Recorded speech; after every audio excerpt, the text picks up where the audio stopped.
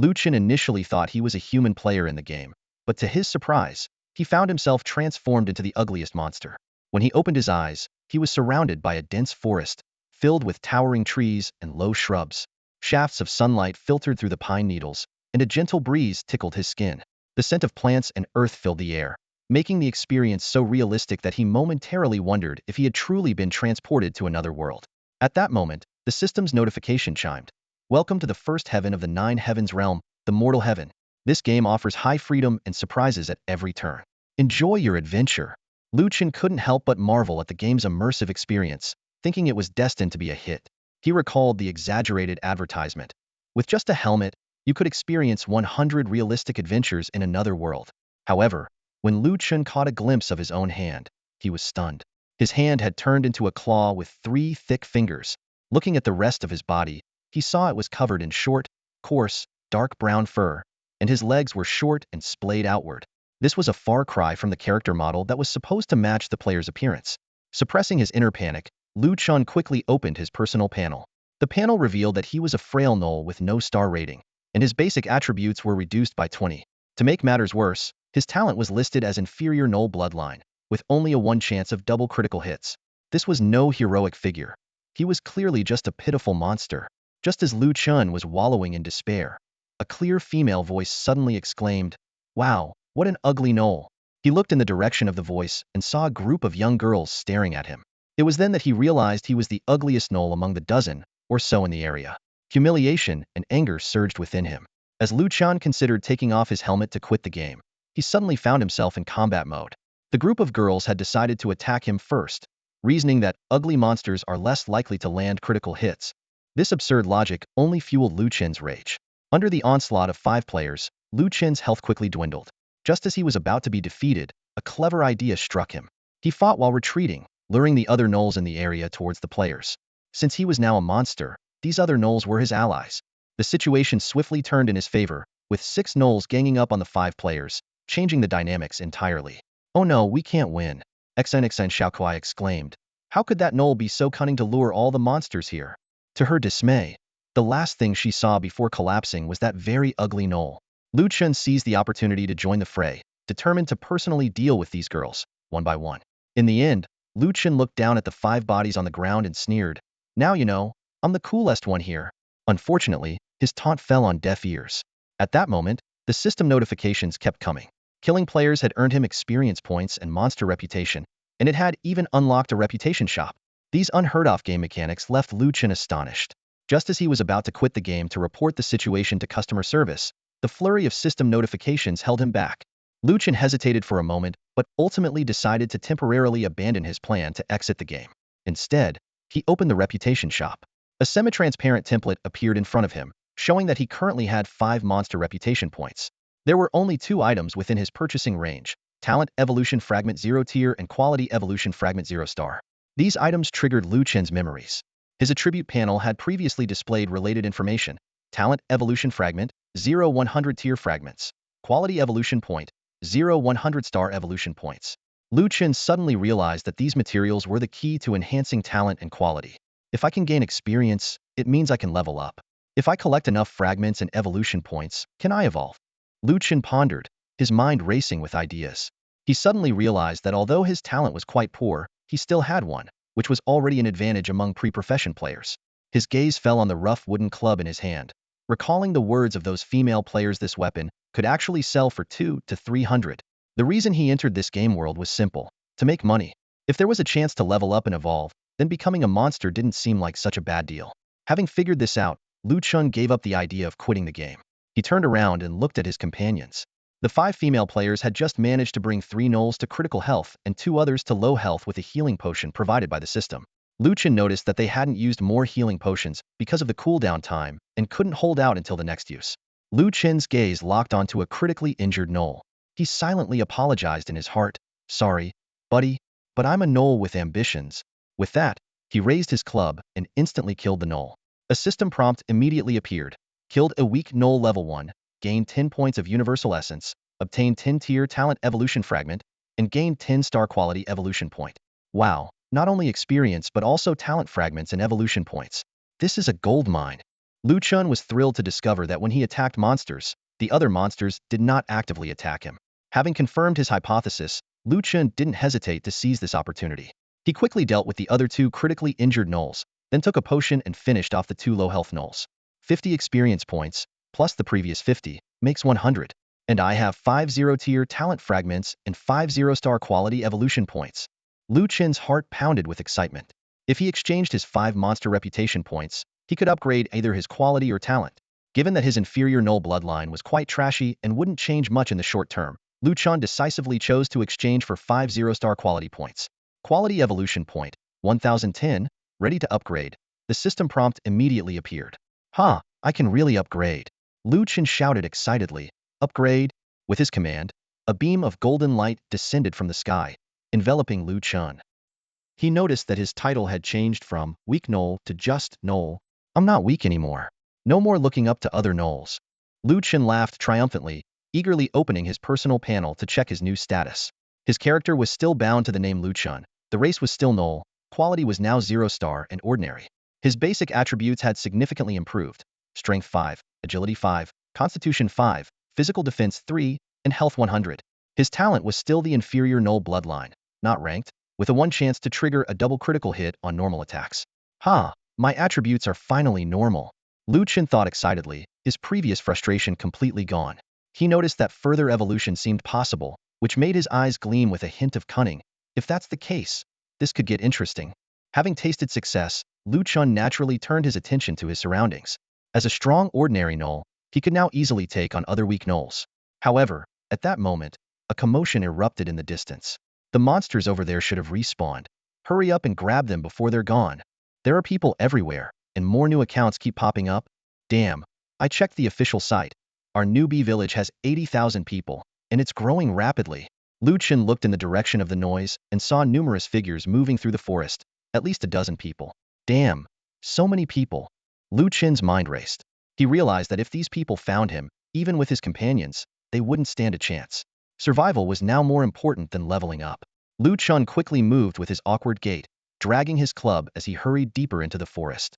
As he ran, Chen's mind was filled with thoughts about the game's mechanics. In the game 9 heavens, strength determined physical attack and defense, agility determined attack speed and movement speed, constitution determined health and stamina. It was said that after level 10, players would gain spiritual power and other attributes, but that was a distant concern.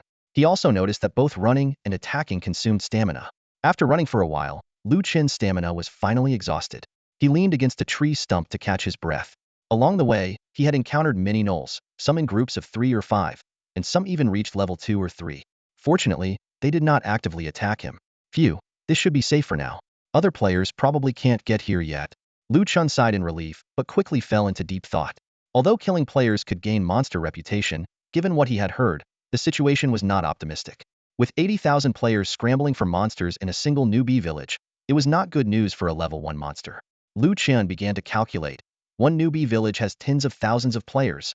The national server claims to have 500 newbie villages, divided by player IP regions. Considering the total number, there are millions of players flooding in. 9 heavens has only been open for a few minutes. The thought made Chen's scalp tingle. It seems best to avoid players for now, and focus on killing monsters. Chen decided to steer clear of players, and concentrate on improving himself. Once his stamina recovered, Chen started searching for monsters around him. His goal was clear. Only target level 1 weak gnolls. Considering the game's hardcore nature, the system initially provided only 5 healing potions and 1,000 copper coins, and Chen couldn't go to the newbie village for supplies, so he had to use them sparingly. Fortunately, no matter how crowded the newbie village was, Chen's area was filled only with monsters. He didn't have to worry about drawing aggro. As long as he didn't attack first, the monsters wouldn't attack him. Hence, his strategy was to specifically target level 1 weak gnolls. After consecutively killing 5 weak gnolls, Chen paused to rest and opened his personal panel. Looking at the accumulated experience and resources, he excitedly said, "Upgrade talent." Chen was bathed in golden light. With a tier 0 inferior werewolf bloodline, his normal attacks had a chance to critically hit, with a 6 chance for double damage. He stared in shock at the boost, realizing that moving from no rank to tier 0 had directly increased his critical hit rate by 5 points. Not bad, with a 6 chance, there's still hope for a crit, Chen thought to himself. After relentless effort, he had finally restored his quality and talent to the initial values of a normal gnoll. Reflecting on how Tianxin Game Company always touted Nine Heavens domain as a hardcore game, Lu Chun had to admit that the strength of a normal gnoll was indeed much higher than that of a level 1 player. Higher attack, equipped gear, and critical hits made it impossible for a player to win in a solo fight unless they used potions. Looking at his stats, Lu Chen's confidence soared. Great, just 5 more to level up. Let's keep grinding. His target remained the weak gnolls, as potions were scarce and needed to be conserved. After consecutively killing 2 weak gnolls, Lu Chun received 10 points of universal chi, 10 tier evolution fragments, and 10 star quality evolution points each time. However, the drop rate of equipment frustrated him. Damn, equipment is so hard to drop. I've killed almost 20 and still no gear, Lu Chun complained as he unknowingly killed the 5th weak gnoll. This time, without him needing to say anything, a golden light rose from under his feet, and he finally leveled up. Upon leveling up, Lu Chun eagerly checked his stats. Character bound, Lu Chun. Character, gnoll. Quality, 0 star, ordinary. Base attributes, no bonus. Level 2. Upgrade progress, 0-400. Body strength, strength 6, agility 6, constitution 6. Defense, physical defense 3. Health points, 170. Talent, inferior werewolf bloodline, tier 0. Normal attacks have a chance to critically hit, 6 chance for double damage. Talent evolution fragments, 0-20 tier 1 fragments. Quality evolution points, 0-21 star evolution points. Monster reputation, 0. All 3 stats are up to 6. My attack is in double digits, and my health is 170. Haha, I can handle normal gnolls now. Lu Chun excitedly muttered to himself. Suddenly, he realized that his quality evolution points seemed to be missing. Opening his backpack, he saw that the 5 0-star quality points were stored there, with 2 lines of description on the items. Sell, 0.1 monster reputation. 10 0-star quality evolution points can be combined into 1 1-star quality evolution point. Damn, buying one costs 1 reputation, but selling only gives a 10th. What a ripoff. Lu Chun grumbled. No way, can't sell. He looked around and noticed that he was some distance from the newbie village, where the monster levels were higher. Weak gnolls were fewer here, and level 1 gnolls were also scarce, with most being level 2 or 3. Better stick to killing level 1 normal gnolls, safety first. Lu Chun cautiously decided. Finding his target, Lu Chun wielded his club and struck a level 1 gnoll. The gnoll wasn't a pushover. It immediately retaliated upon being attacked. Heh, its damage is lower than mine, and its health is lower too. Easy win. Lu Chun smirked. Sorry, buddy? The 2 gnolls clashed, trading blows with their clubs. Eventually, Lu Chun successfully killed the gnoll, earning 15 points of universal chi, 1 tier 0 talent fragment, and 1 0-star quality evolution point. Damn, still 0 star. Lu Chun was frustrated. Suspecting it might be a drop rate issue, he quickly continued killing monsters. After slaying 5 more normal gnolls, Lu Chun confirmed that they only drop 0-star materials. So how am I supposed to evolve? Lu Chun sat on a tree stump, recovering his strength and contemplating whether to challenge a level 2 gnoll. Just then, a special gnoll in the distance caught his eye. This one was about 1.6 meters tall, half a head taller than Lu Chun, and strongly built. Most notably, it had a name above its head. Strong Gnoll. Will this one drop equipment? Lu Chun fixated on the creature, fearing it might escape. It's also level 1, and I'm level 2 with potions. No fear. Blinded by the potential value of equipment, worth hundreds of yuan, Lu Chun charged at the gnoll with his club. They exchanged blows, each dealing 8 points of damage. Its damage is similar to mine, but it has only 150 health, less than me. I can take it. Lu Chun decided, and engaged in a 1v1 standoff with the strong gnoll. After several seconds, the strong gnoll fell unwillingly at Lu Chun's feet, its eyes seemingly accusing. You're a level 2 bullying a level 1? Lu Chun, with his dwindling health, breathed a long sigh of relief. Damn, this thing's crit rate is higher than mine. Good thing I have more health, or I'd have wasted a potion. He had only 4 potions left, and wasn't willing to use them unless absolutely necessary. After killing the strong gnoll, Lu Chun gained 20 points of universal chi, 1 tier 1 talent fragment, and 1 1-star quality evolution point. His eyes gleamed with excitement. It's a 1-star material. Finally got a 1-star material. Lu Chun shouted in excitement, haha, now I know where to farm. Target these special monsters. But then he thought, wait, it's still risky to fight these now. Better farm normal gnolls, and note the locations of special ones. Come back at level 3. Just as Lu Chun made this cautious decision, the system issued another notification. Ding. Received item. Worn Gnoll Club Gray. The system's special notification seemed to herald a significant event. What? An equipment drop? Lu Chun's eyes widened in disbelief. Lu Chun had taken down dozens of monsters, yet not a single piece of equipment dropped, leaving him somewhat disappointed. He recalled hearing that even killing 100 monsters might not yield any gear. However, fate seemed to favor him. One strong gnoll not only provided a significant amount of experience and one-star materials, but also unexpectedly dropped a piece of equipment. Staring at the gnoll's corpse, Chen was almost moved to tears with excitement. Half-jokingly, he said to the corpse, "Brother, you sure are generous." He then eagerly examined the equipment. In front of him was a weapon called the worn gnoll club. This gray, damaged item looked heavily used, with a worn surface and no additional attributes, perfectly fitting its quality. After a careful comparison, Chen found that this weapon's stats were identical to the one he was currently using. With a hint of doubt, Chen thought, can such a trashy piece of equipment really sell for 200 or 300? He decided to verify this on the official website. Using the in-game link to the official site, Jiutian's sleek interface quickly appeared before him. Entering the trading section, Chen discovered that there were dozens of similar clubs for sale, with prices all over the place. The lowest was listed at 1,200 yuan, while the highest reached 2,000 yuan. Shaking his head, Chen thought these randomly priced clubs would surely go unsold. After all, no level 1 equipment could possibly sell for 2,000 yuan. These sellers were being overly optimistic. Since the current listed prices were not reliable, Chen turned to check the historical transaction records. He found that there had been hundreds of transactions, though this was still a small number compared to the millions of players. Interestingly, any item priced below 280 yuan was almost instantly snapped up. Chen quickly realized that this price range was the current market sweet spot. Although he was now just a wild monster in the game, his official website account was still linked to his previously created character, Weiwadu Quang. This allowed him to easily list the equipment on the trading site, pricing it at 260 yuan. Just as he was about to close the website, an email popped up.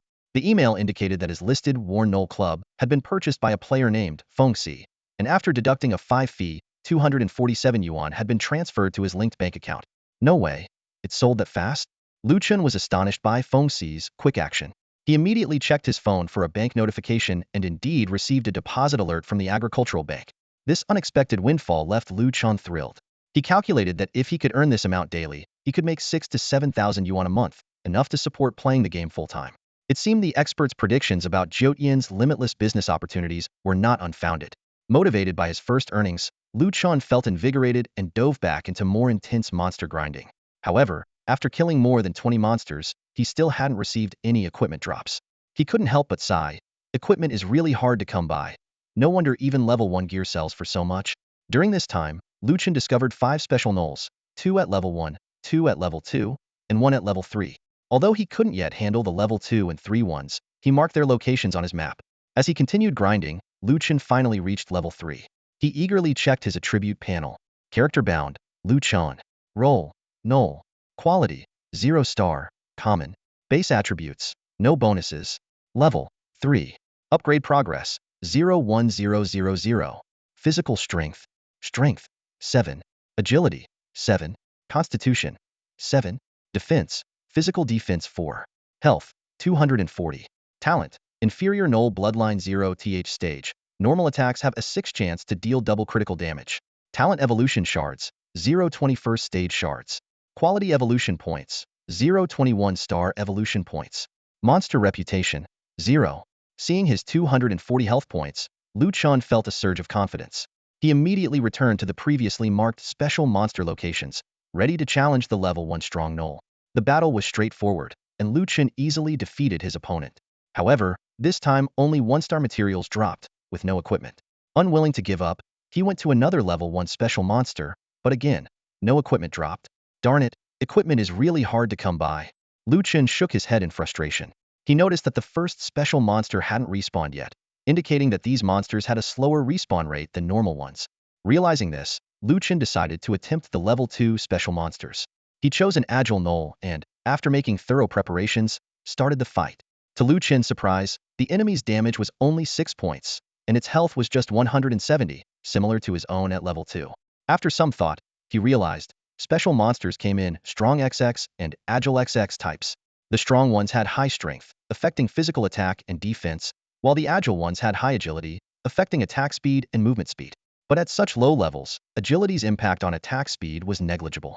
This meant the agile special monsters posed almost no threat to him. Knowing that the other level 2 special monster was also an agile type, Chen was thrilled. This meant he could simultaneously farm 4 special monsters. Filled with enthusiasm, he dived into another round of grinding. For special monsters were scattered across 4 locations. Chen tirelessly traveled between these spots. If the monsters hadn't respawned, he would clear out a few level 1 or 2 regular monsters while patiently waiting for the next wave. In just 40 minutes, Chen's experience points had already increased by half. Even more exciting, he had gathered all the 1-star materials he needed. Hee, I even got a few pieces of equipment, Chen thought to himself, but decided to deal with the equipment later. With a sly smile on his face, he was eager to upgrade his talents and quality. 2 golden lights flashed beneath his feet, signaling his evolution. He immediately checked his attribute panel. Character bound, Chen. Role, gnoll. Quality, 1 star, selectable strong agile sturdy. Level, 3. Upgrade progress, 540-1000. Physical strength, 7. Agility, 7. Stamina, 7. Defense, physical defense 4. HP, 240. Talent, inferior werewolf bloodline tier 1. 10 chance to deal double critical damage with normal attacks. Talent evolution fragments, 0.40 for tier 2. Quality evolution points, 0.20 for 1-star evolution. Monster reputation, 0. Wow, 10 critical hit rate. Chen exclaimed. This boost far exceeded his expectations. A double-digit critical hit rate was already showing significant results. However, his quality wasn't fully upgraded yet, and the system seemed to require him to choose from 3 attributes. Chen didn't hesitate for long, deciding that strength would yield the quickest results early on. He decisively chose strong. With the quality upgrade complete, the data on the panel changed significantly. Quality, 1 star, strong base strength increased by 50. Physical strength, 11. Agility, 7. Stamina, 7. Defense, physical defense 6. Oh my gosh, a 50 increase in strength? That's insane. Chen stared at the panel in disbelief. This meant he not only gained 4 points in strength but also 4 points in attack and 2 points in physical defense. More importantly, the quality upgrade was calculated as a percentage, meaning the higher his level, the more pronounced the effect. This is incredible. Chen marveled. Players don't get this kind of treatment. After regaining his composure, Chen noticed a detail. Why did he still need 1-star materials after a quality upgrade? He frowned, pondering, could it be that I can't upgrade to the next star? Shaking his head, he thought this was unlikely since his talent could still be upgraded. Although this question remained unanswered for now, having more prefixes could only be beneficial. Chen decided to continue grinding monsters. With his increased attack power, Chen's monster killing speed significantly improved. This time, it only took him 30 minutes to reach level 4 and upgrade to this sturdy quality. However, after the second quality upgrade, the quality panel still didn't show new evolution options. There's one more prefix to get. Let's do it. Chen resolved.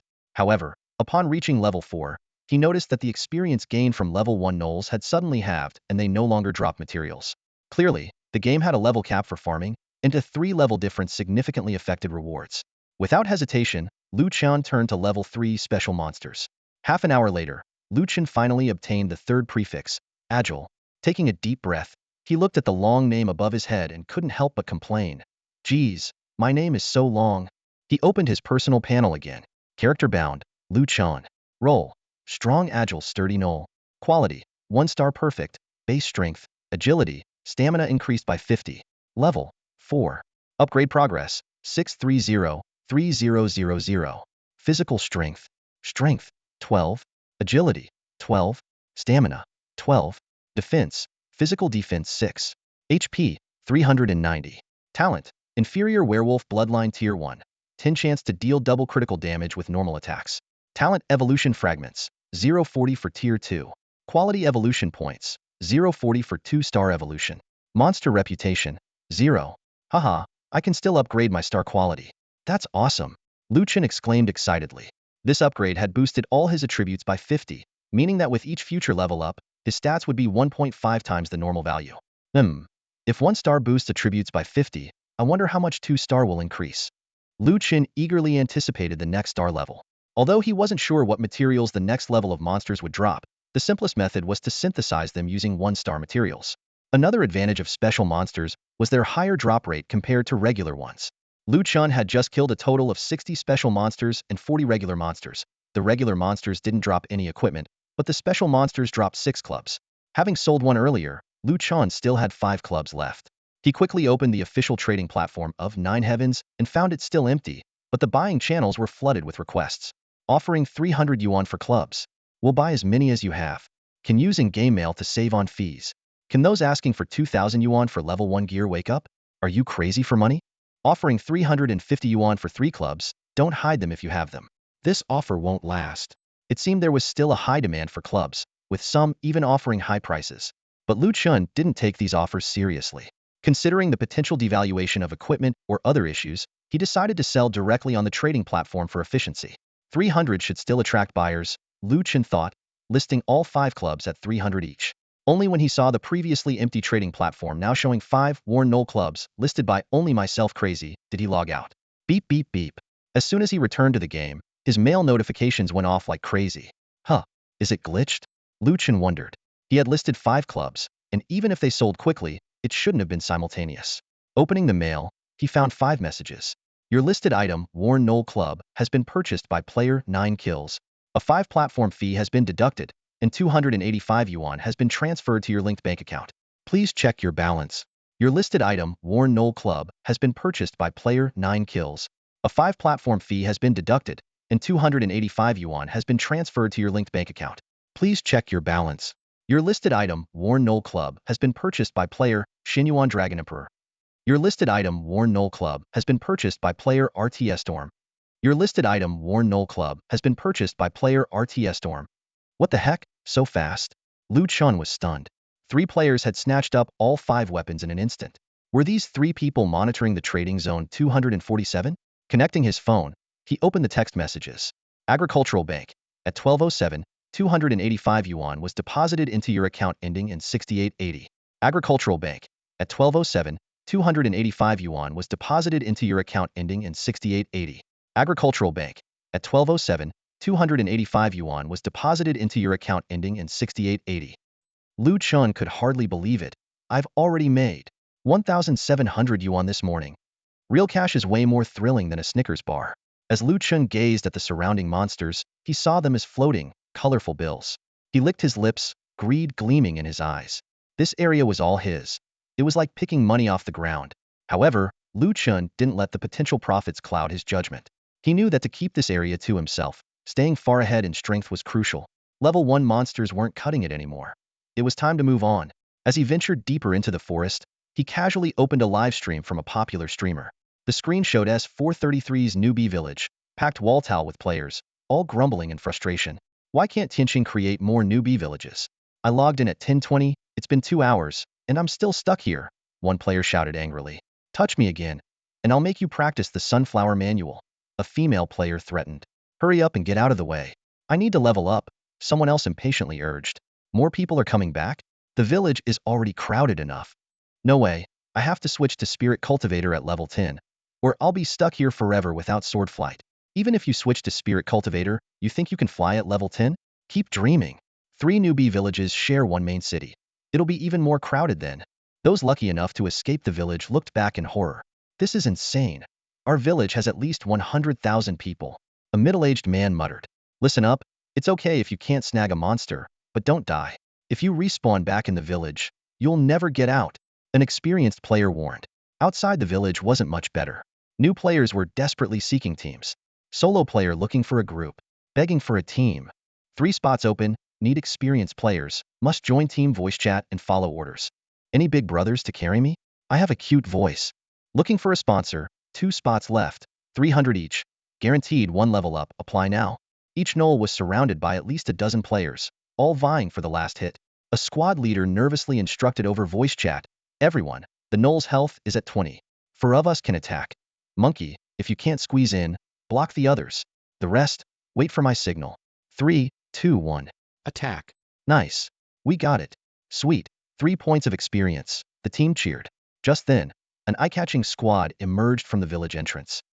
Holy crap, it's the Cloud Peak Guild. Qinglong is already level 2? And they have 2 weapons? Who can compete with that?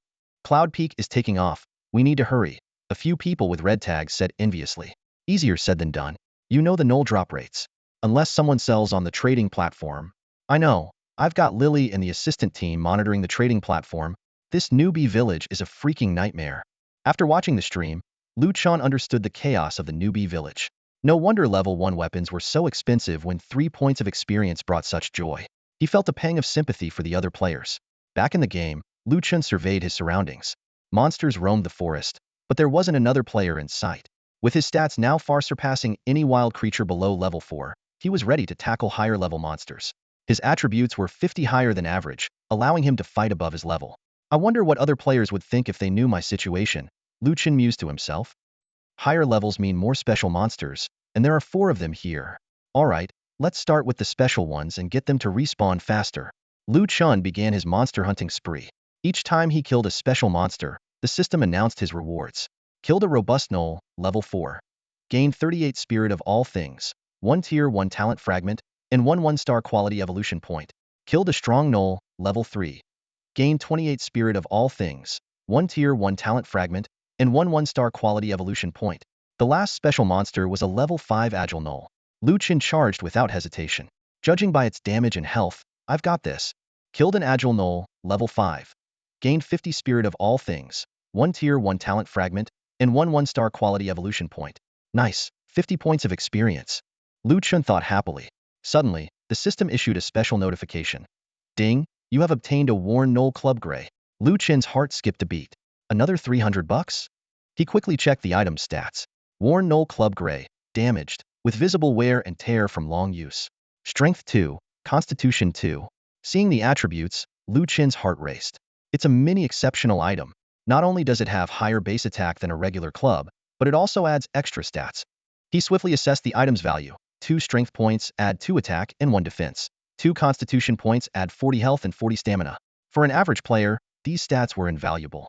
A level 1 player only has 6 attack and 120 health. Even at level 2, with an increase of 2 base attack and 50 base health, they'd only have 8 attack and 170 health. For a level 1 player, this weapon's attack is higher than their base attack, and it adds almost half their health. This is a god-tier item. Chen thought excitedly. More importantly, no weapon in the national server had added stats yet. Chen realized this drop's value far exceeded 300 bucks. His eyes sparkled with excitement, seeing a huge business opportunity on the horizon. Chen couldn't find similar gear on the official website, which left him in a bit of a quandary. How should he price this equipment? After pondering for a moment, he decided to seek help by posting on the Jiangqing subforum. To avoid causing a large-scale stir, he chose a relatively quiet section. As soon as the post went live, it attracted a crowd of onlookers. The comment section quickly heated up. Wake up, OP. Stop dreaming. There's no way a top-tier item exists, not even on the global servers. You're dreaming. Is it even worth discussing such meaningless questions? If you have the item, I'll buy it for 10,000. But can you even get it? OP must be really bored. Would you really sell such a weapon if you had it? I bet a penny that OP doesn't even have a regular club, let alone a top-tier one. Chen frowned as he read these sarcastic replies, unsure of whose nerves he had struck. He understood that, given most people didn't even have a regular club, his question might indeed be annoying. Fortunately, amidst the mix of trolls and critics, there were a few valuable responses. Let me answer. If you can really get such a top-tier item today, given the current market, someone would pay 2,000 for it. At least our company would consider it. Are you kidding? A level 1 item for 2,000? You must be the guy who priced a regular club at 2,000. Bro, no need to argue with me. I'm not bragging, nor do I need to show off. I'm part of a club myself. You've seen the hype around Nine Heavens. The game has already blown up. Many professional teams have joined, and for us, the competition starts the moment we enter the game. Level advantage is the biggest edge we have right now. The attributes of this weapon make it a blessing for beginners. 2,000 isn't expensive. If you meet a wealthy player, it could go even higher. I think it's simple. Just put it in the auction house with a starting bid of 1,000 and let people bid on it. Chen carefully read through these comments and formed a plan. Years of online experience allowed him to extract valuable suggestions from the clutter. The comment from the self-proclaimed professional player seemed particularly insightful, and the idea of using the auction house was also appealing. Yeah, the auction house. Let them bid for it. Chen muttered to himself as he opened the trading section. He listed the club with a starting bid of 1,000 and a buyout price of 1,800. He didn't set the buyout price too high, mainly because he didn't want to wait too long. If someone else got a top-tier item, the price might drop. Selling quickly was the safest bet. After listing the item, Chen took a deep breath. If it sells within half an hour, that'll be great. This amount of money was significant for him. He had never bought anything so expensive in a game before. If it sold, he'd make over 3,000 today alone. The thought of making that much in a month was exhilarating. Stay calm. Stay calm. No need to keep checking, Chen reassured himself. The special monster just spawned. Time to grind. While Chen was listing the top-tier club in the auction house, Many professionals who constantly refreshed the trading section noticed the weapon simultaneously. Leader, someone put a club in the auction house. Starting bid 1,000. Buyout 1,800. Boss, there's a club in the auction house, but the price is outrageous 1,000 starting bid. Another idiot. No level 1 item is worth 1,000. Rich people are rich, but they're not stupid. On the 28th floor of the Twin Towers in the Imperial City, at the ESD Club headquarters, Assistant Shan was constantly refreshing the trading section. Huh. Xiaoyao, someone listed a club for auction. Starting bid 1,000, Shan suddenly said. Xiaoyao was leading the core team in leveling up, but even a professional team was struggling to find enough monsters to kill due to the sheer number of players. Damn it, too many people. Shan, what did you say? Xiaoyao communicated with his assistant through his headset. Someone listed a club for auction. Starting bid 1,000, buyout 1,800. It's being sold by Weiwa Duquang, Shan replied, remembering the ID because this player had previously listed 5 clubs at once. Only an idiot would buy it at that price. Who is Weiwa Duquang? Do you know him? Xiaoyao asked curiously. No, it's just that he listed 5 clubs before, so I remember his ID. Xiaoyao frowned, deep in thought. Is it him? That doesn't make sense. His prices were pretty normal before. Why would he suddenly lose his mind? Many people will probably skip it because of that starting bid. Is he just trying to rip someone off? Forget it. All clubs have the same attributes. He's just looking for a sucker. It's not worth buying at that price. But Shan was a responsible assistant. She entered the auction house and carefully checked the item's attributes. Worn Gnoll Club. Gray rare. The surface is worn, indicating long-term use. Strength 2. Constitution 2. Seeing this information, Shan was stunned. Xiaoyao. You better take a look at this item. It seems to be a rare one. A rare item? Impossible. There hasn't been a rare item globally, Xiaoyao said as he opened the trading section. Seeing the attributes, he instantly realized the significance. Shan, quick, buy it now. Xiaoyao's voice trembled. Leader, shouldn't we consult the manager first? Forget it. I'll take responsibility. Buy it, now, immediately. Xiaoyao was tense. This item was too significant. Shan had never seen Xiaoyao so agitated. She quickly chose to buy it. Congratulations, you have successfully purchased the Worn Gnoll Club. Leader, we got it. Xiaoyao sighed in relief, took off his headset, and wiped the sweat from his forehead. Finally, we got it. Shan, go inform Manager Su. Not long after, Manager Su quickly walked out of his office and joined Xiaoyao and several team leaders around Shan's computer. Shan retrieved the item from the mail, and the weapon appeared on the display. A thick wooden club, wrapped haphazardly with metal, with its attributes displayed below. Wow, these attributes make it a beginner's artifact. It's amazing. It boosts attack, defense, and health significantly. We might even be able to take on level 2 gnolls. Manager Su patted Xiaoyao on the shoulder. Xiaoyao, well done. It was a great buy.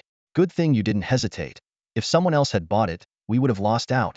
Shan, immediately send this equipment to Xiaoyao's account. Xiaoyao, you lead teams 2 to 5 and quickly level up.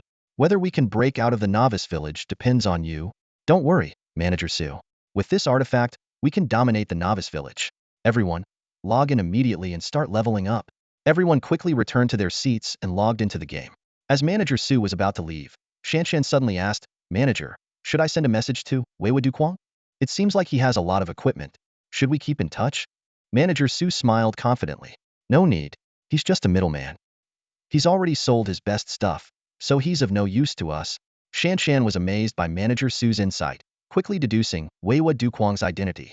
Indeed, he must be a middleman. Otherwise, how could he have so much equipment? Just as Lu Chen was about to put the matter aside temporarily, the system notification suddenly chimed in. Ding, you have a new email. Lu Chen's heart skipped a beat. Could it be? He quickly opened the email and scanned its contents.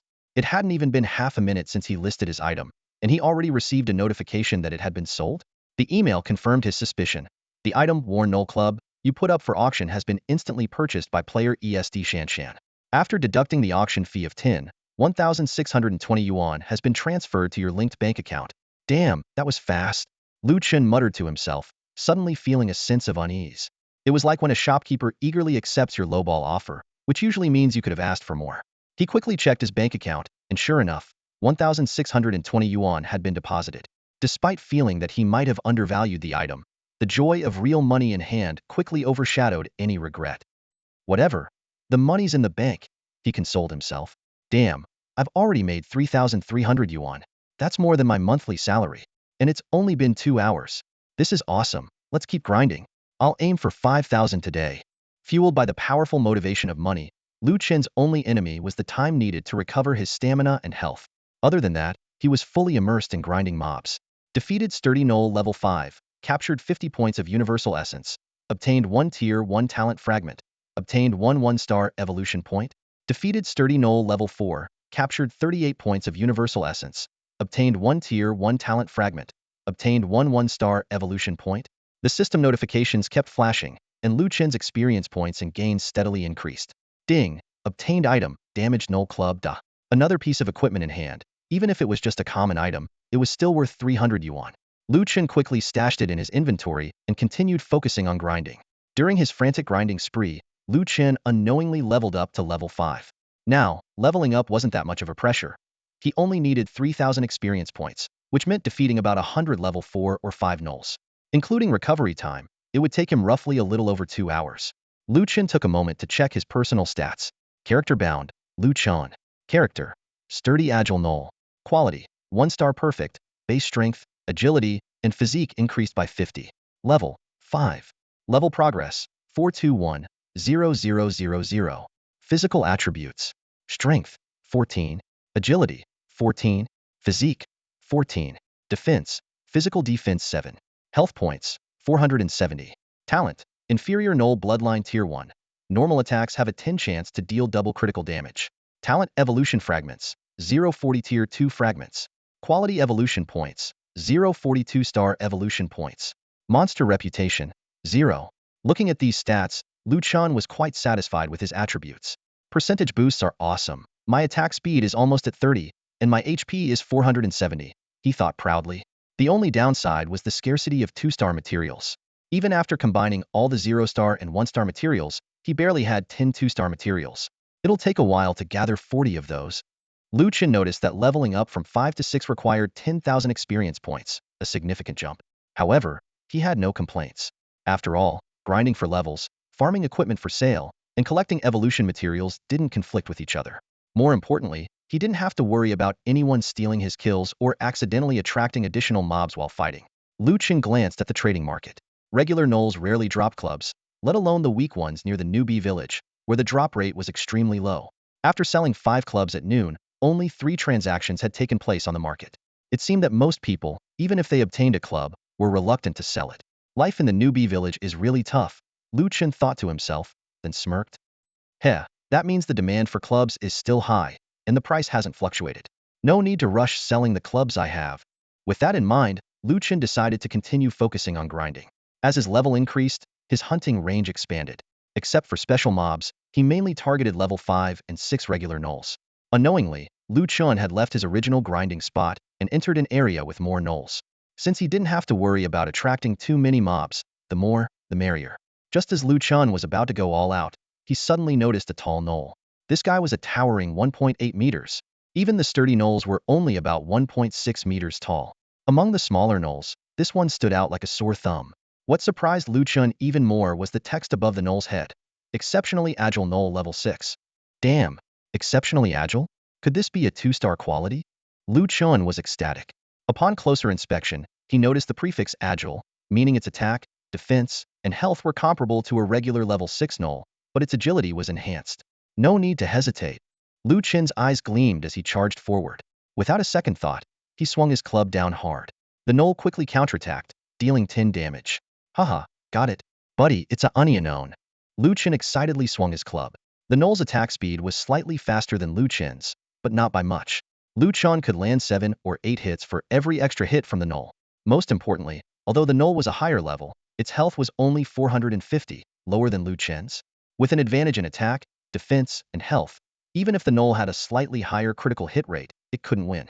Defeated exceptionally agile gnoll level 6, captured 70 points of universal essence, obtained 1 tier 2 talent fragment, obtained 1 2-star evolution point. Although the gnoll didn't drop any equipment, the materials gained were enough to excite Lu Chen. Haha, 2-star material. This kill clarified Lu Chen's objective. Seek out monsters with the exceptionally XX prefix. These special monsters hadn't appeared before level 5, and it seemed they only started showing up at level 6. Lu Chen decided to stick to his usual strategy, grind while marking spawn points on the map.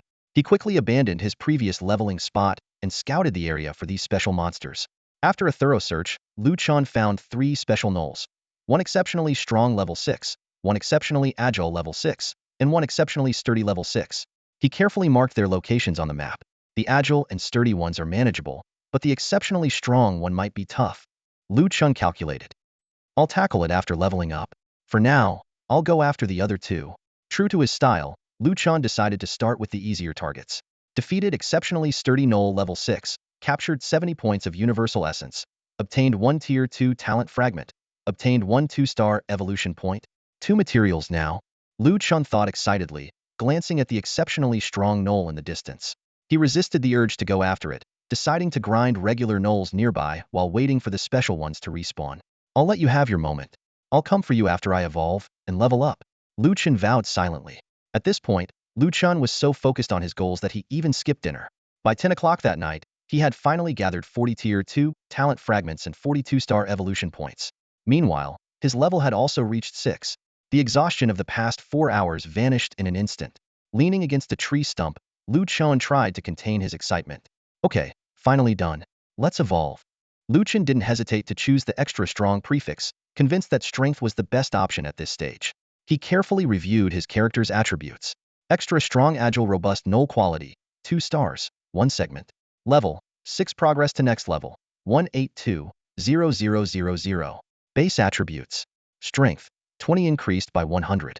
Agility, 15 increased by 50. Constitution, 15 increased by 50. Defense, 10 physical defense. Health, 550. Special abilities.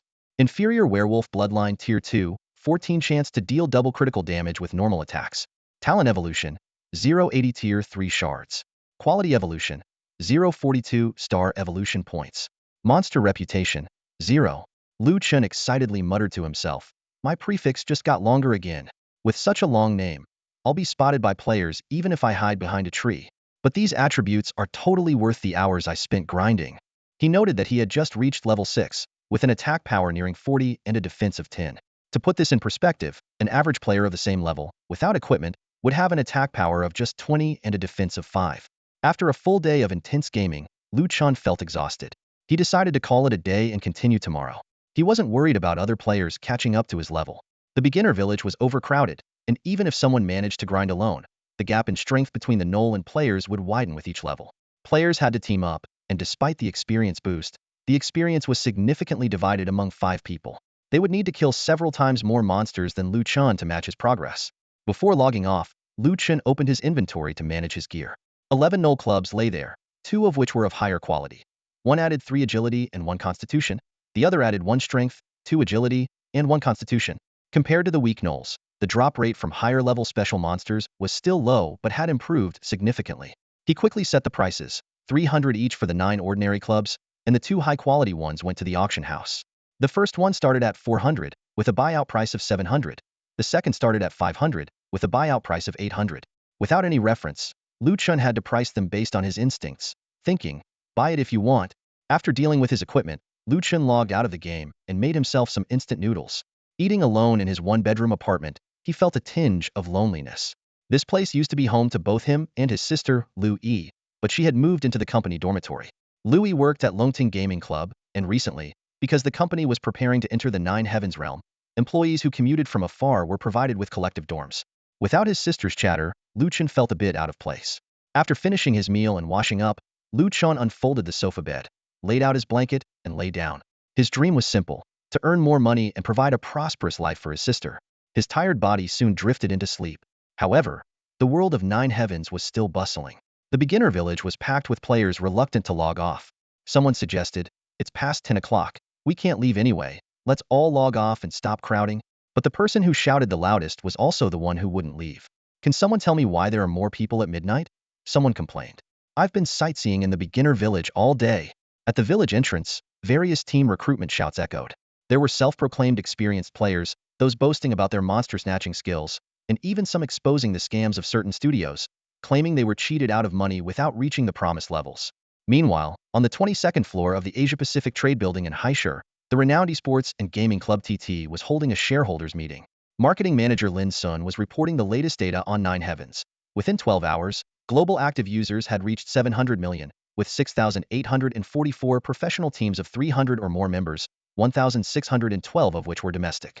Transaction data showed that as long as the pricing was reasonable, equipment could be sold quickly.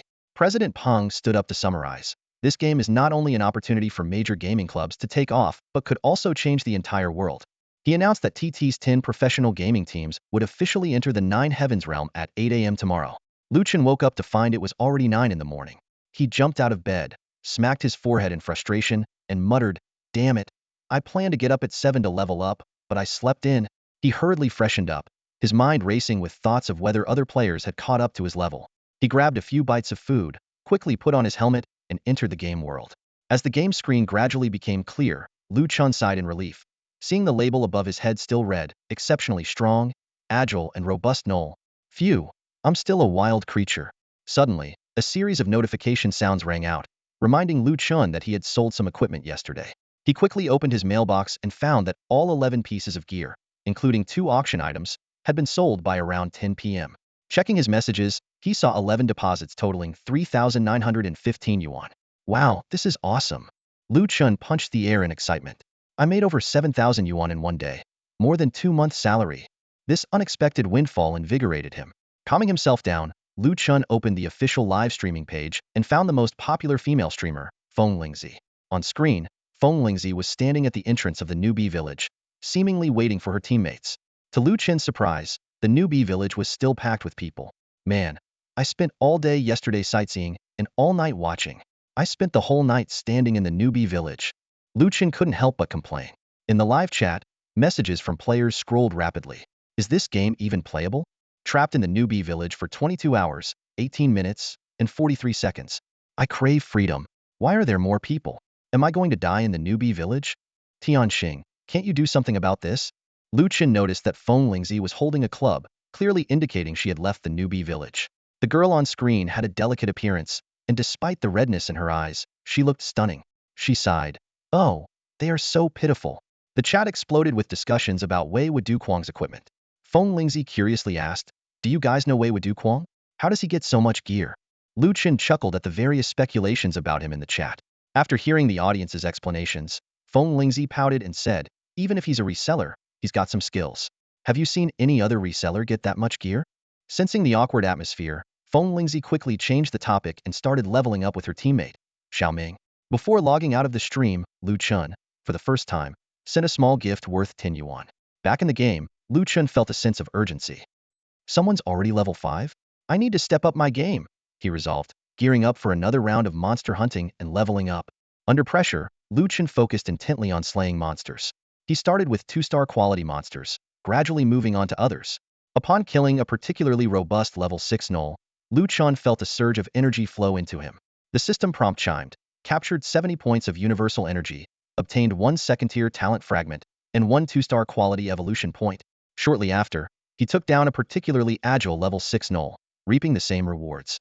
Ding! The system notification rang again. Received item. Damaged gnoll club? Chen smirked to himself. Another 300 bucks? I'll take it. He quickly glanced at the newly acquired equipment and dove back into the fight. Previously, Chen had been hesitant to challenge the particularly strong level 6 gnolls. But after leveling up, he felt more confident. Their attack power was comparable, but Chen had the advantage in attack speed and health, making him fearless. After a fierce battle, the system prompt sounded once more. Killed particularly strong level 6 gnoll, captured 70 points of universal energy, obtained 1 second-tier talent fragment, and 1 2-star quality evolution point. Not bad. 3 materials now, Chen calculated. Hope the players come later so I can boost my agility and physique. With the toughest opponent down, the other monsters became less of a threat. After leveling up, Chen's attack power increased significantly. Coupled with his talent's 14 critical hit chance, his monster-slaying speed soared. 3 hours later, Chen finally collected 42-star quality evolution points. He hesitated for a moment and made an unconventional decision to upgrade his agility first. This decision was well thought out. In the current environment, his health was sufficient, and his stamina and recovery could keep up. Increasing his physique wouldn't substantially improve his efficiency. However, boosting agility would enhance his movement and attack speed, accelerating his monster-slaying pace. After lunch, Chen cautiously logged back in. To his surprise, other players hadn't reached this area yet. Seizing the opportunity, he decided to continue grinding. With his agility enhanced, Chen's efficiency skyrocketed. 2 hours and 45 minutes later, he gathered another 42-star evolution points. Haha, finally got them all. Chen exclaimed excitedly. Time to upgrade the star level. The system immediately displayed a notification. Character bound, Chen. Character, particularly strong, particularly agile, particularly robust gnoll. Quality, 2-star perfect. Base strength, agility, physique increased by 100. Level, 6. Upgrade progress, 178-332-0000. Physical attributes, strength, 20. Agility, 20. Physique, 20. Defense, physical defense 10. Health, 650. Talent, inferior gnoll bloodline 2nd tier. Normal attacks have a 14 chance to deal double critical damage. Talent evolution fragments, 0.80 3rd-tier fragments. Quality evolution points, 0.80 3-star evolution points. Monster reputation, 0. Haha, 2-star perfect. I have 650 health now. Chen nodded in satisfaction, and I can still evolve. What will the next star level bring? Each star upgrade significantly boosted Chen's base attributes, filling him with anticipation for future upgrades. Perhaps, he might even evolve from a weak gnoll to a boss. Of course, this was mere wishful thinking. No one knew what he would ultimately evolve into. After the star upgrade, Chen's name above his head became conspicuously prominent, over 2 meters long. Damn. Can't this thing be hidden? Does it have to be so flashy? He grumbled. Players could hide their IDs, but he didn't seem to have that option. Never mind, just a bit more experience to reach level 7. Let's level up first. Chen decided. For someone monopolizing the wild area, 2,000 experience points were manageable. The players he worried about hadn't shown up in this area yet. An hour later, Chen successfully reached level 7. The upgrade increased his stats, strength, agility, and physique by 2 points each, base attack by 2, and base health by 50. After leveling up, 7 continuous hours of grinding left Chen feeling fatigued. For safety, he decided to move to a different location to log out, avoiding potential discovery by players. Still wary of players possibly intruding, Chen moved further. As he advanced towards the foothills, he noticed the monsters became denser, not only in number but also in level, with numerous special monsters. Damn, they're all level 7 and 8. Chen marveled. For him, denser monster populations meant increased safety. Alright, I'll sell my gear and take a nap. Chen found a large rock on a high slope, and just as he sat down to organize his backpack, he spotted a colossal beast on the other side of the slope. It was a ferocious giant, towering over the particularly strong gnolls, standing at least 2 meters tall. Its thick arms were covered in jet black, tough fur, and it drooled menacingly, its blood-red eyes scanning its surroundings. The club it carried was larger than those of other gnolls. More shocking was the presence of 5 particularly powerful level 7 special gnolls alongside this beast. Damn, an 8-level elite monster. Chen's heart raced. The giant's name floated above its head. Gnoll Commander Quinzakus. Damn, an elite monster with a name, and I don't even have one. Chen muttered. This was undoubtedly the highest quality wild monster he had encountered. Not only was it level 8, but it also had a formidable entourage. 5 2-star monsters, over a dozen 1-star monsters, and numerous high-level ordinary monsters. A typical player squad would likely be annihilated. Seeing this elite monster, Chen lost all interest in organizing his gear. A crazy thought flashed through his mind. Elite monsters surely have a higher drop rate, almost guaranteed to drop equipment. More importantly, it might drop 3-star materials. However, reason told Chen that this monster's attributes were likely far superior, and its level was higher than his. It wasn't something he could handle. Such risks didn't align with his typically cautious approach. But who could resist the allure of taking down an elite monster? Any ideas? Think. Chen instinctively checked his backpack. For healing potions, not enough, and the cooldown time was too long. He also had 17 clubs, waiting to be listed on the trading platform. Unfortunately, luck wasn't on his side this time. 3 of the best ones all primarily boosted agility. The rest were low-star upgrade materials. Over 1,100 0-star, 281 star, 18 2-star, and the 3-star materials were all talent fragments, totaling 12, all of which were 2nd-tier talent fragments combined. Not enough for a star upgrade, Chen frowned. Just then, his eyes were drawn to a line of text on the 570 0-tier talent fragments, and he froze. Sell to gain 57 monster reputation. Monster reputation, Chen murmured, a bold plan forming in his mind. Some of these low-level materials have already been synthesized into high-level ones by Chen, and now only a few are left. He hasn't sold them yet, thinking they might come in handy for future upgrades.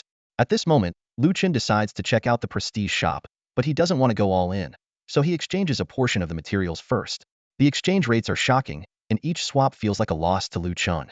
He ends up exchanging for 300 Tier 0 talent fragments and 300 0-star evolution points, costing him a total of 60 monster prestige points. Opening the prestige shop, a few purchasable items catch his eye.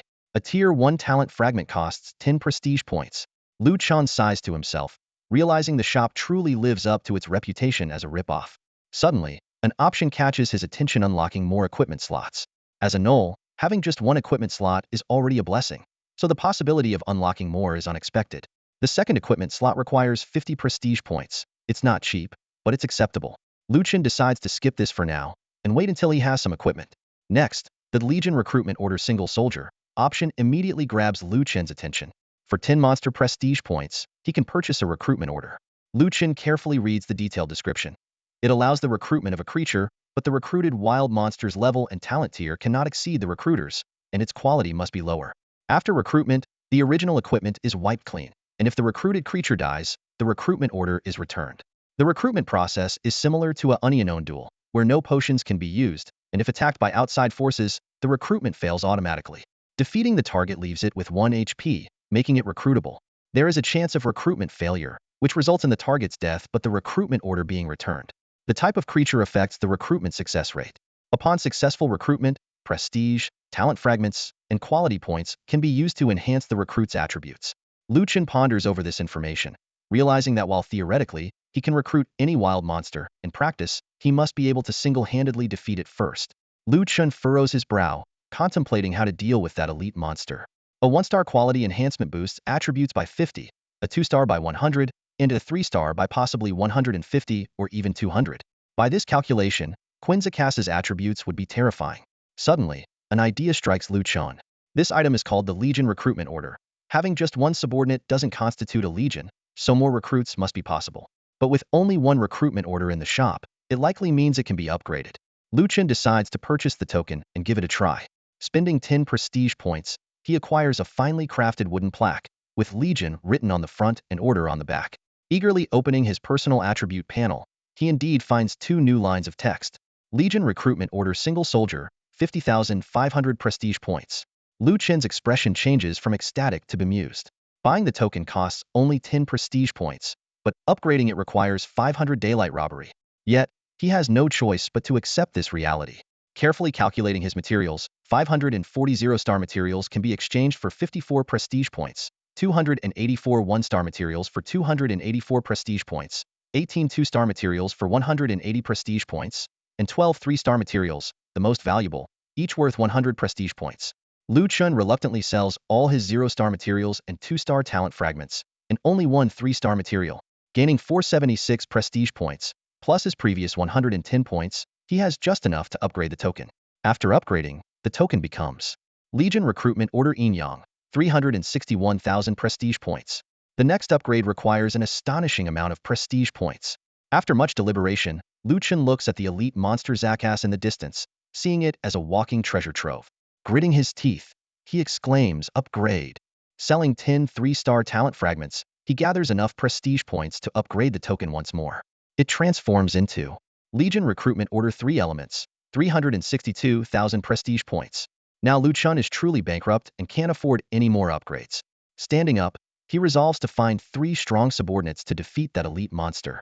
To maximize his gains, Chen decided to find a particularly powerful level 7 special monster. He approached a particularly robust gnoll and, after a moment's hesitation, raised his token. Unexpectedly, the usually passive gnoll suddenly lunged at him. Unfazed, Chen met the attack heat. Drawing on his extensive unknown combat experience, he quickly defeated the gnoll, leaving it with just 1 HP. "So, do you know who's boss now? Want to join me?" Chen asked, slightly nervous about the recruitment failing. Fortunately, the system indicated a successful recruitment. Elated, Chen continued his search for the next target. He successfully recruited another particularly strong gnoll, and after one failed attempt, he managed to recruit a third one. Returning to the hillside with his 3 new minions, Chen began their evolution upgrades. He used all his remaining 1-star quality fragments for the upgrades, spending 40 points per gnoll, totaling 120 points. Although it pained him, for safety's sake, he also equipped each gnoll with a club, spending all his reputation points and an additional 900 units of currency. Once ready, Chen led his gnoll squad to face the gnoll commander, Quinzacas. Zacas's imposing figure was intimidating, but Lu Chen nevertheless ordered the attack. The battle was intense, with sagas' formidable attacks severely draining the gnoll's health with each strike. Lu Chen had to constantly adjust his tactics, rotating the gnolls in and out of combat. After a grueling fight, they finally defeated the powerful opponent.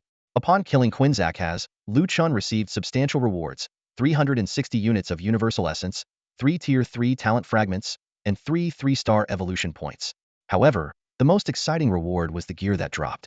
In addition to a level 5 white leather shoulder pad and a level 1 gray worn wolf fur vest, there was a level 5 green stone hammer. This was the first green high-quality equipment to appear on the server, and its attributes were impressive: Strength 6, Agility 8, Constitution 6. Faced with this valuable green equipment, Lu Chen found himself at a crossroads. As someone who played the game for money, he was surprisingly reluctant to sell it. This internal conflict left him momentarily unsure of what to do. The attributes of the shattered stone left Lu Chen in awe. Its ultra-high attack power, with 3 attributes adding 6, 8, and 6 points respectively, was more than half the total stats of an average level 8 player. After careful consideration, Lu Chen decided to keep this treasure for himself. He continued to inspect the other equipment. The level 5 shoulder pads had average stats, but 8 points of defense and 110 health points were still decent. The level 1 vest, serving as his main armor, offered 4 points of defense, which was a significant gain for a low-level player. After storing his equipment, Lu Chen felt a surge of excitement and didn't want to log off. Although grinding monsters was no longer an option, he decided to observe the respawn time of Zakasi. 2, 3, 4, let's rest on the hill, Lu Chen said, leading his 3 minions to the hill with the best view. Sitting on the grass, Lu Chen was puzzled. Rumors had it that someone reached level 5 in the morning, yet he hadn't seen anyone all day. By now, at least someone should have reached level 6 and appeared around here, right? Bored, Lu Chen was about to open the official live streaming platform when he noticed 2, 3, and 4 beside him. An idea flashed through his mind. Why not let them go grind monsters? Recalling their previous cooperation, 2, 3, and 4 had performed well. They followed orders, understood tactics, and even had basic autonomous judgment. Unless they encountered Zakasi, they should be fine in this area. I can't just have high-priced recruits solely for grinding Zakasi, Lu Chen thought. He then ordered, you 3, go grind the nearby wild monsters. Target the level 7 or 8 gnolls, take them down one by one. Don't wander too far, and remember to pick up any dropped equipment. Spread the damage evenly, and rest if your health drops below 40.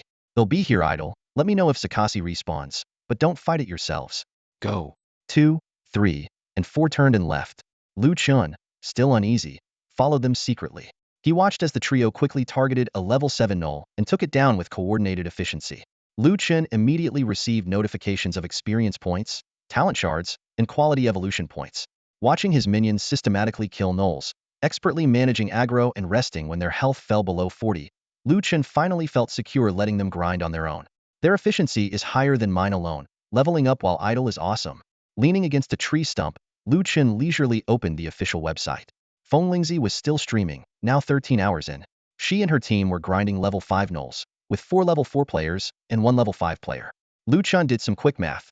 A level 5 gnoll gave 75 experience points, which split 5 ways meant each person got 15 points. To level up from 4 to 5 required 3,000 experience points, meaning they needed to kill 200 monsters. That's crazy. Solo leveling is way better, Lu Chen thought, shaking his head. However, he soon realized the naivety of his thinking. Not to mention that a level 4 player couldn't handle a level 5 gnoll alone. The sheer number of players around made solo grinding nearly impossible. Lingzi excitedly exclaimed, "Great, we snagged another one. Just 7 more and he'll level up." As a professional streamer, she didn't forget to share tips. Everyone, see? You have to time your attacks right and coordinate the final blow. Although other teams do the same, this increases our chances of snagging the kill. She continued, it's best to play Jotian with friends, or at least find a regular team. Like us streamers, we've been working together since level 1. Why is Lele level 5? She got lucky and found a great leveling spot early on, grabbing lots of kills. We plan to pick different classes once we hit level 10 so our viewers can see more variety. Lingzi went on to describe the 9 main classes.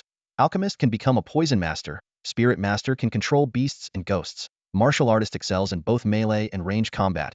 And there are also monks, rune masters, sword cultivators, prophets, puppeteers, and demolitionists. Each class has an unknown potential, and no one can say which is the strongest. I want to try them all.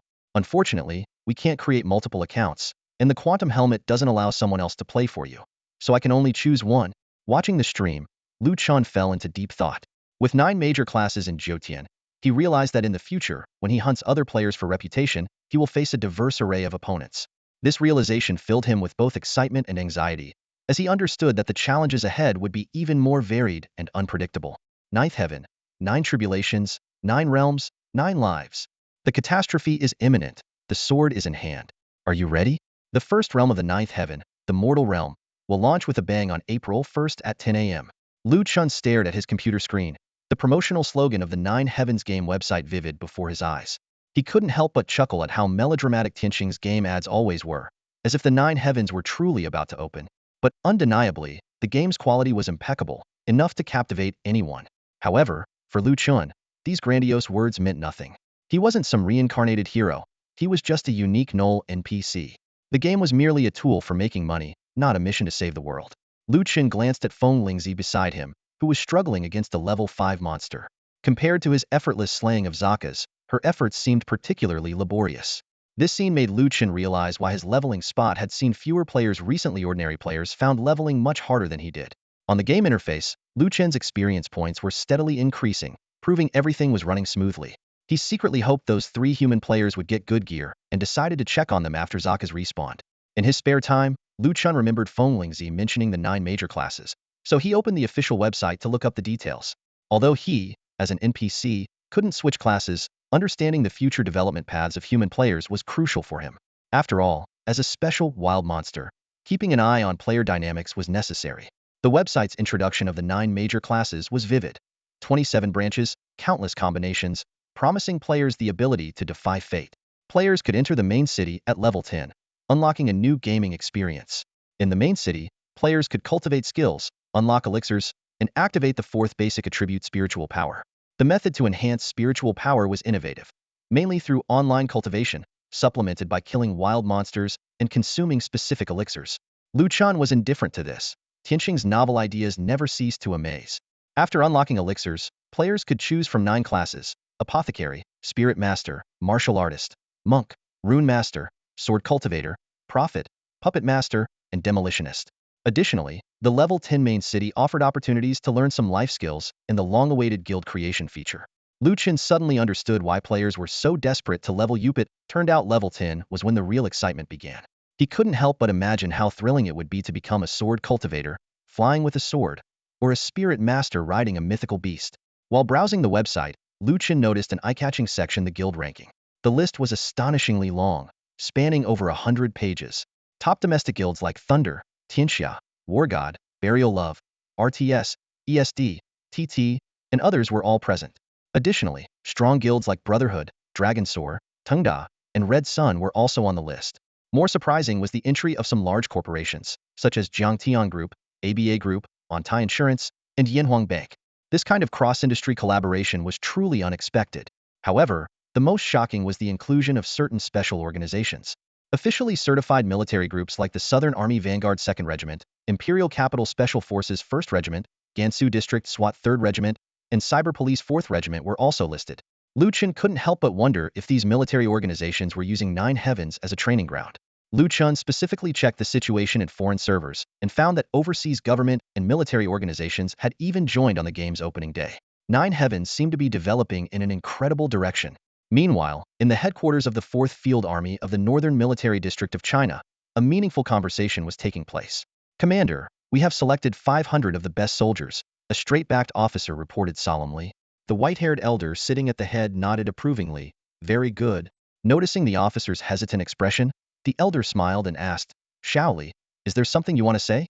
Li Muhua hesitated for a moment, then spoke frankly, "Commander, are we really going to join 9 Heavens? As a regular army, forming a group to play an online game? Isn't that a bit frivolous?" The elder did not get angry but spoke earnestly. "Shaoli, if you still think 9 Heavens is just an ordinary online game, it only shows that your insight needs improvement." Seeing Li Muhua's confusion, the elder continued, "There are things I can't disclose right now, but think about it. Why are the forces of countries like the United States flocking to the game? Is it merely for entertainment?" Li Muhua pondered, carefully considering the commander's words. The elder's tone became serious. "Remember, 9 Heavens is no longer just an online game. It will change the fate of humanity. Therefore, we are ordered not to miss this transformation." Li Muhua suddenly understood. "Commander, I get it. Should our team strive for control of the level 10 main city?" The commander squinted, his eyes gleaming with wisdom. "No, At this stage, we need to keep a low profile. True strength is never revealed at the beginning. Li Muhua nodded solemnly. Yes, I understand. The commander added, publicly, we should present our purpose as using 9 heavens realistic effects to train our troops. Give the outside world the impression that we are primarily focused on casual training. But in reality, our hard power must be solid. Although we join late, we need to work hard so that our levels and equipment don't fall behind. Li Muhua expressed concern. Commander, catching up in levels is not a problem. Everyone can endure hardship. But the equipment, according to player forums, the drop rate for equipment is extremely low, and it mostly has to be purchased, which is quite expensive. The commander smiled slightly. Purchase any equipment within the normal price range. We have special funds. Of course, I also believe the young men will make sure the investment pays off. Li Muhua stood at attention and saluted firmly. Rest assured, Commander, we will complete the mission. Lu Chen was browsing the official website when he dozed off without realizing it. He only woke up groggily when he felt someone poking him. It was then he realized he had fallen asleep. Checking his computer screen, he saw that Feng Lingzi's livestream had ended, and the website was still on the guild list page. Lu Chen closed the webpage and returned to the game. The game time synchronized with real life, and it was already daytime. To his surprise, the game clock showed 7:30 a.m., and he couldn't help but exclaim, wow, I slept through the entire night. Clearly, the leveling grind from yesterday had worn him out. The ones who woke him up were his 3 gnoll minions Air, San, and Sea. They were circling around him, occasionally poking him with their claws. Lu Chen frowned and said, stop poking me. I'm awake. Why did you wake me up just now? Weren't you supposed to keep an eye on Zaketh? He looked down the slope and saw a giant gnoll wandering around. Evidently, Zaketh had respawned after all this time. Air, San, and Sea stopped their actions and looked somewhat aggrieved. Lu Chen checked the system information and found that his minions had been trying to wake him up since 7 a.m. He exclaimed, it respawned at 7 a.m.? I killed it around 11 p.m. last night, and it takes 8 hours to respawn? That's way too long. Despite this, Lu Chen decided not to miss the opportunity. He stretched and felt much more refreshed. Alright, let me gear up first. We'll take down Zaketh, and then I'll freshen up. Lu Chen spent 150 reputation points to purchase 2 equipment slots, donned his shoulder guards and vest, and swapped his gnoll club for a crushed stone mace. When he opened his character panel, he was stunned by what he saw. His character had somehow leveled up to 8, with an experience progress of 261,015,0000. Shocked, Lu Chen looked at his 3 gnoll minions and said, when did I reach level 8? No, I'm almost level 9. Was it, you guys? It turned out that during the 8 hours Lu Chen was asleep, Air, San, and Sea had been tirelessly grinding monsters. Following their set rules, they rested when their health dropped to 40, then resumed once recovered. In one night, they had farmed 56,000 experience points, averaging 7,000 per hour, which was even more efficient than Lu Chen himself. Wow, you guys are amazing, Lu Chen exclaimed, looking at the 3 big lugs with newfound affection. They were like relentless grinding machines. With his new upgrades and higher level, Lu Chen felt much more confident. Ha, Zaketh is no big deal now. Air, San, Sea, let's go. This time, Lu Chen changed his tactics. He tanked while his minions focused on dealing damage. When his health dropped to around 400, he rotated between Air, San, and Sea as the tank. Soon, they defeated the gnoll commander Quinn Zaketh. The system notification sounded, and Lu Chen received numerous rewards, including 6 3-star materials. He held his breath and muttered, crushed stone, and sure enough, he obtained a green quality crushed stone mace. Excited, Lu Chen led Air, San, and Sea back to the hill to sort out the loot and sell the equipment. Suddenly, he remembered something and asked his gnolls, did you guys get any gear? Seeing them stay silent, Lu Chen decided to check their bags himself. What he saw left him stunned again. Air had 6 clubs, while San and Sea had 7 each, totaling 20 clubs. Damn, you guys are ruthless. Lu Chen marveled. In 8 hours, they had farmed 56,000 experience, killed around 700 monsters, and got 20 pieces of equipment. The high drop rate was mainly due to the special monsters in the area. Lu Chen truly understood the sweet spot principle. Initially, he had been reluctant to recruit these 3, but now he couldn't help but shout, totally worth it. The extra 20 clubs doubled his workload. He meticulously inspected all the clubs, picked out 6 exceptional ones, and then logged into the official website to sell the gear. After checking the trading platform, Lu Chen noticed that club prices had slightly dropped, with ordinary clubs selling instantly for about 280. He decided to list 33 ordinary clubs at 280 each and placed the 6 exceptional ones in the auction section, with prices ranging from 450 to 1200. The level 5 shoulder guards had decent attributes, so Lu Chen decided to start the auction at 700, with a buyout price of 1500. After dealing with all the equipment, Only the crushed stone mace remained. Lu Chen stared at the green quality weapon, deep in thought. How much should I sell this for? The constant beeping of email notifications was driving Lu Chen mad. He frowned and rubbed his temples in frustration. There was a time when this sound signaled incoming earnings, filling him with joy. Now, it was just an annoying distraction. Enough. Lu Chen growled, decisively turning off the email notifications. He turned to glare at the three assistants standing idly behind him. What are you standing there for? Get back to farming. With the notifications silenced and his assistants gone, Lu Chen finally had a moment of peace. He took a deep breath and refocused on the task at hand. The properties of the broken stone were too dominant, and the top players had already reached level 5. After using the gnoll club for 2 consecutive days, they were eager to switch weapons. From Lu Chen's farming experience, only Quinzacas would drop other equipment, while the other gnolls only dropped level 1 clubs. Lu Chen knew that he was the only player capable of soloing this elite monster. Ordinary players couldn't even get close without being overwhelmed by the surrounding gnolls. Faced with such a rare piece of equipment, Lu Chen was unsure how to price it. He decided to consult the forums again, as the last estimate he got from there was fairly accurate. Opening the forum, Lu Chen was stunned. The topics were unexpected. Nearly every post was discussing the same thing. Someone had looted a white item. Holy crap, someone really got a white item. Where did you see it? Details, please. Don't bother. It's already been sold. But I took a screenshot. Come check it out. The stats are insane. The shoulder guard sold? For how much? Curious, Lu Chen clicked on the main post. The original poster had uploaded a screenshot of leather shoulder guards, along with the auction house transaction record. Leather shoulder guards white. Crafted from select wolf skins by skilled tailors, these durable shoulder guards offer excellent protection. Level 5. Defense 8. HP 110. The transaction record showed that the item had been sold by a player named Wei Wudu Quang for 1500 gold. Snapped up instantly by Luo Shui. The comments section exploded. Someone really got a white item. Where did they farm it? The stats are incredible. 8 defense and 110 HP. Definitely worthy of a level 5 item. Too bad I missed it. I could have offered 2,000. Again with Wei Wudu Quang? Who is this guy? At the mention of Wei Wudu Quang, the discussion veered off course. Someone posted a screenshot from the trade area, showing dozens of transactions, all involving Wei Wudu Quang selling equipment. 33 gnoll clubs? Is this guy a monster? Photoshopped. No one would believe this. It's real. I just saw it in the trade area myself.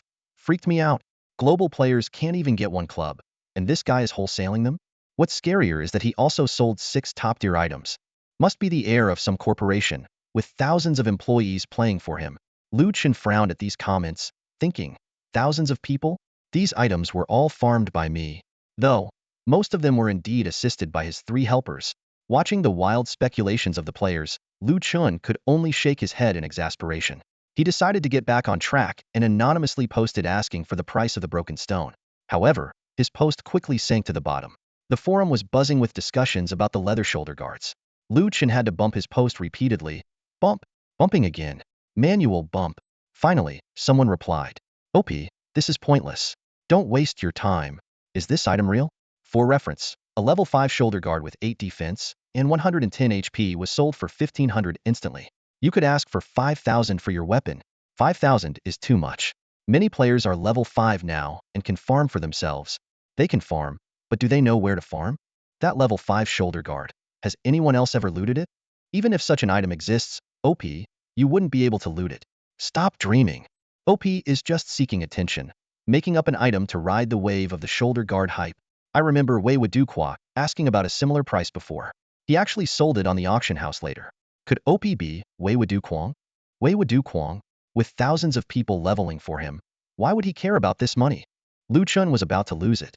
Once again, the rumors about thousands of people helping to level up and being a rich heir were getting out of hand. Just as Lu Chen was about to close the forum, he received a private message. Are you Wei Wudu Quang? Lu Chen replied irritably, no. Yes, you are. I tracked your account. Even if you post anonymously, I can find you. Lu Chen was taken aback. Account tracking? Sorry, you have the wrong person. I have other things to do, bye. Without hesitation, Lu Chen closed the chat. He still had to deal with the broken stone. Feng Lingzi, known as the #1 goddess of Jotian's national server. With billions of players, her title was a testament to her beauty. But Lu Chen didn't care. Can you trust live streams? If you do, you've already lost, Lu Chen thought. Besides, what does her beauty have to do with me? To Lu Chen, Feng Lingzi was just a pretty face streamer who had once spoken on his behalf during a live stream. As for why she wanted to contact him, Lu Chen neither knew nor wanted to know. Given the current situation, he hadn't even told his own sister, Lu Yi. So there was no way he would have much contact with a practically unknown Feng Lingzi. Feng Lingzi stared blankly at the closed chat window. She was on a break during her live stream. Seeing how decisively the other party ended the conversation, Feng Lingzi pouted in frustration and muttered, "Humph, I know you're Wei Wudu Kuang. Otherwise, who else could be this arrogant?" Lu Chen quickly listed the stone fragment mace on the auction house with a starting price of 1,000 and an instant buyout of 5,000. He knew the price was steep, but as the first green weapon in the entire server, he felt it was worth a shot. After setting up the auction, Lu Chen checked his account and saw that all the previously consigned equipment had sold, netting him 13,460 yuan after fees. This put him in a great mood. Earning over 20,000 yuan in just 2 days meant his investment in the helmet had already paid off. Filled with anticipation for future earnings, he even planned to treat the silly girl to a nice meal. Back in the game, Lu Chen joined the 3 fools to grind mobs, aiming to reach level 10 while waiting for sagas. However, Lu Chen's relaxed mood contrasted sharply with the tense atmosphere in the auction area. The appearance of the stone fragment mace caused quite a stir among players.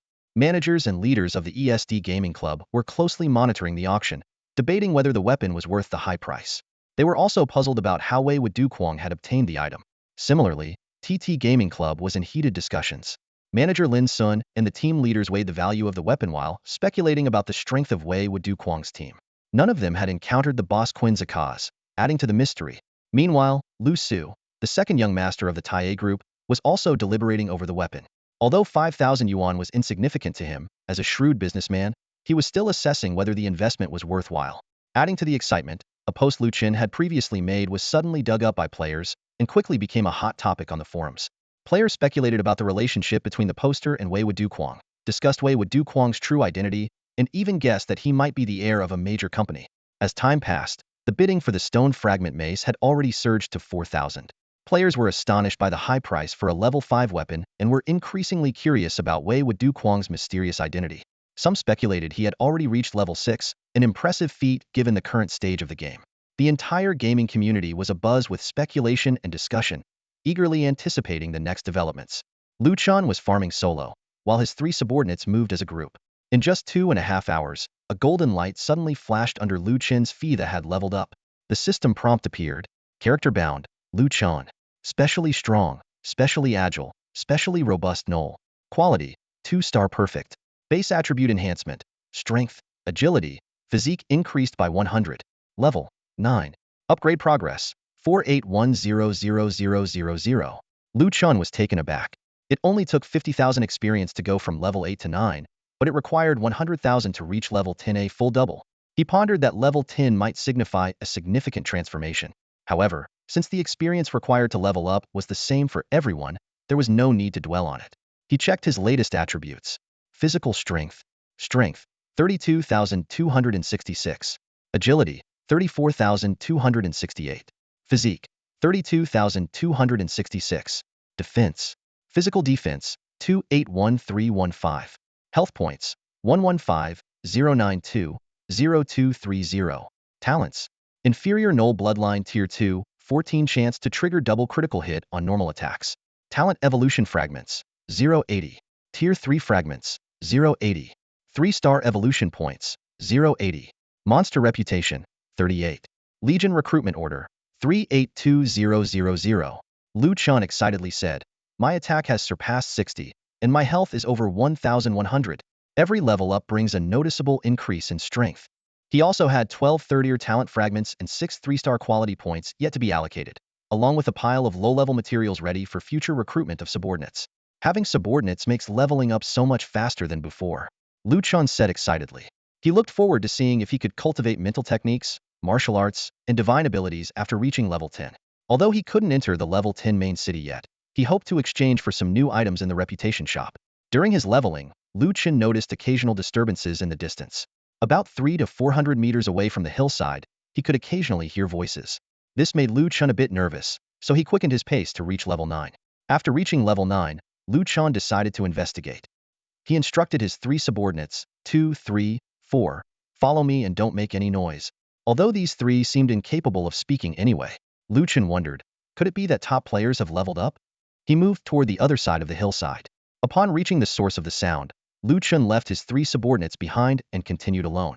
As he walked, Lu Chen found several piles of glowing packages next to a heap of level 6 and 7 gnoll corpses.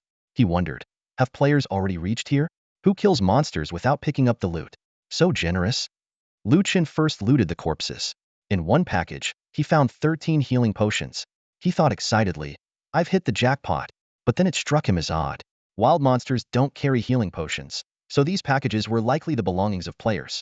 He suddenly remembered that in 9 Heavens, players below level 10 had newbie protection, meaning they wouldn't lose money, experience, or equipment upon death, but would drop healing potions as a minor penalty.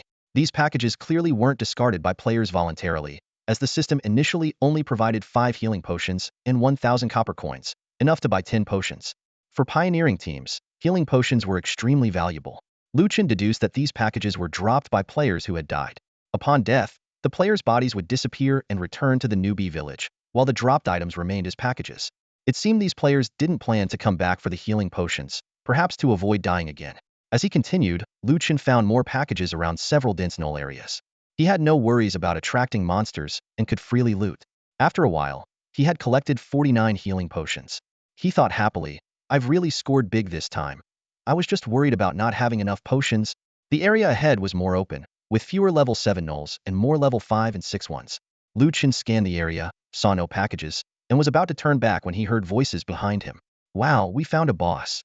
But wait, wasn't the boss supposed to be called Quinn something? This gnoll doesn't have a name.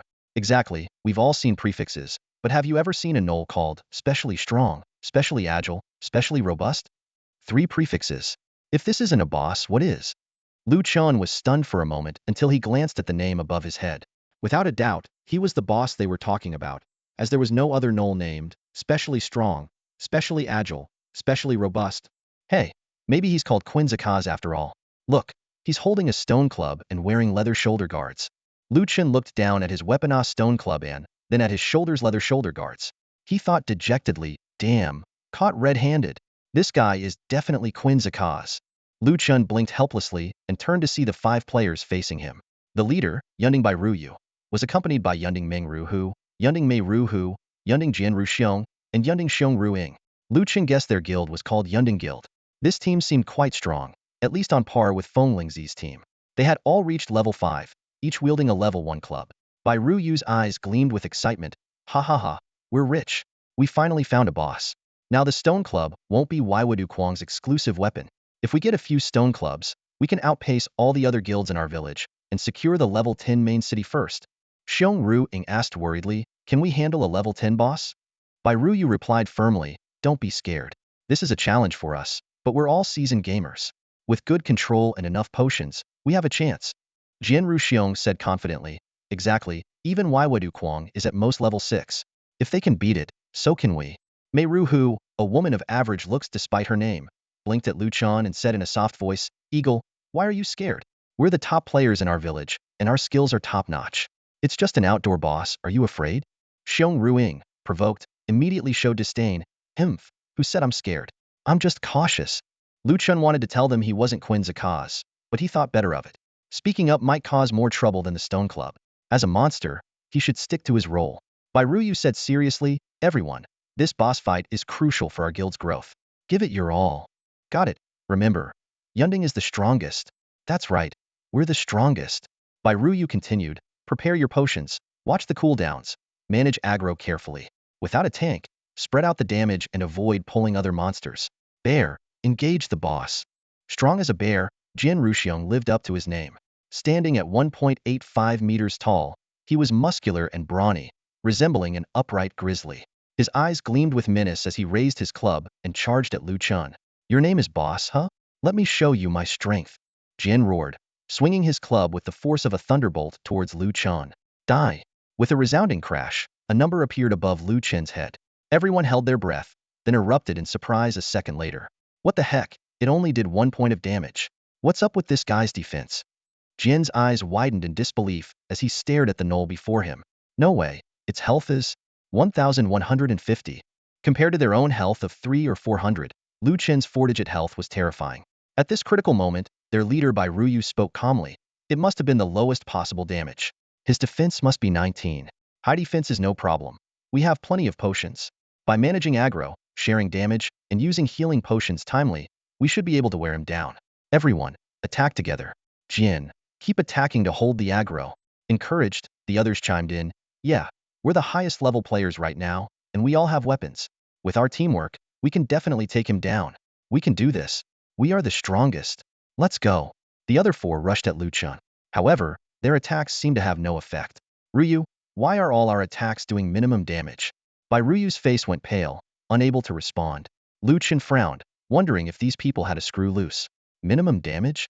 It was clearly because they couldn't break his defense. He couldn't be bothered to explain and instead lazily swung his club at Jian Ruxiong, pretending to be a wild monster. Jian's health plummeted, and he cried out in terror. What the heck? That club took away a seventh of my health. Jian, use a potion. Ryu urgently shouted. Jian quickly consumed a healing potion, and his health began to slowly recover. However, Lu Chen's second strike was already on its way. Ugh. You pathetic humans are courting death. Lu Chen added his own lines, thinking it was fitting for a boss to have dialogue. Jin's health, just replenished, dropped drastically again. No way, this boss is too strong. His attacks are terrifying, and his speed is insane. Ryu tried to keep everyone calm.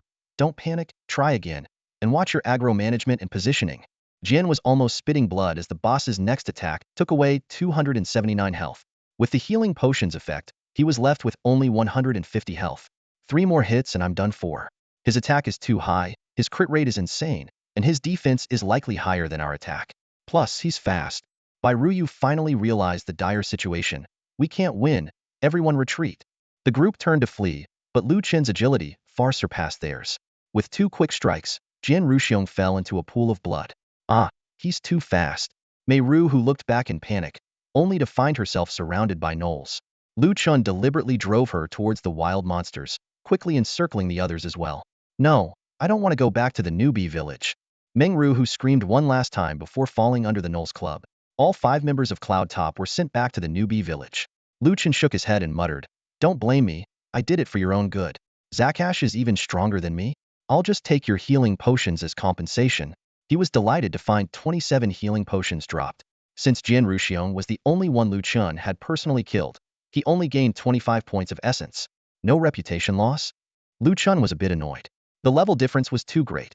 Not only was the experience halved, but neither player reputation nor monster materials dropped. However, he didn't care much. 1 3-star material could be exchanged for 100 reputation points, so a few points of reputation didn't matter. This trip was quite fruitful, yielding a total of 76 healing potions. Including his own 4, he now had 80. More importantly, he understood why the players had come here. They were looking for the boss Quinn Zakash, who dropped the Stone Club. But judging from their strength, even if they find him, they won't be able to kill Zakash. Which means I can keep farming here for a while longer. Satisfied, Lu Chen headed back to find his 3 companions, ready to continue leveling up at the hill. Meanwhile, in a small office on the 14th floor of the Chengguang building in Jiangqing's tech development zone, Chen Xueqing and his teammates sat in silence, the air thick with disappointment and frustration. Finally, Chen Xueqing broke the silence. Everyone, don't lose heart. That was a boss, and its level was 3 higher than ours. Huang Jinxiang, his head hanging low, looked nothing like the game character Jian Ruxiong. Yeah, but our attacks couldn't even break its defense. And its attacks were insane. Mei Ru, who complained. 1 club strike took out a whole chunk of health. Who can withstand that? Zhang Jia added. There were so many small monsters around too. We could easily pull them in. Chen Xueqing tried to lift their spirits. Don't lose confidence. Once our levels are higher, we can definitely farm it. At least we found the boss. Huang Jinxiong shook his head. Xueqing, it's not just the boss wipe that's disheartening. We're not that fragile. We've faced wipes before. But I just can't figure out how Wei Wudu Quang is farming it. I really don't understand. Chen Xueqing was at a loss for words this time. Indeed, how is Wei Wudu Quang farming it? With such a strong boss, how could he possibly manage to farm it? Lu Chen obviously wouldn't attack himself. He knew Yunding had targeted the wrong person. As a wild monster, he had no obligation to inform them of the truth. After learning that players couldn't reach him for the time being, Lu Chen and his 3 clueless minions continued farming monsters in peace. Suddenly, Lu Chen noticed a new email in his inbox. He had previously turned off notifications, so he had no idea when the email arrived. He opened it casually, and its content shocked him. Your consigned crushed stone club was bought instantly by the player Royal Prince. After deducting a tin handling fee, 4,500 yuan has been credited to your linked bank account. Please check. Lu Chen blinked in disbelief. Someone had actually accepted the buyout price he had set arbitrarily. It seemed there were indeed wealthy players in the game willing to spend extravagantly for the first piece of green gear. Checking his bank account balance, he saw it had reached 25,221 yuan. Chen felt elated, and a smile crept onto his face. However, after the system email, his inbox was flooded with over a dozen player emails. These were from players he had previously traded with, either buying small clubs from the trading area or bidding on gear in the auction house. Chen skimmed through these emails quickly. The RTS Guild's chief assistant inquired if there were any other items for sale. The TT Guild's chief assistant wanted to purchase a large quantity of crushed stone clubs. A business representative from Yushin Group asked about the stock of crushed stone and leather shoulders. The royal prince expressed a desire to be friends. A representative from the Northern Four Armies Vanguard inquired about the stock of gnoll clubs and showed interest in purchasing level 5 equipment. All these emails were essentially probing for gear information. Even the so-called friendship was clearly a means to acquire equipment. After thinking for a moment, Chen decided to reply uniformly. Thank you all for your support. I don't add game friends, but before I put any gear up for consignment, I'll send you all an email. Everyone will have a fair chance to compete. Thanks. After sending the replies, Chen closed his email and refocused on the game. He quietly planned to earn another 10,000 yuan today. His 3 minions were now 2 levels behind him, but he had no immediate intention to replace them, given the 121-star evolution points he had invested.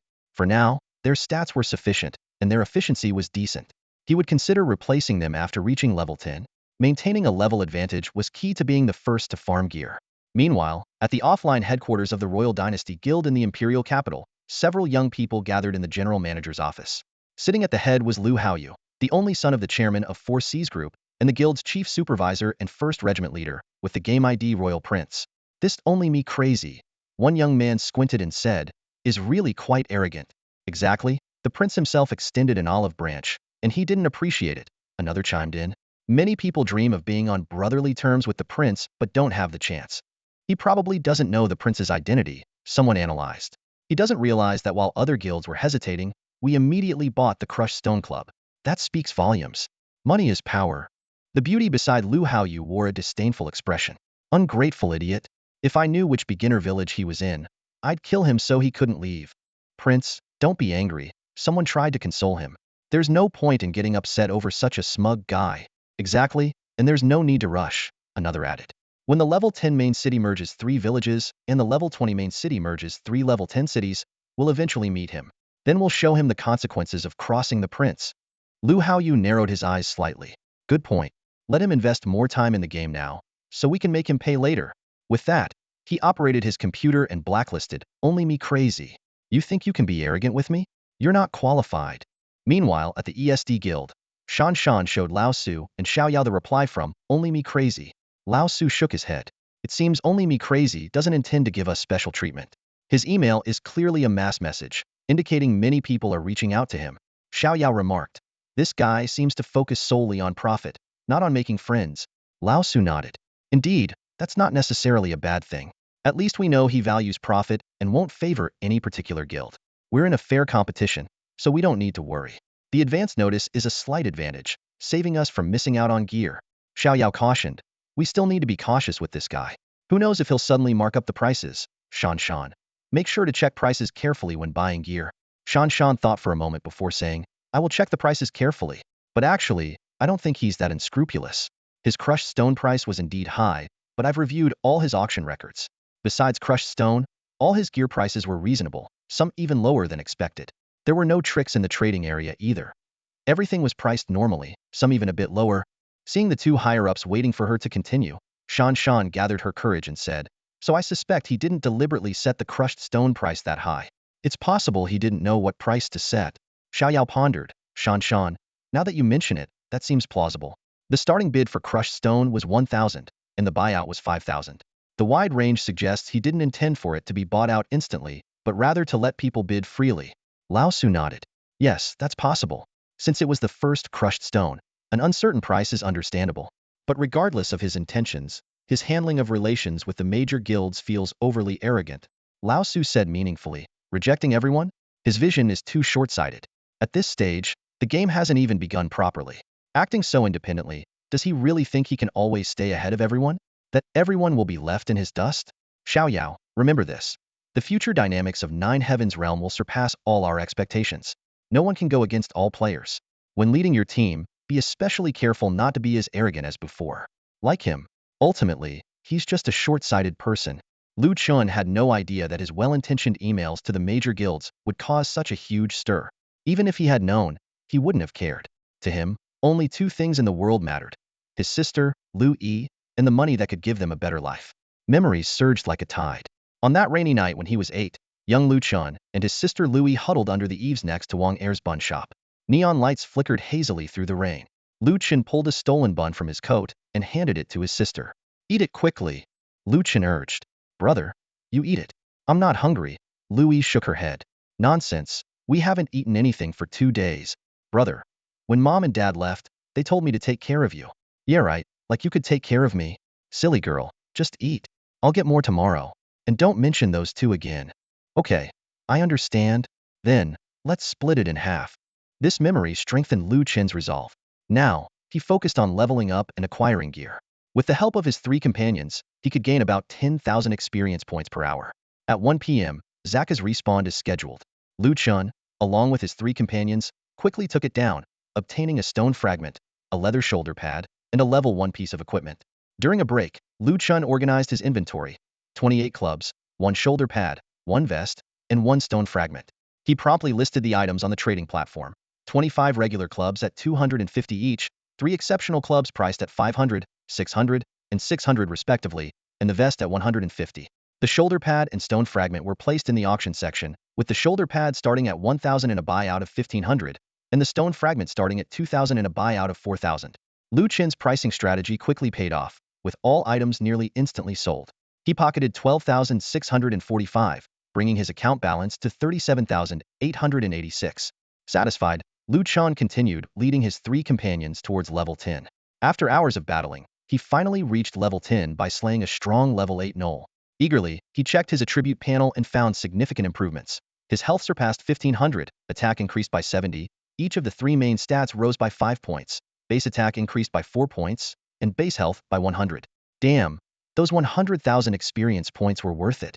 With my current stats, I can solo Zakas easily, Chen exclaimed to himself. He then used his accumulated reputation to exchange for some high-level materials and discovered new items in the reputation shop: skins and bloodlines. While the price of skins shocked him, the functionality of bloodlines intrigued him. "I can transform into other creatures?" Chen blinked, his mind already racing with future possibilities. Transforming into other creatures wasn't the main point. Chen realized that acquiring new talents was the key. He pondered the limitations of the gnoll's abilities, a spark of excitement in his eyes. The emergence of new bloodlines would change everything. He squinted slightly, eager for the future possibilities. Chen continued browsing the reputation shop, his gaze landing on a low-tier cultivation method. Demonic beast breathing technique, priced at 1,000 reputation points. He muttered to himself, feeling a surge of joy. "I finally have my own cultivation method." However, this satisfaction was tinged with a bit of helplessness, as he could only learn the demonic beast's technique. Chen carefully read the description of the technique. After cultivation, it would unlock the 4th basic attribute, spiritual power, which could be enhanced through further practice. He breathed a sigh of relief, as his worry about not having spiritual power was finally alleviated. However, the steep price of 1,000 reputation points made his heart tighten. As he continued looking, Chen discovered the yellow rank technique summary, also priced at 1,000 reputation points. This ability allowed him to summarize the yellow rank techniques used by monsters he killed. Chen contemplated whether this meant he could break free from the limitations of the 9 main professions. However, the word "first" made him wary, sensing it might be a trap. After much deliberation, Chen decided to purchase the low-tier cultivation method. He looked at the ancient, blue-covered book with black characters, demonic beast breathing technique, and chose to learn it without hesitation. As the technique transformed into starlight and merged into Chen's forehead, the system continuously popped up notifications. Chen was thrilled to find that he not only mastered the technique, but also unlocked the 4th-dimensional ability spiritual power, with an initial value of 1. The system detailed 3 ways to enhance spiritual power: killing monsters, online meditation, and consuming elixirs. Opening his personal panel, Chen noticed a new attribute: spiritual power. Both attack and defense were now divided into physical and spiritual aspects. He was slightly disappointed to find his current spiritual defense was 0, unsure how to improve it in the future. The panel also added 2 new sections: cultivation method and elixir. Chen decided to try cultivating. Sitting cross-legged, he felt his entire body become unusually light. However, when he tried to check the panel, the system notified him that other operations were not possible during cultivation. Chen stood up and decided to test the efficiency of gaining pure spiritual energy by killing monsters. Accompanied by his 3 pets, he embarked on a new round of monster hunting. Soon, he discovered that extracting pure spiritual energy was entirely dependent on luck, with a probability of about 1/3. Realizing that meditation might be more effective, Chen decided to sleep after finishing off Zakars at 9 o'clock. He instructed his 3 pets to continue hunting while he opened the official website, planning to watch some live streams during the half-hour window. Chen opened the leaderboard on the Jotian streaming platform and was surprised to find that Feng Lingzi's stream wasn't at the top. Curious, he clicked on the number 1 stream, Wandering Sword Heart, only to discover that the top streamer from another platform was only at level 4, clearly a newcomer who joined on the second day of the game. Shaking his head, Chen exited and casually browsed a few other streams, but lost interest quickly due to the low levels of the streamers. Feeling a bit lost, he searched through his watch history and finally found Feng Lingzi's stream. Only about 200 people were watching, and Chen realized why it had only been live for less than a minute. On screen, Feng Lingzi was yawning while leading her team in a monster fight. Her level 6 status gave Chen some satisfaction. She complained while playing, "Ugh, I can't keep my eyes open. I slept for 8 hours and I'm still so sleepy. Oh my god. It takes 20,000 experience to go from level 6 to 7. I wonder when I'll ever reach level 10. Despite the small audience, Feng Lingzi kept interacting with her viewers in a relaxed and friendly manner, as if chatting with friends. I wish I had level 5 gear. It would make monster hunting faster. Oh, by the way, did you know that Wei Wudu Kwang got another rock shard today? It's 1,000 cheaper than the first one. Me? Of course, I want to buy it. The stats are amazing, but it's still 4,000 even with the discount. I can't afford it." Suddenly, her tone became excited. Wait, I can't talk right now. We're about to get a drop. This is a level 6 super agile monster. Maybe it'll drop a club." As soon as she finished speaking, the screen showed a gear drop, and in the subsequent roll, Feng Lingzi threw a perfect 100, causing the other 4 players to collapse in disbelief. Chen was stunned, thinking how lucky she was. Feng Lingzi laughed heartily, the kind of laugh that made her even more endearing.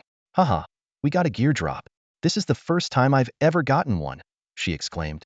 "Now that we all have clubs, I'll just pick someone from the room to give it to as a gift." Her words immediately caused a stir in the chat. Most of the viewers were stuck in the beginner village, and even though Tianqing had added 400 more beginner villages to ease the crowding, it still wasn't enough. For them, Feng Lingzi's gift was a godsend. "Wow, goddess, pick me. I watch your stream every day. Feng Ling, I'm in the top 20 of your fan rankings. Wow, a 1 in 200 chance, goddess. Draw quickly before more people come in." Feng Lingzi clicked the giveaway button, and the winner's name appeared. Anonymous user 67783. Everyone, including Feng Lingzi, was stunned. There weren't many anonymous users in the chat, and it was surprising that one of them won. An anonymous user? Could this guy be a celebrity? Damn, I'm 18th on the fan rankings and didn't win, but an anonymous user did. It's not fair. Chen frowned at the screen, bewildered. He didn't expect to win with a 1 in 200 chance. Was this good luck or bad? Soon, Feng Lingzi sent a private message. "Hi, please send me your account ID so I can mail you the gear." Chen realized he was in trouble. He tried to decline. "Thank you, but I just clicked on your stream by accident. You should give the gear to one of your fans." But Feng Lingzi insisted. "It's okay. Even if it's by accident, it's still fate. Just give me your account ID." "No, really it's fine." Chen refused again. "Seriously, it's no problem." Feng Lingzi was persistent. Chen felt exasperated. "Look, I already have gear. Giving it to me would be a waste." Feng Lingzi explained, "But I already announced it would be a random draw. If I back out now, people won't trust me in the future." Chen regretted clicking on the stream in the first place. He thought he should have just waited for Zakaz to respawn. He asked reluctantly, "What do I need to do for you not to give me the gear?" Feng Lingzi was also frustrated, not understanding why someone would refuse free gear. She explained, "Just accept it, please. Consider it doing me a favor. Just log into the game and send me a screenshot." Chen's headache worsened at the thought of taking a screenshot. He imagined his particularly strong, particularly agile, and particularly muscular gnoll character holding a worn gnoll club, with 3 goofy followers behind him. The screenshot would be ridiculous. "Help!" Chen cried out internally, unsure of what to do next. Chen was well aware of Feng Lingzi's situation. As a popular streamer, she had to tread carefully to avoid unnecessary controversies. The online world is a mixed bag, with many eyeing her top position on the official website. If Chen refused to accept gifts, it could give others a chance to smear Feng Lingzi's reputation, accusing her of favoritism or shady dealings. After much consideration, Chen finally said, "All right, I'll accept your gift, but I won't take a screenshot." No screenshot. Feng Lingzi frowned slightly, sitting in a standalone villa in the suburbs of Haishur. In real life, she was even more captivating than on her streams. She was puzzled as to why Chen was so difficult to deal with. Was he worried about his fame, his powerful gear, or his high level? She muttered to herself, thinking he might just be too arrogant. Feng Lingzi tried to persuade Chen, "You don't need to overthink this. I know the leaders of several big guilds and many level 7 players. I'm also familiar with the crown prince of the dynasty, who holds the first shattered stone in the entire server. They sometimes show off their characters too." "The first shattered stone isn't with him," Chen instinctively corrected. Clearly, the first shattered stone that appeared at the auction wasn't the server's first. Someone had it earlier than the crown prince of the dynasty. Feng Lingzi was momentarily taken aback, and Chen didn't want to elaborate. He simply said, "I'll add you as a friend now, so you can send me an email in the game. I'm logging off for now." With that, he exited the official website.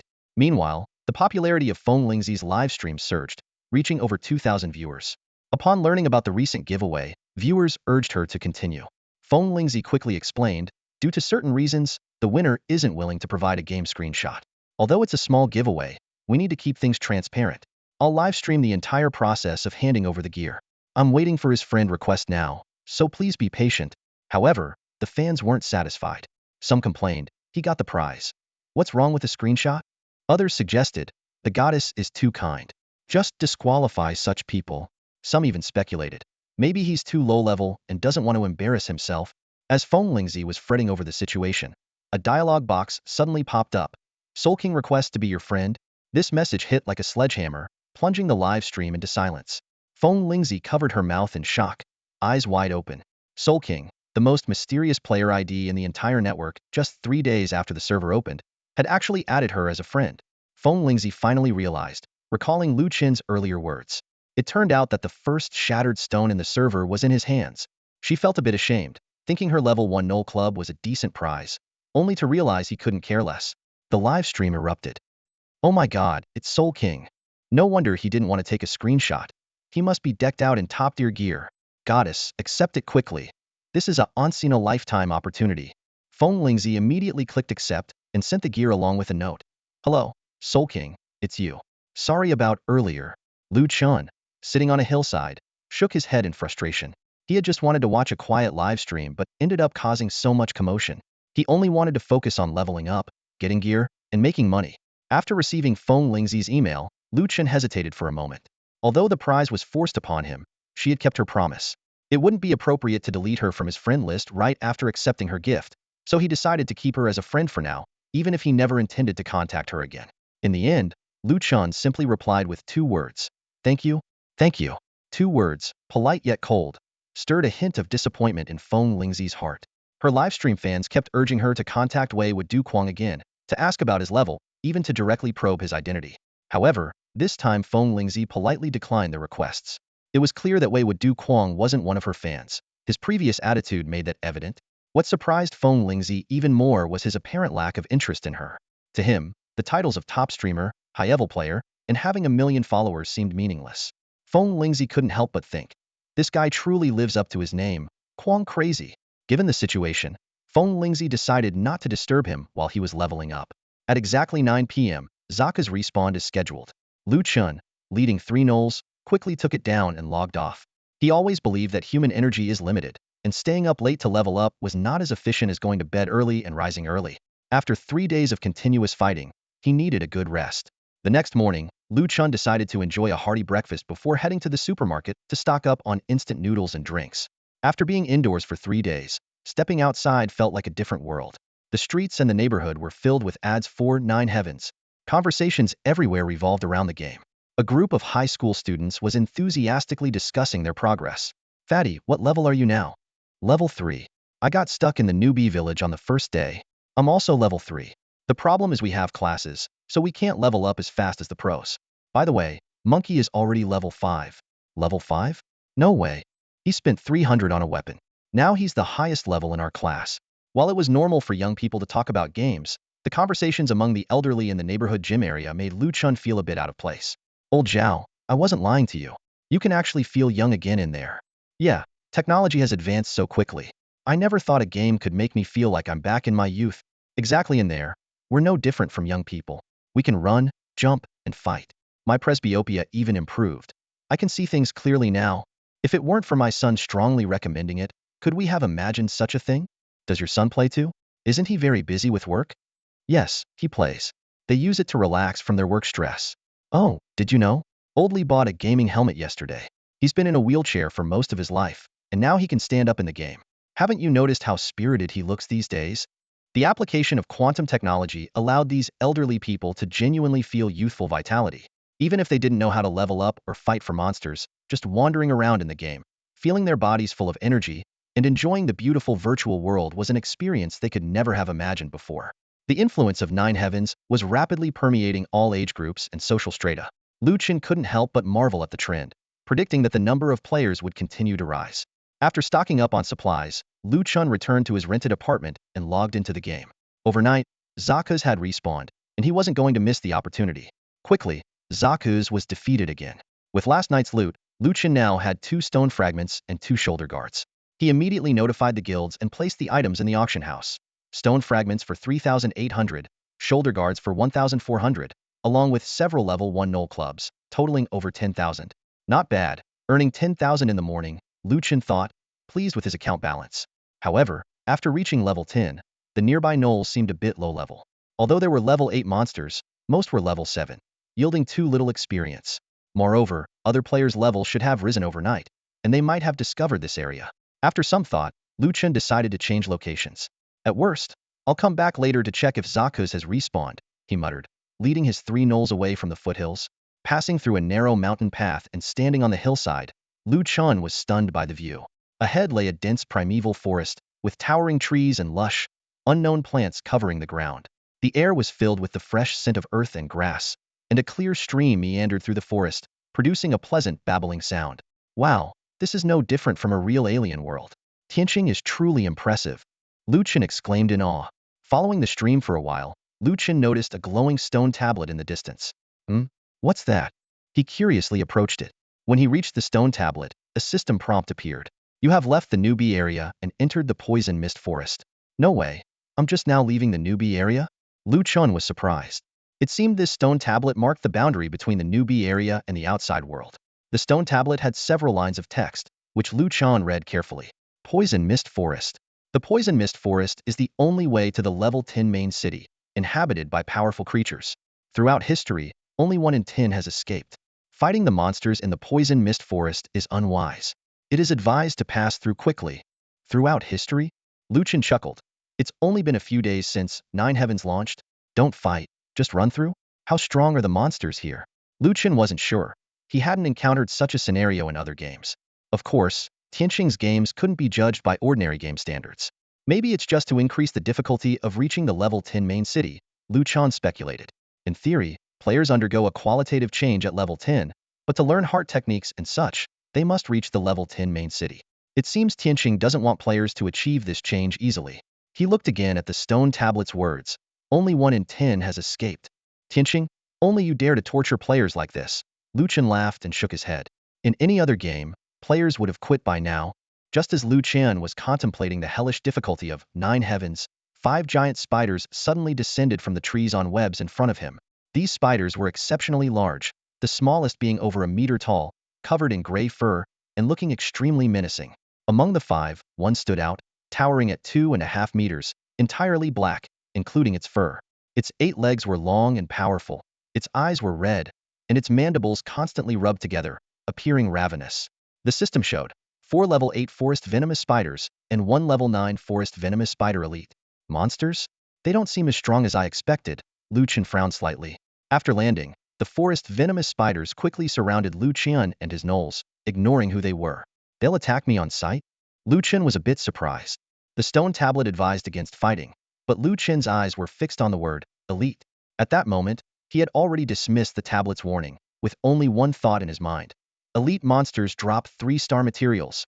No matter what terrifying monsters lay ahead, Chen decided to take out this elite first. His eyes were resolute as he gripped his weapon tightly. As a level 10 player, he wasn't afraid of the level 9 elite, but the trio's levels were already lagging behind in this area. I'll tank the elite. Ertzi, take 2, San and C, Handle one each. I'll deal with the elite. Clear the small monsters first. Lu Chen ordered decisively, urgency in his voice. Quick! Before he finished speaking, the elite's massive tentacles lunged at him. Simultaneously, a green bleeding icon flashed beside Lu Chen's character. A system prompt popped up. Status abnormality, poisoned, losing 20 HP per second for 5 seconds. Damn, I'm poisoned. Lu Chen cursed under his breath. With the poison effect, the elite venomous spider dealt 20 damage per second. Meanwhile, the trio also got poisoned, but their HP dropped by only 10 per second. Ertzi was attacked by 2 venomous spiders, but didn't suffer from stacked poison effects. Fortunately, the small venomous spider's physical attacks were weak, dealing only single-digit damage to Ertzi. Like scratching an itch. Good thing their physical attack isn't high. Let's take down the small one first. Lu Chen quickly adjusted his strategy. The 4 gnolls roared in unison, swinging their clubs and smashing at one of the level 8 spiders. The venomous spider had lower HP than gnolls of the same level, with only 480 HP. The group's attack took away more than a quarter of its health in one blow. Wham, wham, wham. Lu Chen, along with Ertzi, San, and Si, launched a fierce assault on the spider. When its HP hit 0, the forest venomous spider's massive body curled up, oozing green liquid. A system prompt followed.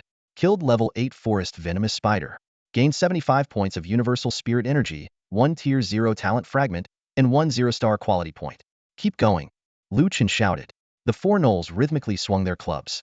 3 more system prompts sounded as 3 more venomous spiders fell. Lu Chen breathed a small sigh of relief. They finally dealt with the 4 small monsters. However, his HP was down to 900, having taken a beating from the elite venomous spider. He was fuming. Damn you. Had enough fun? Now it's my turn. Brothers, beat it to death. Lu Chen roared. Wham, wham, wham. The 4 clubs pounded on the elite venomous spider. Although its HP was far beyond that of the small spiders, it wasn't as high as Zaka's, with only 800 HP. Its main feature was its poison attack, dealing 20 HP per second, forcing even Lu Chen to use potions mid-fight. The forest venomous spider's attack was strong, but its HP couldn't withstand Lu Chen and his team's relentless assault. Before long, a critical hit from Lu Chen ended the elite venomous spider's life. System prompts sounded consecutively. Killed forest venomous spider elite. Gained 200 points of universal spirit energy, 1 tier 3 talent fragment, 1 3-star quality evolution point, and extracted 1 pure spirit energy. Extracting 2 points of pure spirit energy from 5 monsters is a decent ratio, Lu Chen calculated. But at this stage, pure spirit energy isn't that crucial. The most important thing is the 3-star material drop. Even though it's just 1 piece, it means another spot to farm 3-star materials. Just then, a pleasant ding sounded, making Lu Chen's hair stand on end. An item dropped. Lu Chen shouted excitedly. System prompt. Acquired poison mist spider silk bracers white. Gained 2 sturdy spider silk. Lu Chen shook his head slightly disappointed. Spider silk seems to be a material not very useful for me. Damn, you're an elite and you only drop 1 piece of equipment? So stingy. Despite this, Lu Chen eagerly checked the new gear. Poison mist spider silk bracers white. Low-grade material. Exquisitely crafted. Said to be made only from the spider silk of the forest venomous spiders in the poison mist forest. Level requirement 6. Defense 6. Poison resistance 3. Poison mist set 2 pieces. Poison resistance 3. Poison mist set 3 pieces. Poison duration reduced by 50. Poison resistance 5. Seeing the equipment's attributes, Lu Chen was taken aback. It's a set? A white set? He frowned, thinking, usually, sets in games are strong and of high quality. But this set's attributes are quite ordinary, just adding poison resistance. Could it be designed specifically for the poison mist forest? Lu Chen had already unlocked 2 equipment slots, plus the original one, making a total of 3. Weapon, vest, shoulder. The next slot required 200 reputation. After weighing his options, Lu Chen decided. I'll need it eventually, might as well exchange some reputation to unlock the 4th slot. Equipping the new bracers, Lu Chen's attributes changed to Defense, Physical Defense 39, 1821. Poison Resistance 3. Looking at his new stats, Lu Chen nodded. 6 points of physical defense is pretty decent. My physical defense is almost 40. Ertzi, San. Si, take a break. Regain HP and stamina. Lu Chen sat by a tree stump, vigilantly observing the surroundings. The spiders we fought just now were manageable, but nowhere near unbeatable. If we could defeat the gatekeeper's Akaz, passing through here shouldn't be a problem. I wonder what's next. After speaking, he glanced at everyone's HP, which had mostly recovered in just a few seconds. He pondered the normal HP recovery rate for players. These minor details were something he couldn't fully grasp. At that moment, Lu Chen noticed the light dimming slightly in front of him. Instinctively, he looked up and was startled. 5 more forest venomous spiders had appeared. 4 level 8, 1 level 9 elite. Damn, more? Lu Chen exclaimed. They were already in combat mode, significantly slowing their HP recovery. If their HP hadn't almost fully recovered earlier, this battle would have been impossible. Ertzi, San, C, same strategy as before, let's go. Lu Chen hurriedly rallied the trio to fight. 3 minutes later, the elite venomous spider turned into experience points. This elite was even poorer, dropping only 1 piece of 3-star material and 4 pieces of spider silk, without even a spider silk bracer. Looking at the corpses on the ground, Lu Chen shook his head, not because he was disappointed by the lack of equipment drops. There were 2 waves already, and this is just the entrance to the poison mist forest. 2 waves of elites here? Good thing we took a break. Otherwise, my team might have wiped here. Lu Chen couldn't help but wonder, what about other players at that moment? He realized the stone tablet's warning, 1 in 10 might survive, might not be an exaggeration. However, it seemed the ordeal wasn't over. 10 seconds later, the 3rd wave arrived. The 3rd wave of elite monsters came out of nowhere, leaving Lu Chen and his 3 gnolls barely any time to catch their breath. Quickly getting to his feet, Lu Chen scanned the battlefield with sharp eyes and decisively issued orders. 2, 3, 4, prepare for combat. His voice carried a hint of fatigue, but remained resolute. The battle raged on fiercely. Lu Chen and his gnoll squad fought valiantly. After just over 3 minutes, the last elite venomous spider let out a piercing shriek, curled up, and dissolved into experience points. The system notification sounded, informing Lu Chen that he had gained 200 points of universal essence, a tier 3 talent shard, and a 3-star quality evolution point. Ding! You have obtained venomous spider silk leg guards, sturdy spider silk X2. Lu Chen frowned slightly. The equipment wasn't impressive, but at least it was the 2nd piece of the venomous mist set. While waiting for the poison effect to wear off, he ordered the 3 gnolls to recover their health and stamina, while he meticulously examined the new gear. Although the venomous spider silk leg guards had low physical defense, they did offer a bit more poison resistance. Considering the unique environment of the venomous mist forest, Lu Chen decided not to be stingy with his materials. He exchanged some temporarily unused items for reputation points and unlocked the 5th equipment slot. After equipping the spider silk bracers, Lu Chen's physical defense reached 44 points, and he activated the 2-piece set bonus, gaining an additional 3 points in poison resistance, totaling 10 points. However, before he could even celebrate, the 4th wave attacked. Gnolls 2 and 3 had only recovered to about 70% health from previously fending off 2 monsters each. Gnoll 4, having dealt with just 1 monster, was at 80% health, but the situation was still grim. Lu Chen's brow furrowed. Considering the unknown challenges ahead, he decisively gave each gnoll a healing potion. He didn't take one himself, relying on his 10 points of poison resistance and the 11-point boost in physical defense to handle the elite monsters. The forest spiders approached with alarming speed. Lu Chen took a deep breath and commanded, 2, 3, 4, prepare to engage. Each of you take on 1 spider. I'll handle 1 small one and an elite. Full power, follow my lead. The battle erupted. Lu Chen was surprised to find that the attacks and poison effects from the small spiders no longer affected him, allowing him some relief. However, the elite monsters still posed a significant threat. A glint of determination flashed in Lu Chen's eyes as he adjusted his strategy. Change of plan. I'll draw all the small spiders aggro. Focus fire on the elite first. Under Lu Chen's leadership, the team quickly took down the elite venomous spider. The system notified them of more rewards, including another pair of venomous spider silk leg guards. Lu Chen quickly stored the equipment and turned his attention to the remaining small spiders. Just as they finished off one of the small spiders, a mass of spider silk descended from above. This time, 10 spiders appeared, 4 of which were elites. Lu Chen immediately realized the gravity of the situation. While directing the battle, he rapidly analyzed the scenario in his mind. Could it be that the spawns are triggered by elite deaths? But there was no time to ponder. He had to focus on the immediate crisis. They'll hold them off. You focus on the elites. Lu Chen shouted, enduring the barrage of damage numbers flashing above his head. He had to take a potion to barely sustain himself. After finally killing 1 elite, Lu Chen's health was critically low, down to just 700 points. Clear the small ones, he ordered, leaving 1 elite as a priority target. The battle grew increasingly intense. Lu Chen's health quickly dropped to 200 points, with his health bar flashing red, signaling danger. 2. Take over, he ordered, temporarily retreating to recover health by killing small spiders. However, Gnoll 2's defense was far weaker than Lu Chen's and soon fell into peril. 3. Switch in, Lu Chen called urgently, but Gnoll 3 also struggled to hold on. 4. Lu Chen's voice carried a hint of panic. Seeing Gnoll 4's health bar rapidly turning red, Lu Chen had no choice but to send Gnoll 2 back in. This time, Gnoll 2 never got back up. Your subordinate, the strong, agile, exceptionally robust level 7 Gnoll, has died. Recruitment token refunds 1 recruitment point. You can now recruit 1 more subordinate. The cold system notification echoed. 2. Lu Chen felt a surge of indescribable anger. Soon, Gnolls 3 and 4 also fell. Each system notification was like a heavy blow to Lu Chen's heart. Damn it, I'll fight you to the end. Lu Chen roared, downing another potion and charging recklessly at the last elite venomous spider. After killing the elite, Lu Chen dragged the bodies of the 3 gnolls back to the monument. The system informed him that he had left the venomous mist forest and entered the novice area. Lu Chen collapsed to the ground, staring blankly at the 3 gnoll corpses that were about to disappear. The 5th wave's 2 elite spiders had dropped a bracer, but he had no interest in it at the moment.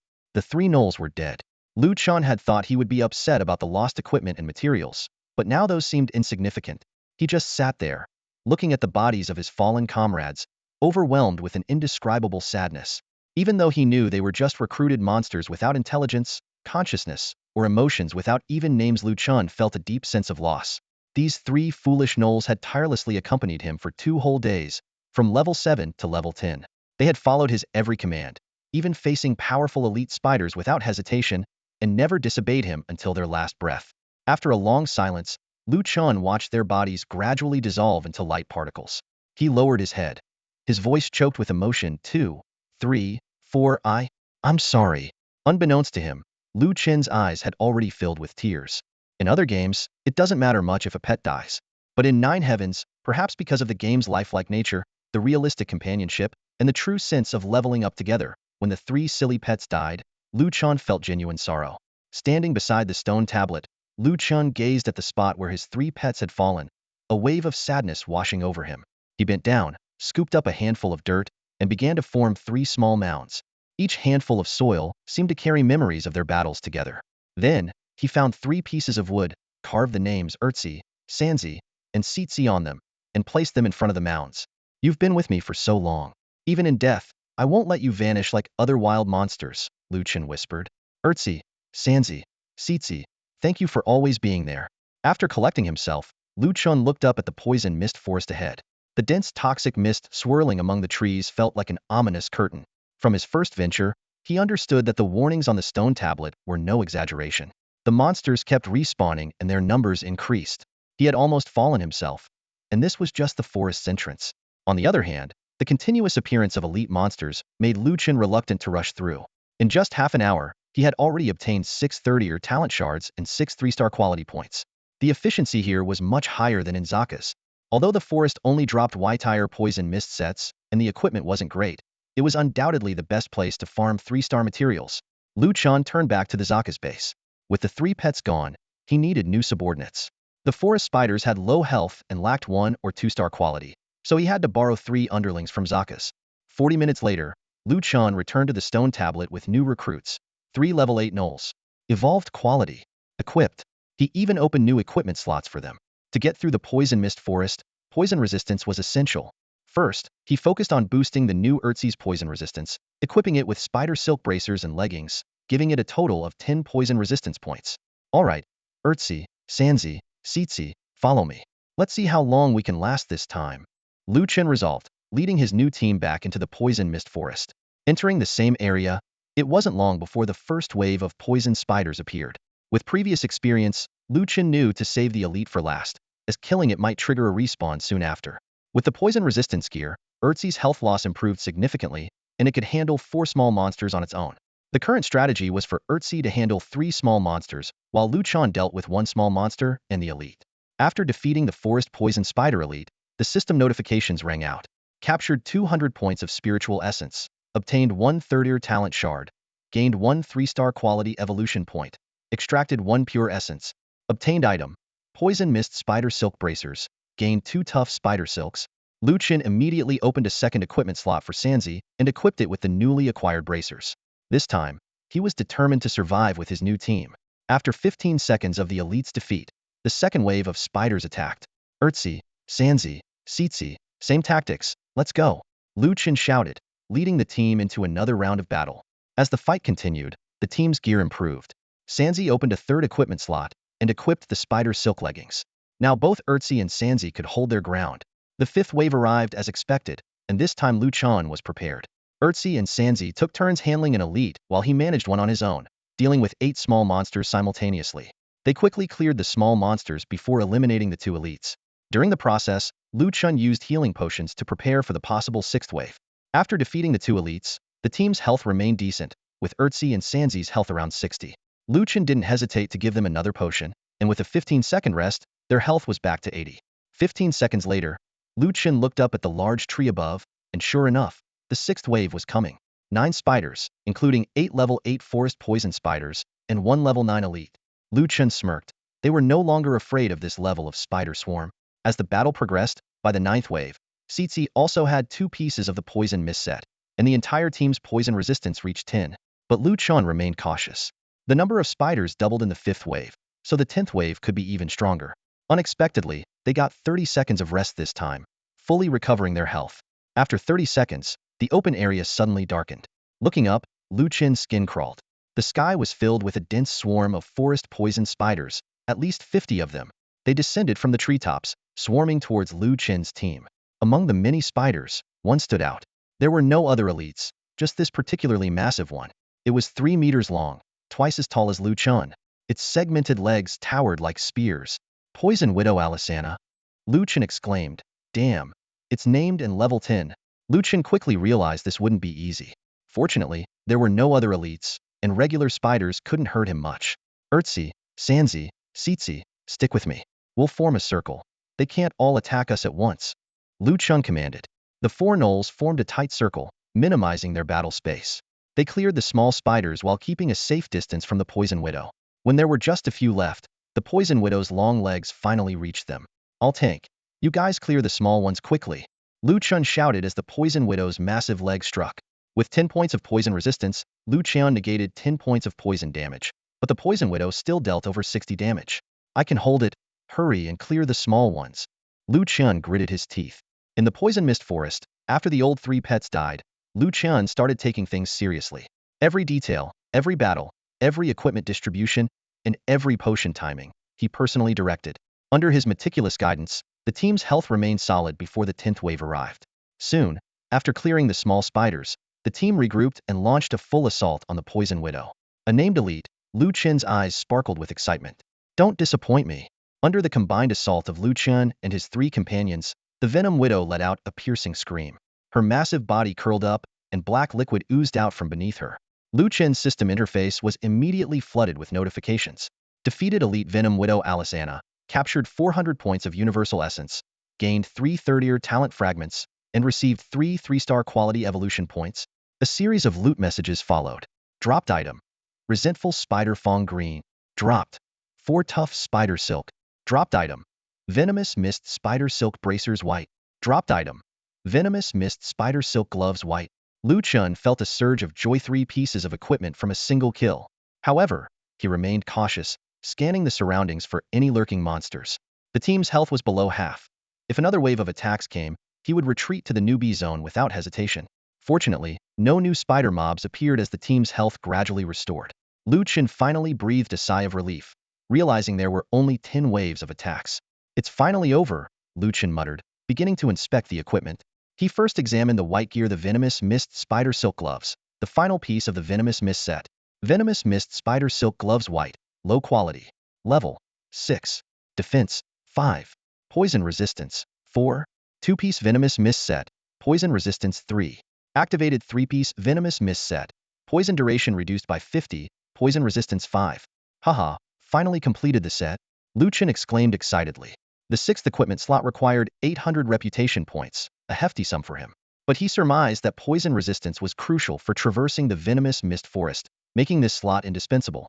Lu Chen reluctantly checked his inventory, finding he had 33 third-tier talent fragments and 3-star quality points each. He quickly did the math. 10 waves of spiders yielded 17 pieces each, and he had cleared it twice. The first time, he only reached the 5th wave, totaling 23 pieces, plus 12 from farming sagas, making 35 pieces. After spinning some for reputation, he had 33 left. With so many materials, selling a few won't hurt, Lu Chen thought. selling 4 talent fragments and quality points to unlock the 6th equipment slot and equip the gloves. His defense immediately improved. Defense, 4,900 in 1831. Poison resistance, 19. Venomous mist set effect, poison duration reduced by 50. Another 5 points of defense. With 19 poison resistance, those low-star elites can only poison me for 1 point of damage. Chen exclaimed excitedly. He then remembered the green gear dropped by the Venom Widow and quickly inspected it. Resentful Spider Fong Green, medium quality. Description: the Fong of the Venom Widow, sharp and highly toxic.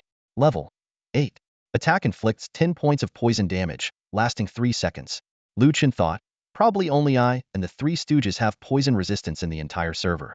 This 10-point poison damage is like adding 10 attack points, incredibly powerful. But the Fong occupies the necklace slot, requiring the 7th equipment slot, which costs 1,600 reputation points. 1,600, that's steep?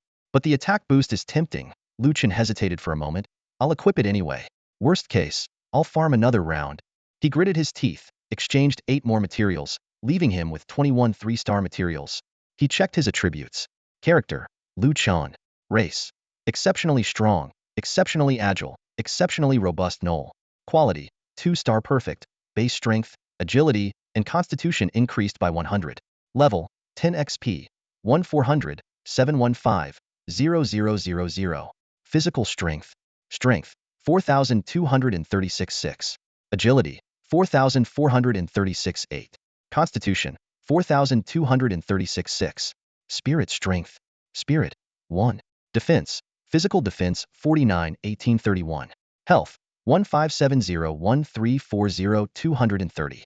Talent, inferior werewolf bloodline, 2nd tier. Normal attacks have a chance to critically strike, 14 chance for double crit. Talent evolution fragments, 0 83rd tier fragments. Quality evolution points, 0 83 star points. Monster reputation, 38. Legion recruitment orders, 382000. Cultivation method, beast breath technique inactive. Elixirs, 37,100. With the poison attack, my attack is nearly 100 now, and my defense is close to 50. This is awesome. Chen exclaimed. This place is dangerous, but the elites make it much more efficient than farming sagas. I just need to figure out the respawn time. Once the team was fully recovered, Chen returned to the stone tablet and re-entered the venomous mist forest. Upon reaching the spider spawn area, the first wave of spiders descended from above. Damn! Instant respawn? Chen was momentarily stunned before realizing. The fast respawn here can only mean one thing: this place isn't meant for leveling up. The inscription on the stone tablet saying 1 in 10 survives doesn't mean 1 in 10 survives the battle here, but that you can't escape quickly through the venomous mist forest. You can't even run away. This discovery delighted Chen. Ha ha ha, this is perfect. I can farm here endlessly. He swung his weapon with excitement. Let's farm 80 materials first. 2, 3, 4, let's get to it. Defeated elite Venom Widow Alisana, captured 400 points of universal essence, gained 3 third-tier talent fragments, and received 3 3-star quality evolution points. Dropped item. Resentful Spider Fong Green. Dropped. 4 tough spider silk. Dropped item. Venomous Mist Spider Silk Leggings White. Dropped item. Venomous Mist Spider Silk Gloves White. This was the 5th Venom Widow Chen had killed. He now had 5 complete Venomous Mist sets, 4 of which were equipped by himself and the 3 Stooges. After spending 600 reputation points to unlock the 4th equipment slot for the 3 Stooges, he still had 86 3-star materials left. 2 days and finally, I got everything. Chen shouted excitedly. Time to evolve my talent and quality points. 2 beams of golden light emerged from under Chen's feet, instantly triggering a series of changes. First, the name above his head underwent a shocking transformation. The original, exceptionally strong, exceptionally agile, exceptionally robust gnoll suddenly had the prefix elite added to it. Even more surprising, the entire name's font color turned a bright green. Chen couldn't help but mutter to himself, what the heck? Shouldn't I have a proper name by now? Why is my prefix getting longer? He shook his head in frustration, and it's green too. After some thought, Chen realized that even elite monsters had different tiers, and his current level seemed insufficient to earn a unique name. He decided not to dwell on it, as it was just an in-game ID after all. Chen opened his attribute panel and carefully reviewed it. Character bound, Chen. Role, elite exceptionally strong, exceptionally agile, exceptionally robust gnoll. Quality, 3-star, stage 1. Base strength, agility, physique boost, 150. Level, 10. Upgrade progress, 6200, 715-0000. Physical strength. Strength, 51,456. Agility, 53,458. Physique, 51,456. Spirit strength. Spirit, 2. Defense. Physical defense, 582731. Health points, 1750-152-0230. Talent, inferior werewolf bloodline, tier 3. Effect, normal attacks have a 19 chance to deal double critical damage. Talent evolution shards, 0.80. 4th tier shards, 0.80. 3-star evolution points, 0.80. Monster reputation, 38. Legion recruitment orders 3 yuan, 382,000. Heart technique, beast breath technique disabled. Spirit pills, 57200 pure spirit chi. Chen analyzed these stats. After evolving into an elite monster, his base attributes saw another 50 increase, significantly boosting his stats. His attack power broke the 100-point mark, and his health approached 1500, with a critical rate nearing 20. These numbers were quite impressive. Even more exciting was that his 3-star quality had room for further improvement. Each upgrade required only 80 quality shards, and any extra materials could be exchanged for reputation, making it a win-win situation. Chen realized he needed to grind here for a long time. He told himself, prepare for a long-term battle. Time flew by, and before he knew it, it was 5 p.m. Standing by the stone tablet in the poison mist forest, another golden light flashed, and he completed his 3rd 3-star quality evolution. His level had now reached 11. However, when Chen saw his new name above his head, he nearly collapsed. The name was absurdly long. Elite exceptionally strong, exceptionally agile, exceptionally robust Gnoll Commander Highborton level 11. This ridiculously long name was auto-generated by the system. Although Chen didn't care much about what he was called, this green, grassland-like name made him exclaim, "What the heck? It looks like a whole green field." Shaking his head, Chen realized that further evolution was urgent. He checked his updated attributes. Quality, 3-star perfect. Base strength, agility, physique boost, 250. 4-star evolution points, 0160. Level, 11. Upgrade progress, 3114-220-0000. Physical strength. Strength, 76,706. Agility, 78,708. Physique, 76,706. Spirit strength. Spirit, 4. Defense. Physical defense, 663531. Health points, 2230-200-0230. Talent, inferior werewolf bloodline, tier 3. Effect, normal attacks have a 19 chance to deal double critical damage. 4th tier shards, 0160. Monster reputation, 38. Legion recruitment orders 3 yuan, 382,000. Heart technique, beast breath technique disabled. Spirit pills, 13400 pure spirit chi. These stats made Chen quite satisfied, considering he had spent several hours grinding for them. Out of curiosity, he checked the official website for the baseline stats of level 11 players. The results shocked Chen. Regular players had base attributes of only 20, with base attack power of 44 points and base health of just 1,000 points. Even with the same equipment, Chen's stats far exceeded those of ordinary players. He couldn't help but sigh. The higher the level, the bigger the gap. Chen decided to use his reputation to buy something. Opening the reputation shop, he found a new skin option called Forest Poison Spider, priced at 1,000 reputation. Although the idea of turning into a spider intrigued him, the high cost made him reconsider. Instead, investing in bloodlines seemed more worthwhile. In the bloodline section, the Forest Poison Spider bloodline was already unlocked. Forest Poison Spider bloodline. Unlock condition.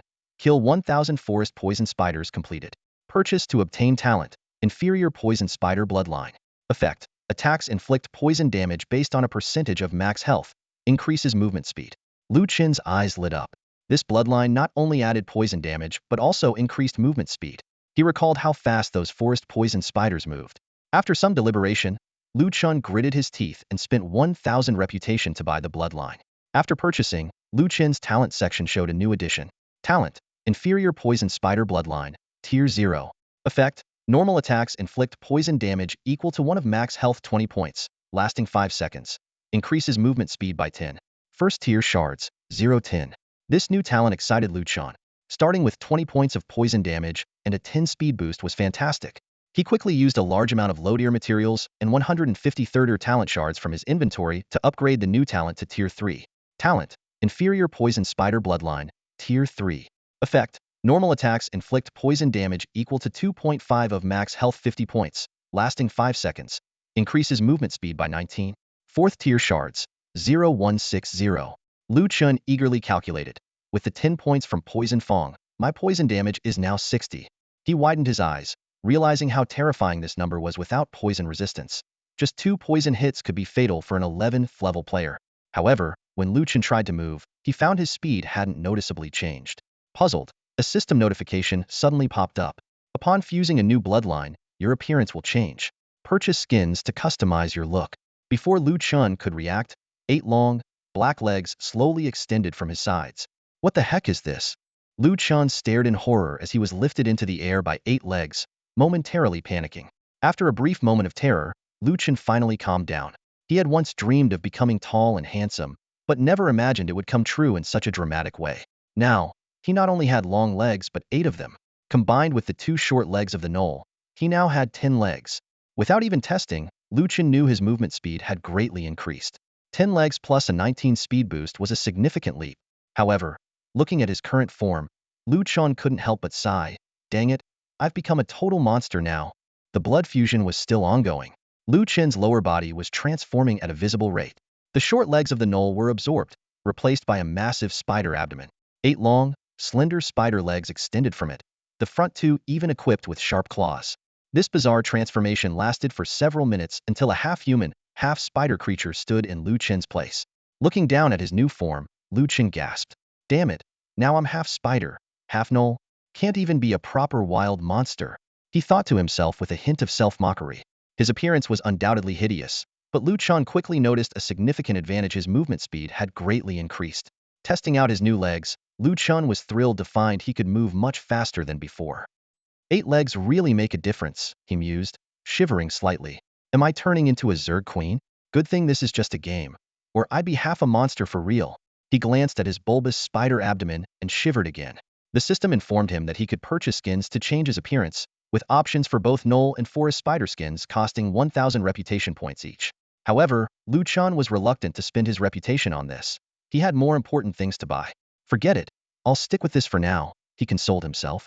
From the day I became a wild monster, I knew I wouldn't be picking up any girls. Stupid system, don't think I'll buy your skins just because I'm ugly. Not happening. This is my look now. After a day of grinding, Lu Chen reached level 11, with improvements in both quality and talent. Exhausted, he logged off to have dinner and planned to browse the game's official website and watch some videos to relax. The trading platform on the official site was bustling, with a surge in the number of level 1 weapons, including some high-quality items up for auction. However, with the increased supply, prices had dropped, with basic clubs now going for about 150 yuan. As top players leveled up and could farm special gnolls, organized efforts by various guilds naturally led to an increase in supply. To Lu Chen's surprise, even though he hadn't sold any equipment that day, he was still a topic of discussion on the forums. Looks like only me didn't sell any gear today. Must have run out of stock. No matter how strong his team is, everyone else is catching up in levels, and his advantage is gone. He just got lucky, hitting special monsters early to get all those level 1 weapons. He still got some skills. Look at the club prices now, they've halved. He made his money and moved on. Now I'm not interested in clubs. I want crushed stones.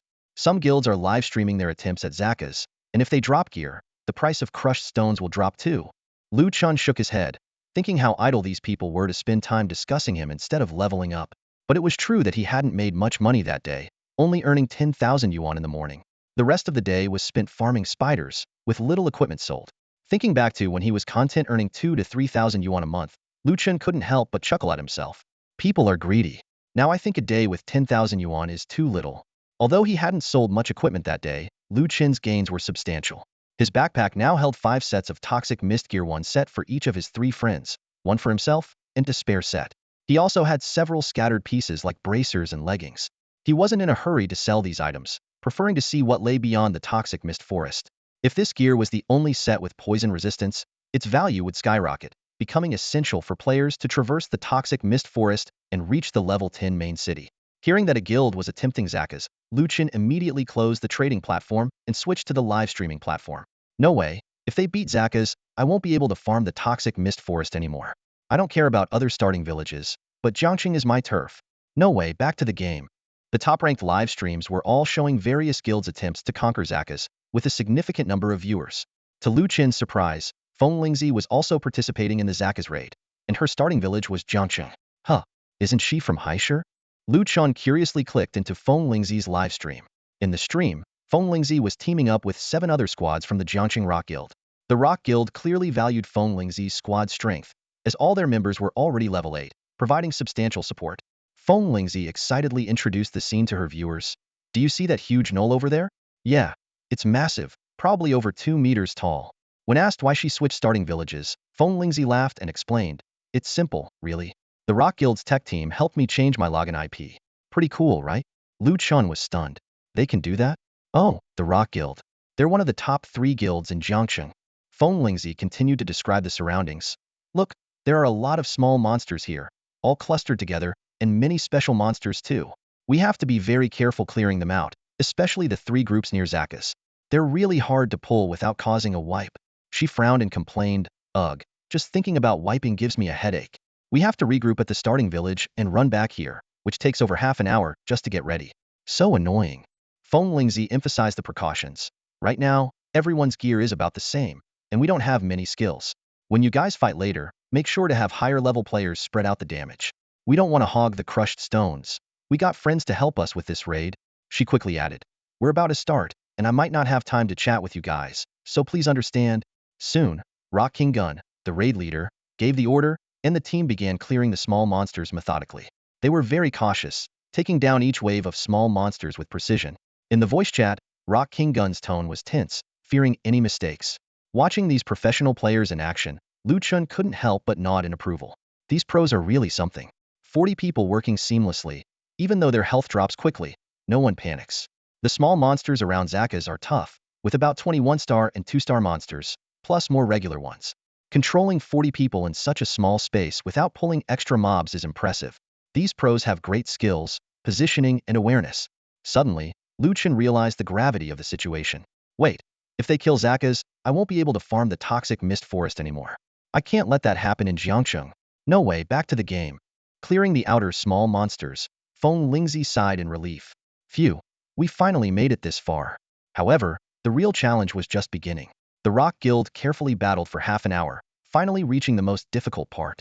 The last 3 waves of monsters surrounded Zakas, each wave containing 1 2-star and 2 1-star monsters, plus 4 level 8 small monsters. Pulling any one wave would likely aggro another wave, and Zakas himself.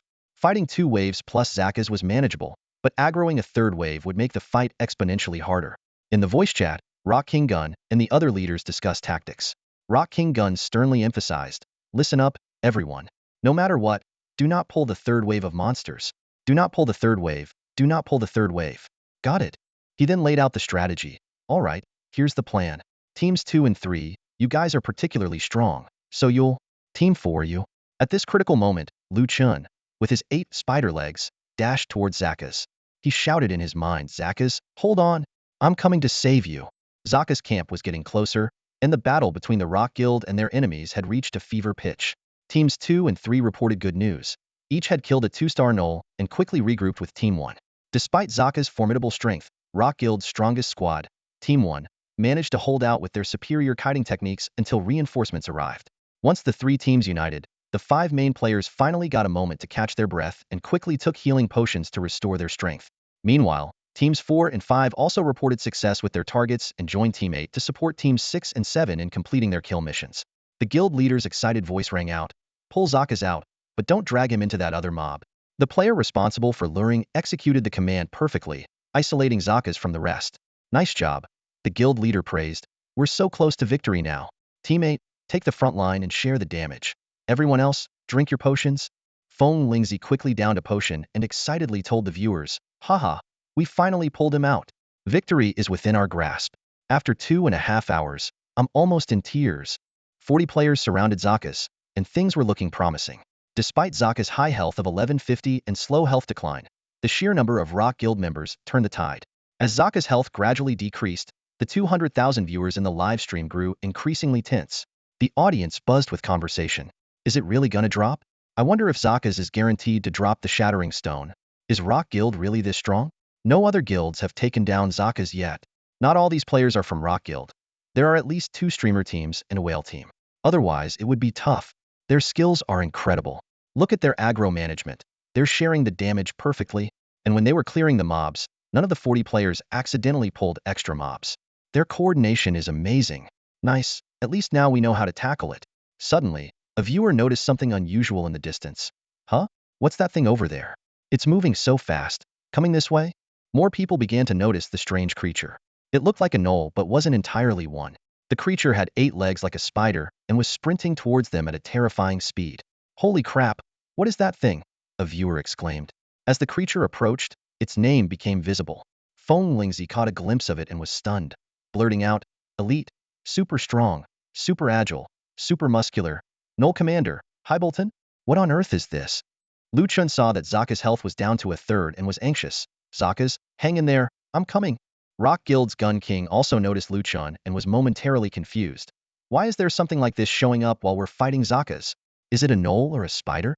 Fortunately, Gun King, as Rock Guild's top commander, reacted quickly. He immediately shouted, everyone, stay calm. This must be one of Zaka's abilities summoning help when his health is below 30. Summon creatures can't be stronger than the main boss. Just focus on taking down Zaka's. In the live stream, viewers agreed with this theory. Summon creatures always look weird. Nothing surprising about this one. Important note, Zaka summons Highbolton when his health drops below 30. Zaka's summoning skill is odd, though, calling this thing from afar. That's actually good. It gives players more reaction time. If it's a summoned creature, it should be easier to handle. Lu Chen didn't realize he had become Zaka's summoned creature. Gun King quickly dispatched 2 squads to intercept this summoned creature. Lu Chen finally reached the battlefield, only to be surrounded by the 2 squads. A summoned creature with such a long name. Hilarious, someone commented. Holy crap, this thing is ugly. Standing over 3 meters tall, even bigger than Zaka's. A player named Rock Sword Chi shouted, cut the chatter. We're almost done over there. We can't afford any mistakes now. Block it. With that, he charged at Lu Chen. Rock Guild's health management was impressive. Despite the fierce battle, Rock Sword Chi still had about 250 health left. Even Zaka's couldn't one-shot him. Rock Sword Chi swung his mace with all his might at one of Lu Chen's legs, roaring, you won't stop Rock Guild. Die. With a resounding crash. Many in the live stream were watching this fight. When they saw the damage numbers, everyone was stunned. Holy crap, did I see that right? That thing's health? Over 2,000. How can it have so much health? No way, it's just a summoned creature. How can it have higher defense than Zaka's? As everyone was baffled, some professional players shared their thoughts. Lu Yun Yuanba, a prominent fan in Feng Ling's stream and the leader of the famous Lu Yun Guild's 5th team, calmly typed, I guess that thing has super high physical defense, meant to stall players. Blazing Flame Demon. Right? It's probably designed to be unkillable but has low damage, mainly to disrupt the raid. TT Xiaosheng. Gun King has good experience. I don't think he'll lose his cool.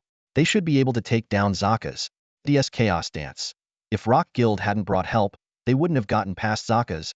Seeing the pros' comments, the audience finally felt reassured.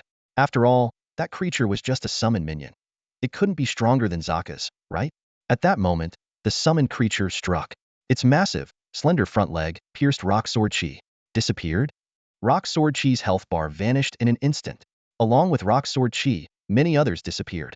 The pros who had spoken up earlier suddenly went silent. Insane defense was one thing, but this summoned creature's attack was ridiculously overpowered, instantly killing a player with 250 health. The entire live stream fell into a stunned silence. The high defense summoned creature, which easily neutralized the Rock team's sword energy, made the members tasked with besieging Lu Chen tremble with fear. Lu Chen, moving with lightning speed on his 8 legs, struck each person with a claw, injecting venom that quickly depleted their mere 200+ health points. Even with potions, they were doomed. Lu Chen, like a wolf among sheep, swiftly charged at the other squads. The battle turned into a one-sided massacre, with no one surviving his touch, only waiting helplessly for the poison to take its toll. What the hell is this monster? Someone exclaimed. It's stronger than Zaka's. There's no way to get past this. The crowd couldn't help but wonder how Wei would Du Kuang manage to deal with such a terrifying creature and defeat Zaka's. As the bodies around Lu Chen piled up, Zaka's health dropped to about 15. The remaining Rock team members were powerless. At that moment, Feng Lingzi was struck by Highbolton, having her health instantly. Watching Highbolton's retreating figure and feeling the poison coursing through her veins, Feng Lingzi was overwhelmed with despair. This monster couldn't even be bothered to kill her outright, leaving her to die slowly. Oh my god, Feng Lingzi, eyes red, watched as the poison dealt 60 damage per second. Glancing at Zaka's remaining 100 health points, she was filled with frustration. Why did such a monster appear at this critical moment? Victory was within reach, but with the Rock team's Gun King killed on the spot by Hyberton, their expedition suffered a severe setback.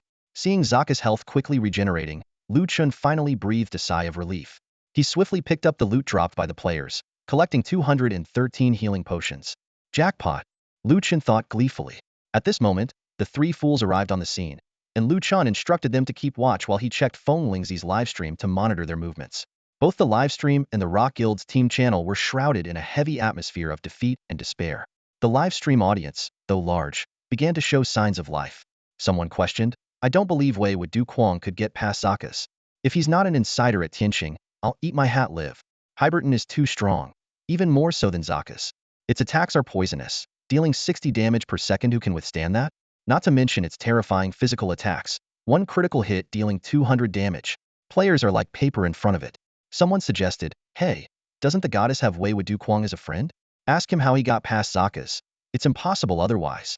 Soon after, the Rock team's Gun King announced an end to today's expedition, citing exhaustion after several hours of play. But everyone knew the real reason: they simply couldn't defeat Zakas with their current level and gear. In the video, Feng Lingzi appeared downcast, clearly shaken. She repeatedly checked the background data before finally gritting her teeth and saying, "I'll send Wei Wudu Quang an email to ask. Otherwise, there's no way to get past Zakas. But our request is a bit much, considering it cuts off his income." Chen sighed in relief. Having secured Zakas, he could continue farming in the poison mist forest for a while longer. Suddenly, a system notification sounded. "You have received an email from your friend Feng Lingzi." Chen usually received many emails daily and was inclined to ignore them, but since the system flagged this one as from a friend, he opened it. Feng Lingzi wrote, "Guangshen, I know my request is a bit much, but we are utterly exhausted from being wiped out by Zakas repeatedly today. Could you give us some tips on how you defeated Zakas, especially how to handle Hyberton? Thanks." Chen frowned. His goal in obstructing the Rock team from killing Zakas wasn't about the shards. Although valuable, this advantage wouldn't last long. Other guilds and different starter villages would soon defeat Zakas, causing the shard prices to drop. Chen's true aim was to farm in the poison mist forest for a bit longer. Now that he had achieved his goal, he planned to leave after a few more hours. He decided to give the players a break. After some thought, Chen replied, "I didn't encounter Hyberton when I fought Zakas. Maybe you're trying at the wrong time. Try again tomorrow." After sending the email, Chen exited the interface and glanced at Zakas. Since it was already there, it seemed a waste not to kill it. 2, 3, 4. Let's do this. The Rock Guild's expedition video quickly spread online, and the terrifying half-werewolf, half-spider creature caused a sensation on the forums. However, half an hour later, the Royal Guild released their video of successfully killing Zakas and obtaining shards. Comparing the two videos, people quickly noticed that the main difference was the appearance of Hyberton in the Rock Guild's run. Why didn't the Royal Guild encounter Hyberton? Someone wondered. I watched their video. Although the Crown Prince had shards, the overall strength difference wasn't significant, and Zaka's health was also steadily decreasing. The Royal Guild didn't avoid the 30 health threshold. Yeah, and after killing Zakas, the Royal Guild opened new maps to the Poison Mist Forest without encountering Hyberton. Could it be that only some starter villages have that monster? What's going on? Our guild is raiding Zakas tomorrow, and not knowing this is frustrating. Someone reminded, didn't Feng Lingzi email Wei Wudu Quang? He said he didn't encounter Hyberton either. Maybe the Rock Guild just had bad luck and encountered a boss from another area. Maybe. That boss clearly isn't something we can handle right now. It could be a system error. Meanwhile, at the Imperial Capital Royal Gaming headquarters, the Crown Prince was displeased with the comments section. Despite being the first guild to post a clear video, they didn't receive the attention they deserved. Some even commented that their raiding strength was inferior to the Rock Guild. Are these people blind? Do they not know who cleared Zakas? Calling us inferior to the Rock Guild. What trash! The Crown Prince fumed. Beside him, Royal Ninth Prince thoughtfully said, "It seems killing Hyberton might attract more attention than killing Zakas." Royal Feng Tian analyzed. Wei Wudu Quang said he never encountered Hyberton, even after many runs. This should indicate it's not a common occurrence. I suspect only a few areas in the entire server have Hyberton. The Crown Prince snorted. Whatever the monster, it's still just a wild creature. We can now farm Zakas, and with the shards, shoulder guards, and vest, we should handle it easily. Once we take over a town, they'll capture Hyberton and use it as my mount. Chen placed the recently acquired fragments and shoulder guards on the trading platform and, without hesitation, returned to the Poison Mist Forest. Accompanied by his 3 NPC companions Ertzi, Sanzi, and Sitzi, collectively known as the Three Fools, he ventured deeper into this perilous area. As they advanced, Lu Chen noticed that the surrounding monsters' levels gradually increased, rising from level 8 to level 9, and even encountering level 10 spiders. However, he did not pause to clear these small monsters, but focused on pressing further into the forest. Suddenly, the environment underwent a noticeable change. Dense bamboo groves replaced the previous scenery, with thick bamboo stalks far more robust than those in the real world. Just as Lu Chen was admiring this view, he suddenly realized something was off. The seemingly motionless bamboo stalks began to move. In the next moment, crimson tongues flicked out from the bamboo stalks, filling the air with a chilling hissing sound. Lu Chen shouted in surprise, "Oh no! They're snakes!" Simultaneously, his team immediately entered combat mode. 20 level 10 giant green pythons slithered toward them from all directions. Lu Chen gasped, feeling a sense of foreboding. To make matters worse, the entire bamboo forest seemed to come alive, with more and more giant pythons emerging, their sheer numbers making his scalp tingle. Despite the terrifying scene, Lu Chen forced himself to stay calm and carefully assess the situation. He was surprised to find that there were no elite monsters among the massive snake swarm. This discovery gave him a slight sense of relief, but also made him realize that this might be a snake swarm tactic. As the battle began, Lu Chen quickly discovered that the physical attacks of these green bamboo pythons were not high, but their poison attacks were quite formidable. Fortunately, his entire team was equipped with poison mist sets, which significantly boosted their defense and poison resistance. As time went on, Lu Chen's team was surrounded by a dense mass of green pythons. Although the numbers seemed overwhelming, only 7 or 8 could actually attack them at any given time. The prolonged battle started to become monotonous, with not even a single elite monster appearing. To pass the time, Lu Chen distributed 80 healing potions to each of his 3 NPC companions, keeping 60 for himself. He trusted that the AI would know when to use the potions. Before he knew it, it was past 9 in the evening, and fatigue began to set in. Lu Chen struggled to stay online, worried that forcibly logging out might lead to his character's death. He ordered the 3 NPCs to continue fighting while he retreated to a safe spot to rest. Miraculously, Lu Chen managed to disengage from combat. Relieved, he logged out of the game and fell asleep instantly, sleeping soundly until 8:30 the next morning. When he logged back into the game, the scene before him left him astonished. Not only were the 3 NPCs still fighting the green pythons, but they had all leveled up to level 9. Lu Chen then realized that these AIs had autonomously leveled up throughout the entire night after he logged off. Upon closer inspection, Lu Chen discovered their strategy. 2 NPCs would rest and recover alternately, while the third continued to fight. This revelation gave Lu Chen a sudden inspiration for a whole new method of leveling up NPCs. Lu Chen had always been worried about the ranks of his legion underlings. Distributing thousands of experience points to the 3 fools would significantly slow down his own progress. However, the 3 fools secretly leveled up while he was sleeping. Not only that, but they also gained equipment and kill counts. Lu Chen exclaimed in surprise, "This deal is too good. From now on, you guys can level up while I rest." Taking advantage of the 3 fools tanking the monsters, Lu Chen checked the reputation shop. The kill count for the green bamboo python was met, allowing him to purchase the bloodline and skin. Seeing the price of 2,000 reputation points, Lu Chen clicked his tongue, "Damn, I can't afford the skin." After a moment of thought, he decided to buy the bloodline instead. Although both spiders and snakes have poisonous attacks, spiders have a speed boost, while snakes might have other additional attributes. Taking a deep breath, Lu Chen decisively placed the order. By green bamboo python bloodline. Fuse. The system prompt immediately popped up. Obtained inferior snake bloodline.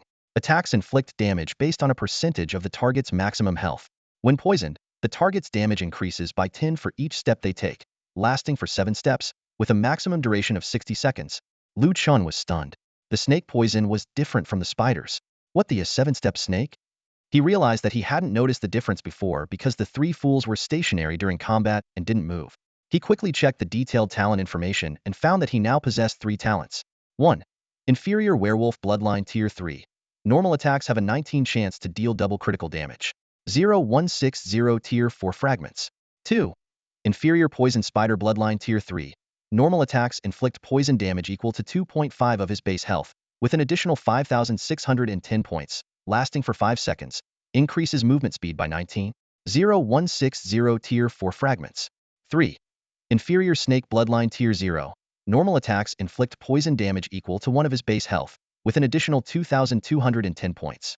When poisoned, the target's damage increases by 10 for each step they take, lasting for 7 steps, with a maximum duration of 60 seconds. 010 Tier 1 Fragments. Seeing the Tier 0 label triggered Lu Chen's OCD, and he quickly upgraded it to Tier 3. The upgraded Snake Bloodline became Inferior Snake Bloodline Tier 3. Normal attacks inflict poison damage equal to 2.5 of his base health, with an additional 5,610 points. When poisoned, the target's damage increases by 10 for each step they take, lasting for 7 steps, with a maximum duration of 60 seconds. 0160 Tier 4 Fragments. Damn. This snake poison is quite something. Chen calculated. Each step increases the damage by 10, so by the 7th step, the damage should be 112 points. The total damage is much higher than the spider's. Just as Chen was reveling in the power of his new talent, the system suddenly popped up a message that shocked him. Bloodline fusion. Looking down, Chen was dumbfounded. His lower body had completely transformed. His 2 gnoll legs had merged into a thick snake tail. Now, his upper body was a gnoll, his lower body was a giant green snake tail, and he had 8 large spider legs growing from his sides. What the hell? What have I become? Chen sighed. Looking at the still battling 3 fools, he suddenly felt that these 3 guys had surpassed him in looks. On the path to ugliness, he could only accept reality with resignation. Chen suddenly thought of a question. Wait, these 2 poisons belong to different types. I wonder if they can stack. He quickly found a giant python to test it out and discovered that the 2 poisons could indeed stack. Haha, they can stack. One is a consistent poison over 5 seconds, and the other increases with each step for 7 steps. Chen was glad he had purchased the new talent, as this skill significantly boosted his damage. Although this place was a leveling paradise, especially for the 3 fools, Chen decided to leave as soon as possible. I can just log off and let the 3 fools level up here, he thought. After clearing out the green snakes, Chen led the group deeper into the poison mist forest. Along the way, they were constantly pursued by poison spiders and green pythons. But since the numbers were manageable, Chen didn't want to linger and led the group in a mad dash. Finally, the forest began to open up, and a broad road came into view. However, at the end of the mountain path, Chen saw a massive figure blocking the way. It was a level 12 boss with a special purple icon of Anhil, the lord of the poison mist forest. This half-human, half-spider creature stood 3 to 4 meters tall. Its upper body was a rather attractive woman, while its lower body was a spider's torso. It patrolled the path's end, guarding the final gate of the poison mist forest. What the, there's a boss here? Chen exclaimed. After all the tough battles, Tinching still places a boss here? This is too much. Staring at Evanhill for a while, Chen felt an itch. A boss means guaranteed loot? I mean, guaranteed equipment. He squinted and turned to the 3 fools. 2, 3, 4. How about we give it a shot? When Chen approached AI Winseer, the atmosphere grew tense. The 2 half-human, half-spider creatures faced each other, with Chen's snake tail being the only difference. His menacing appearance made him look more like a boss than AI Winseer, causing him to inwardly groan. Before Chen could speak, AI Winseer attacked. She spat out webs, instantly trapping Chen's 3 foolish companions. Chen gasped, realizing that this boss was not only terrifying in appearance, but also had special abilities. With no other choice, Chen had to face her alone. AI Winseer's attack speed gave her the upper hand, landing the first strike. Chen quickly checked his status and discovered he was poisoned with a 10-second debuff. Calculating the damage, he realized AI Winseer's poison attack was 50, dealing a staggering 500 damage over 10 seconds. Unwilling to back down, Chen lashed out with his claws. His poison attack was 68, but AI Winseer seemed to have some poison resistance. A quick glance at her health made Chen's heart sink 4,000 HP, nearly double his own. Worse still, Chen found himself under another debuff, AI Winseer's guard, reducing his movement and attack speed by 10. He was thankful for his venomous spider lineage, which granted a 19 speed boost, or he wouldn't even have a chance to escape. This is impossible for a level 10 player. Chen thought, I can't win. I can't run. This is a nightmare. He quickly retreated, letting his 7-step poison take effect while chugging a potion. Meanwhile, his 3 companions had just broken free, only to be trapped again by another web from AI Winseer. Chen realized this boss could keep one opponent free while continuously controlling others. Seeing no help from his companions, Chen had to fight alone.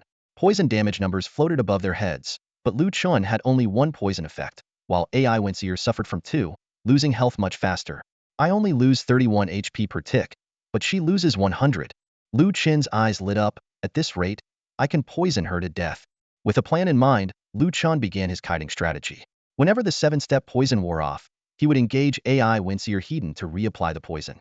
Once it took effect, he would run around the arena, using his speed advantage to evade her. Carefully and patiently, Chen whittled down AI Winseer's health. Half an hour later, 2 fatal numbers appeared above her head. No, this can't be. AI Winseer screamed as her massive body collapsed to the ground. Lu Chen exhaled deeply. This was undoubtedly the toughest opponent he had ever faced. The system notifications flooded in. Defeating the wild boss AI Winseer awarded him a plethora of rewards, including essence of all things, talent shards, quality shards, and pure essence.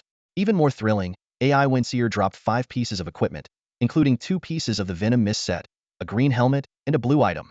Lu Chen eagerly inspected the blue item, AI Winseer's guard, discovering it had high defense and numerous attribute bonuses and special effects. This gear is incredible, Lu Chen exclaimed, immediately equipping the level 10 blue item. Checking his status panel, he was delighted to see significant improvements in his stats. Seeing AI Winseer's generous loot, Lu Chen decided to stay and farm more gear. He sent the 3 fools to deal with the surrounding bamboo serpents and spiders while he cultivated essence and waited for AI Winseer to respawn. To his surprise, AI Winseer reappeared after just half an hour. Lu Chen speculated that her main role was to prevent players from entering the level 10 main city rather than just providing gear. Thinking of the daunting difficulty of the Venom Mist Forest's 3 stages, Lu Chen couldn't help but smirk. This place is a graveyard for newbies. But it works in my favor. 2, 3, 4. Come over here and farm the boss, Lu Chen shouted. The 3 fools, wielding their clubs, followed him as they prepared for another round of battle with AI Winseer. On this day, Lu Chen stayed near Avonhill, focusing on his spiritual training. His eyes occasionally scanned the distance, ready to lead his 3 companions to tackle any newly spawned bosses. As night fell and fatigue set in, Lu Chen began organizing his backpack in preparation for rest. Taking stock of his gains, he found 17 sets of Venom Mist armor neatly stacked, with 4 sets already equipped by him and his 3 companions. His backpack also contained 19 Avonhill Guardians, 11 exquisite spider silk helmets, and 19 sets of 4-star materials.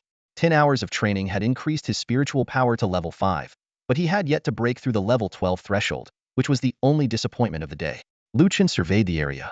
The sparse distribution of monsters and his lack of participation in monster hunting had significantly reduced his leveling efficiency.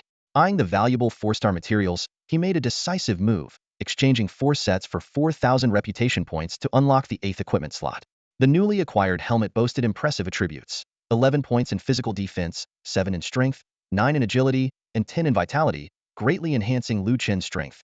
The other equipment could be sold, but the true value of the Venom Mist armor lay in traversing the Venom Mist Forest. Lu Chen decided to assess the player's progress before setting a price. He opened the official forum, where complaints from players flooded in. The Venom Mist Forest is insane. Our guild has been wiped out 4 times.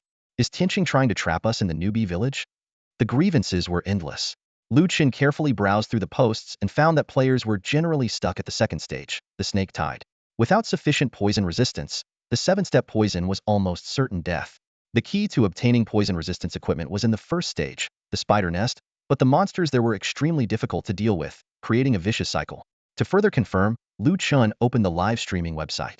The screens of major streamers were filled with green snakes, toxic mist, and continuous cries of frustration. The most popular streamer, Fonglingzi, was browsing the trading market, hoping to buy scarce poison resistance equipment. However, the market was empty. Feeling disappointed, she suddenly thought of the only hope Wei would do Quang. Fonglingzi immediately sent an email to Wei would do Quang, inquiring if there was any extra poison resistance equipment for sale. To everyone's surprise, Wei would do Quang replied with a simple yes. The live chat exploded, with viewers questioning the authenticity of Wei would do Quang. Fonglingzi held her breath and invited him to a live conversation. As Wei would do Quang accepted the invitation, the atmosphere in the live chat grew even more tense. Fonglingzi cautiously offered a price: 1,500 for the bracers, 2,000 for the leggings. How does that sound? Wei would do Quang's reply stunned everyone. If you want to buy them like that, I won't sell. The comment section went wild with various speculations and doubts. Unwilling to give up, Fonglingzi pressed on, asking for his price. After a suspenseful wait, Wei would do Quang finally stated his terms: 3 pieces of the Venom Mist armor for 7,000. The moment the announcement from Wei would do Quang was made, the entire livestream room erupted. The screen was flooded with comments, and the viewers' exclamations nearly burst through the headphones. Wei would do Quang's asking price was jaw-dropping 7,000 yuan. This figure far exceeded the current market price for the best equipment. Fonglingzi's eyes widened, her fingers trembling slightly above the keyboard. Her mind was racing, trying to grasp the significance behind this astounding offer. However, what was even more shocking was Wei would do Quang's claim of having a complete poison mist set. Impossible. Fonglingzi muttered to herself, her brows furrowed. There's no way any gauntlets have dropped yet. So many guilds have tried. I've even checked international servers, and there's been no sign of the gauntlets. The viewers in the live stream room were also in a heated debate. Some were skeptical, some were amazed, and others began analyzing the importance of this set. Feng Lingzi took a deep breath, deciding to take the risk. She quickly replied, expressing her willingness to buy. Not long after, Wei Du Quang sent another brief message. How many sets? These 3 words hit like a sledgehammer, shattering the rationality of Feng Lingzi and the viewers. The live stream room exploded into a frenzy of discussion, with voices of doubt and amazement clashing. Feng Lingzi bit her lip, weighing her team's needs, and finally replied, can I get 3 sets? Wei Du Quang's response was still succinct. Set up a private room on the trading platform. Send me the account and password once it's ready. With that, he closed the chat window. Feng Lingzi, disregarding her interaction with fans, quickly set up a private trading room on the platform and invited Wei Du Quang in. When the 3 poison mist sets appeared in the trade preview window, the live stream room exploded once more. Viewers were wildly speculating about the origin of the equipment and how Wei Du Quang had obtained them. After the transaction was completed, Feng Lingzi wanted to say something, but Wei Du Quang had already left the room. She frowned, feeling puzzled by this mysterious figure's actions. News spread like wildfire through the gaming community. Feng Lingzi's video quickly climbed to the top of the charts, with views and comments skyrocketing. Players fervently discussed the value and significance of the poison mist set, and major guilds began frantically seeking to purchase it. Meanwhile, Lu Chen's inbox was flooded with inquiries and collaboration requests. He glanced at the hundreds of emails, a slight smile on his lips. The players' reactions were just as he had anticipated. Lu Chen did a quick inventory check, 10 poison mist sets, 19 pieces of Iwanshil's guard, and 11 elegant spider silk helmets. He looked at the time 9:15 p.m. Taking a deep breath, Lu Chen sent out a mass message. At 10 p.m. tonight, I will hold a personal auction in the auction area. Interested parties, please stay tuned. After sending the message, Lu Chen returned to the game and casually defeated an Iwanshil. Luck was on his side, as he managed to complete another poison mist set. With 20 minutes to go, Lu Chen sat in place, feeling a bit nervous. 11 poison mist sets, 20 pieces of Iwanshil's guard, and 12 elegant spider silk helmets. He wondered how much the auction would fetch this time. Taking a deep breath, Lu Chen waited for the moment to arrive. There is a significant difference between a personal auction and listing items directly at an auction house. Lu Chen decided to personally host his first solo auction to add a personal touch. Standing at the virtual auction podium, he nervously adjusted his collar, took a deep breath, and prepared to face the upcoming challenge. At 9:45 p.m., Lu Chen's personal auction room officially opened. As time passed, people flooded into the room like a tide. 10 minutes later, the room was packed with 1,300 people. Watching the number of participants climb, Lu Chen marveled at the effectiveness of Feng Lingzi's advertisement. By 9:59 p.m., the first personal auction in Zhejian's history was about to begin. The official live streaming platform's popularity skyrocketed to the top spot, and even numerous broadcasters couldn't shake its position. A total of 1,743 buyers were eagerly gearing up for action. At 10 p.m. sharp, Lu Chen took a deep breath and began the auction. Dear buyers, let's cut to the chase and get started. The first item up for bid is a set of 3 exquisite spider silk helmets, starting at 2,000 yuan, with a minimum raise of 200 yuan. With that, he posted the equipment details on the public screen. The live chat room instantly erupted, with comments flying like snowflakes. Wow, Wei Du Quang has new gear again. 11 physical defense, 7 strength, 9 agility, 10 stamina. That's like 15 physical defense and 200 health points. Perfect for the poison mist forest. Quang Shan strikes again, and it's 3 pieces at once. Lu Chen paused briefly before announcing the start of the bidding. Instantly, bids poured in like mushrooms after a rain. Bidder 455, 2,200. Bidder 198, 2,400. Bidder 1134, 3,000.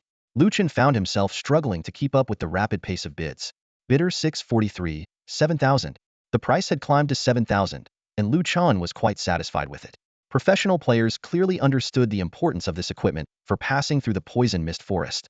The poison mist set only added 16 physical defense and no health, so with this helmet, the chances of getting through the forest would greatly improve. Bidder 711, 9,000. Lu Chen confirmed and announced. The live stream's popularity continued to soar, with players deeply engrossed in the fierce competition. Ultimately, the 3 exquisite spider silk helmets sold for 9,800 yuan. Lu Chen then brought out the second, third, and even fourth batches of helmets. Each unveiling caused a stir in the chat room. Wow, there's more? That's 9 pieces already. How many does he have? No wonder he's the wholesale king. While we fight over 1 piece, he's selling them in bulk. In total, 12 helmets sold for 39,400 yuan. Unfazed, Lu Chen announced, the appetizers are over. Now for the main course. I know you're all here for the poison mist sets, so let's get started. These aren't rare items, so let's save time and sell 3 sets at a time. Finglingzi, who was broadcasting the auction, was taken aback by Lu Chen's words. She widened her eyes, wondering just how many sets Guangshun had. She had initially worried about his inventory, but now it seemed her concerns were unfounded. Starting bid is 15,000 yuan, with a minimum raise of 2,000 yuan. Let's begin. As soon as Lu Chen finished speaking, bids surged in. Bidder 814, 30,000. Bidder 003, 36,000 yuan. Bidder 008, 40,000 yuan.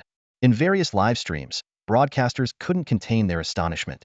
Guogua covered her mouth, eyes wide, exclaiming, "Who is this? So fierce, 40,000 yuan. Are they going to crush the competition?" When the price reached 40,000 yuan, the bidding seemed to calm down. Just as Lu Chen was about to announce the sale, bidder 003 raised the bid again. Bidder 003, 45,000 yuan. The chat room erupted in shock. This price far exceeded market expectations. Lu Chen was secretly delighted. The 7,000 yuan he spent on Finglingzi's advertisement had certainly paid off. As he was about to announce the second batch of items, the system notified him of the highest bid. Bidder 003, 45,000? Even Lu Chen was stunned by the bidder's astonishing financial power. Bidder number 003's offer left everyone in shock. 45,000 yuan without a blink. At TT headquarters, Xiaoyao, Lao Su, and others stared at their computer screens, silently calculating the intentions of this mysterious buyer. This guy is way too greedy. Does he plan to buy all the poison mist sets? Xiaoyao muttered. Lao Su's expression was serious. We have to get our hands on the poison mist sets. The level 10 main city combines 3 new bee villages. The competition will only get tougher. If we enter the main city late, we'll be under a lot of pressure. I know. Xiaoyao nodded. Wei Wudu Quang sold 3 sets to Finglingzi before, and another 3 sets after that. There shouldn't be many left. Lao Su shook his head. But the price is too high right now. Let's compete up to 50,000. Soon, the price soared to 48,000. Everyone held their breath, and suddenly, another bid. Bidder number 027, 50,000 yuan. The auctioneer announced loudly. 50,000 once, 50,000 twice, 50,000. Sold. Congratulations to bidder number 027. Lu Chen was delighted inside but maintained a calm tone. Next up, the final batch, 5 sets together. Starting bid at 25,000, with increments of no less than 5,000 each time. The livestream audience was stunned. My God! Increments of no less than 5,000. Someone exclaimed. 3 sets aren't enough. Big guilds need at least a dozen. This is all Tianqing's doing, creating the poison mist forest to trap players. The competition for the final batch was fierce. Bidder number 003 started with a bid of 75,000, averaging 15,000 per set. After intense bidding, the 5 poison mist sets were sold for 90,000 yuan. Lu Chen quickly calculated the total revenue, reaching 224,200 yuan. He was thrilled internally. Wow, 220,000. This is insane. And the main event hasn't even started. He cleared his throat. Today's auction has been very successful. Thank you all for your support. As a token of appreciation, I'll share some information about the poison mist forest for free. The crowd, ready to leave, suddenly became tense. Was Wei Wudu Quang going to share a strategy? Lu Chen continued calmly. Many people think that passing the snake tide means exiting the poison mist forest. I'm sorry to tell you, but the most terrifying challenge is still ahead. The entire internet was in an uproar. What? There's more after the snake tide? Something scarier than the spider nest and the snake tide? Someone shouted angrily. Tianqing, get out here. You said 1 in 10 would survive, but there should at least be 1. Lu Chen added. However, I happen to have a piece of equipment that can significantly determine whether you can make it through the poison mist forest. Crazy God has equipment that can decide whether we can pass through the poison mist forest? What kind of powerful gear is this? People speculated. All right, the main course is over. Now for the dessert. Lu Chen's tone remained steady. I'm selling Iwanshir's guard. Check the attributes yourself. With that, he posted the equipment details on the public screen. Everyone was stunned when the equipment appeared. Its color was blue. My God, it's a blue item. The first blue item in the entire server. My eyes are red with envy. Someone shouted excitedly. Eagerly, everyone clicked to view the attributes. Iwanshir's guard. Blue quality. The armor of Iwanshir, the master of the poison mist forest, imbued with extraordinary power. Level 10. Physical defense 21. Magic defense 3. Poison resistance 10. Strength 19. Agility 14. Stamina 24. Iwanshir's guard reduces attackers' movement speed by 10 and attack speed by 10. Seeing these attributes, Crown Prince couldn't help but gasp. What the heck? 21 physical defense and 10 poison resistance. Look at these attribute boosts, it's insane.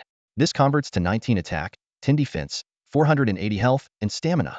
And this skill, reducing movement and attack speed. With this gear, the green bamboo python slows down when poisoned and can't catch up. Where did he even get this? Xiaoyao shook his head repeatedly. Wei Wudu Kuang already has such powerful equipment? These attributes are broken. Lao Su sighed. What a dessert. This is probably the real main event. This Wei Wudu Kuang. Feng Lingzi stared at the gear, swallowing hard. Wow, no wonder it's a blue item. The attributes are insanely strong. Definitely the top gear right now. Strange, this equipment hasn't appeared in foreign servers either. Where did Crazy God get it? I really want it.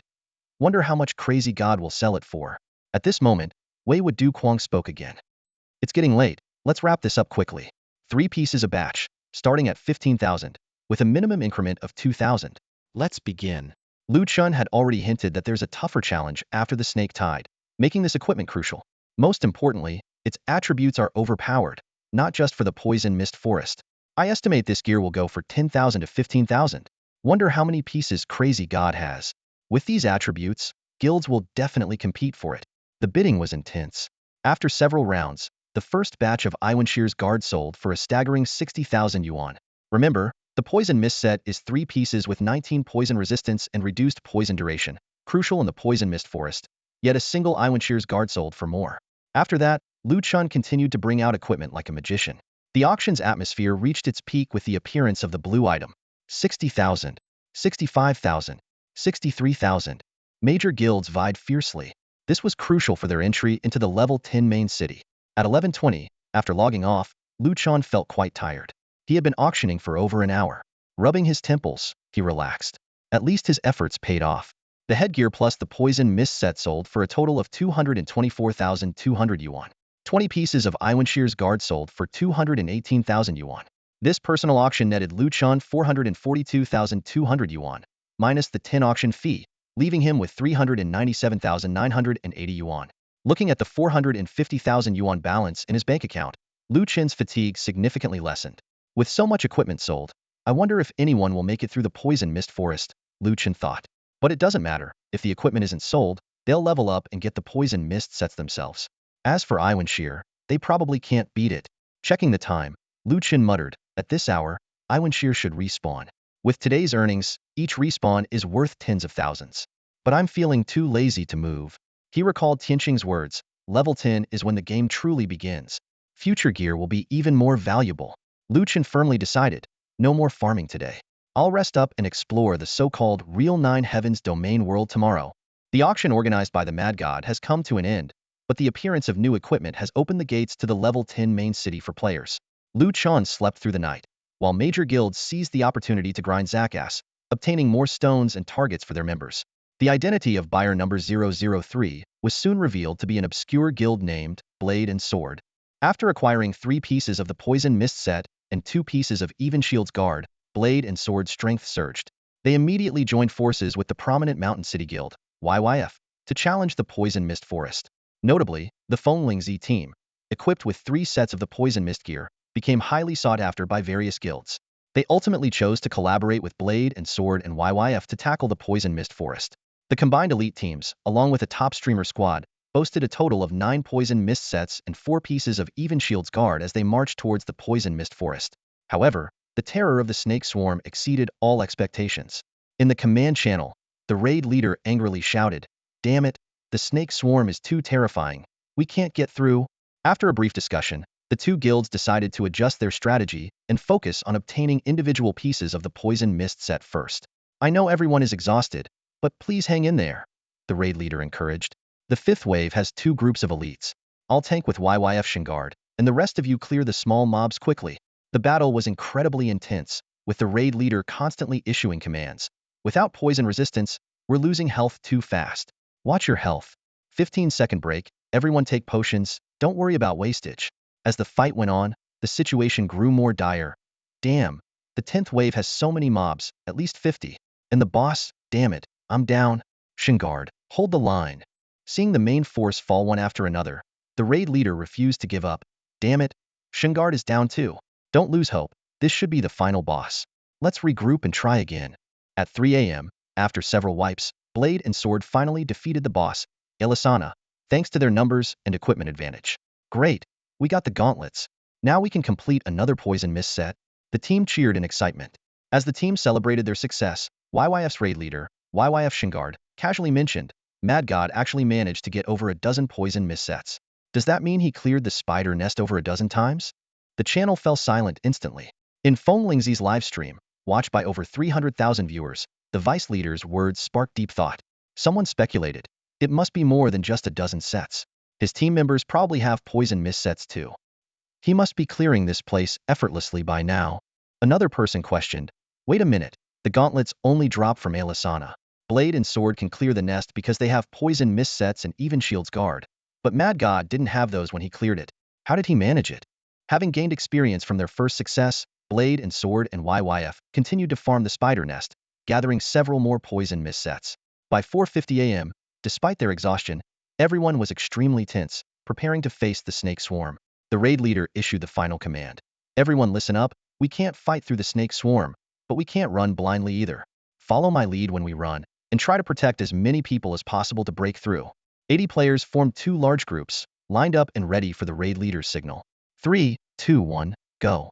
The game instantly turned into a thrilling parkour race. In the bamboo forest, massive green bamboo pythons appeared. Anyone bitten, especially those without poison mist gear, faced certain death. The raid leader continuously directed, teams 15 and 16, hold the line. Those poisoned, hold the mobs. Everyone else pushed through. After a grueling struggle, 7 players finally broke through the snake swarm. The channel erupted in cheers. We did it. We are the strongest. However, just as everyone was feeling confident, a gigantic creature appeared in the distance, the master of the poison mist forest, Even Shield. Seeing the name, everyone immediately connected it to the blue gear. Even Shield's Guard, likely dropped by this boss. Blade and Sword's leader, confident and eager, charged at the boss. However, within just 5 minutes, everyone, including Fenglingzi, found themselves back at the newbie village. They regretted their actions deeply, as the boss's attacks were far more powerful than anticipated, dealing 4,000 damage with terrifying control abilities, leaving only one person mobile at a time, and with a slowing effect. At their current level, they were no match for it. Fenglingzi shook his head repeatedly during the live stream. I told them to listen to Mad God, but they didn't believe me. Now we've wasted an entire night and have to start all over again. The next day, Chen woke up at 9 a.m., had a leisurely workout, and after breakfast, returned home. He opened the official website and saw the video of Blade and Sword's all-night raid, exclaiming, they reached Even Shield? Not bad. He closed his computer, put on his helmet, and logged into the game. Seeing that his 3 friends had reached level 10 after a night's effort, he nodded in satisfaction. Air Sansi, stop grinding. Let's leave the newbie area. To level up, Chen decided to challenge Avanhill again. Just as he was about to make his move, a thought crossed his mind. Avanhill had skills, and he could learn them. Although Avanhill's skills didn't deal damage, they were quite annoying. Embracing the mindset of more skills, more benefits, Chen immediately exchanged 1,000 reputation points to purchase a yellow-tier skill compilation scroll. Upon purchase, the price of the yellow-tier skill compilation scroll in the shop skyrocketed to 2,000. Chen shook his head with a wry smile, feeling even more disdain for the reputation shop. He quickly used the scroll, only to receive a system prompt. Unable to use, no target detected for compilation. It seemed he needed Avanhill to use a skill first. Without hesitation, Chen started taunting Avanhill, who took the bait and quickly ensnared the 3 fools. Chen used the scroll again, entering a 10-second countdown. As soon as the system indicated successful compilation, Chen wasted no time in finishing off Avanhill and tossing the loot onto the trading platform. Eagerly, he checked his newly acquired skill. Spider Silk Bind Yellow-tier skill. Use Spider Silk to bind a target, consuming spiritual energy to maintain the binding state, with 1 point of spiritual energy consumed per second. Can bind up to 10 targets. Non-spider species require an additional piece of sturdy spider silk for each target bound. Chen was relieved to have hundreds of pieces of spider silk in his inventory, enough for a while. However, his spiritual energy was only 5 points, meaning he could only bind for 5 seconds, which made him regret his impulsive spending. Shaking off his thoughts, Chen set off on the wide, cobblestone path leading to the Beast Mountains. Along the way, he admired the scenery while scouting for potential strong allies. The Beast Mountains covered a vast area. Fortunately, Chen had 8 legs, or he might have been exhausted. The outskirts were teeming with wild creatures like wolves, tigers, and bears, ranging from level 10 to level 20. Chen tested a few and found that wolves were agile, tigers had strong attacks, and bears had thick health. But none of these were his ideal allies. Considering that he and the three fools were all melee fighters, Lu Chen decided to look for some ranged attackers. He ventured deeper, through dense forests, until he reached a desolate area. The atmosphere suddenly became eerie, filled with unidentifiable, creepy sounds.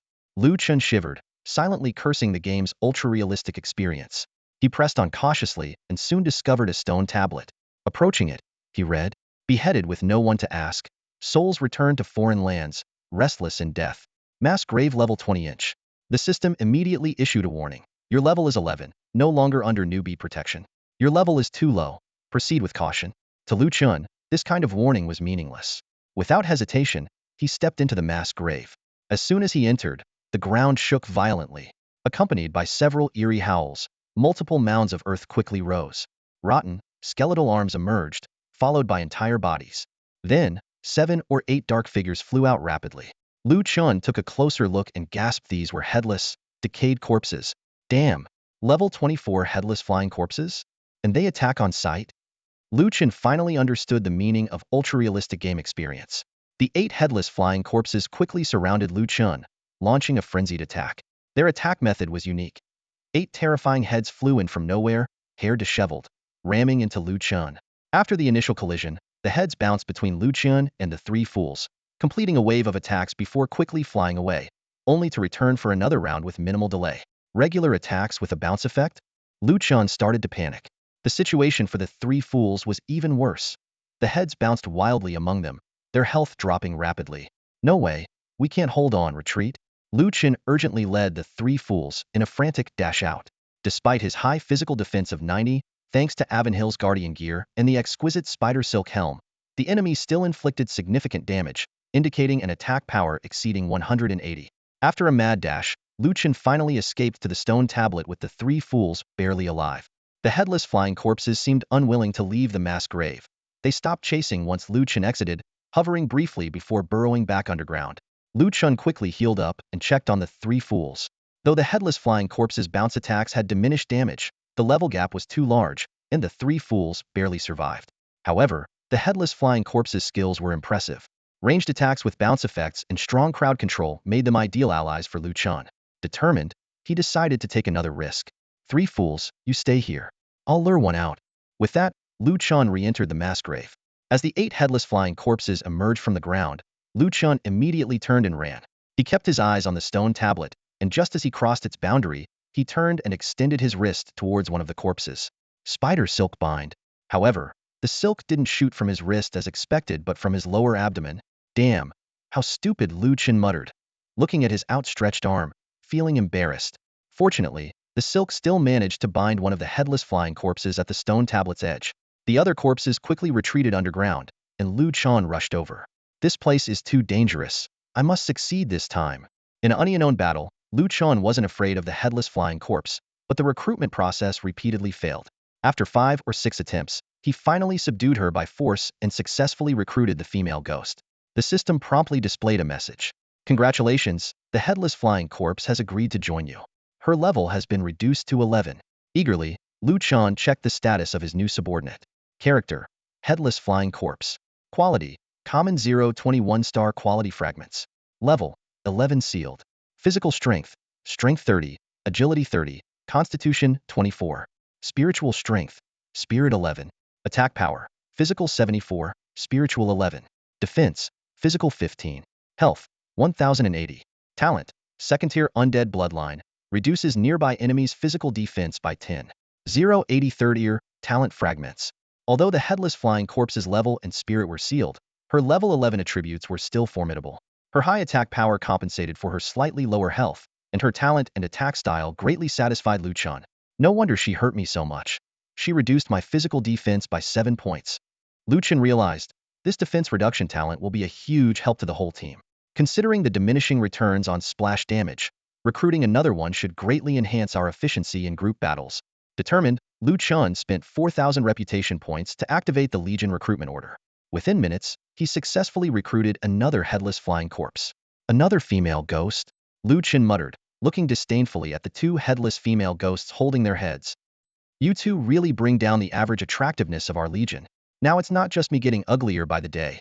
The whole legion is becoming hideous. The three fools are now the most handsome members of the group. While Lu Chen was busy improving the quality of the two female ghosts, the system suddenly displayed a message. Your faction now has 5 members, and since you chose not to register your faction in the main city of Immortal Mountain, you have activated the hidden quest. A place to call home? A hidden quest? For me. Lu Chen was surprised and quickly checked the quest details. Quest description. You are a courageous leader.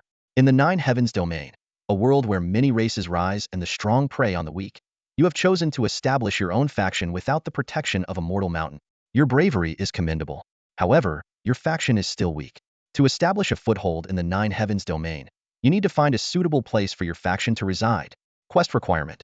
Seize your first territory in the Beast Mountain range and establish your power. Quest reward. Gain usage rights to the area and receive the title, Tiger Courage, Dragon Might. Lu Chen furrowed his brow in thought. Is the system treating me like an ordinary player, considering my legion as a regular player-created faction? He felt somewhat disappointed with the quest reward. What's with this title? Couldn't they give me some equipment or something? Despite his disappointment, Lu Chen didn't hesitate to accept this rare hidden quest. Recalling places he had explored before, he quickly set his sights on a target Crown Cloud Peak, the highest peak in the Beast Mountain range. Standing high gives you a better view. The scenery there must be spectacular.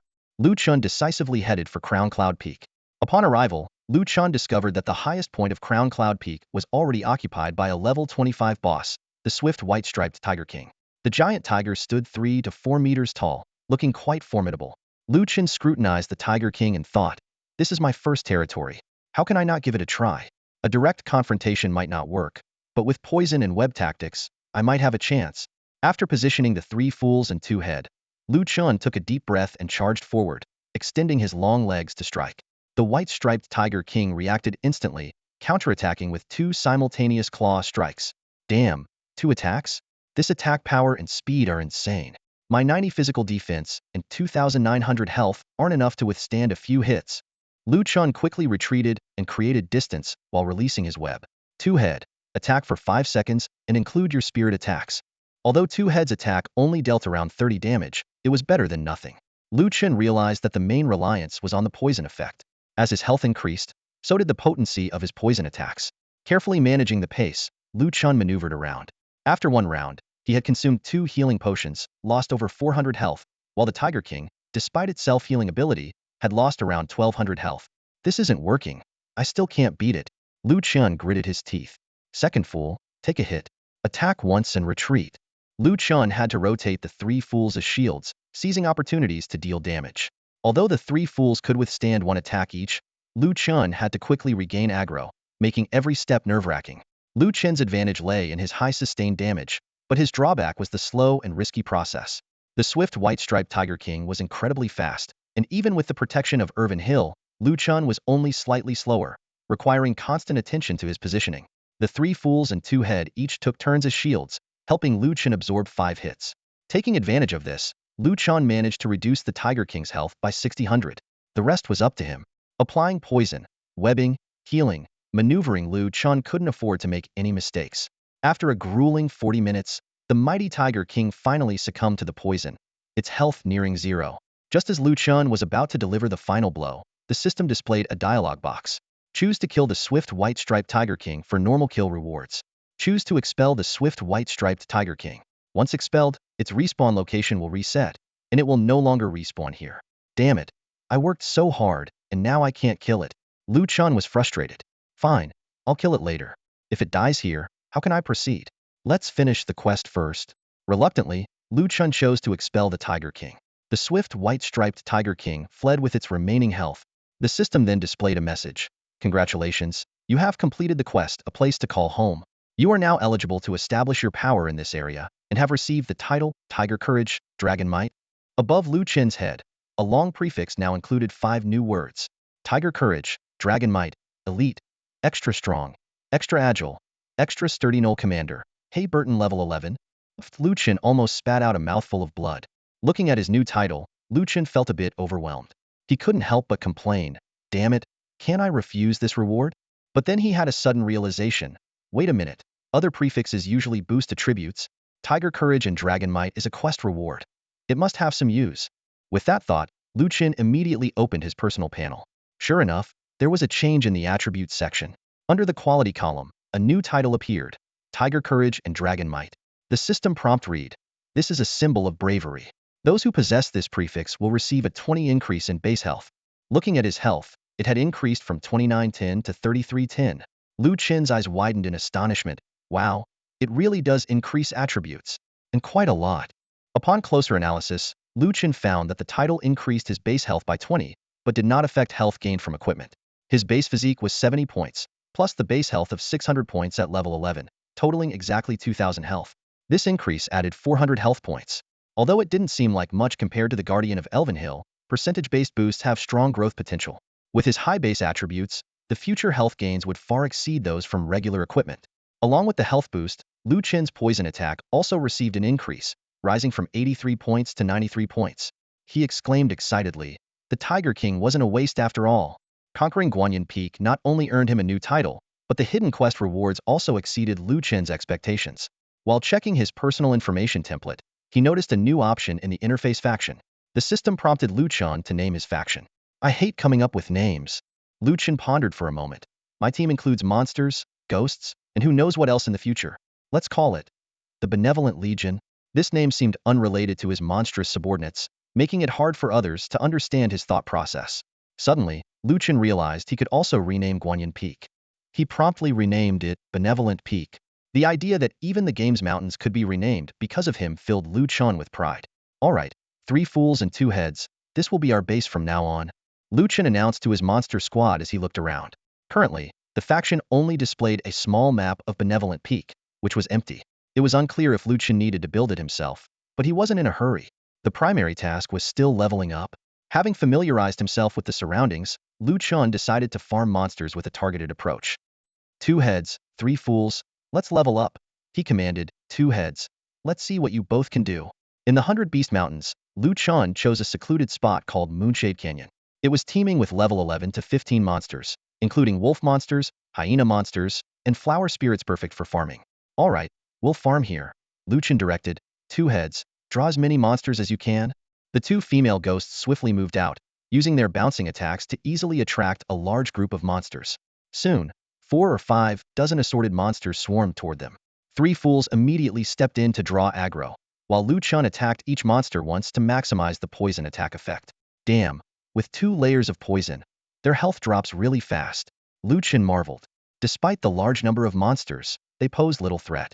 Under the dual poison, 2 heads flying skull attacks, and 3 fools finishing moves, the wave of monsters was quickly cleared. The system messages began to flood in. Killed Silvermoon Direwolf, level 13. Captured 120 points of all-spirit energy. Obtained 1 first-tier talent fragment. Gained 1 1-star quality point. Extracted 1 pure spirit energy. Killed Steelback Hyena, level 12. Captured 108 points of all-spirit energy. Obtained 1 first-tier talent fragment. Gained 1 1-star quality point. Lu Chen was a bit surprised. Why are regular monsters dropping 1-star materials directly? But he quickly figured out the reason. Although 2 heads were regular monsters, they had a second-tier undead bloodline talent when first captured. These level 10 hyena and wolf monsters might naturally have first-tier talents, hence they dropped first-tier talent fragments upon being killed. As for quality, Silvermoon direwolves and steelback hyenas might naturally have a higher quality than regular gnolls, so even ordinary individuals would drop 1-star quality points. Observing further, Lu Chen noticed that these 2 types of monsters had a higher critical hit rate than normal gnolls. So the tier of talent fragments depends on the monster's innate talent level, Lu Chen realized, and the quality points are related to the species. However, when he killed a 3-petal flower spirit, the system prompt changed to killed 3-petal flower spirit, level 14, captured 132 points of all-spirit energy, obtained 1 0-tier talent fragment, gained 1 0-star quality point. Lu Chen speculated, it seems 3-petal flower spirits are the lowest of their kind, so they drop the worst materials. Despite this, getting 1-star materials was a pleasant surprise, and Lu Chen didn't dwell on it. He continued to command, 2 heads, keep pulling more monsters. As the monsters were about to be cleared, Lu Chen planned to increase efficiency by pulling more monsters at once. Since he only needed to attack and not run, he could save a lot of stamina and estimated that he could handle 100 monsters at a time. During the intense farming session, new equipment finally dropped.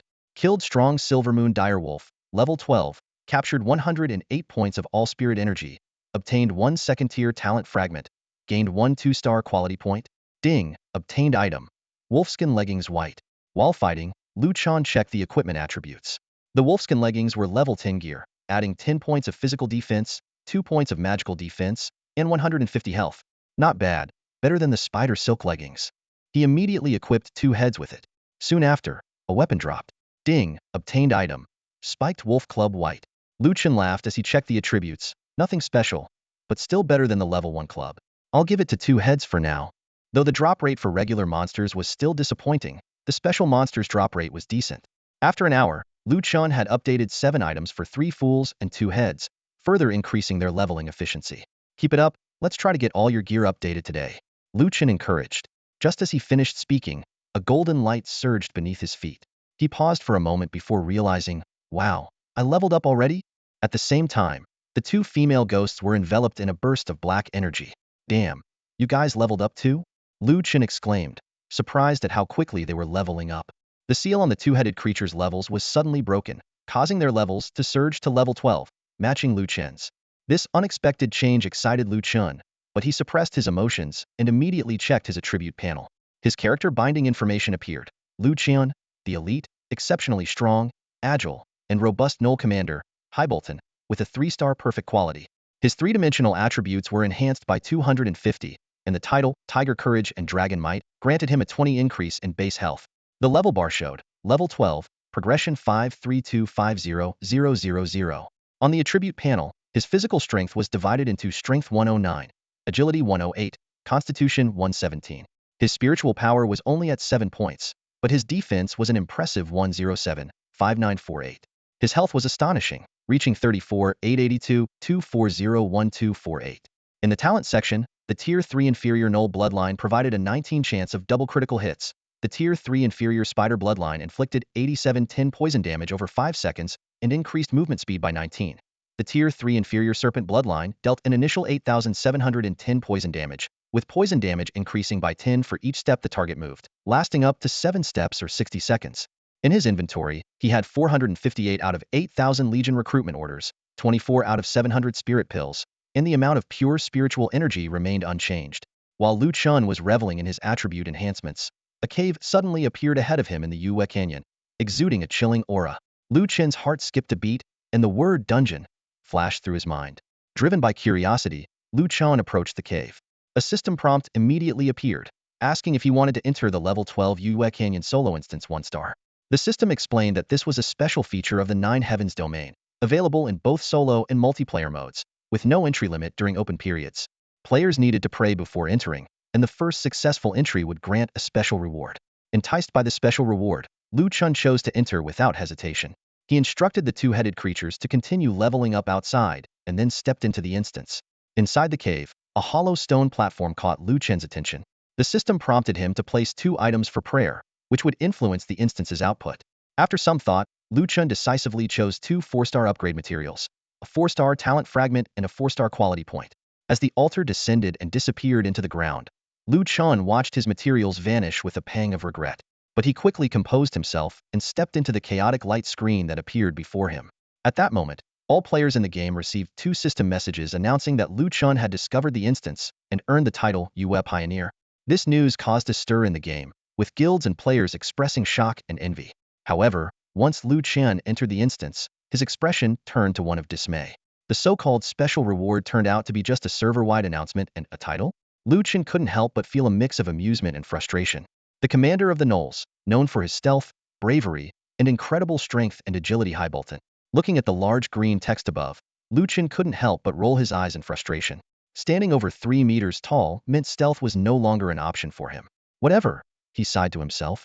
The prefix is already there, and as a wild monster, I can't hide my ID anyway. Fortunately, the system announcement only mentioned the ID Waiwadaquang without revealing his true identity. Shaking his head, Lu Chen decided to focus on his current task-gathering materials. He ventured deeper into the secret realm and soon spotted a pack of moonlit silver wolves. Though they were only level 12, each one was a 3-star special monster, meaning they would drop valuable 4-star materials. My prayers have been answered. Lu Chen growled in excitement, immediately entering a frenzy of monster hunting. With all 8 legs moving, he charged at the wolf pack like a black lightning bolt. After slaying the first particularly agile moonlit silver wolf, the system notification chimed. Captured 540 points of heaven and earth spiritual energy, obtained 5 4th-tier talent fragments, 5 4-star quality points, and 5 units of pure spiritual energy. Holy crap, 5 times the drop rate. Lu Chen exclaimed, meticulously double-checking each word. Indeed, experience, materials, even pure spiritual energy were all multiplied by 5. Was this the reward for discovering a secret realm for the first time? Amazing. For ordinary players, facing 5 3-star special monsters alone would be a death sentence. But Lu Chen's stats and talents were extraordinarily powerful. By simply poisoning them, these moonlit silver wolves would be slowly drained of life, posing no real threat. 5 moonlit silver wolves yielded 25 materials and over 10,000 experience points. Adrenaline surging, Lu Chen frantically searched the secret realm for more monsters. Thanks to his 8 long legs, his movement speed was astonishing. Soon, he encountered wave after wave of moonlit silver wolves. The kill notifications kept refreshing, and the materials and experience points piled up rapidly. In a short time, Lu Chen had already slain 50 moonlit silver wolves. This is way faster than farming in Iwanshire. Lu Chen muttered excitedly to himself. Each new pack of wolves felt like hitting the jackpot, and he charged at them without hesitation. Although no other equipment dropped in the secret realm, the haul from 40 waves of monsters was already astounding. 1,000 materials and 250,000 experience points. Lu Chen didn't even have time to evolve, fearing he might miss any wave of monsters. Suddenly, the system notified him of a level up. Lu Chen murmured in disbelief. No way, this is too good to be true. Leveling up in an hour? Is this secret realm a welfare zone? Taking advantage of the level up, Lu Chen simultaneously enhanced his quality and talents. All 3 talents were upgraded to the 4th tier, and all 4 quality stages were maxed out. After leveling up, Lu Chen's title became the Commander of Moonlit Vanguard, brave and fearless, elite, extraordinarily strong, extraordinarily agile, extraordinarily robust, Gnoll Commander, King Highbolton.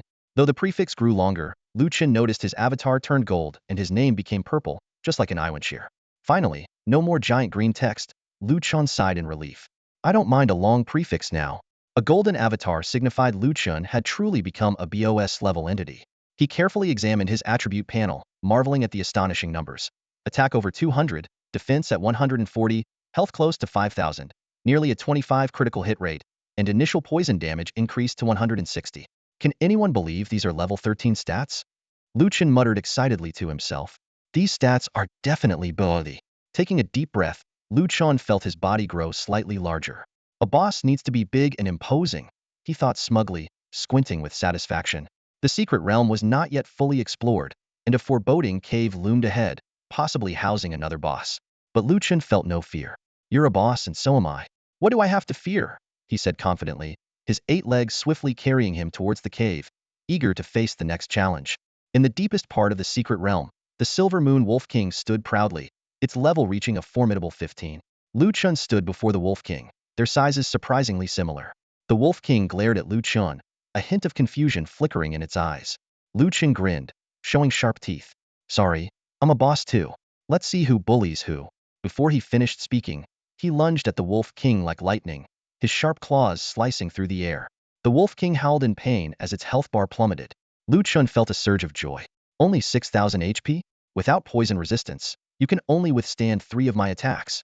Your attack power is decent, but you won't get the chance. The battle was on. Lu Chen's 7-step poison took effect, and the Wolf King struggled in agony.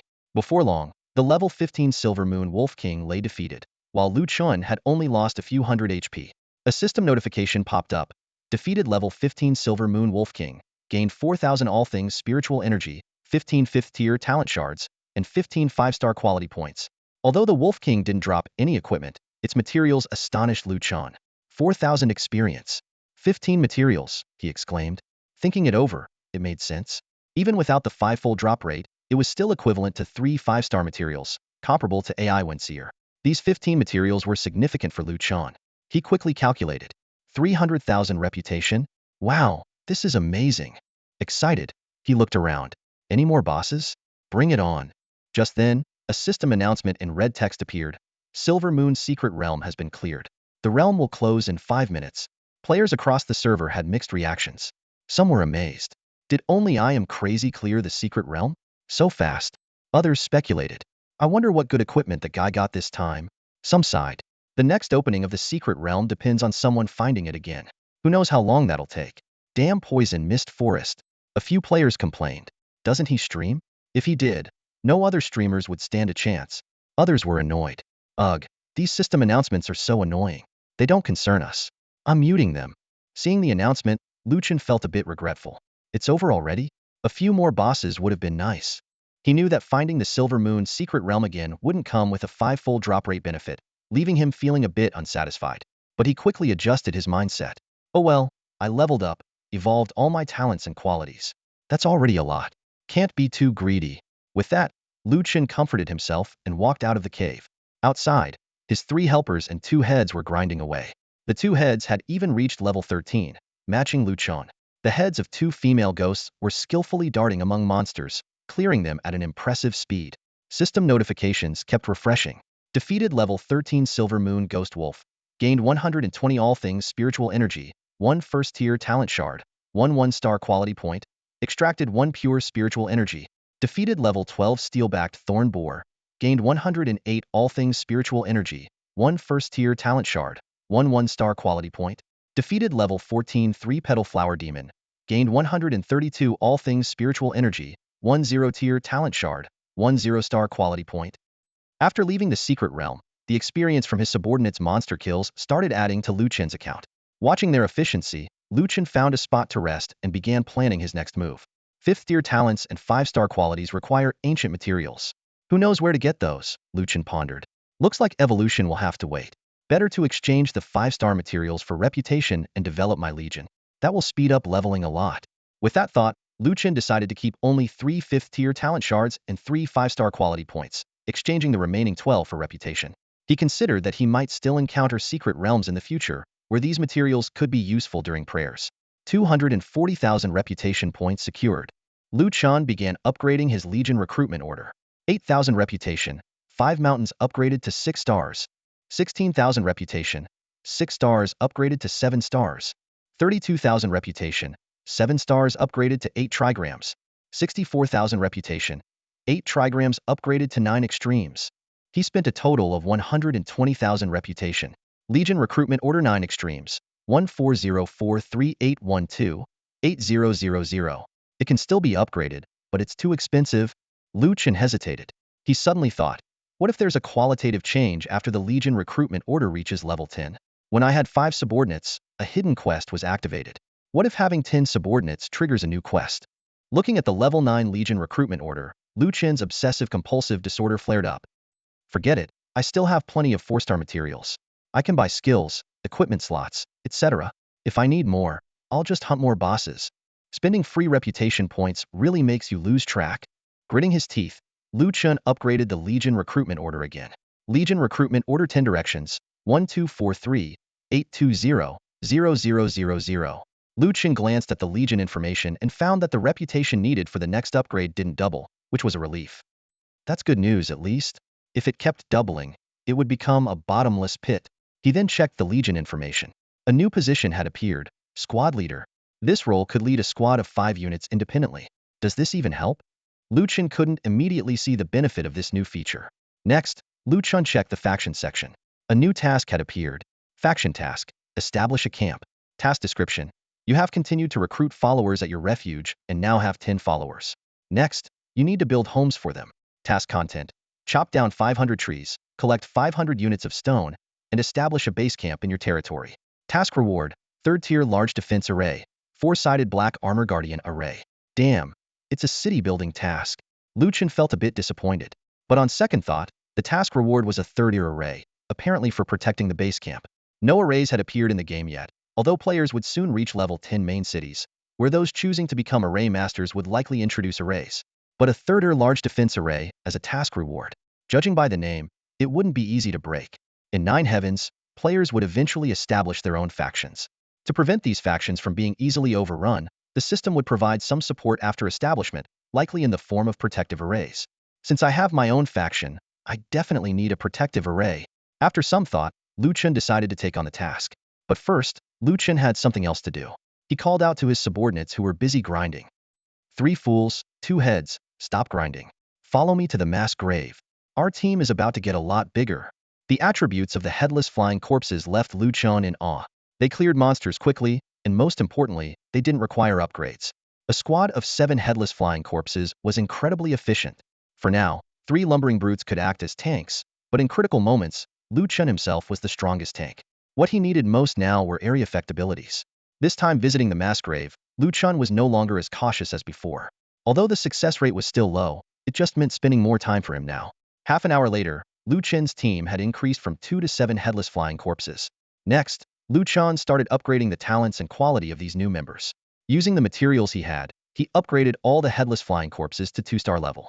3-star materials were scarce, but Chen wasn't in a hurry and planned to upgrade them later. To further enhance their combat effectiveness, Chen equipped each headless flying corpse with a wolfskin shoulder pad and a spiked wolf club, boosting their attack, defense, and health. These trivial tasks took him nearly 40 minutes to complete. Okay, finally done, Chen muttered to himself. Let's go chop trees and move stones. He led his 10 subordinates to Renai Peak.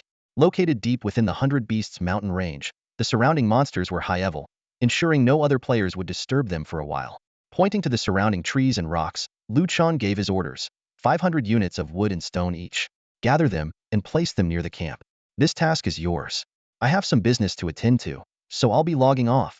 He thought for a moment and added, oh, and if you finish early, the 7 headless flying corpses can take the 3 brutes to level up. After giving his instructions, Chen logged out of the game. While waiting for his instant noodles, he opened his computer and accessed the Jiang City portal. Magnificent Jiang City. To Chen's surprise, the Jiang City website was now half occupied by content related to 9 Heavens domain. The forums were buzzing with discussions, and the news sections were filled with reports about 9 Heavens. Information about 9 Heavens studios, gaming guilds, and player organizations was abundant. The influence of 9 Heavens was permeating society at an astonishing rate. Shaking his head, Chen turned his attention to the real estate section. An advertisement caught his eye. Premium fully furnished small apartments at Huangshan EP now open. Prime location, convenient transportation, complete infrastructure, all units fully furnished, movie-in ready. Starting from 400,000 yuan. Prepay 10,000 yuan to get 20,000 off. Full refund if not purchased. Time remaining for the offer. 11 hours 15 minutes. Chen knew that such promotional claims were often exaggerated. Starting from 400,000 yuan usually meant most units would be priced higher. However, the prepaid 10,000 to get 20,000 off deal was quite appealing. He guessed the prices for smaller units wouldn't vary too much. Out of curiosity, Chen clicked on the Huangshan Epin page. As expected, the 400,000 yuan units were sold out, with most units priced between 450,000 and 650,000 yuan, ranging from 60 to 80 square meters. In a small city like Jiang City, this price range was quite standard. Chen checked his bank account. The last personal auction had brought in 400,000 yuan, and with other equipment sales, his total savings amounted to 520,000 yuan. This meant he could afford to buy a small apartment outright. Making 500,000 yuan in less than a week, Chen felt a surreal sensation, as if he were in a dream. He thought to himself, for Louis and me, 70 square meters is enough. Most importantly, it will be our own home. No matter how small, with my sister there, it's ho. The lease on his rental apartment was up for renewal in half a month, requiring a quarterly payment. If he could buy a new apartment and move in immediately, it would save a quarter's rent. Chen thought of his sister, Lu Yi, who had been staying at the Longting Club dormitory for several days. During their call last night, she had reminded him to cook something good when he got home tomorrow. Maybe not a feast, but I can offer a new home. Chen smiled and, with a determined click, made the reservation payment of 10,000 yuan. Meanwhile, in the Northern Military District Command Center, Li Muhua was reporting to his superior. Sir, everyone is still stuck in the poison mist forest stage. We lack poison resistance gear, Li Muhua reported. The old commander, despite his age, had clearly done his homework. He easily grasped terms like poison mist forest and poison resistance. Yes, the poison mist forest is indeed challenging. I've watched many guilds live streams, the commander said calmly, then changed the subject. By the way, have you found any information on Only I Am Crazy? Sir, we haven't. Tianqing's defense system far surpasses our information unit's capabilities. We can't trace his IP, Li Muhua replied. The old man was not surprised and said calmly, I see. Given Tianqing's ability to develop such a game, their technology is ahead of its time. Have you managed to contact Only I Am Crazy? No, sir. We've sent him numerous emails, but he never responds. At most, he sends out mass emails about his auctions. The commander nodded and smiled slightly. Who exactly is this guy? To stay ahead of all players, we need to find a way to contact him, ideally to become friends. Li Muhua was puzzled, sir. He's just a gaming expert. Is it really necessary for the military to seek his cooperation? The commander looked at Li Muhua meaningfully. It seems you haven't fully grasped the significance of this mission. Shaoli, you must understand, 9 Heavens is far more than just a game. Governments and militaries worldwide are closely monitoring it. It could change the future of humanity. I suspect that when the second heaven domain is launched, we might see some clues. Li Muhua's brow furrowed, his resolute military demeanor showing a hint of stubbornness. Sir, I understand your concerns and don't doubt your judgment. I mean, we just started playing later than others. Give us some time, and our soldiers will definitely conquer the poison mist forest. The commander smiled slightly and patted Li Muhua's shoulder. I believe that. What I mean is, our game progress can lag behind others, but our control over information must be ahead of everyone. Since the appearance of the Ghost Moon's secret realm, the system announced some details about Only I Am Crazy. I'm sure many people are now more interested in him. If we don't secure him, and he becomes an adversary, it will be our loss. Understand? Li Muhua hadn't expected the commander to know even about the system announcement. Reflecting on his leader's words, he seemed to grasp the bigger picture. The military had a more significant mission. While they appeared low-key in the game, they were not merely there for leisure. The commander was already strategizing. I understand, sir. I'll find a way to contact Only I Am Crazy immediately, Li Muhua said firmly. Good, go ahead. The old man nodded appreciatively. As Li Muhua turned to leave, he suddenly called out, Oh, Shao, sir, anything else? For the Poison Mist Forest, you can watch the Pan Sure Guild's videos. Their method works, and they've already cleared the Poison Mist Forest. Li Muhua was taken aback, realizing the commander even knew about the Pan Sure Guild. Yes, sir, Li Muhua replied, then left the command center. Lu Yi's holiday starts tomorrow. Lu Chen paid the deposit, grabbed a meal, and took the opportunity to work out a bit. He headed to the fitness area in his neighborhood to do some pull-ups. To Lu Chen's surprise, despite his recent obsession with gaming and irregular sleep schedule, he found the pull-ups much easier than before. He couldn't help but wonder if the motivation to buy a house was giving him extra energy. For the siblings, buying a house was indeed a significant milestone. Without the game Nine Heavens, they might have only dared to dream about it in 10 or 20 years. In the fitness area, a few elderly people were enthusiastically discussing their experiences in Nine Heavens. Some of them, who usually played cards together, had now become teammates in the game and were planning to form a team. Lu Chen noticed the shopkeeper's wife busy alone in the convenience store across the street, while the shopkeeper himself was absorbed in the game with a quantum headset on. A few middle school students passed by, excitedly sharing their tips on fighting monsters. I can solo level 5 gnolls now, one boy boasted. That's nothing. Lu Yuan from class 11 is already level 8. His brother is in a professional guild, so he levels up really fast, another boy said enviously. Have you heard about the Moonshadow secret realm? Wei Wudu Kuang is already level 12 and soloed it. That's amazing. I wonder if he got any legendary gear. By the way, have you noticed that the official sects in the Immortal Mountain are still empty? Not a single one has been established. Yeah, Wei Wudu Kuang has already passed the Poison Mist Forest. Why hasn't he set up a sect yet? Do you think we could join his sect? Hearing this while doing pull-ups, Lu Chen couldn't help but shake his head. Sorry, you guys probably can't join. Everyone in my legion is extraordinary. He thought to himself. Just as Lu Chen was about to do his last pull-up, he heard someone call out, Chen? Turning around, he saw one of his few friends, Luo Yu. Because of his dark skin, Lu Chen often called him Little Black. They had known each other since childhood, and even after Lu Chen's family faced hardships, Luo Yu continued to stay in touch. During Lu Chen's toughest times, young Luo Yu often secretly brought him food and money. Lu Chen got down from the bar, and they found a place to sit. Not working late today? Lu Chen asked. Luo Yu handed Lu Chen a cigarette and explained. Nope, our company is focusing on Nine Heavens now. Everyone is playing the game. What? Your company isn't making money anymore? Lu Chen asked in surprise. Luo Yu laughed and shook his head. Of course we're making money. We're planning to set up a livestream channel to provide Nine Heavens guides, databases, and game assistant apps. The boss sees huge potential in Nine Heavens and even hired a professional gaming studio to lead the way. We got our guild certified on the official website. Once we reach the level 10 main city, we'll establish the guild. The higher your level, the more content you access, and the more opportunities you'll have in the future. Lu Chen nodded thoughtfully and asked, So, what level are you now?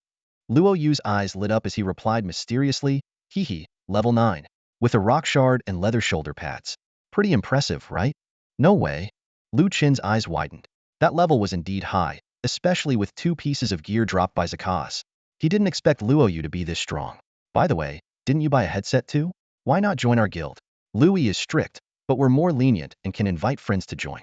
If we team up, we'd be unstoppable. Luo Yu invited enthusiastically. Lu Chen shook his head with a smile. Nah, I'm just playing casually. Farming gear and making some money. Luo Yu seemed a bit disappointed, but quickly understood Lu Chen's family situation and said, Alright, by the way, We've noticed that special monsters have a much higher drop rate than regular ones. About one weapon every 30 kills. A club sells for around 100 now. If you farm 2 or 3 a day, it's quite profitable. Chen frowned, realizing that clubs had dropped to just 100 each. He hadn't paid much attention to the trading zone lately. Yu continued, add me as a friend in the game later. When I have time, I'll help you level up. Once you level up, you can farm more gear. Thinking quickly, Chen coughed and said, I'm not in Jiangqing Starter Village. Oh? Yeah. Jiangqing Starter Village is too crowded. Where are you? I can come find you. Yu asked enthusiastically. Just as Chen was racking his brain for an explanation, Yu's phone rang. After taking the call, Yu apologized. Chen, my colleague is urging me to log in. The boss wants to tackle the poison mist forest, so we need to level up quickly. Chen breathed a sigh of relief and pretended to be regretful. You better get going then. Watching Yu leave in a hurry, Chen felt a bit guilty but also more determined. Once he reached the level 10 main city, he would repay Yu's kindness properly. Meanwhile, on a high-speed train from Heihe to Jiangqing, four young men with upright postures sat in the last row of the first-class cabin. Although dressed in civilian clothes, their demeanor revealed their military background. In the carriage, many passengers wore quantum headsets, immersed in the game Nine Heavens. One of the short-haired, handsome men glanced at these players thoughtfully. Boss, we'll meet him in 40 minutes, said a buzz-cut young man beside him, excitedly whispering. The short-haired man responded calmly, yes, I'm really curious about who he is. But remember, we're going to make friends this time. Don't ask what shouldn't be asked, don't mention what shouldn't be mentioned, and don't force anything. Yes, sir. The other three replied in unison, their eyes sparkling with anticipation. Louis didn't get home until 9 p.m. As soon as she saw Chen, she dashed towards him, almost knocking him over. Bro, I missed you so much, she exclaimed excitedly. Chen found it both amusing and frustrating. He barely had time to chat with his sister before she hurriedly logged into her game. Her guild was organizing a raid in the poison mist forest. As a member of the gaming club, it was her duty to participate. Chen reminded his sister about their plans for the next day, and then went back to his room to log into the game. Over the next 2 hours, Renai Peak was piled high with wood and stone. With these materials, constructing the main base became a breeze. Chen selected a blueprint, and the system automatically started building. Soon, a stone wall encircled the entire Renai Peak, and a 3-story building stood at the center. At the 4 cardinal points on the peak, stone pillars with blazing flames at their tops were erected. A Legion Hall? Not bad, Chen remarked as he examined the structure. The flames on these pillars must be the energy source for the grand array. The system notified him that the task was complete and a 4 directions mystic armor protective array was set up around the camp. Chen opened the faction interface and found several new options, including a 3D map of Renai Peak. A transparent barrier now enveloped the entire mountain. The 4 directions mystic armor protective array could withstand up to 200,000 spirit power damage, which amazed Chen. A 3rd-tier array is this powerful. I only have 7 points of spirit power. If I tried to break this array, it would take forever, he thought, relieved that his stronghold was temporarily safe. The Legion Hall also unlocked several features. A Legion warehouse with 100 item slots, a Legion teleport for instant return to the base, a Legion war option to declare war on other factions, and a Legion spirit power density of 1.2, meaning training spirit power here was 1.2 times faster than outside. After handling the Legion affairs, Chen sent Cheeto and the 3 idiots to level up in the Yue Canyon while he logged off to rest. Early the next morning, Chen dragged a groggy Louis out of bed. Bro, let me sleep a bit more. I was up till 4:30 a.m. clearing the area, Louis mumbled, barely able to open her eyes. No more sleep. We have something important today, Chen said firmly, pulling Louis out the door. In front of the Huangshan Epine sales office, Louis looked confused. Bro, why are we here? Let's go in and take a look, Chen replied with a mysterious smile. They didn't notice that 4 people had been following them all the way. Boss, is he the guy? He doesn't look like it, one of them whispered. Didn't they say online that thousands of people work for him? He just seems like an ordinary person. Another one chimed in. Li Muhua glared at his 2 comrades. Can you believe everything you read online? The more ordinary he looks, the more it proves he's extraordinary. The 3 young men suddenly understood. Oh, that makes sense. How did he manage to do it? Don't ask questions you shouldn't, Li Muhua said sternly. Remember, we're here to make friends. Let's go inside. The sales office was bustling, and the saleswomen were busy. Louis looked at the model homes with longing in her eyes. Bro, these houses are so beautiful. Chen examined the different layouts carefully. Louis, which one do you think is better? The 70 square meter one is great, Louis said excitedly. 2 bedrooms, a living room, a bathroom, and a big balcony. You can grow flowers, dry clothes, and relax after dinner while enjoying the view. Lu Chen also liked the 72 square meter layout. It was well designed with no wasted space. He glanced at the price, 537,000 yuan. With the previous discount, it was just within his budget. Bro, we're acting like we can actually buy it. Let's go. We can't afford it, Louis said, trying to pull Lu Chen away. Let's buy this one, Lu Chen suddenly said. Louis stared at him in shock. What? Am I dreaming? Or are you? Even if we get a mortgage, we can't afford the down payment, let alone the loan repayments. Lu Chen smiled mysteriously and led her to a saleswoman. Soon, they were seated in the contract area, and Lu Chen showed the prepayment receipt on his phone. Bro, when did you make the prepayment? Are we really buying a house? Louis whispered while the saleswoman verified the information. We're about to sign the contract. What do you think? Lu Chen replied nonchalantly. Don't worry, I didn't rob a bank. It's all clean money.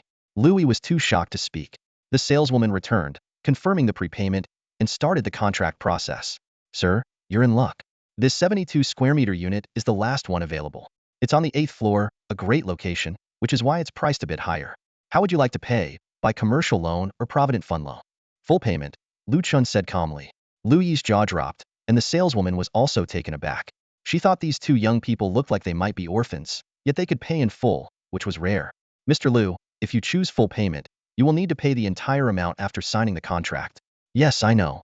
I have the card with me, Lu Chen said confidently.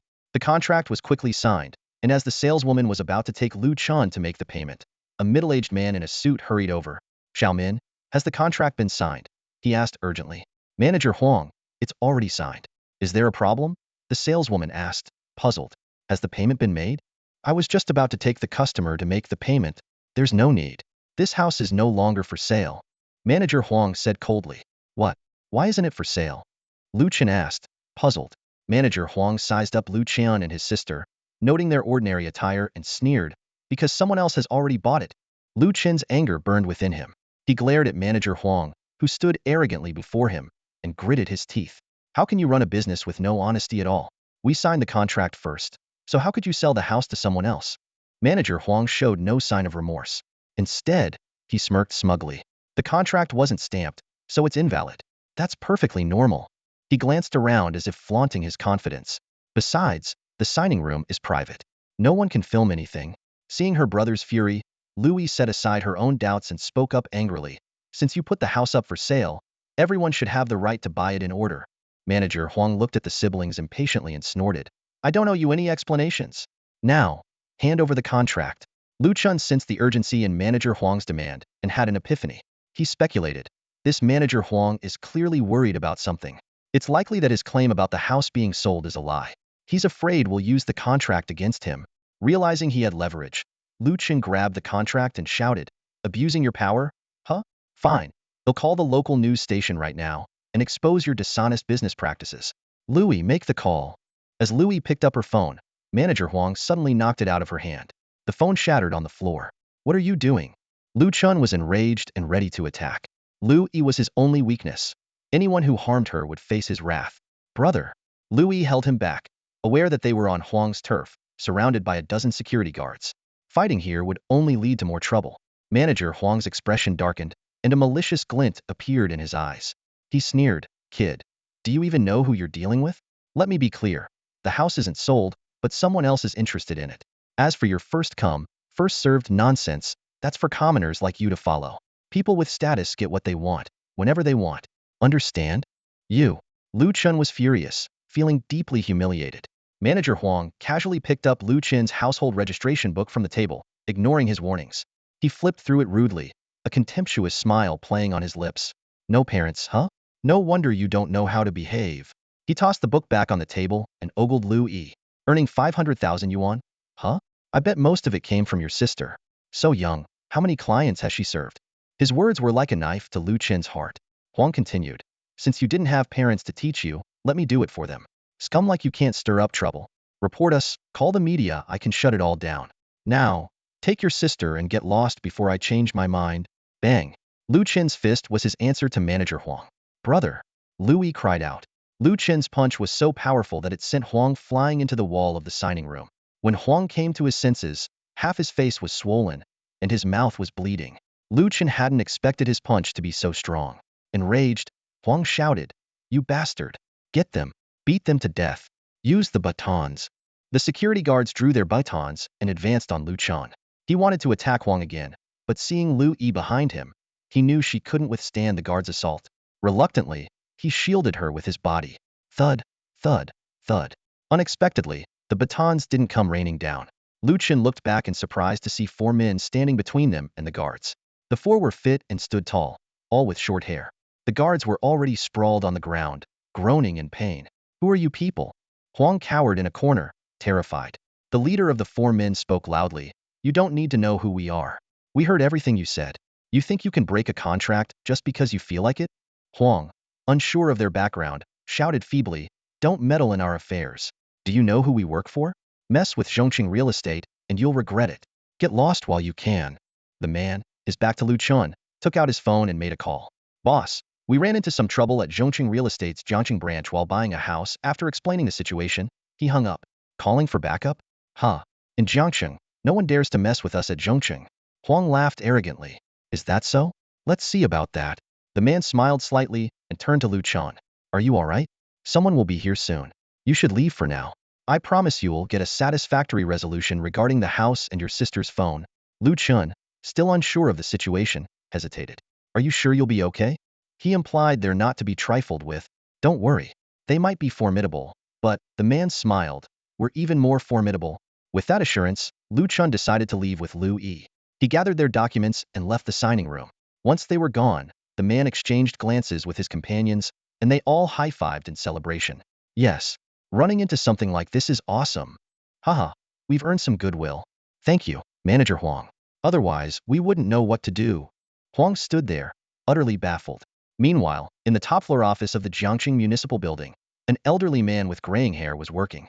Suddenly, his direct line rang a call not just anyone could make. The old man answered, hearing a familiar voice. Xiao Lin, are you busy? Given Lin Xueshan's status, only a handful of people could address him as Xiao Lin. He stood up immediately, excited. Yes, it's you, old squad leader. A hearty laugh came from the other end. Haha, Secretary Lin. I can't believe you still recognize my voice after all these years. Commander Su, I'd recognize your voice anywhere. I still dream about you calling us to assemble in the middle of the night. The 2 old comrades, one a soldier and the other a politician, reminisced about old times with endless stories to share. Old Su, what made you think of calling me? I'm here to file a complaint with you, the local authority. That Zhongqing real estate over there is incredibly arrogant. Really? Tell me more. Lin Xueshan's tone turned serious. I want to see what makes them so bold. Lu Chen hurriedly left the sales center with Lu Yi, their steps quick and their expressions tense. Lu Yi asked worriedly, brother, who are those people? I don't know them.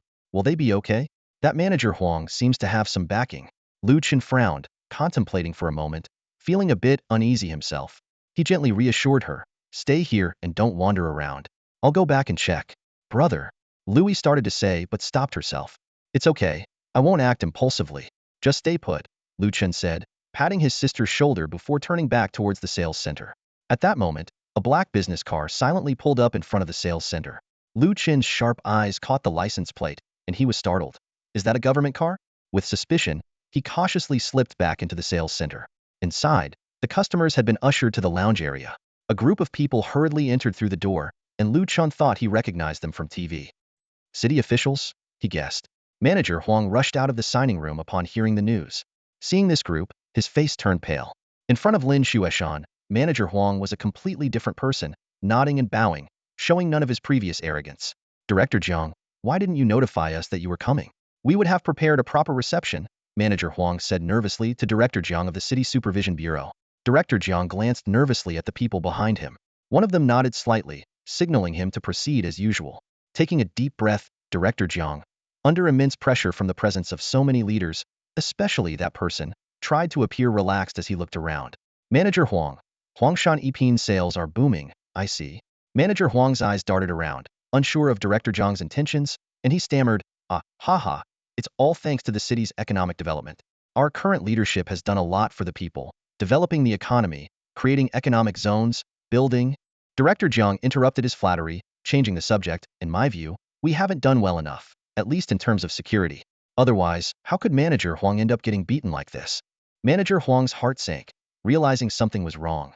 Leaders coming down personally was never about minor injuries. He quickly explained, Director Jiang, this was just an accident. I'm sorry to have embarrassed you. Director Jiang shook his head, his tone serious. What kind of accident leads to such serious injuries, Manager Huang? We happen to have some time, so why don't you tell us what really happened? At that moment, another Mercedes-Benz screeched to a halt outside, and a group of people got out. Leading them was Zhang Weiguo, the regional manager of Zhongqing Real Estate's Jiangqing branch. Zhang Weiguo immediately recognized the high-profile individuals present and was so shocked that his lips trembled. Director Jiang, Director Wang, Director Peng, and Secretary Lin. Seeing Huang Xia's swollen face, Zhang Weiguo connected it with earlier reports, realizing the gravity of the situation. Trying to remain composed, he addressed the leaders. I'm terribly sorry. We didn't receive any notification. We had no time to prepare for your visit. Suddenly, a loud voice came from the signing room. What preparation do you need? Four young men walked out. Leading them, Li Muhua approached Lin Xueshan, about to salute, but Lin Xueshan stopped him just in time. Lin Xueshan smiled at him, and Li Muhua understood the old chief's intent. Li Muhua turned to Manager Huang and sarcastically said, Manager Huang, didn't you say no one in Jiangqing would dare touch you? You didn't seem to care about the leaders just now. Director Jiang looked at Huang Xia with amusement. Oh, Huang Xia, how do you usually speak to people? Huang Xia, pale with fear, looked to Zhang Weiguo for help, only to see anger in his eyes. Forcing a laugh, Huang Xia said, Ha, ha ha, my friend, you must be joking. How could I say such things? Without another word, Li Muhua played a recording on his phone. In the recording, Manager Huang's arrogant tone was a stark contrast to his current demeanor. Scum like you can't stir up trouble. Report it, call the media. I can suppress it, believe it or not. Don't meddle. Do you know which developer we are? If you dare to mess with Zhongqing Real Estate, you're asking for death. Be sensible and get lost. Looking for someone? Ha ha ha. Now you know to look for someone? Let me tell you, in Jiangqing, no one dares to mess with us Zhongqing. With undeniable evidence, Manager Huang's legs gave way, and he fell to his knees with a thud. He stammered, I was talking nonsense. My brain wasn't working, As he spoke, he began slapping himself hard on both cheeks. Lin Xueshan suddenly, impatiently, stopped him. Enough. If you have any self-awareness, reflect on your actions. Don't put on a show here. Huang Xia froze, not knowing what to do. Turning to Director Jiang, Lin Xueshan asked sternly, What I want to know now is whether the materials used in Huangshan Yiping's construction are substandard, using cheap materials with harmful substances. This is a matter of public concern and must be thoroughly investigated. Director Jiang immediately responded, Secretary Lin, the testing department is conducting tests, and we will have results soon. Zhang Weiguo, either weak with fear or tired of standing, sat down even though the leaders were still standing. Before long, the test report arrived. After reading it, Secretary Lin's face darkened. He demanded, which department was responsible for the previous tests, and who was in charge? I want a report on my desk within a day, no matter who is involved. Director Jiang hastily agreed. Yes, Secretary Lin. Lin Xueshan continued. Have Lu Ming from Zhongqing come to see me? The business department head replied nervously. Yes, Secretary Lin. Suppressing his anger, Lin Xueshan's expression softened only when he looked at Li Muhua and his team. He praised, Well done, young men. You four, come with me. I want to know more about the situation. Hiding in the corner, Lu Chen watched in shock.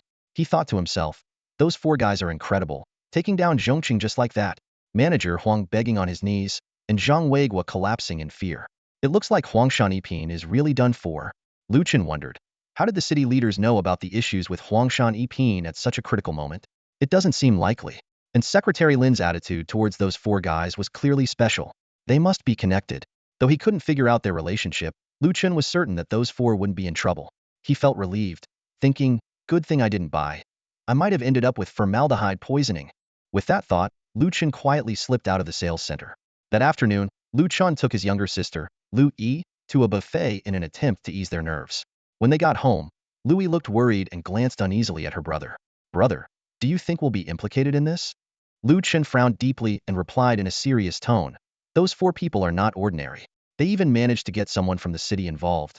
But it seems they don't mean us any harm. Louis nodded slightly, feeling a bit more at ease.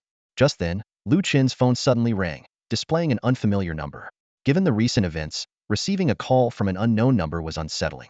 To avoid worrying his sister further, Lu Chen made an excuse and went to his room to answer the call. Hello, is this Mr. Lu Chen? A stranger's voice came from the other end. Who is this? Lu Chen asked warily. Mr. Lu Chen, we met today. Remember? I mentioned that we would give you a satisfactory answer regarding the house and the phone. Lu Chen was puzzled. He had taken the contract and personal documents back with him, So how did this person get his phone number? How did you get my number? Lu Chen asked directly. Well, the other person hesitated. Mr. Lu, there's no need to be so cautious. We mean no harm. If it's convenient, could you and your sister come to the municipal building tomorrow? Secretary Lin would like to meet you both. What? Lu Chun was taken aback. Secretary Lin wanted to meet him? But if they were with Secretary Lin, there was no need to worry.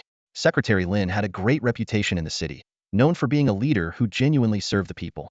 Besides, if Secretary Lin wanted to meet him, could he refuse? All right, I'll come by tomorrow morning, Lu Chen finally agreed. The next day, Lu Yi followed her brother, filled with confusion. The series of events in the past week felt like a dream. Her brother earning 500,000 yuan? Saving a woman while buying a house? Huangshan Yiping collapsing because of them? The city's top official wanting to meet them? It all seemed too unreal. The security at the municipal building didn't give them any trouble, and they smoothly made their way to the top floor. The 4 people who had helped them yesterday were already waiting. Li Muhua warmly greeted them. Mr. Lu Chun, Ms. Lu Yi, you're here. Secretary Lin is expecting you. Meeting the secretary for the first time, Lu Chen and Lu Yi were understandably nervous. Secretary Lin looked up at them, his gaze lingering on Lu Chen for a few extra seconds before he walked over with a smile and shook Lu Chen's hand. You must be Lu Chen. Hello. Lu Chen was caught off guard by the sudden warmth.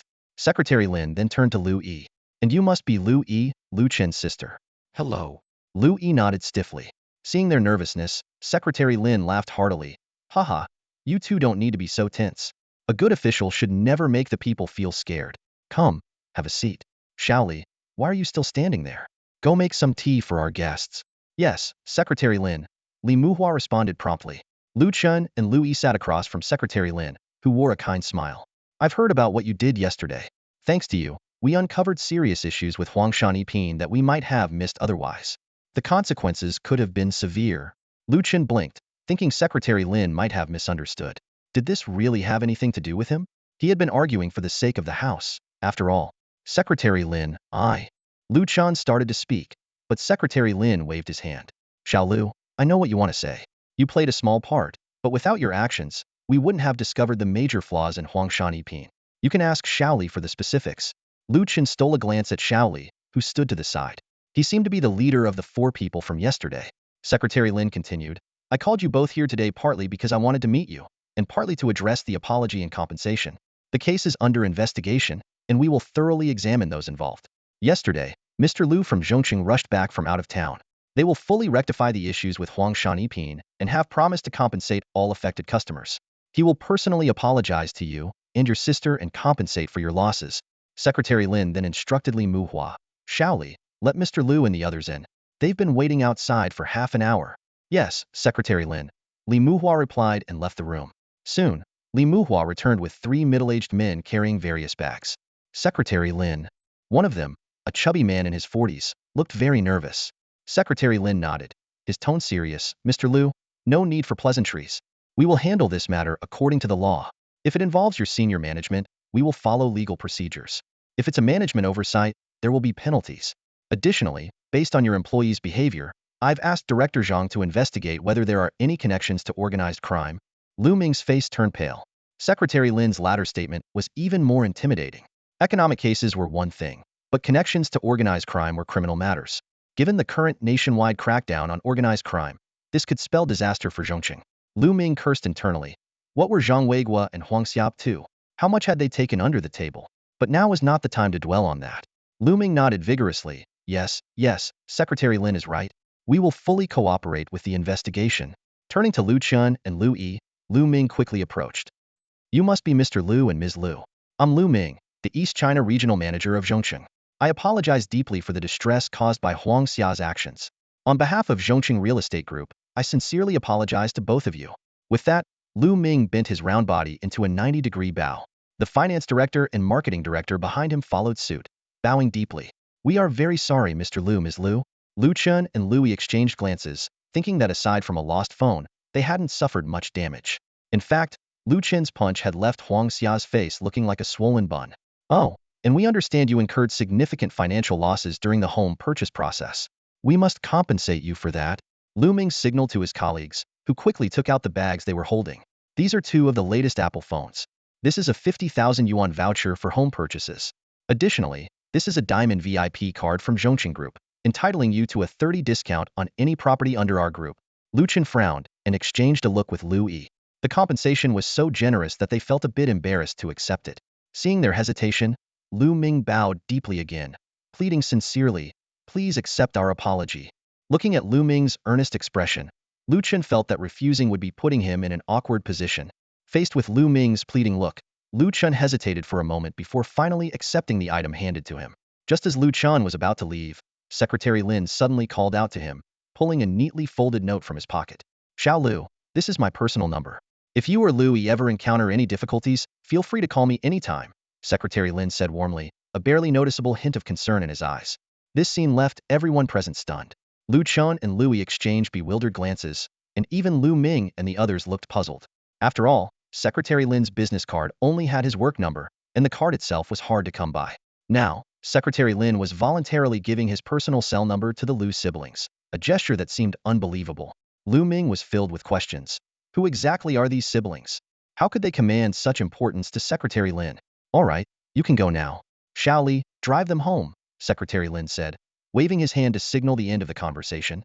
As they left the municipal building, Lu Chen looked down at the items in his hand.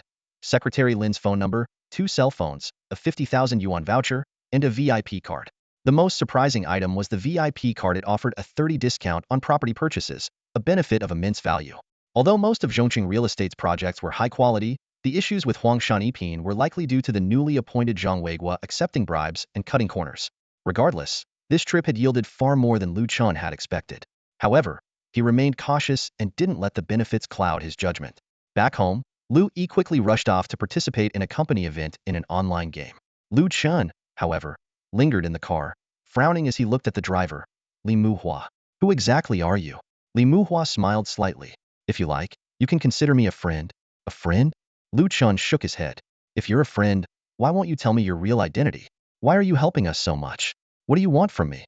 Li Muhua glanced around and pointed to a nearby tea house. "There's a tea house over there. Let's have a cup of tea." The tea house was quiet and serene, perfect for a conversation. Li Muhua finally spoke.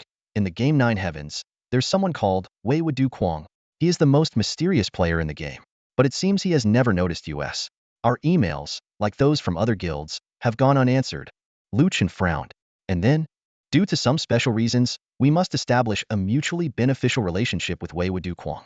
But we've been unable to contact him, and Tianqing's network defense system is impenetrable. As a last resort, we use special methods tracking major bank transfer records corresponding to his transactions in the game market. Finally, we found him." Lu Chen realized that these people had tracked him down through bank transfer records, a rather ruthless method. "Why are you looking for him?" Lu Chen asked cautiously. "To make a friend," Li Muhua replied with a smile. Lu Chen narrowed his eyes. "Is that really all you want?" Li Muhua took a sip of tea. "In the future, he can sell his equipment as he wishes and play the game however he likes. There's just one thing. If a friend is in trouble, we hope he can lend a hand. You're putting in so much effort for a game? 9 Heavens is not just a game," Li Muhua said seriously. "Governments and military forces worldwide are involved. Do you really think we have nothing better to do?" Although Lu Chen was aware of this phenomenon, as a civilian, he couldn't access classified information. "Given your resources, do you really need Wei Wudu Kuang's help?" "I can't predict specifics," Li Muhua shook his head. "So right now, we have no demands on Wei Wudu Kuang. We just want to be friends." "Is it a must?" "No, it's a request. Friends don't force each other." Li Muhua smiled. Lu Chen nodded, finding this guy rather interesting. However, he had to admit, Li Muhua and his team had indeed helped him out significantly this time. Without their intervention, he would have had to swallow this loss. Moreover, Secretary Lin seemed to value him highly, likely due to higher-ups' instructions. Helping to this extent without showing a dominant attitude, but rather appearing humble and friendly was something Lu Chen greatly appreciated. "Of course, if Wei Wudu Kuang is willing to sell us some equipment, that would be even better," Li Muhua added. "We haven't cleared the poison mist forest yet. It's driving us crazy. More and more guilds are getting through, and it's so frustrating. The main issue is our poor equipment. Without poison resistance gear and Avonshire's protection, our 500-member team can't get past the snake tide. The giant bamboo serpents are everywhere, filling the entire view." Lu Chen thought for a moment. "How many people do you need to get through?" "At least a few people first. Once they're through, they can help others at Avonshire." Lu Chen nodded. "Without poison resistance, it's nearly impossible to get through the snake tide. By the way, which newbie village are you in?" "Gone District Newbie Village." Lu Chen checked the time. Try to clear the poison mist forest between 7 o'clock and 7:30 p.m. Alright, the tea is finished. I should go. Huh, how do we get through? Hey Lu Chun. Li Muhua wanted to ask more, but Lu Chun had already paid and left. At 6:40 p.m., the Northern Military District Vanguard Regiment's 500 members gathered at the entrance of the poison mist forest. The team members were buzzing with questions, doubting the decision to attempt the clearance now. Boss, are you sure we should go now? Our gear is too poor. Yeah, it'll be a waste of time. We should level up more and farm zakas. Right. With better gear, we can slowly farm the spider lair and accumulate poison resistance gear. That's the only way to get past the snake tide.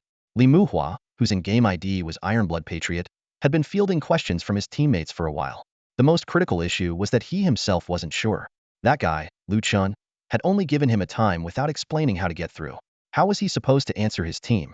Why couldn't Lu Chun be clearer? Li Muhua was exasperated. At 7 p.m. sharp. Enough talking, everyone charge. Li Muhua ordered loudly. We only have half an hour. Skip the spider lair and go straight through. When you reach the snake tide, follow our usual tactics in teams. A soldier's duty is to obey. Despite their doubts, everyone rushed into the poison mist forest. The first wave of spiders stopped a few, but that was a minor loss. The key challenge was the snake tide. Reaching the snake tide, all commanders were on high alert. Rearguard units, make sure to get as many people through as possible. Suddenly, Li Muhua noticed something was off. Huh, why are there so few snakes here? Only a few hundred? That's impossible. There used to be thousands. Did someone kill them? That's absurd. Who would grind levels in the snake tide? Anyone who gets through would never want to come back. Li Muhua was stunned, a thought flashing through his mind. Could it be him? No one can clear out the entire snake swarm, but there's one person who defies logic, and that's Wei Wudu Quang. Li Muhua suddenly had an epiphany and understood why Lu Chun had arranged for them to attack the poison mist forest between 7 o'clock and 7:30 p.m. He cleared the snake swarm. Li Muhua exclaimed internally. Although there were still giant pythons around, they were likely newly spawned by the system. After all, it had taken them a few minutes to get here from the spider nest. No way, he took out the entire snake swarm? Li Muhua was in disbelief. This guy is insanely strong. Even though the remaining hundreds of giant pythons still posed a significant threat to the unprepared crowd, the situation had vastly improved compared to before. This operation might allow dozens to break through the encirclement. Realizing this was a rare opportunity, Li Muhua quickly pulled himself together and started giving orders. All captains, give it your all. If any group fails to break through, the captain will do 500 push-ups. This form of punishment sent chills down the captain's spines. More importantly, they also realized the rarity of this opportunity and began directing their teams with full effort. In the end, 67 people successfully broke through the snake swarm. Boss, there's still Avonhill ahead. Be careful, someone reminded. Li Muhua was well aware and quickly reorganized the team, cautiously advancing. However, to everyone's surprise, the legendary invincible boss, the master of the poison mist forest, Avonhill, did not appear. They actually walked straight through the poison mist forest and stood on the road to the level 10 main city. Everyone looked at each other in disbelief. What just happened? Did we really make it through? Where's the boss? Did that guy really clear the snake swarm? My god, is he even human? Thousands of pythons, and he cleared them all? Li Muhua was more shocked than anyone. Lu Chun not only cleared the snake swarm, but did it within an hour from when he made the promise. In an hour, he wiped out a threat that had deterred countless players and blocked numerous professional guilds. How strong is that guy? He even took care of Avonhill? Unbelievable, just unbelievable.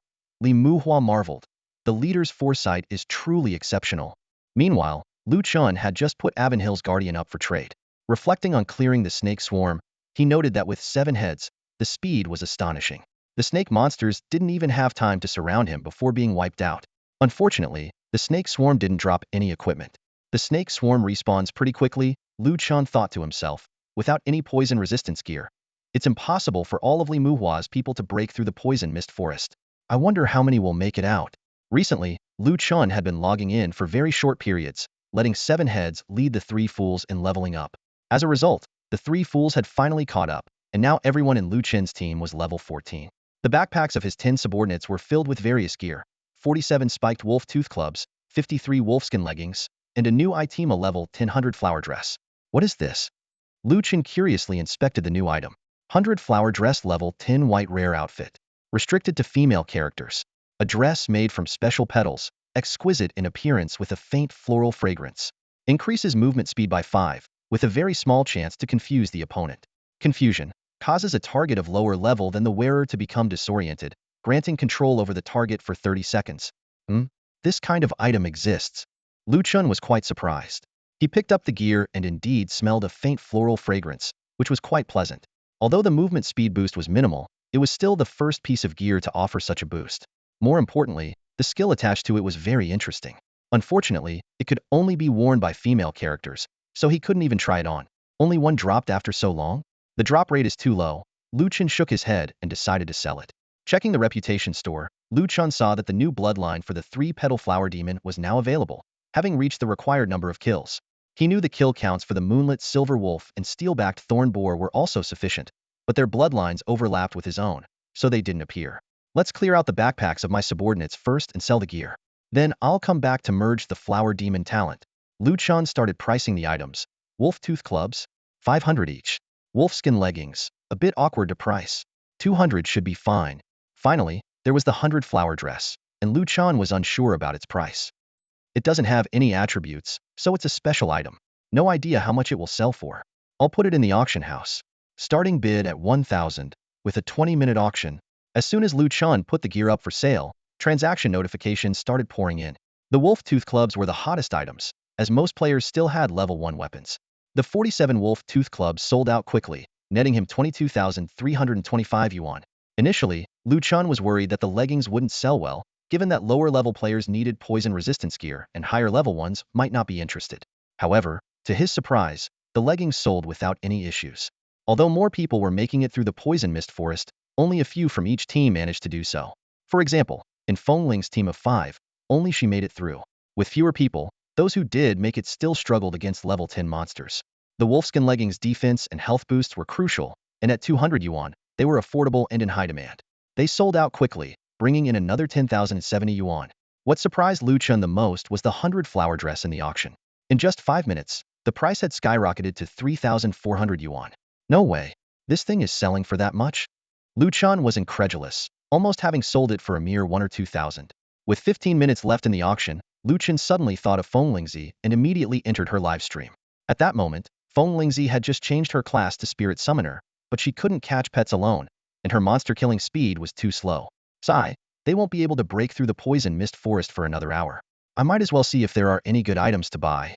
Wei Wudu Quang got a new item again. Feng Lingzi opened the auction house and saw the 100 flower dress. It looks pretty, with a faint fragrance. Rare outfit? Not a regular gear slot item? Restricted to female characters? Hey, I can wear it. Increases movement speed by 5, with a small chance to confuse the opponent? Sounds good. I'll try it on. Feng Lingzi's character, which resembled herself, donned the 100 flower dress.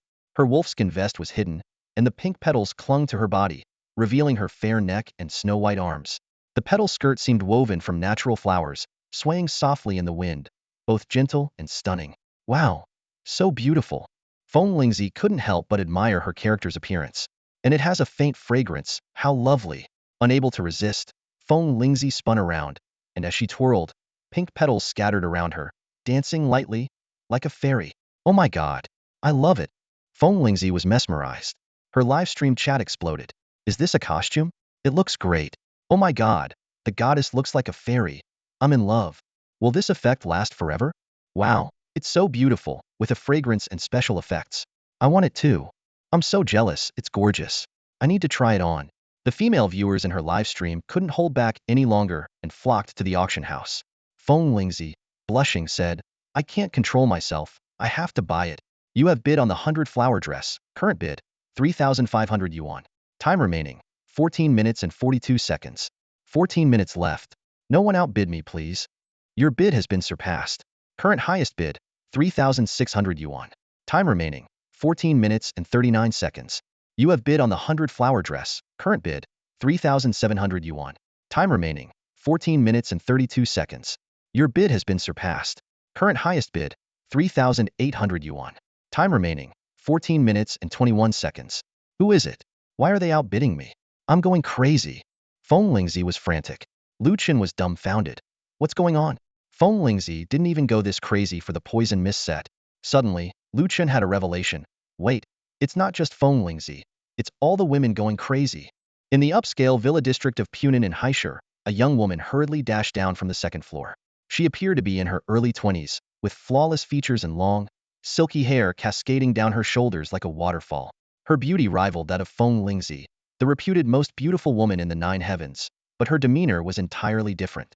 While Feng Lingzi exuded a girl-next-door charm, this woman had the aura of a regal princess. At this moment, the young princess was visibly upset, her face scrunched up in annoyance as she stormed into the study on the first floor. "Dad, there's a new item in Nine Heavens. Can you get your people to help me snag it?" she pleaded urgently. In the study, a middle-aged man with gold-rimmed glasses looked up in surprise at his daughter. "Xiao, what's going on? Why do you need this item?" This man was none other than Li Zhuguang, the chairman of Hongxing Group and the secret benefactor behind the renowned TT Club in Haishu. Li Zhuguang was puzzled. For the long-term development of TT, he had always instructed Xiao that the most important items should be allocated to the top players in the guild. "Dad, this item won't be of much use to them," Xiao said indignantly, swinging her father's arm back and forth like a pendulum.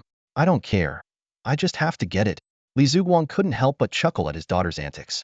Ever since she grew up, she rarely acted so affectionately towards him. He looked at her indulgently and asked, "What kind of item is it?" Xiao immediately opened her father's computer and logged into the Nine Heavens website. In the auction section, the most popular item was a piece of equipment called the 100 Flowers dress. "Dad, this is the first unique outfit in the entire server. Look how beautiful I am in it," she said, playing a video of herself trying on the outfit. The characters in Nine Heavens looked just like real people. Li Zhuguang was stunned when he saw his daughter in the video. Wearing the 100 Flowers dress, Xiao looked like an ethereal fairy, dancing gracefully with pink petals swirling around her feet. She was breathtakingly beautiful, like a blooming flower. "Dad, this dress even has a fragrance," Xiao added excitedly. Li Zhuguang frowned slightly, knowing that scents could indeed be experienced in Nine Heavens.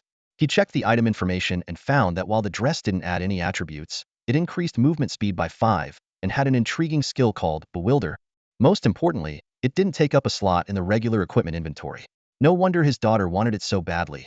This dress was truly exceptional. The current bid had already reached 38,300 yuan, which was quite expensive for the average person.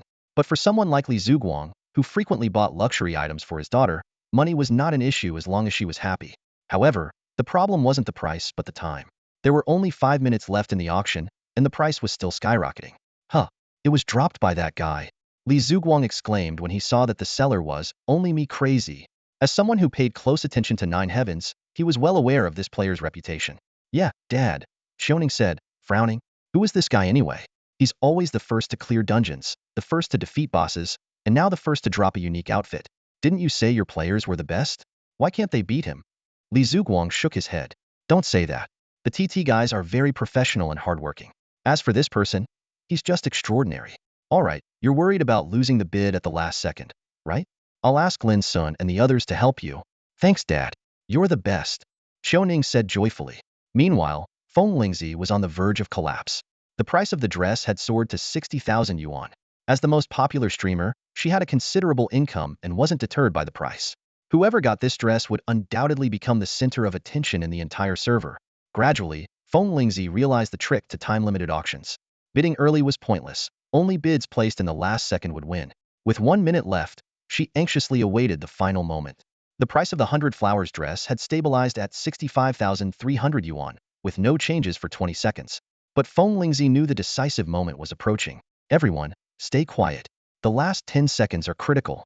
She focused intently, her body tense. 10, 9, 8, 3, 2, 1. In the final second, Feng Lingzi confirmed her bid. However, the supposedly super-fast Nine Heavens server lagged at that crucial moment. "Wait, did it freeze? Feng Lingzi, did you win?" her viewers asked anxiously. "This is so frustrating. How could it lag now?" Feng Lingzi stomped her foot in anger. "Why now, of all times? This is infuriating." 2 seconds later, the final result came in. "Unfortunately, the item you bid on has been sold." "Oh no, I didn't get it," Feng Lingzi said dejectedly. Her viewers tried to console her, but some keen-eyed fans noticed a startling fact. "Oh my god, the price jumped by over 30,000 in the last second. That means at least 300 people bid at the same time? No wonder it lagged. This was all about speed and connection." Feng Lingzi didn't care about the price. She was just upset she didn't win. "I feel so drained. Such a rare outfit, and I didn't get it. I'm heartbroken." She looked completely deflated, a stark contrast to her earlier excitement. "It must be the first time only me crazy got it. If he had it before, he would have sold it already. That dress was so beautiful." I already imagined showing it off. Meanwhile, Lu Chun, who was farming monsters, received an email. The 100 flowers dress had been listed for exactly 20 minutes, so it was likely a transaction notification. He stopped and opened the email. Your consigned item, the 100 flowers dress, has been successfully auctioned. Player Chun Lucian Wu has purchased it for 98,700 yuan. After deducting a tin fee, 88,830 yuan has been credited to your bank account. Please verify. What? Over 80,000? Lu Chun was stunned.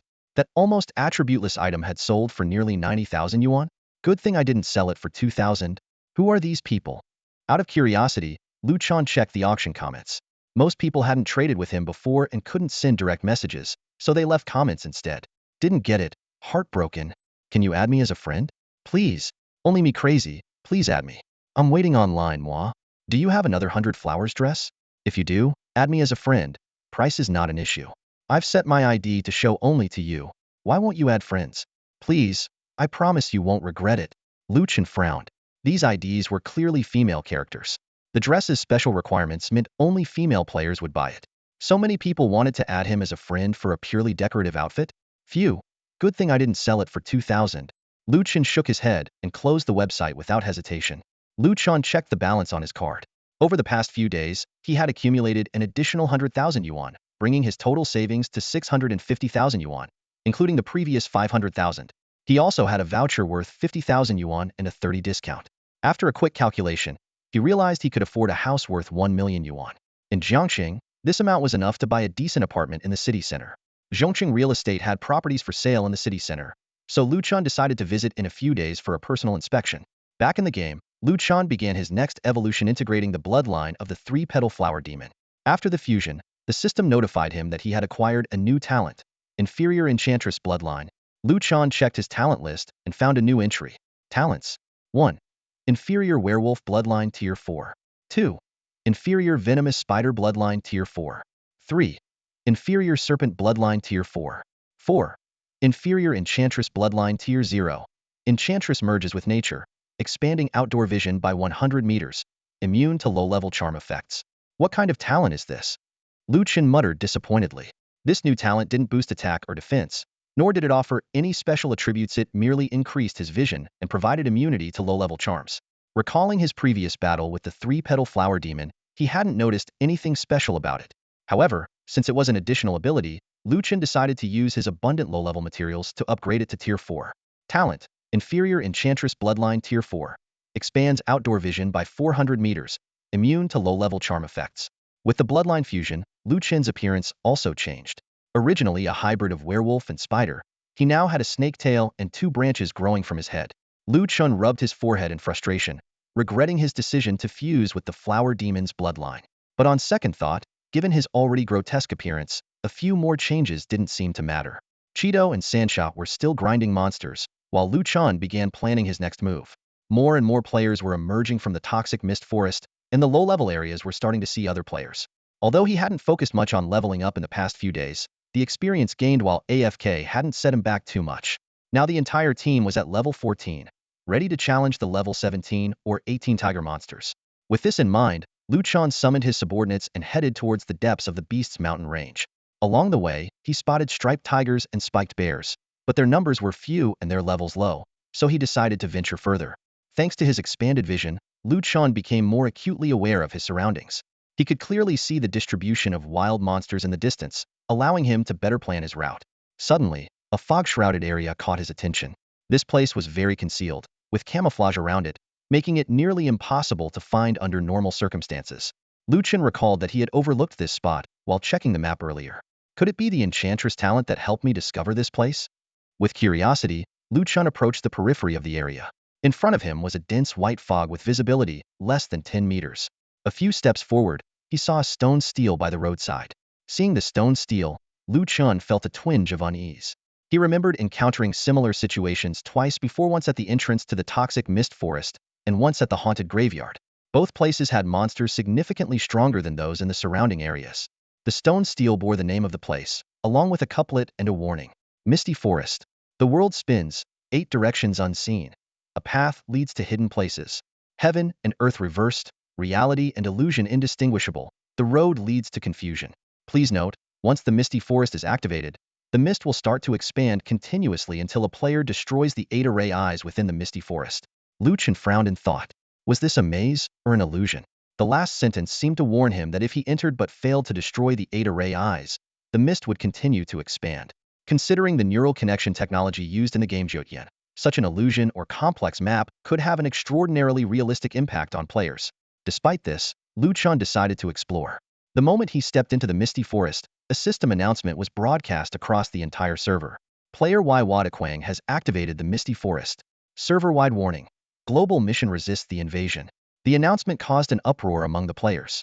When they checked the mission in the task system, the player forums erupted. Someone quickly posted a screenshot of the mission. Mission. Resist the invasion. Level. 20 global mission. Description. Unknown fog to the east of Immortal Mountain has been activated, spreading rapidly. Investigation by the elders of Immortal Mountain reveals the fog is highly dangerous, able to enhance the strength of wild monsters, weaken human attack capabilities and skill effects, permanently corrode equipment to reduce its durability cap beyond repair, and slow down spiritual power cultivation. Objective.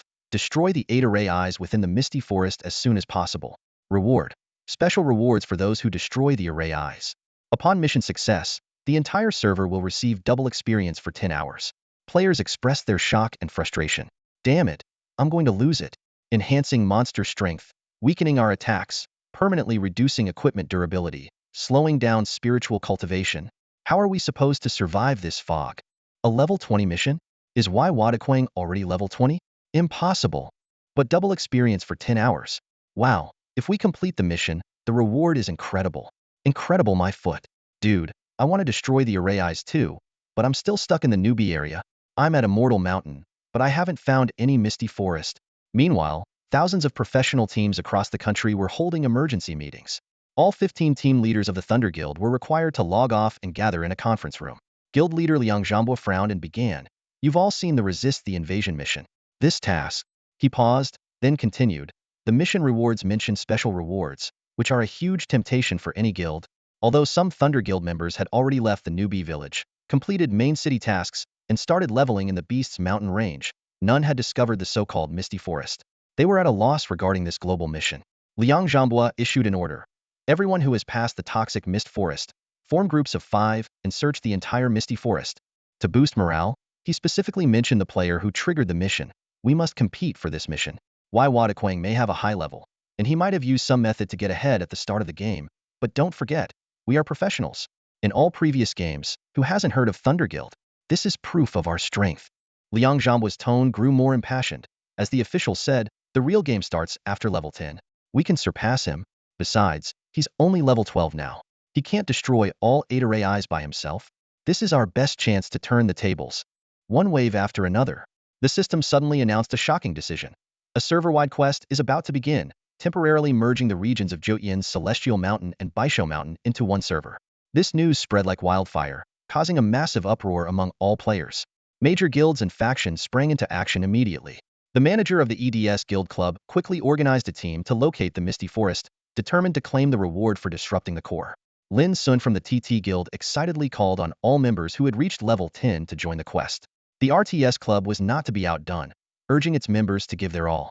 The chairman of Tai A Group's gaming division personally issued directives, emphasizing the importance of this quest, likening it to the legendary Huashan Sword Tournament. Jiangxing Longting Club and Yunding Guild formed an alliance, preparing for an all-night battle. Li Muhua of the Northern Military District's vanguard assembled 67 warriors, boosting morale and readying them to face the challenge. Feng Lingzi met up with her teammates, joining the combined Pancher and YYF Guild. Although she was excited, she knew better than to ask Wei Wudu Quang for the location of the Misty Forest. As the only player in the entire server currently inside the Misty Forest, Chen appeared unusually calm. He felt a bit helpless about the system's sudden high-profile arrangement, but was more curious than anything else.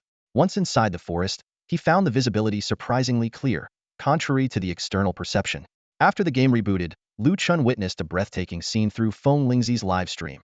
The Celestial Mountain was packed with thousands of high-level players, creating a magnificent spectacle. These players were all elite members of various major factions, well-equipped and formidable. Soon, these players formed teams and headed towards Baisho Mountain, beginning a thorough search of the Misty Forest.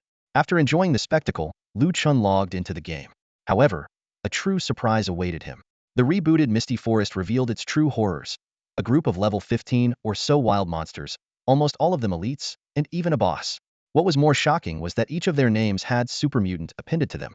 Just as Chen was preparing his tactics, he was stunned to notice that not only the wild monsters but even his pets, the seven-headed three fools, and his own name had super mutant added to them. This realization left Chen momentarily speechless. Then he suddenly understood. Damn, I almost forgot. I'm also a wild monster. The wild beasts in the misty forest have mutated, including Chen and his subordinates. When Chen checked his stats panel, his eyes widened in disbelief. His base attributes had doubled. His attack power soared to over 400 points, his defense reached 130, and his health exceeded the 10,000 mark. Holy crap, my stats doubled after the mutation, Chen exclaimed. He had been a bit worried about facing the super-mutated elites and bosses, but now he felt confident. A smirk appeared on his face. Is this the benefit of being a wild beast? We've got this in the bag. Turning to his teammates, Chen said, I'll tank. You guys focus on dealing damage.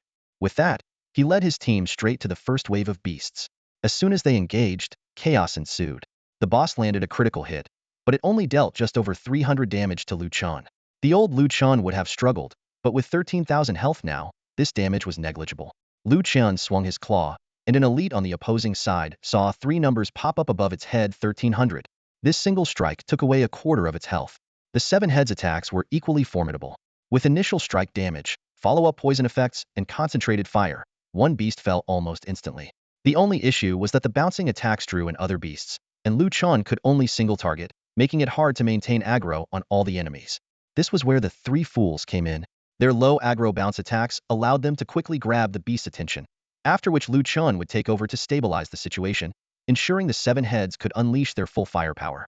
The coordination among the 11 members was impeccable. Chen's team was so powerful that even the boss couldn't withstand their onslaught. In less than 2 minutes, the beast's health was almost depleted. Just a few more seconds, and the Wolf King collapsed with a thud. System messages began to flood the screen. Killed 15th level supermutated elite Silver Moon Wolf. Gained 1250 points of Universal Spirit. Obtained 3 4th tier talent fragments. Gained 3 4-star evolution points. Killed 15th level supermutated elite Silver Moon Wolf. Gained 1250 points of Universal Spirit. Obtained 3 4th tier talent fragments. Gained 3 4-star evolution points. Extracted 3 units of pure spirit energy. Holy crap! Elites are dropping 4-star materials directly, and it's triple the drop rate. Chen was astonished. It seems their quality improved after the super mutation. Next came the equipment drops. Obtained item Spiked Wolf Fang Club, level 10, white. Obtained item Wolf Hide Shoulder Pads, level 10, white. These drops are insane, Chen thought, delighted. Although each piece was only worth a few $100, the sheer quantity meant almost every beast dropped something. Finally, it was the boss's drops. Killed 17th level supermutated boss Silver Moon Wolf King. Gained 2,750 points of Universal Spirit. Obtained 3 5th tier talent fragments. Gained 3 5-star evolution points. Obtained item Wolf King's Claw, level 15, green. Obtained item Ghost Iron Ring, level 15, green. Obtained item Wolf Hide Shoulder Pads, level 10, white. Wow, 2 green items. Chen quickly checked their attributes. Wolf King's Claw level 15, green. Strength 16. Agility 21. Stamina 19. Increases critical hit chance by 3. Increases critical hit damage by 10. Without hesitation, Chen equipped the item immediately. Ghost Iron Ring level 15, green. Increases critical hit chance by 4. Holy cow, this is strong. Chen didn't mind spending reputation points and opened a new equipment slot to wear the ring. With these 2 items equipped, Chen's critical hit rate increased from 23 to 30, and his critical hit damage went up by 10. Now, almost 1 in every 3 attacks was a critical hit. In a short span, Chen's experience points increased by 27,000. He acquired over 20 pieces of equipment, and he equipped himself with 2 level 15 items. Damn, leveling up here is awesome. Chen took a deep breath. Turns out the Misty Forest is a treasure trove. Suddenly, he had a thought. Wait, for other players, the Misty Forest must be terrifying. Monsters mutate, and their own strength diminishes. Oh well, as long as I'm having a good time here. Chen decided to put the equipment on the trading market. Considering the high demand for gear outside, he slightly increased the prices. Spiked Wolf Fang Club was marked at 800, and Wolf Hide Shoulder Pads at 300. Wonder if they'll sell. Whatever. Let's put them up first. After handling the equipment, Chen dived back into the battle. With enhanced vision, finding more waves of beasts wasn't difficult. However, he soon realized that running around wasn't very efficient. Conveniently, there was a high ground ahead. Chen climbed up to survey the surroundings. After a quick scan, he marked the locations of several beast groups on his personal map. Alright, let's follow this route and clear them out. Meanwhile, Lolita and Guetang from the Thunder Guild were closely monitoring the trading area. Their leader had warned them that server mergers could lead to conflicts. With no newbie protection, deaths would result in equipment drops, even the ones being worn. Plus, if the global quest failed, gear could get corroded by the mist. The management had ordered them to be fully prepared. Even if it meant paying higher prices, they needed to stockpile equipment. The trading area is filled with low-level gear. We can't use any of it, Lolita said, leaning against Guetang's shoulder, bored. Guetang patted her head. Yeah, even if our guild gets level 10 gear, it will be used internally first. Who would sell it? By the way, hasn't Wei Wuduquang been quiet lately? Yeah, except for selling a batch of level 10 gear and that 100 flowers dress, he hasn't been active. Speaking of that dress, it sold for 100,000. It might have come from a secret realm. No one else has found one. Just then, a new batch of equipment appeared on the trading platform. Spiked Wolf Fong Club, Wolf Hide Vest, all level 10 gear. Lolita quickly sat up straight. Hey, that guy's selling gear again. The prices are a bit higher. No problem, still within acceptable range. The boss said to stock up even if the prices are high. Hurry, grab them. The two of them focused on the trading area, snatching items as soon as they refreshed. Despite their efforts, the success rate wasn't high. Damn, missed it again. So many people are grabbing them. Ignore them. Keep grabbing. The second wave of monsters had just been cleared, and Chen eagerly opened the trading zone, only to be shocked to find that all his items had been sold out. Checking the purchase times, he was stunned this round of sales was even faster than the last time he had a discount, with almost everything snapped up instantly. It seems this server-wide quest has a lot of teams urgently needing gear, Chen thought happily. If that's the case, it'd be a waste not to make a big profit. Without hesitation, he set the price of the spiked mace to 1,000 and the wolfskin shoulders to 500. Although these items could also drop from monsters outside, given the current urgent needs of major teams, the prices seemed reasonable. Calculating the potential earnings from each wave of monsters, Chen's enthusiasm skyrocketed. Guys, we can earn 15,000 in 5 minutes. Let's get to it, he shouted excitedly, diving into a new round of battle. Meanwhile, a large number of players were searching the 100 Beast Mountains for the entrance to the Misty Forest. Strange. Where's the Misty Forest? How come no one has found it? Could someone have already gone in? Impossible. With so many teams here, if anyone entered, it would be noticed. But we've been searching for hours, from the level 13 area to the level 15 area, and haven't found a trace. As the group was puzzled, someone proposed a bold guess. Could Wei Wuduquang have gone to a higher level area? This idea sparked heated discussion. Thunder Guild's leader, Leitang Xiaotian, firmly denied it. Impossible. He was only level 12 when he discovered the secret realm. Even if he stayed online for 24 hours, he couldn't be over level 15. Vice leader Leitang Haoyue cautiously reminded, but Wei Wuduquang is quite strong. Maybe he can handle higher level monsters. Leitang Xiaotian shook his head. I understand your point, but fighting higher level monsters isn't necessarily more cost-effective than lower level ones. And haven't you noticed? Wei Wuduquang has been frantically selling gear while we search for the Misty Forest. He's selling items dropped by the Silver Moon Wolf, which means he's still around here. As everyone was engrossed in their discussion, a shout came from a distance. Look, there's mist over there. Leitang Xiaotian looked in the direction of the voice and indeed saw a large mist rolling in from the eastern valley. Just as they wondered about the source of the mist, the system suddenly issued a server-wide announcement. Player Wei Wuduquang has entered the southeastern array zone, accelerating mist spread. Damn, Wei Wuduquang found an array node, someone exclaimed. Don't rush. Just because he found it doesn't mean he can beat it. Right, this is a level 20 server-wide quest. It won't be easy. Everyone, stay calm. The mist is coming from that direction, so the Misty Forest must be over there. Meanwhile, Chen had just cleared the 20th wave of monsters. His bank account had increased by nearly 300,000, and all 10 of his subordinates were now equipped with boss gear. Additionally, he had 9 Wolf King Claws and Ghost Iron Rings, which he hadn't sold yet. With so many competitors around, he wasn't about to let them gain too much advantage. At this moment, Chen stood before a massive stone pillar, about 7 or 8 meters high. At the top, a flame was burning fiercely. This should be the southeastern array node of the 8 directions array, Chen muttered, circling the node several times. How should I deal with this? Should I destroy the pillar directly? He had his subordinate, Datu, try attacking the pillar. In the next moment, a giant beast appeared before the pillar. The beast looked like a fierce tiger with a gaping maw and wings on its back. It was incredibly imposing. Above its head was the name, Qiangqi Remnant Spirit, level 20. Seeing Datu attack the pillar, the Qiangqi Remnant Spirit immediately retaliated with its claws. 2 swipes instantly took away half of Datu's health. Given that Datu had undergone a super mutation, without the mutation, he would have been killed instantly. Damn, it's too strong. Lu Chen gasped. I'll hold it off. You guys retreat. He rushed forward but found that the Qiangqi Remnant Spirit's attack speed was even faster than his. Despite his high physical defense, the Qiangqi Remnant Spirit could still deal over 1,000 damage. Lu Chen gritted his teeth and kicked, only to find that his attack of over 500 couldn't even break its defense. What shocked Lu Chen even more was that the Qiangqi Remnant Spirit had a health pool of 100,000. This number snapped him into focus, making him fully concentrate on the battle. Cheeto, try a magic attack. Lu Chen suddenly had an idea. Although Cheeto's physical attack was not as strong as Lu Chen's, his 14 points in magic successfully inflicted damage. Lu Chen's mind raced.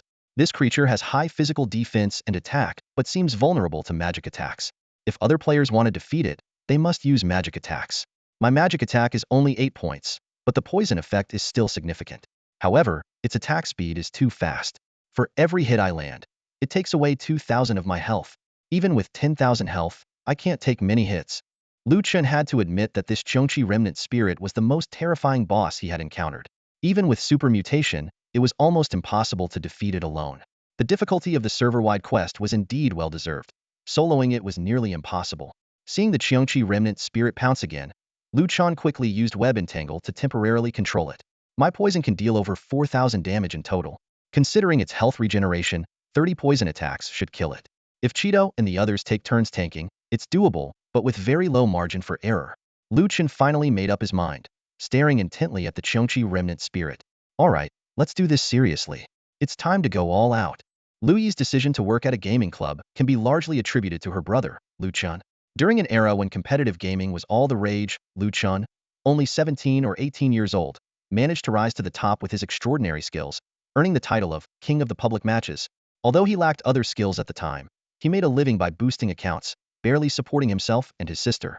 He even dreamed of achieving personal value through esports. However, fate dealt Lu Chen a cruel hand. In the following years, the esports market steadily declined, and fewer people sought his boosting services, forcing him to take on regular jobs to make ends meet. The emergence of 9 Days Game further spelled the end for other games.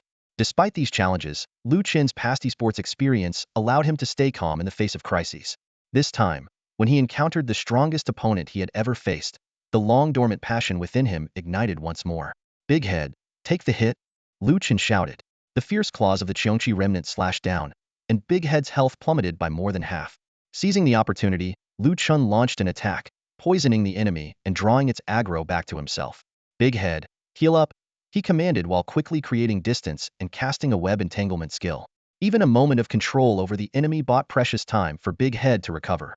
7 seconds later, the Qiangqi broke free from the web and lunged at Lu Chen. I can't let this thing get close. Lu Chen's mind raced. One more hit and our whole strategy will fall apart. The Qiangqi's speed was astonishing, even surpassing Lu Chen's. He had to rely on the terrain to constantly change directions, barely maintaining a safe distance.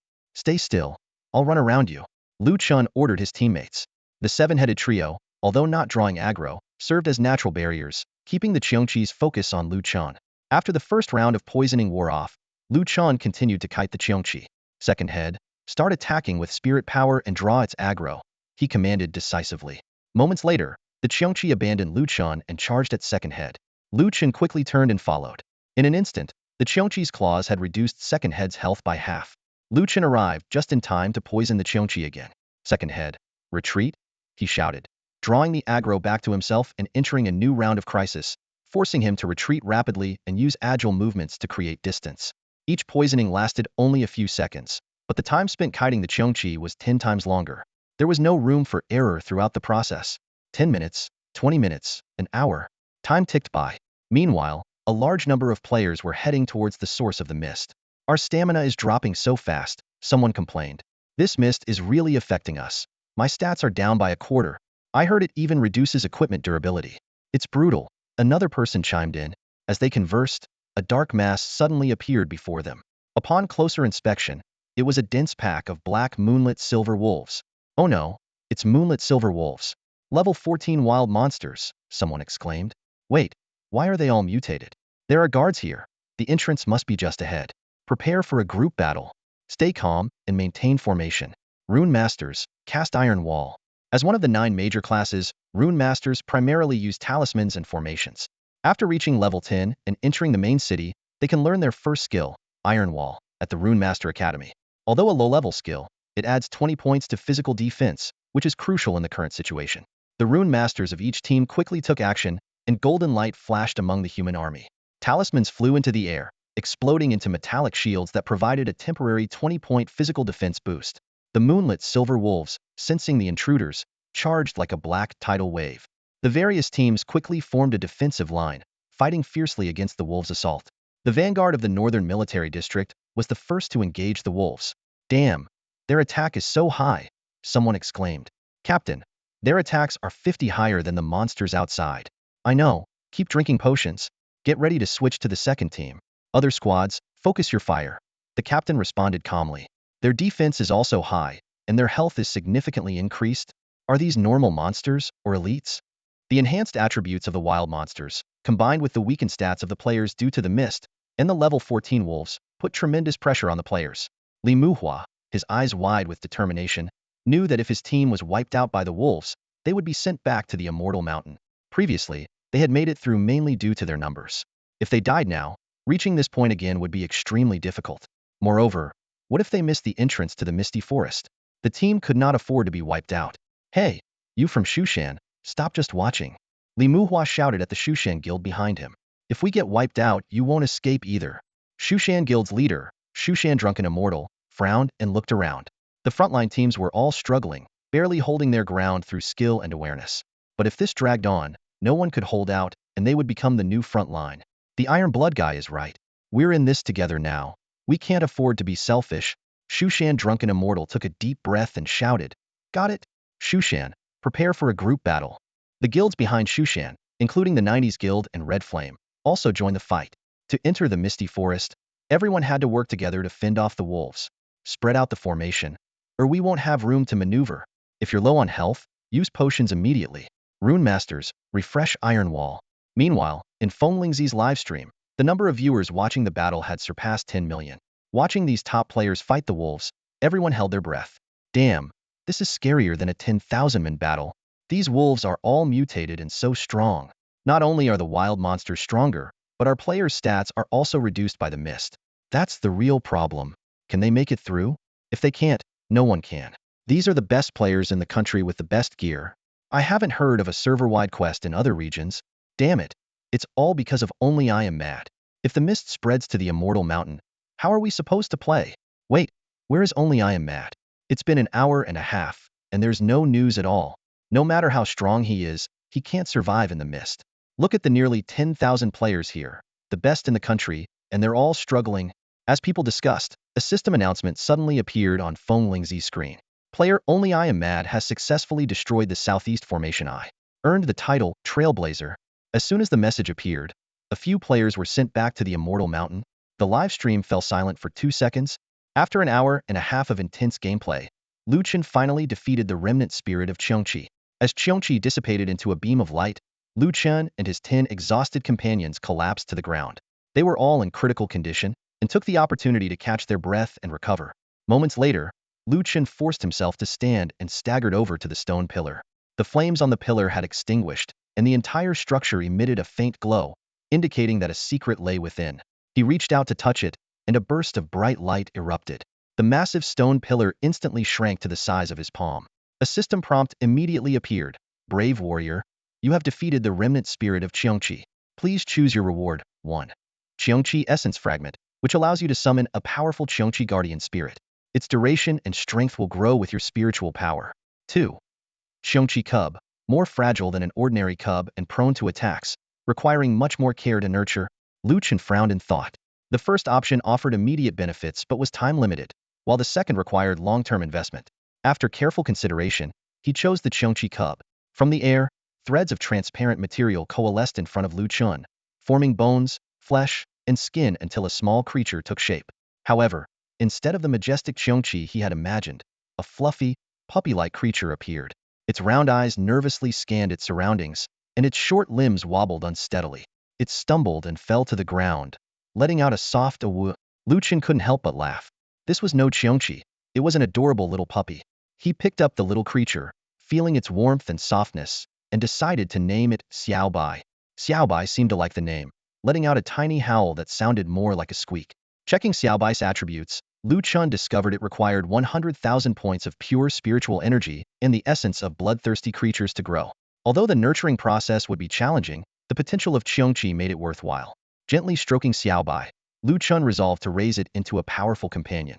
With the first array point secured, Lu Chun, holding Xiaobai, ordered Cheeto and Sancha to continue advancing. They still had 7 more array points to deal with, and time was of the essence.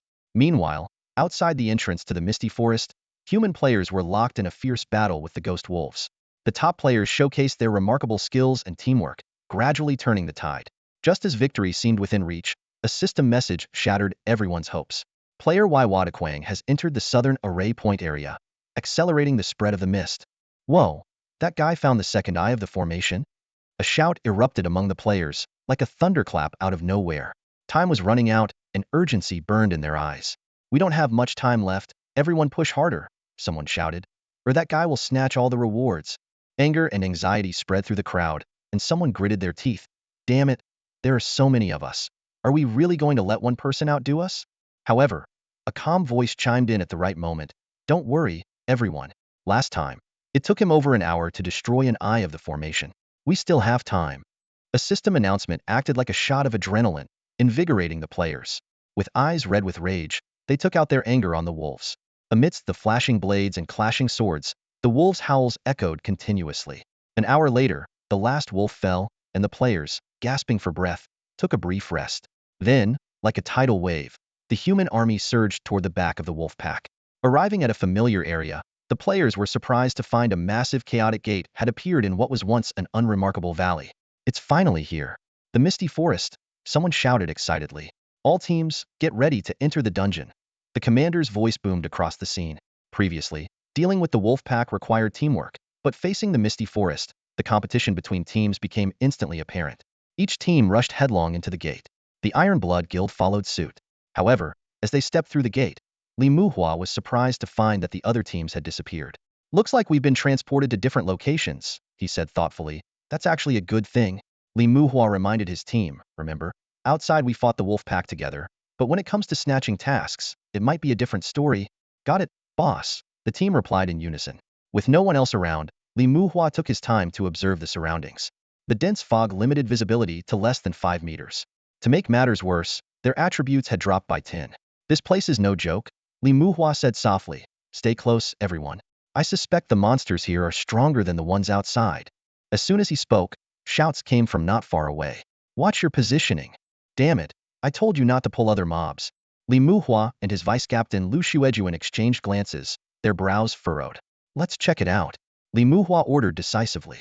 About 40 or 50 meters away, a team was fiercely battling 4 or 5 moonlit silver wolves. As they approached, Li Muhua and his team were shocked to see the words super mutant above the wolves' heads. Damn, boss, the monsters here are really stronger, Lu Xuejuan exclaimed. He observed closely and added, wait, there's another group of monsters nearby. They pulled out 5 to fight. Li Muhua made a quick decision, shouting, go scout their situation and see how many monsters are over there. A team member quickly went to scout and returned shortly to report, boss, that's the joint guild of holy paladins and dark mages. There are 47 of them, and a total of 20 monsters. 19 are level 15 super mutant elite wolves, and one is a level 17 wolf king. Li Muhua nodded, frowning. At least they're all elite. Boss, what's the plan? Lu Xuejuan asked. After a moment of consideration, weighing the pros and cons, Li Muhua decided, if the monster groups here are this strong, the eyes of the formation must have even stronger bosses. Let's team up with them. Meanwhile, in another part of the mist, the Royal Dynasty Guild was also assessing the situation. Crown Prince, ahead is the joint guild of love burial and sweeping the world, about 70 people. There are 20 monsters, one level 17 boss, and the rest are level 15 elites. The Royal Dynasty Marshal reported to the Crown Prince. The Crown Prince snorted, ignore them. Let them handle the monsters while we go straight for the eye of the formation. The Crown Prince is right, Emperor Jui agreed. If anyone gets killed now, it'll be tough to get back here alone. We need to minimize casualties and focus on finding the eye of the formation. In the misty forest, visibility was extremely low. Many teams encountered monster groups as soon as they entered, getting stuck in battles. Other teams adopted different strategies, some opting to form alliances, while others went directly in search of the eyes of the formation. At that moment, the system announcement rang out again. Player Wei with Dukwang has successfully destroyed the southern eye of the formation. Remaining eyes, 6. Damn, he got another one. The crown prince gritted his teeth. Only 6 left, hurry. Meanwhile, Lu Chen had just defeated the boss guarding the southern eye of the formation. It was the remnant soul of the fire Qilin, engulfed in flames. Its physical attack was lower than that of the Qiongqi, but its attacks were imbued with fire, a form of spiritual attack. Without spiritual defense, Lu Chen took more damage from the fire Qilin than from the Qiongqi. Fortunately, its health was lower, and after over an hour of grueling battle, he finally wore it down. Exhausted, Lu Chen leaned against a stone pillar, gasping for breath. The 2 highly demanding battles had left him more fatigued than ever. Choose reward 2, Lu Chen said weakly. Razing 1 is razing 1. Razing 2 is the same. To Lu Chen, even though a reward could significantly boost his power in a short time, the time limit was unacceptable. Since he planned to play for a long time, he preferred to spend more time gaining a permanent battle pet.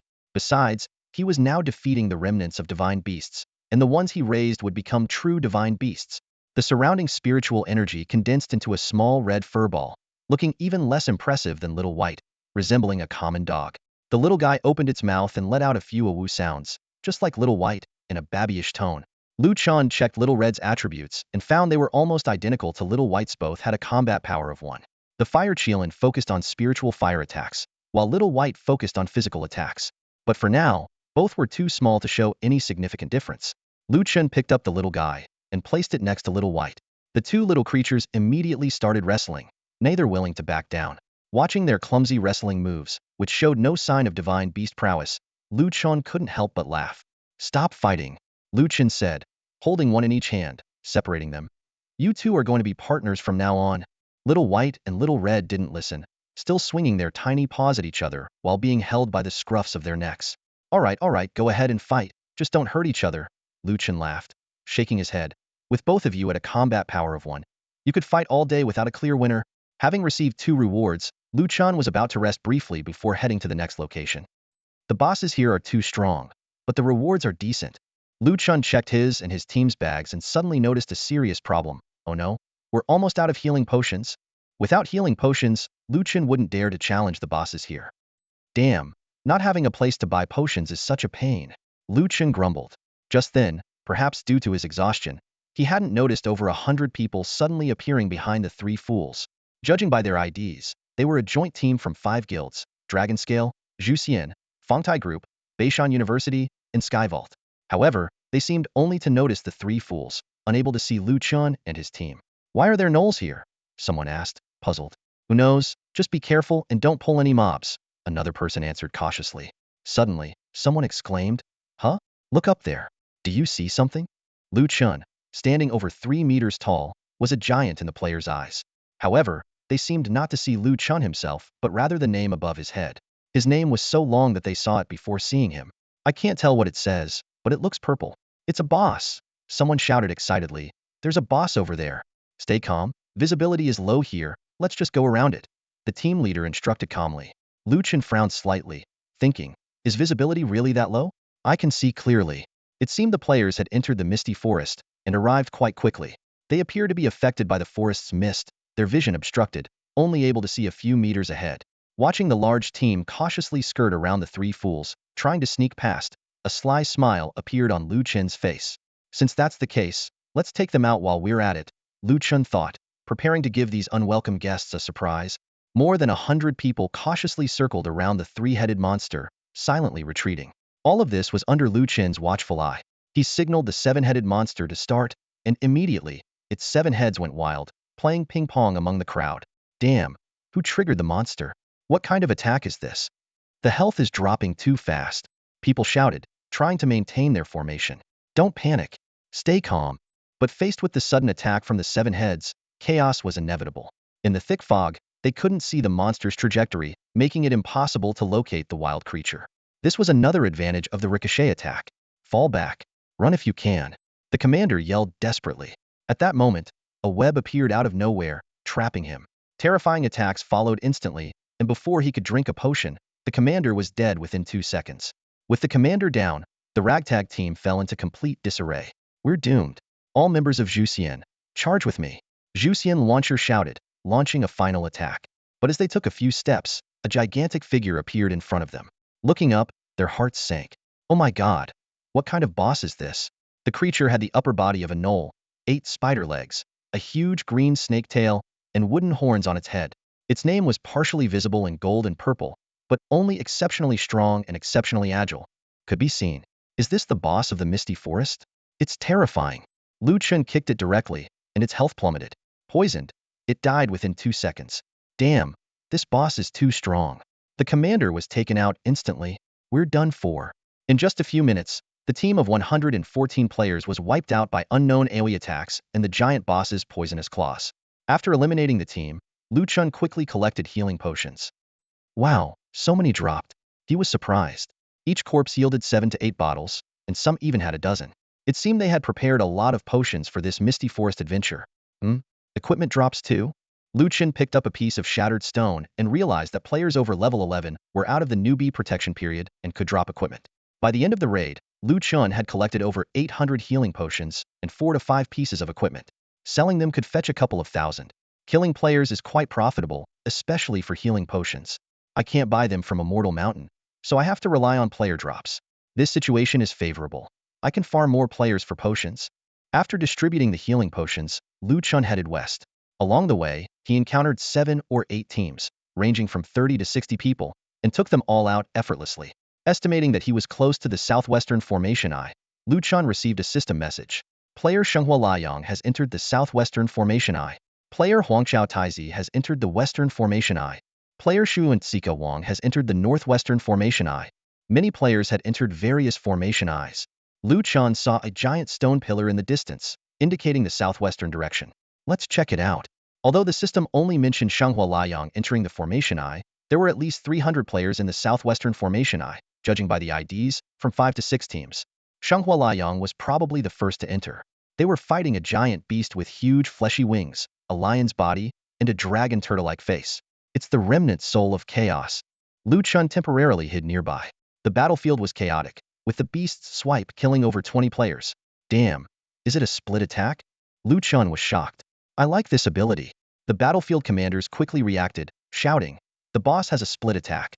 Everyone, spread out. Its damage is around 2,000. Tank squad, hold the aggro. Don't face tank, kite the boss. Visibility is poor. Off tanks, report positions. Others, don't over aggro. If aggro is lost, use control skills to ensure the tank isn't killed. With reduced attributes, only core members had over 2,000 health. The 300 players quickly repositioned, with tanks kiting and others dealing damage. Lu Chen nodded slightly. This group's skill level was impressive. Over 300 players, not from the same team, quickly formed a cohesive unit. Despite the poor visibility in the Misty Forest, they perfectly avoided the boss's attacks. Each player knew their role well, especially the main tank, Shenghua Dunshan, who controlled the aggro steadily. Whenever chaos turned, he quickly retaliated and kite the boss. No wonder they're professional players. Their skills, awareness, and coordination are on another level. Physical attacks aren't working. Everyone, switch to magic attacks, commanded Shenghua Liang. Shenghua's strength was evident, and Shenghua Dunshan's performance had won many over, with other guilds temporarily following Shenghua Liang's lead. The commander has found a strategy. They're doing well, Lu Chen nodded. Top players in the national server are indeed strong. Their speed, with over 300 players, was faster than Lu Chen's small team. But Lu Chen didn't rush to act, finding a hidden spot to observe and rest. After fighting 2 bosses, I need a break. During the break, Lu Chen checked the official website. The most popular live streams were all about Formation I battles. From the streams, it was clear that the fastest progress was at the Northern Formation I, with 700 to 800 players fighting the Water Qilin Remnant Soul. The Northeastern Formation I had over 400 players fighting the Taodai Remnant Soul. Other Formation Is included the Northwest Taowu Remnant Soul and the West's Fire Swanee Remnant Soul, the East's Water Swanee Remnant Soul, along with Lu Chen's Fire Qilin and Qiongqi, and the current Chaos, making a total of 8 fierce beasts. 8 directions, with Water and Fire Qilin in the southeast and northwest, and the 4 ancient fierce beasts guarding the other directions. I wonder if I can get all 8? If not, I'll focus on the ancient fierce beasts. The ancient fierce beasts were Qiongqi, Taodai, Taowu, and Chaos. Lu Chen had Qiongqi, was facing Chaos, and aimed to get Taodai and Taowu. Collecting the ancient fierce beasts would be great, especially with a Fire Qilin. It was already 1 a.m., but the live stream's total viewership had surpassed 1 billion. This server-wide quest attracted massive audiences. While they couldn't participate yet, watching top domestic players in action and witnessing rare scenes made their blood boil. These players are insanely skilled. So thrilling. Real professional gamers. What kind of loot will drop? Damn, these are just remnant souls of divine beasts. How overpowered must the actual divine beasts be? By the way, has anyone seen Wukong's team? I want to see what kind of god he is. Yeah, I haven't seen Wukong anywhere. Maybe he's already dead. In these boss fights, one mistake means a wipe. It's not surprising if he's dead. Ignoring the online speculation, Chen closed the official website and focused on the nearby battle. After patiently waiting for 40 minutes, Chaos's health dropped to around 20,000. Okay, time to steal the kill. Chen raced against time to reach several key points. Time was tight, but his tasks weren't complicated. In this team battle, the importance of the tank was undeniable. If the tank went down, the boss would become uncontrollable, dramatically shifting the battle's outcome. On the field, Shenghua Dunshan was the main tank. Although his gear might not be the best, his aggro management skills were top-notch. Chen decisively cast Spiderweb Bind, targeting Shenghua Dunshan and the surrounding tanks. To ensure no mistakes, he also trapped a few backup tanks. After all, the country was full of top-tier players, and there was always a chance someone as skilled as Shenghua Dunshan might appear. This move immediately caused chaos on the battlefield. Oh no, Dunshan is trapped. The other tanks can't move either. What the heck is going on? Cries of alarm echoed. Shenghua Dunshan was fully focused on controlling the boss when he suddenly found himself immobilized. Isn't this Iwanshi's skill? Is there a spider boss here? He wondered. With several tanks trapped, Chaos Remnant closed in on Dunshan, its crimson eyes locked onto him. The tanks, clustered together, became perfect targets for Chaos's split attack. Staring into Chaos's dark red eyes, Shenghua Dunshan muttered, "It's over." Sure enough, the 8-second bind was enough for Chaos to repeatedly kill them. Nearly all the tanks from several teams fell simultaneously. Does anyone have a tank left? Get in there. No. All the tanks were with Dunshan to prevent him from getting one-shotted, and they all got trapped. Damn it. Where did this web come from? The boss has just over 10,000 health left. Although Chaos Remnant's health had dropped below 20,000, without tanks to block it, it began a merciless slaughter. Players with weaker gear were killed in one hit, while those standing too close were taken out by split attacks. Hold on. Give it everything you've got. The team leaders continued to shout, but it was clear they couldn't finish off the boss. Meanwhile, after casting the web, Chen quickly headed to the next key point. At the northeastern key point, 450 players from 12 guilds were attacking Taodai. Dragon City Guild was leading the charge, but Chen noticed that besides Dragon City, there were also top-tier guilds like Thunder, TT, and RDS. Chen watched the battle, puzzled. They have a strong force here, and their numbers are high. They were progressing quickly before. Why does Taodai still have over 40,000 health? After some observation, Chen figured out the problem. Taoye's innate ability was to siphon pure spiritual energy from the opponents on a large scale. Chen quickly analyzed the mechanism of spiritual energy. For example, if someone's spiritual energy state was 100,100, the numerator 100 represented the currently stored pure spiritual energy, which could be used to upgrade the spiritual energy level or directly for attacks. In a spiritual attack, a level 1 spiritual energy attack consumes 1 point of pure spiritual energy to deal 1 point of spiritual damage, with a maximum storage of 100 points. Chen himself had an 8th level spiritual energy, meaning his spiritual attack was 8 points. Each spiritual attack consumed 1 point of pure spiritual energy, dealing 8 points of spiritual damage. His storage cap was also increased to 800 points. While future skills might require more pure spiritual energy and the conversion ratio might change, for now, players could only use basic spiritual attacks. Upgrading the spiritual energy level served two main purposes: increasing the damage dealt by each point of pure spiritual energy and raising the storage cap. However, regardless of the spiritual energy level, without stored pure spiritual energy, spiritual attacks couldn't be performed. At the beginning of the fight, players had varying amounts of stored spiritual energy, and with their numerical advantage, Taoye's health dropped quickly. But as time went on, they both consumed their own stores and were siphoned by Taotai, leading to depletion. Without spiritual attacks, physical attacks couldn't break through the boss's defenses, resulting in diminishing damage. Taoye's ability is like mana burn, Chen marveled. In the world of Jiutian, spiritual energy will become increasingly important. This ability is incredibly strong. Chen reviewed the abilities of the four great beasts. Qiongqi's combo was like a guaranteed critical hit, even stronger since it could also trigger criticals within the combo, potentially resulting in quadruple damage. Chaos's split attack was a melee player's dream. and Taoye's siphoning of pure spiritual energy was almost everyone's bane in Jotian. I must get Tao Dai, Lu Chen resolved, keeping a close eye on the battle. Although their progress had slowed, there were many skilled players here. He decided to take out a few key figures to ensure success. With that, Lu Chen cast his skill again, trapping several tanks. At this stage, so-called tanks were just better equipped, more experienced players who couldn't truly withstand the boss's attacks. Once bound by Lu Chen, no matter how strong or skilled, they were doomed. A few tanks were suddenly trapped by an unknown skill and quickly fell. The battlefield plunged into chaos. What happened? What the heck? Damn it, the boss is out of control. Everyone, watch your positions, spread out, spread out. Lu Chen smirked. You have the numbers. I'll let you fight a bit longer. I'll be back. Tao Wu was at the northeastern key point, and Lu Chen began sprinting there. Time was critical, and to ensure he could capture at least the 4 great beasts, he had to abandon the western and northern key points and head directly to where the beasts were.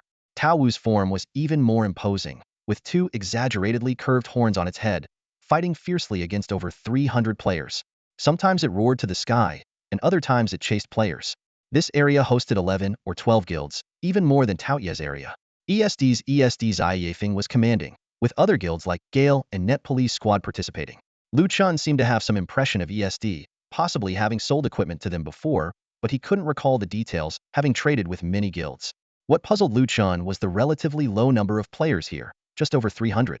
Initially, he thought these guilds had fewer members, but upon closer observation, he was shocked to discover the truth. Too many players had died here. In previous battlefields, tanks could ensure a certain degree of safety for other players. But here, almost no one could truly act as a tank. Everyone was attacking on their own. Lu Chen was initially confused. Were there no good tank players here? But Tao Wu soon gave him the answer. A player with over 2,300 health had their health bar nearly emptied in an instant. Although they managed to stay alive, they were hit with a deadly debuff stun, and it was a 5-second stun.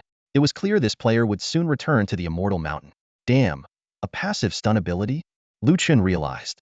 No wonder there are no tanks. With such a high damage boss, what tank can survive a stun? This isn't something skill can compensate for. In other words, there was no main tank here because anyone could become a temporary tank. Once targeted, they could only rely on their own movement skills to survive a bit longer. Damn, the 4 great beasts are getting stronger one after another. Lu Chen took a deep breath. I absolutely have to get Tao Wu. 7 heads 3 fools, stop hiding. Lu Chen secretly summoned his pets. Let's start here and get to work. Silk threads wrapped around. Lu Chen didn't hesitate to make a move, and the 7 dumbheads simultaneously leaped out from the forest. The players in the field were fully focused on dealing with the Tao Wu, when suddenly, a blob of sticky white substance shot through the air, precisely sticking to a few players who were trying to stall the boss. At the same time, everyone was horrified to find a new threat emerging from behind. Oh crap, there are monsters behind us, someone shouted. Who pulled those monsters over here? The scene before them was shocking gnolls, banshees, and even an unknown boss. Not good, their attack is so high. A player hadn't even finished their sentence before they were sent back to the Celestial Mountains. At this moment, the players had to deal not only with the troublesome remnants of the Tao Wu, but also with the indistinct enemies behind them, making it difficult to handle the situation from both fronts. Damn it! Where did these wild monsters come from? Xiao Yaofeng was sweating with anxiety. Why are our teammates dying so quickly? The already difficult battle with the Tao Wu had become even more complicated with the appearance of other monsters. People at the back, try to lure those monsters away. We're almost done with the Tao Wu here. Xiao Yaofeng shouted commands, but no one responded. From the thick fog, a massive figure slowly emerged. Xiao Yao Yu looked up at the terrifying beast, his mind blank. What kind of creature is this? He stammered. A gnoll? A spider? A green bamboo viper? Or a 3-petal flower demon? None of them. The name above the monster's head was too long to see fully, but part of it read, Gnoll Commander. Before he could finish his thought, the terrifying creature raised its front legs, sharp spikes thrusting forward. 3 huge damage numbers popped up above Xiao Yao Yu's head, and he tried to retreat in fear, but it was too late. In the blink of an eye, Xiao Yao Yu found himself standing before the reincarnation mirror in the Celestial Mountains, stunned. Leader, you died too? Someone asked. Xiao Yao Yu didn't respond, still immersed in the horrifying scene he had just witnessed. Xiao Yao, did that thing poison you too? Vice Leader Qiufeng approached, his tone full of sympathy. Xiao Yao Yu snapped out of it. That creature's attack was terrifying. Qiufeng nodded in agreement. Yeah, even the Tao Wu needs to hit me twice to kill me, but that thing hit me once, turned around and walked away, and I died from the poison. It's a mix of spider venom and the green bamboo viper's 7-step poison. What the heck was that monster? As time passed, more and more people appeared before the reincarnation mirror. Xiaoyao glanced around and realized that their entire team had been wiped out. Ugh, so frustrating. We were just one hit away, someone complained. Stop standing around, let's go back, another person suggested. With so many of us, we should be able to rush through. It takes half an hour to get there. Will we make it? Someone doubted. We have to try. Everyone agreed. After discussing with a few team leaders, Xiaoyao decided to give it another shot. They quickly reorganized and prepared to head back to the Beast Mountains. Meanwhile, Lu Chun had already cleared out ESD and swiftly killed the Taowu. His attacks could deal over 4,000 damage per wave, needing only 3 waves to finish it off. Although the Taowu's stun effect was powerful, Lu Chun had the spider web to counter it, and with over 10,000 health, the Taowu couldn't kill him instantly. Just as he killed the Taowu, the system announced, "Only I Am Mad has destroyed the northeastern array I." Damn it. Only I Am Mad took the credit. Xiaofeng shook his head in anger. Damn it, I'm so pissed. We did 90% of the work, and Only I Am Mad just swoops in to take the glory. I've never been this frustrated playing a game. That guy is just too annoying. Xiaoyao sighed. Xiaofeng, we were just unlucky this time. If you were Only I Am Mad, would you let this chance slip by? Xiaofeng clenched his fists but, thinking it over, realized that if he saw a boss with low health, he wouldn't ignore it either. Yeah, Xiaoyao, I know you're right, but I just can't get over it. Let's go. Maybe we still have a chance. Lu Chen didn't have time to complain about the system's big mouth. Without even checking the rewards, he made his choice. Choose reward 2, he said decisively. He obtained a Taowu cub. The Taowu looked a bit like a cow, about the same size as Xiaobai and Xiaohong, even smaller than a typical calf. Who would have thought this little guy would grow into a terrifying Taowu? Lu Chen smiled slightly, picking up the Taowu. Little guy, I don't have time to play with you now. Go play with Xiaobai and Xiaohong. 7 dumbheads, come on. Chaos is almost done over there. Let's go. At the Chaos Remnants, they had already cleared out Shenghua and his group. A massive beast with over 15,000 health was strutting among the numerous corpses. Good thing it didn't regenerate health. Lu Chen panted, not taking any rest, immediately leading the 7 dumbheads into action. This monster's attack was a split attack, but since Lu Chen's group was small and 7 of them were ranged attackers, they weren't phased. After 4 fierce waves of attacks, the gigantic body of the Chaos Remnant fell to the ground. Player Only I Am Mad has destroyed the southeastern array I. The system announcement rang out again. Lu Chun, already used to it, chose the Chaos Cub. His pet army had gained another fierce member, a roaring little lion. Stowing away the Chaos Cub, Lu Chun hurried to the next target. Leaving the northwestern array I, he set up a few spider webs, successfully disabling a few tanks. However, there were indeed many skilled players here. When Lu Chen returned, the players hadn't been wiped out, and the Taodai's health was down to just over 20,000. Thunder and TT's remaining substitutes had regained aggro and control of the battlefield. No wonder they're a top guild. Their adaptability is impressive. Lu Chen couldn't help but admire. Of course, this was within his expectations. Otherwise, he wouldn't have left the Taodai for last. Since the boss couldn't finish them off, Lu Chen had to do it himself. In the fog, he led the 7 dumbheads like a ghost, continuously killing players and disrupting the battlefield. Suddenly, a system message interrupted Lu Chen's thoughts. Player Royal Prince has destroyed the Eastern Array I. This was the first player other than Only I Am Mad to successfully destroy an Array I. This news startled Lu Chen for a moment. But thinking it over, even if he was strong, he couldn't monopolize all the Array Is. I wonder what reward Royal Prince chose, a phantom beast or a cub, Lu Chen pondered. If it's a cub, I might still have a chance to snatch it. If it's a phantom beast, then there's nothing I can do. Never mind. Let's take down the Taodai first. Lu Chen quickly refocused, concentrating on clearing the battlefield. With Lu Chen and the Taodai attacking from both sides, along with the surrounding fog, even the top players had no choice but to accept being wiped out. After defeating the player team, Lu Chen found it much easier to deal with the Taodai. Although the Taodai could absorb spiritual energy, Lu Chen's attacks were based on poison. Absorbing impure spiritual energy would only make it take longer for him to upgrade his spiritual power in the future, but it had no impact on killing the Taodai remnant now. 20 minutes later, Lu Chen claimed another victory, successfully destroying the northwestern array I and obtaining the Taodai cub. Ha ha ha, I've got all 4 ancient ferocious beasts. Lu Chen felt a great sense of relief. His mood instantly lightened. Even if he gained nothing more from here on, he had already made a huge profit. To prevent any sneak attacks, Lu Chen temporarily left the northwestern array I and moved toward the center of the array. This way, it would be convenient for him to reach any array I next. Royal Prince shouldn't leave here so easily, Lu Chen speculated. Although he had completed his set goal, he wasn't ready to stop just yet. If he could collect all 8 divine beasts, that would be truly perfect. Human nature is greedy, and Lu Chen was no exception. The same was true for Royal Prince. If Lu Chen's guess was correct, he still had a chance. However, just then, an unexpected system prompt suddenly popped up. Congratulations, you have collected all 4 ancient ferocious beast cubs. Activating the hidden mission, Ancient Ferocious Beasts. This mission will expire in 5 minutes. Once accepted, it must be completed within the given time. Do you accept the mission? What the heck? What's going on? Lu Chen frowned, not expecting to activate a hidden mission at such a critical moment. While stumbling upon a hidden quest was indeed a rare occurrence, Lu Chen was currently preoccupied with the idea of taking down the 8 great beasts. With the quest being time-limited, he couldn't help but worry about whether he had enough time. Feeling a bit anxious, he opened the quest interface and began to examine it carefully.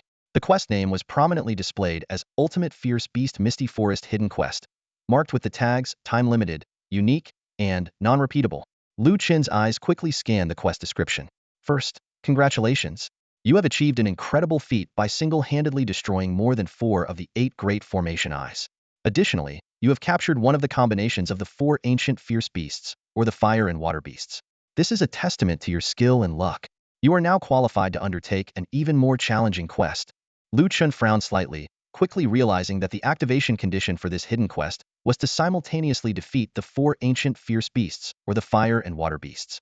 He had just managed to gather the 4 ancient fierce beasts, thereby triggering the quest. Wait, does that mean I'm the only one who can activate this quest? Lu Chen pondered, suddenly remembering that Xiao Hong was still in his possession. This meant that no matter how strong other players were, they wouldn't be able to activate the quest without the fire Qilin. Sorry, everyone, Lu Chen smirked with a touch of pride, feeling a bit sympathetic towards other players as he continued to review the quest details. The quest required him to choose one of the 4 ultimate fierce beasts and enter the killing formation to defeat its remnant soul. The time limit was 24 hours, and the reward was either a corresponding fierce beast summoning stone or a cub. Lu Chen's eyes lit up in surprise. They even have fierce beast cubs? He quickly realized that just being able to activate this quest indicated that the ultimate fierce beasts were far stronger than the 4 ancient fierce beasts. Damn, there's something even stronger. Lu Chen exclaimed in excitement, eagerly checking the list of the 4 ultimate fierce beasts. 1. Purple Flame Nihuang. 2. Black Flame Dragon Emperor. 3. Sky-devouring Demon Tiger. 4. Sea-covering Martial Emperor. Lu Chen almost spat out a mouthful of blood in shock. The titles of these 4 ultimate fierce beasts were far more intimidating than his own long list of prefixes. Dragon, Phoenix, Tiger, and Turtle. They corresponded to the 4 divine beasts but belonged to the dark side. As a Chinese, Lu Chen deeply understood the supreme status of the 4 divine beasts. In comparison, creatures like the Qilin, Swanee, and Bai Zhe were considered secondary. At this moment, any doubts in Lu Chen's mind vanished. He no longer cared about the water Qilin or the fire and water Swanee. The 4 ultimate fierce beasts were his true pursuit. He was determined to give it his all for this quest. Without much hesitation, Lu Chen chose the Black Flame Dragon Emperor. Not for any particular reason, but because it was a dragon, the totem of China. I choose the Black Flame Dragon Emperor, Lu Chen declared firmly. The system immediately responded. You have selected your quest target. This will also be your quest reward. The Ultimate Fierce Beast quest is now activated. Please place the summoning stones or cubs of the 4 ancient fierce beasts on the corresponding stone pillars. As soon as the words were spoken, 4 stone pillars, each about 1.5 meters high, slowly rose in the northeast, southeast, northwest, and southwest directions. Lu Chen placed Xiao Bai, Xiao Hong, Xiao Mao, and Xiao Niu on the corresponding pillars. This won't be like the Secret Realm prayer, where they don't return them, right? Lu Chen felt a bit worried. However, seeing the 4 little creatures seemingly enjoying their time on the pillars, he decided not to say anything further. Once the 4 little creatures were in place, a black mist began to rise around the stone pillars, quickly enveloping the center of the misty forest. The black mist gathered rapidly, and the remnant souls of the 4 ancient fierce beasts Jiangqi, Taotai, Taowu, and Hun Dun reappeared. Are you serious? Do I have to defeat all 4 beasts at once? Lu Chen grew nervous. He knew he couldn't handle all 4 bosses simultaneously. A quick analysis revealed the danger of this battle: Taowu's stun, Qiongqi's combo attacks, Hundun's splitting ability, and Taoye's relentless gaze.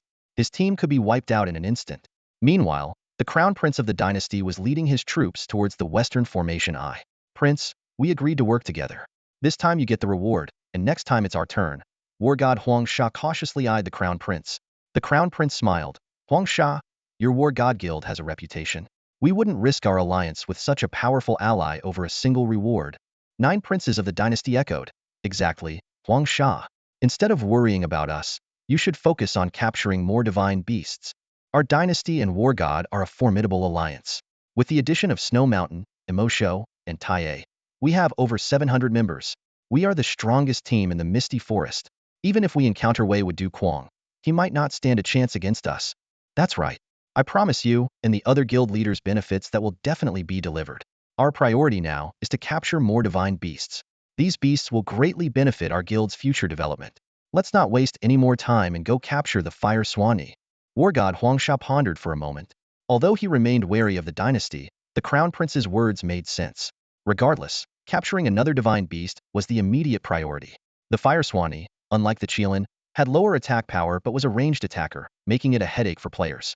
In the battle against the Fire Swanee, the dynasty's 700 members had already lost over 200, highlighting the difficulty posed by its long-range attacks.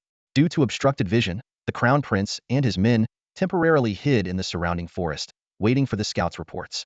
Shortly, the scouts returned with information. The Western Formation Eye has been fought over, leaving only about 200 players, led by the leader of the Overlord Guild, Baju Aotian. The Fire Swanee's health is barely over 10,000. Overlord and Yunding have only that many people left? The Crown Prince's eyes gleamed. Huangsha, this is a great opportunity. The boss's health is low. Let's go and intercept them now. At that moment, Baju Aotian was fully focused on directing the battle. They had started with over 300 members, and now, seeing the boss about to fall, he dared not let his guard down. Suddenly, a large group of people emerged from the dense forest behind them. What the? Despite his adept command, Baju Aotian was at a loss facing such an overwhelming enemy force and being attacked from both sides. It's the dynasty and war god, Prince Huang Sha. You despicable cowards. Baju Aotian roared in anger. The Crown Prince smiled slightly. Aotian, that's a naive way to think. Here, it's all about the strongest taking the spoils. If you don't have the strength, don't covet the divine beasts. Sorry, but it's ours now. Brothers, attack. With a command, the Crown Prince exchanged a glance with 9 princes. 9 princes understood immediately, lunging towards Aotian. Prince, leave this guy to me. You take care of the others. The Crown Prince nodded slightly and disappeared into the mist. He maneuvered away from the battlefield, hiding behind a stone pillar. With Overlord's forces no longer a threat, War God and the dynasty were left to defeat the Fire Swanee. Once they finished, he would be the closest to the stone pillar. In the heart of the misty forest, for ancient ferocious beasts stood imposingly atop stone pillars. The surrounding black mist grew denser, surging toward the center like a tide. As the mist coalesced, the outline of a colossal dragon began to take shape. In an instant, the remnant spirit of the Black Flame Dragon Emperor materialized before Lu Chen. This massive creature, over 10 meters long, hovered in midair, exuding an intimidating dragon aura and looking down on all beings. Standing over 3 meters tall, Lu Chen seemed like an ant in its presence. Holy crap, this is the ultimate beast, the Black Flame Dragon Emperor. Lu Chen gasped, his words jumbled in shock. The immersive experience of 9 heavens was indistinguishable from reality, and the oppressive presence of the Black Flame Dragon Emperor was unlike anything he had encountered in other games. Just by its aura, Lu Chen was convinced this beast far surpassed the 4 ancient ferocious beasts. No way I can beat this thing, Lu Chen thought to himself. At that moment, the remnant spirits of the 4 ancient ferocious beasts sprang into action.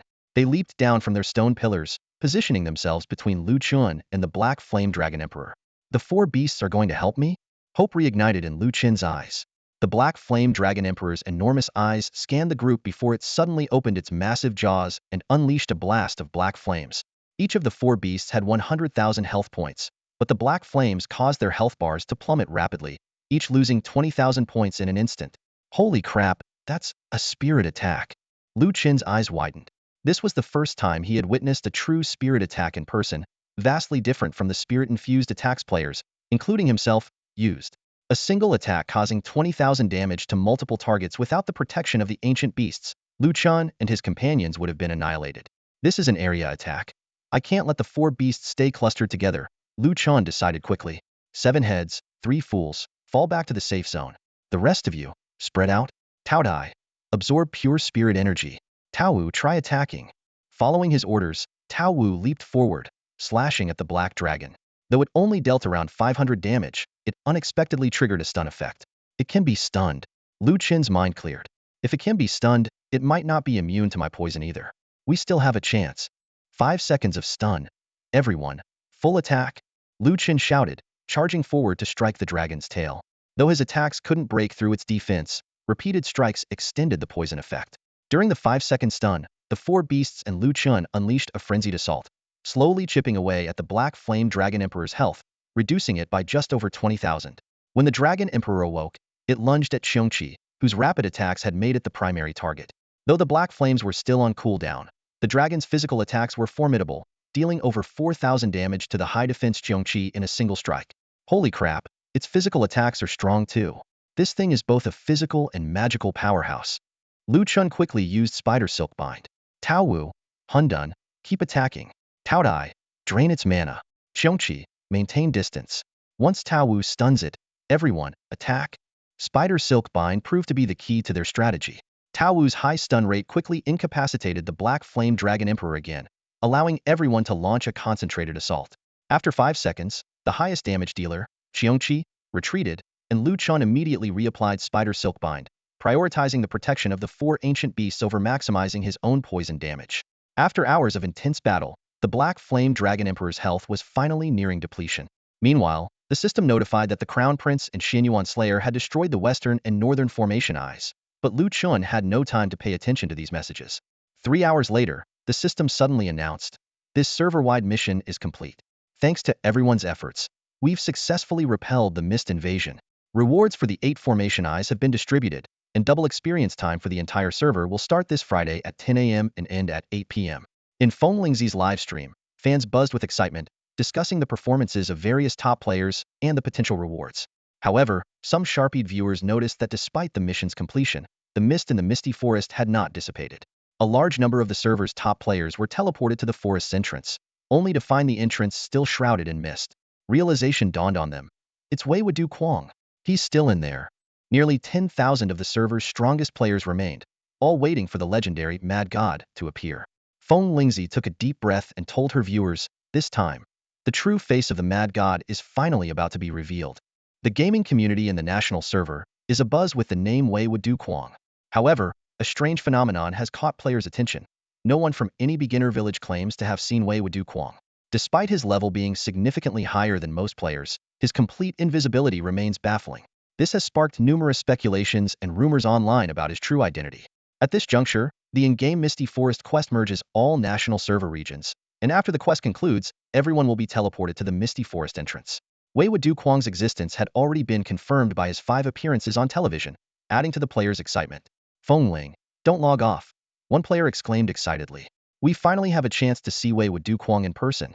I want to know what kind of player he is to leave all guilds and players far behind.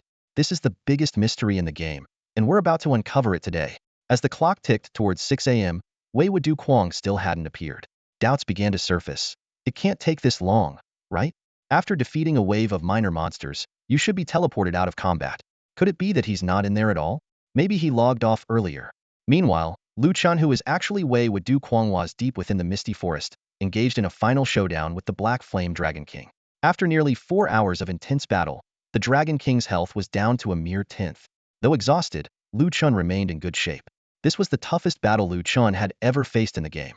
He had already defeated the remnants of 5 divine beasts and had been fighting the Dragon King for almost 4 hours. His mental energy was nearly depleted, sustained only by sheer willpower. He knew this was his last chance to take down the Dragon King. The last hour of the fight was exceptionally grueling. Lu Chen, both physically and mentally drained, made several mistakes, resulting in the death of Qiongqi. Fortunately, Hundun stepped in just in time, averting a total wipe. Finally, Lu Chen, along with Hundun, Tao Tai, Tao Wu, and even Cheeto, launched a final ferocious assault. The Dragon King's health dwindled to its last sliver before it was ultimately defeated. A system message popped up. Congratulations on defeating the remnant of the Black Flame Dragon King. Ultimate Beast Quest completed. Seeing this message, Lu Chen collapsed with relief. Hundun and the others returned to their stone pillars, and even the previously fallen Qiongqi was resurrected. The black mist dissipated, and they reverted to their adorable cub forms. Lu Chen weakly lifted his eyelids, glancing at the 4 little creatures sitting there, and managed a faint smile. Not bad. At least they gave you back to me. The system then prompted Lu Chen to choose his reward. 1. Black Flame Dragon King Essence Fragment. Summon a powerful black flame dragon king spirit to fight for you, with its duration and combat power increasing as your spiritual power grows. 2. Black flame dragon king hatchling. Summon a black flame dragon king hatchling, more fragile than other hatchlings and a prime target for attacks. Its growth will require more of your attention and care. Without hesitation, Chen chose the second reward. A small black snake, about 10 centimeters long, appeared before Chen, flicking its tongue as it slithered towards him. Though Chen wasn't fond of snakes, he knew this was the Black Flame Dragon King's hatchling and extended his hand for it to climb onto. The little creature obediently settled on his shoulder. Seeing the snake, the fire Qilin Xiaobai tried to bully it, but the snake reared half its body and flicked its tongue at Xiaobai, scaring the Qilin into Chen's arms. Chen laughed. Xiaobai, I suggest you get along with it. It might protect you in the future. After stowing away the other 4 beast cubs, Chen now had 6 divine beast cubs, one of which was a dragon. At that moment, another system message appeared. You have completed the ultimate beast quest and unlocked the legendary hidden quest, Divine Blood Demon Seed. Please check your quest log. Curious, Chen opened his quest log and found the new quest highlighted in orange. The quest required the completion of the Ultimate Divine Beast and Ultimate Beast quests, clearing 3 hidden dungeons, and collecting the 4 Ultimate Beasts and 4 Ultimate Divine Beasts. Seeing the difficulty level of this quest, Chen was stunned. What the heck? This is insanely hard. Just capturing the Black Flame Dragon King was nearly impossible, and it only counts for less than 1/11 of this quest? This is an impossible task. What worried Chen even more was the following system message. The Misty Forest quest is over. The Misty Forest will permanently disappear in 30 minutes. You will be teleported to the Misty Forest entrance in 2 minutes. Panic set in for Chen. Oh no, am going to be teleported out? Will other players be teleported out too? Unbeknownst to Chen, he was the only one left in the Misty Forest. An hour and a half earlier, nearly 5,000 players had been waiting at the Misty Forest entrance to catch a glimpse of him. Realizing he might be teleported out with other players, Chen became even more anxious. His current appearance half gnoll, half spider, with a snake tail and wooden horns, and a bizarre string of names above his head was not something he wanted to show to the masses. What do I do? I'm going to get mobbed. Chen paced back and forth in a panic. In this dire moment, Chen remembered his most magical feature, the reputation shop. He quickly opened the shop and immediately spotted a miraculous item. Oh my god, when did I get this skin? Chen exclaimed in delight. Meanwhile, the scene at the Misty Forest entrance was not what anyone had expected. The crowd that had gathered to see Wei Du Quang had mostly dispersed, and those who remained had lost their patience. Suddenly, the quiet login of 2 individuals caused an uproar. Sharpie players noticed that the royal prince, who held 2 misty rewards, and Tuxian Xianyuan, who had 1 reward, were mingling in the crowd. This discovery reignited everyone's excitement, and the previously exhausted players were instantly abuzz. Despicable scum. The roar of war god Huangsha reverberated outside the Misty Forest. His wife, war goddess Xuewu, stood beside him, her eyes blazing with fury. The entire war god guild was seething with rage. Treacherous thief. Huangsha pointed at the crown prince of the imperial dynasty. You promised us the second reward, but you stole it. Are all of you in the imperial dynasty nothing but thieves?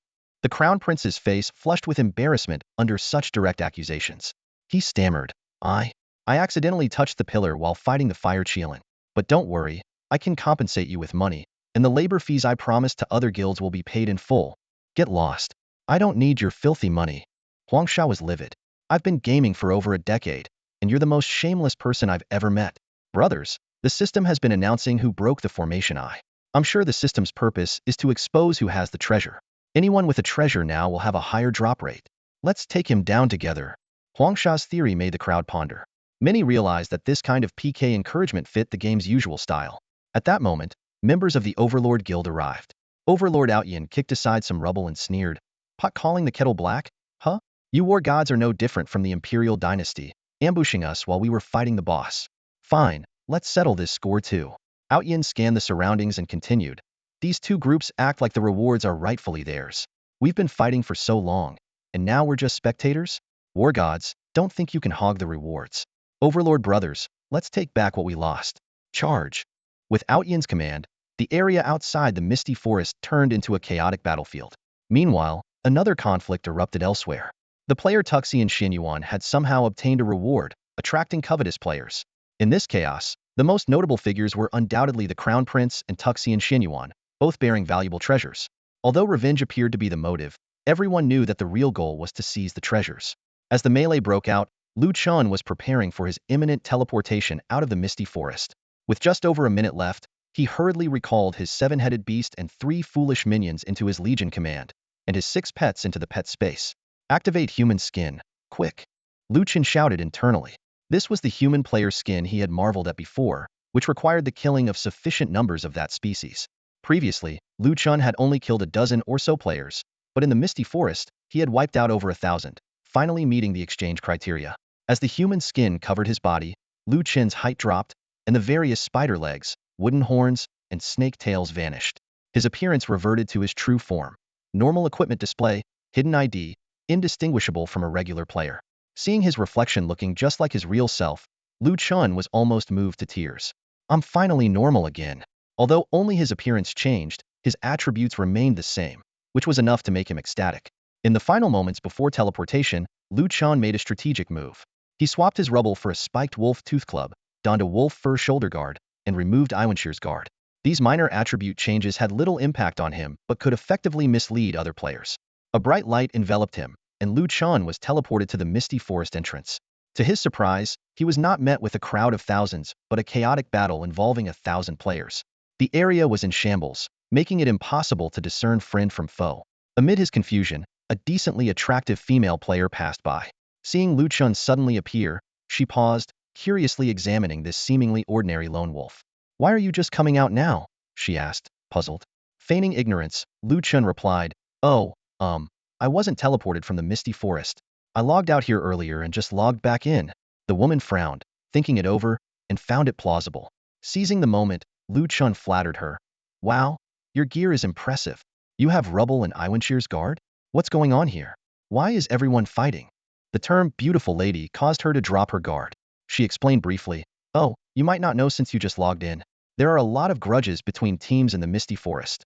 But really, it's not about grudges. In these kinds of dungeons, it's normal to fight over monsters. The real goal is to seize treasures. Treasures? Lu Chen feigned surprise. Yeah, the Crown Prince and Shen Yuan are online. Both of them have valuable items, and now their guilds are being chased. It's all about the treasures. Lu Chen furrowed his brow, secretly delighted. Those two are still here? That means he still has a chance. Where are they now? No idea. I'm looking for them too. But the mist hasn't fully cleared yet, so they might escape. For Lu Chen, the mist was no obstacle. His vision was far superior, and he quickly pinpointed the locations of the Imperial Dynasty and Tuxian guilds. Oh, thanks. I gotta go now, see you. Lu Chen hastily bid farewell and stealthily moved towards the Imperial Dynasty Guild.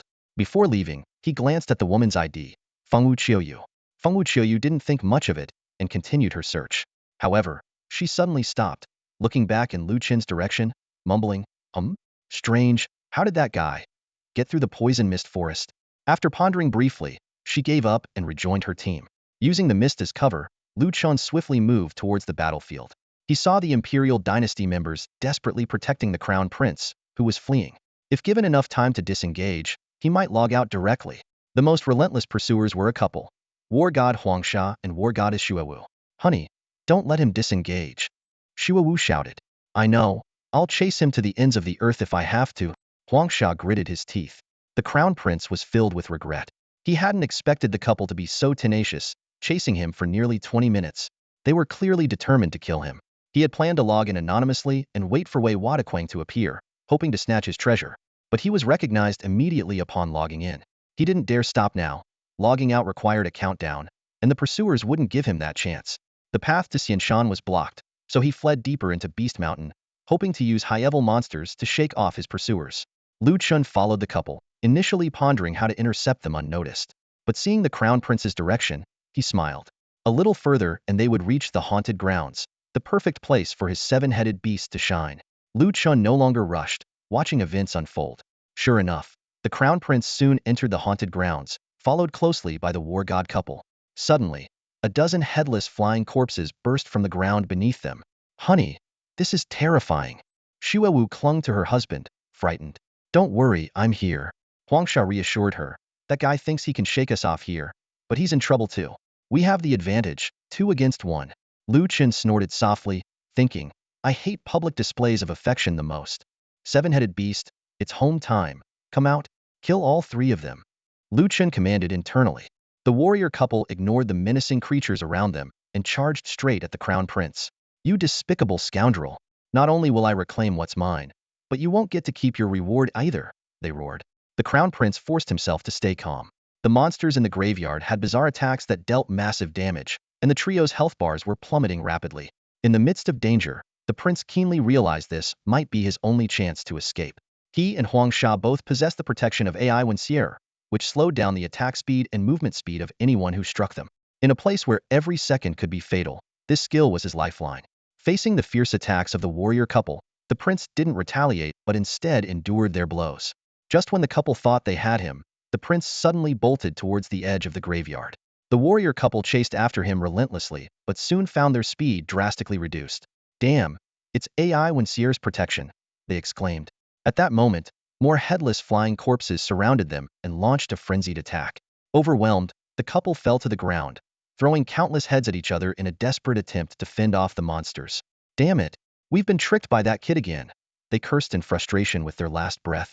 The crown prince, covered in wounds, burst out of the graveyard. He glanced back at the couple's bodies and finally stopped, panting with satisfaction. You dared to chase me?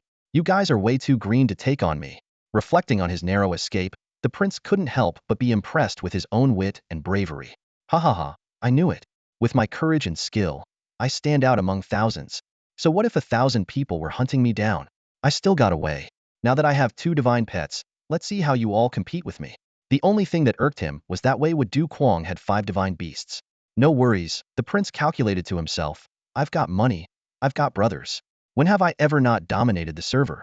No matter how strong he is now, I'll take him down eventually. As the logout countdown neared its end, the prince grew more smug. Trying to kill me and steal my treasure? What a bunch of trash. Just then, a figure emerged from behind the prince. He turned around and his heart sank. The person had unremarkable gear and had hidden their ID just like him, but the most deadly part was that the prince himself was in black blood status. Though the prince was in a precarious situation, his experience quickly kicked in. Huang Sha and the others know me, but this nobody might not. I still have a chance, he thought. Resolving himself, the prince rushed up to the figure, feigning urgency. Hey, the crown prince is right inside. I almost killed him. Chen furrowed his brows, puzzled. What's going on? What is this guy up to? He wondered. The prince continued his act. Friend, you're here for the treasure too, right? No need to hide it, I know. It's normal. Who wouldn't want a divine beast? I see your gear is average, but to stumble upon such a huge opportunity shows you're really lucky.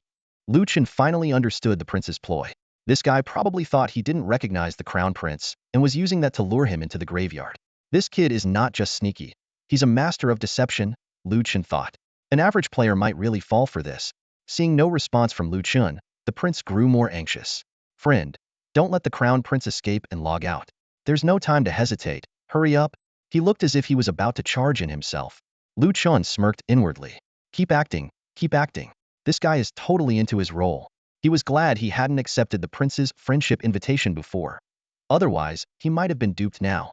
When Chen still didn't move, the prince said, Fine, if you're scared, there's nothing I can do. The army will be here soon, and I won't get a chance. Brother, I'll log out first. Until we meet again. Just as the prince was about to log out, Chen swiftly struck him with a club, interrupting the logout and killing him on the spot. The prince's sudden action startled him, causing him to jump out of his chair in real life. Damn it, this guy never trusted me, the prince fumed. Not trusting me is one thing, but the worst part is he didn't even expose me and waited until I was logging out to strike. Thinking about all the effort he put into deceiving this guy, even calling the crown prince a despicable person, the prince nearly burst a blood vessel. You son of a... Damn it, my divine beasts, my divine beasts. They were taken by this trash. I'm so pissed off, so pissed off. Warrior Huang Sha's guess was right. During the Misty Forest event, the drop rate for divine beasts was incredibly high, possibly even guaranteed upon death. Just like now, the prince only dropped a few healing potions and no equipment, but the young Shui Huasui and Icubs were dropped. The 2 little creatures wandered around the prince's body, looking pitiful. Chen picked them up, smiling. Don't be sad. If you stayed with him, he'd just work you to the bone. Come with me. I have many friends for you.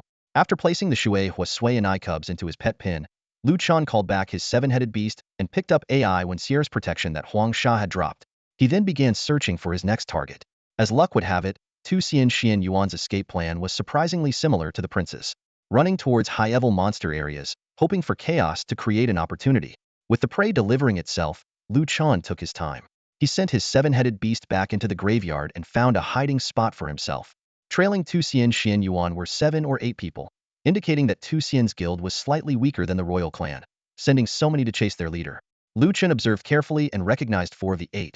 Tai Shui Wei Gua, Long Ting Zhantian, Feng Ling Zi, and Xiu Luo Zi Xia. Tai Shui Wei Gua was the one who helped him resolve a housing dispute. Long Ting Zhantian was the leader of his sister Lu Yi's guild.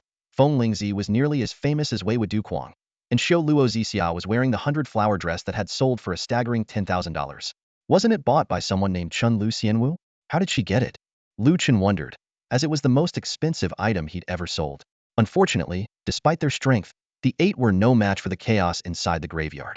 The more people inside, the more headless flying corpses were attracted, making the bouncing attacks even more deadly. Not to mention, Lu Chen's 7-headed beast was stealthily picking off targets. The 9 players soon found themselves in a chaotic, head-throwing game. Oh my god, what is this place? Feng Ling Zi screamed in terror. Xiu Luo Zixia appeared calm but was visibly pale. Unsurprisingly, it wasn't long before all 9, including Tu Xian Xian Yuan, met their end in the graveyard. Next to Tu Xian Xian Yuan's body, a small water-blue creature was left helpless, crying out pitifully. Surrounded by headless flying corpses, it looked like a piece of meat to them, and they mercilessly pounced. The little creature looked helplessly at the terrifying headless flying corpses.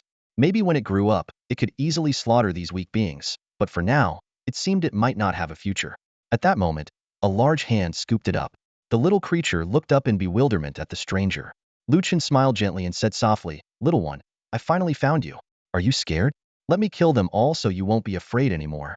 After securing the water Kirin, Lu Chen finally completed his collection of the 4 water and fire divine beasts.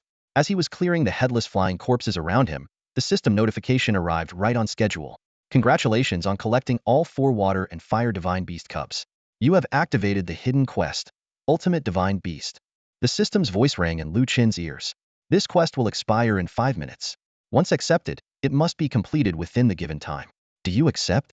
Accept, Lu Chen said calmly, a hint of anticipation in his eyes. The system immediately provided detailed quest instructions.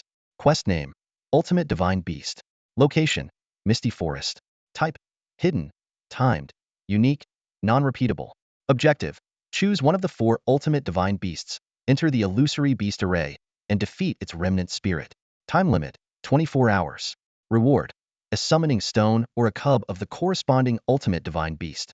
The system then presented 4 options. 1. Azure Sky Dragon. 2. Blazing Vermilion Bird. 3. Aurora White Tiger. 4. Golden Black Tortoise. Lu Chen hesitated for a moment, weighing the pros and cons in his mind. Should I pick another dragon? I don't know if divine beasts are stronger than fierce beasts.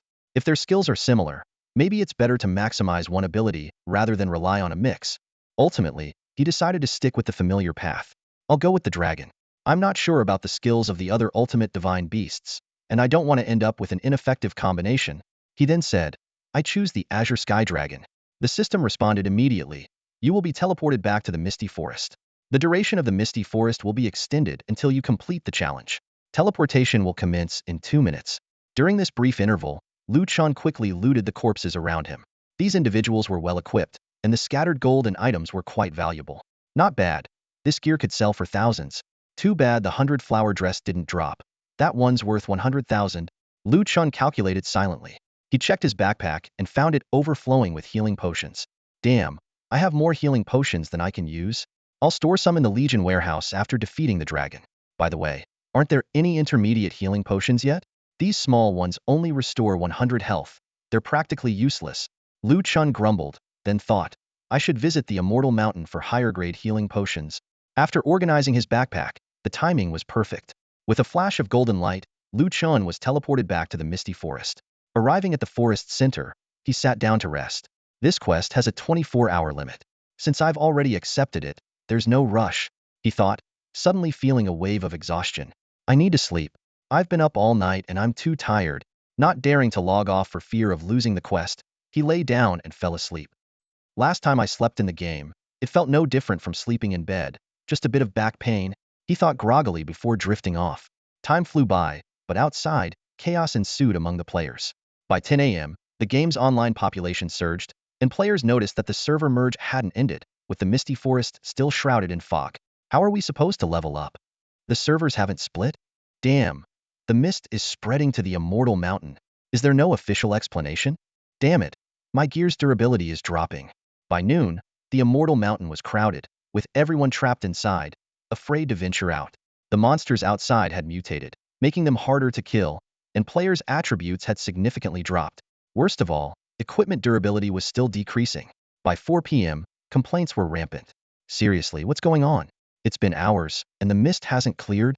Isn't there any official announcement? This is unplayable. By 7 p.m., the forums and Immortal Mountain were filled with disgruntled voices, and major streamers had resorted to playing card games like poker. Occasionally, someone would log in to check, only to find the mist still there, forcing them to log off in frustration. Oh my god, wasn't the server-wide quest completed? What's going on? I'm going crazy. I've had nothing to do all day.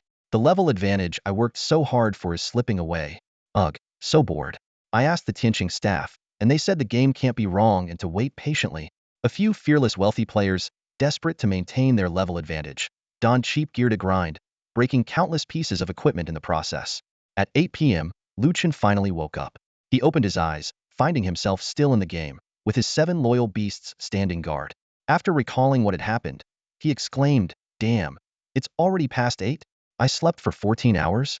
He sat up, slapping his face. Wow, that was a great sleep, but I'm starving. Never mind. Let's defeat the Azure Sky Dragon first, then I'll eat. He stood up, stretching and moving around for half an hour to fully wake up.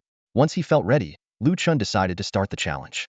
Summoning the Azure Sky Dragon followed the same steps as the Black Flame Dragon Emperor. Chen placed the Water Kirin and Water Pishio on the corresponding stone pillars. Immediately, Azure spiritual energy surged, forming a massive creature over 10 meters long.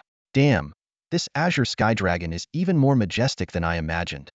Chen licked his lips. Water and fire divine beasts, let's do this. The battle began instantly. The Azure Sky Dragon displayed terrifying dual physical and magical capabilities, its azure flame causing continuous damage upon impact. However, the water and fire divine beasts pleasantly surprised Chen.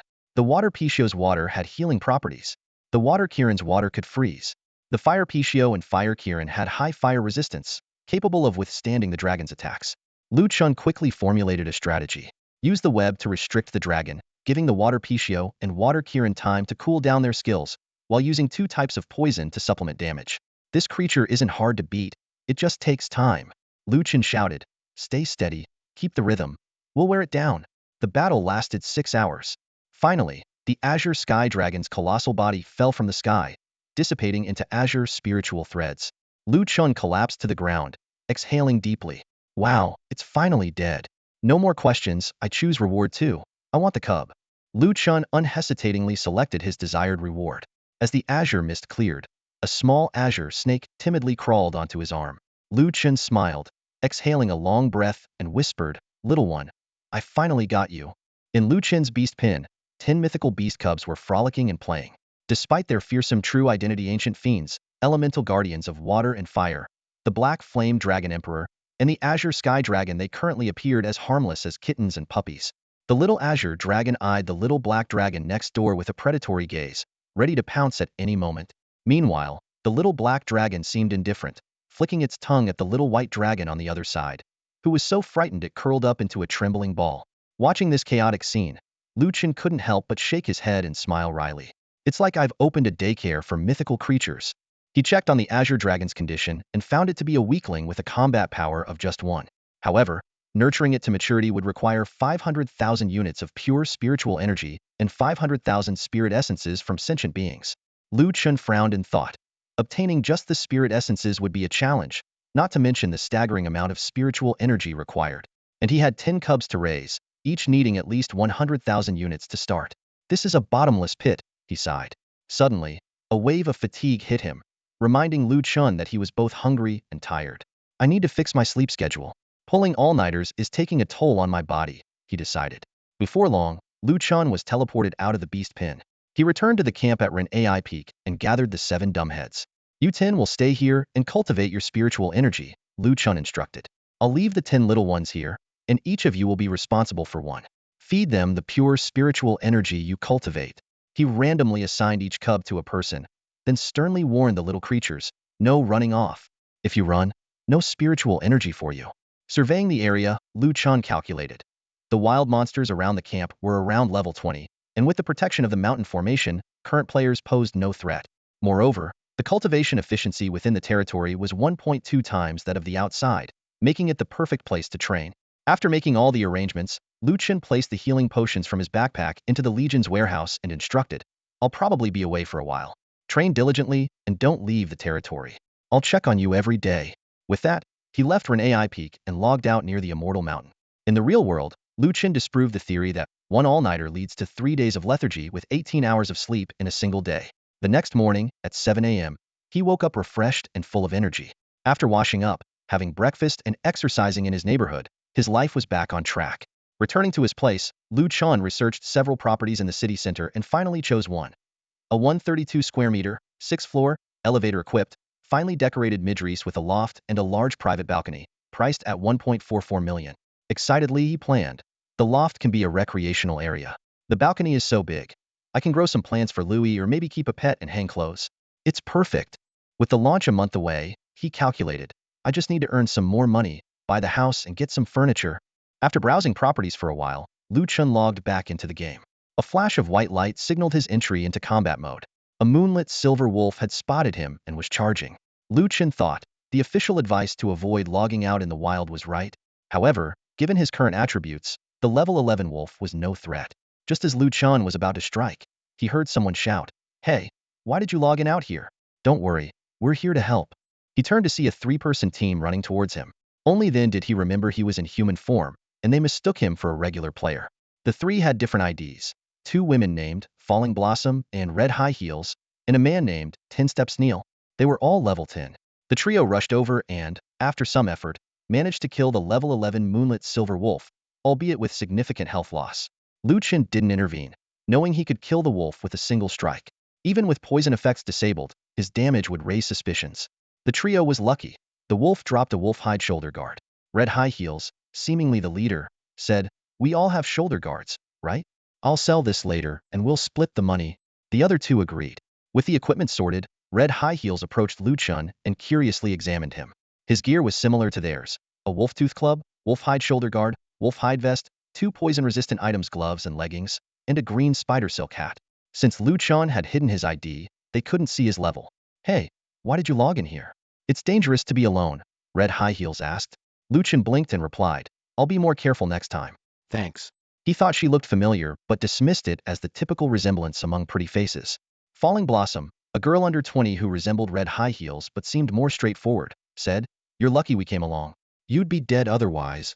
The man intervened. All right, Xiao AI, give him a break. Maybe he's here with his team. Then he asked Chen, Which guild are you in, buddy? I'm not in a guild, Chen replied, then asked out of curiosity, What's the story behind your ID? I've heard 10 steps to kill a man. But 10 steps kneel a man sounds a bit harsh on yourself. Red High Heels couldn't help but laugh. He means others should kneel to him, but everyone thinks he kneels every 10 steps. The man scratched his head awkwardly. Don't bring it up. It was a mistake.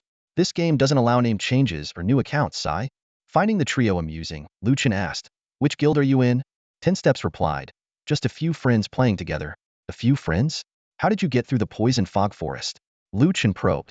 The man explained, There was fog all day yesterday. The top players couldn't level up outside the city, so they went to newbie villages to escort people out. You just had to pay. Chen furrowed his brows, thinking, the fog lasted all day? So activating the ultimate mythical beast quest delayed the forest's closure, and people made a business out of it? He asked, How much did it cost? The 3 looked at him strangely, wondering how this lone player with average gear had made it here. Chen quickly explained, Oh, I'm just checking the rates to see if I got ripped off. You probably didn't. Rates are pretty standard, about 1,000 per slot. Most guilds can take up to 3 outsiders per trip, Red High Heels explained. Chen thought this was a good business, but not feasible for him alone. Though he couldn't die, he lacked taunt skills to ensure others' safety. He mused, This could be a good income source for the guild. Oh, I paid 1,000 too, Chen said nonchalantly. 10 Steps enthusiastically suggested, Hey, if you don't have a guild or team, why not join us? We could watch each other's backs. Chen smiled, No thanks. I'm heading to the Immortal Mountain. Immortal Mountain? We're out of potions too. We'll take you there. It'll be safer in a group. 10 Steps seemed keen on recruiting Chen, even if just temporarily. Lu Chen pondered. These three were weak and naturally hoped to add a lone player to their team. He remembered a game feature that allowed players to hide their strength and adjust attack percentages, making it possible to lower his attributes. Though most wouldn't use it, Lu Chen was no ordinary player. Teaming up could help me stay undercover. Lu Chen thought, then agreed. Alright, let's go together. Lu Chen joined the Red High Heels team, and the squad set off towards the main city of Xianshan. As they got closer, Lu Chen was surprised to see the number of players around them leveling up had significantly increased. So many people, Lu Chen remarked. I just took a nap, and now there are so many players. Hua Luo Zhixiang laughed and explained. You think this is a lot? You should have seen it this morning. Back then, Tianqing hadn't separated the servers yet, and Xianshan was packed. It was more crowded than the newbie area. Tianqing only separated the servers this morning? Lu Chen asked, puzzled. Yeah, maybe the staff only start work in the morning. Hua Luo Zhixiang shrugged. Everyone was holding back for an entire day. Once the fog lifted, they all rushed out to level up like crazy. Lots of people pulled all-nighters. High Heels chimed in. Ugh. I promised I wouldn't stay up all night, but I did it again. And I have a shoot today. How am I supposed to? She suddenly realized she had said too much and quickly shut her mouth. Lu Chen speculated that High Heels might be in the entertainment industry. He took a closer look at her and noticed her delicate features, expressive eyes, and well-proportioned figure. Though curious, he wisely chose not to ask further. However, Hua Luo Zhixiang continued. Sis, the big shots have already said that several film companies are in talks with Tianqing for collaboration. With Zhuxian's technology, it surpasses any special effects company. Future Xianxia and historical dramas might be filmed directly in Zhoutian. Shibu agreed. Yeah, it's definitely a trend. Many celebrities are playing Zhoutian to level up. I know a lot of talent agencies have contracts with professional guilds to help their artists level up. Some have long-term contracts worth millions with top guilds. He shook his head and sighed. Jie doesn't like the messy entertainment industry. Our newly founded company can't afford millions at once. Well, just level up together slowly. Lu Chen was taken aback, his mind filled with questions. Filming movies in Zhoutian? Celebrities playing games? A contract worth millions? Zhoutian changing the world and offering endless business opportunities. This wasn't just talk. Alright, enough of that. Red High Heels shook her head, relieved that Lu Chen hadn't probed further. She changed the subject. Hey, why are you hiding your ID? Lu Chen scratched his head and casually replied, Me? I'm just playing for fun. High Heels didn't press the matter and simply nodded. Oh, they didn't encounter any monsters along the way, but the number of players around them kept increasing. At the fork in the road leading out of the newbie area, Lu Chen saw over 30 players escorting a group of new players out of the poison mist forest. Finally, the main city of Xianshan appeared before them. Nestled against the mountain, the city was surrounded by walls, resembling an ancient metropolis. Several towering structures stood out, especially two high towers that seemed to pierce the sky. The city gates were heavily guarded, and people bustled in and out. Lu Chen's eyes widened, awestruck by the grandeur of Xianshan's main city. Compared to his humble territory, it was on a completely different level. As they approached the city gates, Lu Chen noticed a giant display screen on the city wall. Shibu and the others stopped to look up at it. Wow, the rankings haven't changed, Shibu exclaimed, full of admiration. The strongest among the strong, whom everyone admires when entering Xianshan. It's so enviable. Even the usually stoic Red High Heels couldn't hide the admiration in her eyes. Lu Chen examined the data on the screen and learned it was the Xianshan Twin Towers leaderboard. He had heard of the fierce competition among top players and guilds for a spot on the leaderboard, but hadn't paid much attention before. Shibu patted Lu Chen on the shoulder and said, Hey, buddy, we're heading into the city to buy some potions. If you're heading out to level up later, come find us where we met you. Seeing Lu Chen engrossed in the display, Shibu laughed. Don't get too caught up in it. This leaderboard is out of our league, completely dominated by professional teams in the country. He thought for a moment and added, unless you're that person. Lu Chen looked at Shibu curiously. Which person? Shibu grinned. Who else? It has to be Wei Wudu Kuang. Lu Chen's heart skipped a beat. Did this person recognize him? However, Shibu Kuei Run suddenly burst into laughter. Ha ha ha, you really have no sense of humor. How could you be Wei Wudu Kuang? Lu Chen let out a long sigh of relief, secretly thankful. Phew, that almost scared me to death. He emphasized, exactly, how could I be Wei Wudu Kuang? Just look at this trash gear. He had specifically changed into this gear. Alright, I'm off. Let's team up next time if we're free. With that, Shibu Kuei Run left. Sure, Lu Chen responded, watching the lunatic finally walk away. He took a deep breath and stepped into the Immortal King City. The Immortal King City was bustling with activity, filled with players and NPCs everywhere. Some haggled in shops, others whispered in alleyways, and many players tirelessly conversed with NPCs, trying to trigger hidden quests. The city felt like a vibrant, real-life metropolis. Lu Chen looked around and realized that the tall buildings he had seen outside the city were the entry points for the 9 major professions. Each building had a unique appearance and decoration, showcasing the characteristics of different professions. The building of the Spirit Master Guild had a dragon carved on one side and a fierce demon on the other, indicating that spirit masters could tame pets and capture spirit demons. The Dustless Temple, a gathering place for monks, had a giant Buddha statue atop it. The Alchemist Guild, for pharmacists, had various rare herbs planted in front. The building for sword spirit cultivators was marked by a giant sword. Besides the 9 major professions, players could also find life skill NPCs here to learn tailoring, blacksmithing, gathering, and other life skills, which were the main ways players earn money. Now that Lu Chen was just an ordinary player, he could freely explore the city. He wasn't interested in choosing a profession since he could learn all the skills as long as he had enough reputation. Choosing a specific profession might limit his opportunities to learn other skills. In the pharmacy, Lu Chen saw that the price of low-level healing potions was 100 copper coins, while mid-level healing potions, which could restore 500 HP, cost a whopping 1 silver coin. This price was too high for him. No wonder most people use low-level healing potions. Unknowingly, Lu Chen arrived at the highest point of the Immortal Mountain, in front of 2 towering structures, Jushin Tower and Fumo Tower. These 2 towers stood side by side, reaching into the clouds, exuding a magnificent aura. After some thought, Lu Chen decided to challenge Jushin Tower first. Just as Lu Chen approached the NPC, a group of people suddenly rushed over and rudely pushed him aside. "Kid, watch where you're going. Don't block the way," the leader shouted arrogantly. Lu Chen frowned and looked up, seeing that there were about 17 or 18 people, all with IDs starting with Qingyi. This was the top-ranked Qingyi guild in the Double Towers. "What are you looking at? Not happy? Don't you know who's the boss around here in the Immortal Mountain?" One person mocked. "Look at his trash gear, thinking he can challenge Jushin Tower? I bet he won't last 10 seconds. Kid, you must be new here. Remember, when you see us Qingyi, walk around us. Our boss is about to challenge, so get lost if you know what's good for you." Another person threatened. Just as Lu Chen was about to speak, a commotion erupted behind him. "It's Qingyi Tao Gu, Yuming Guzhu, and Long Teng Zhantian. They're here to challenge Jushin Tower again." Lu Chen turned around in surprise, only to see at least 700 or 800 people heading this way, with more following behind.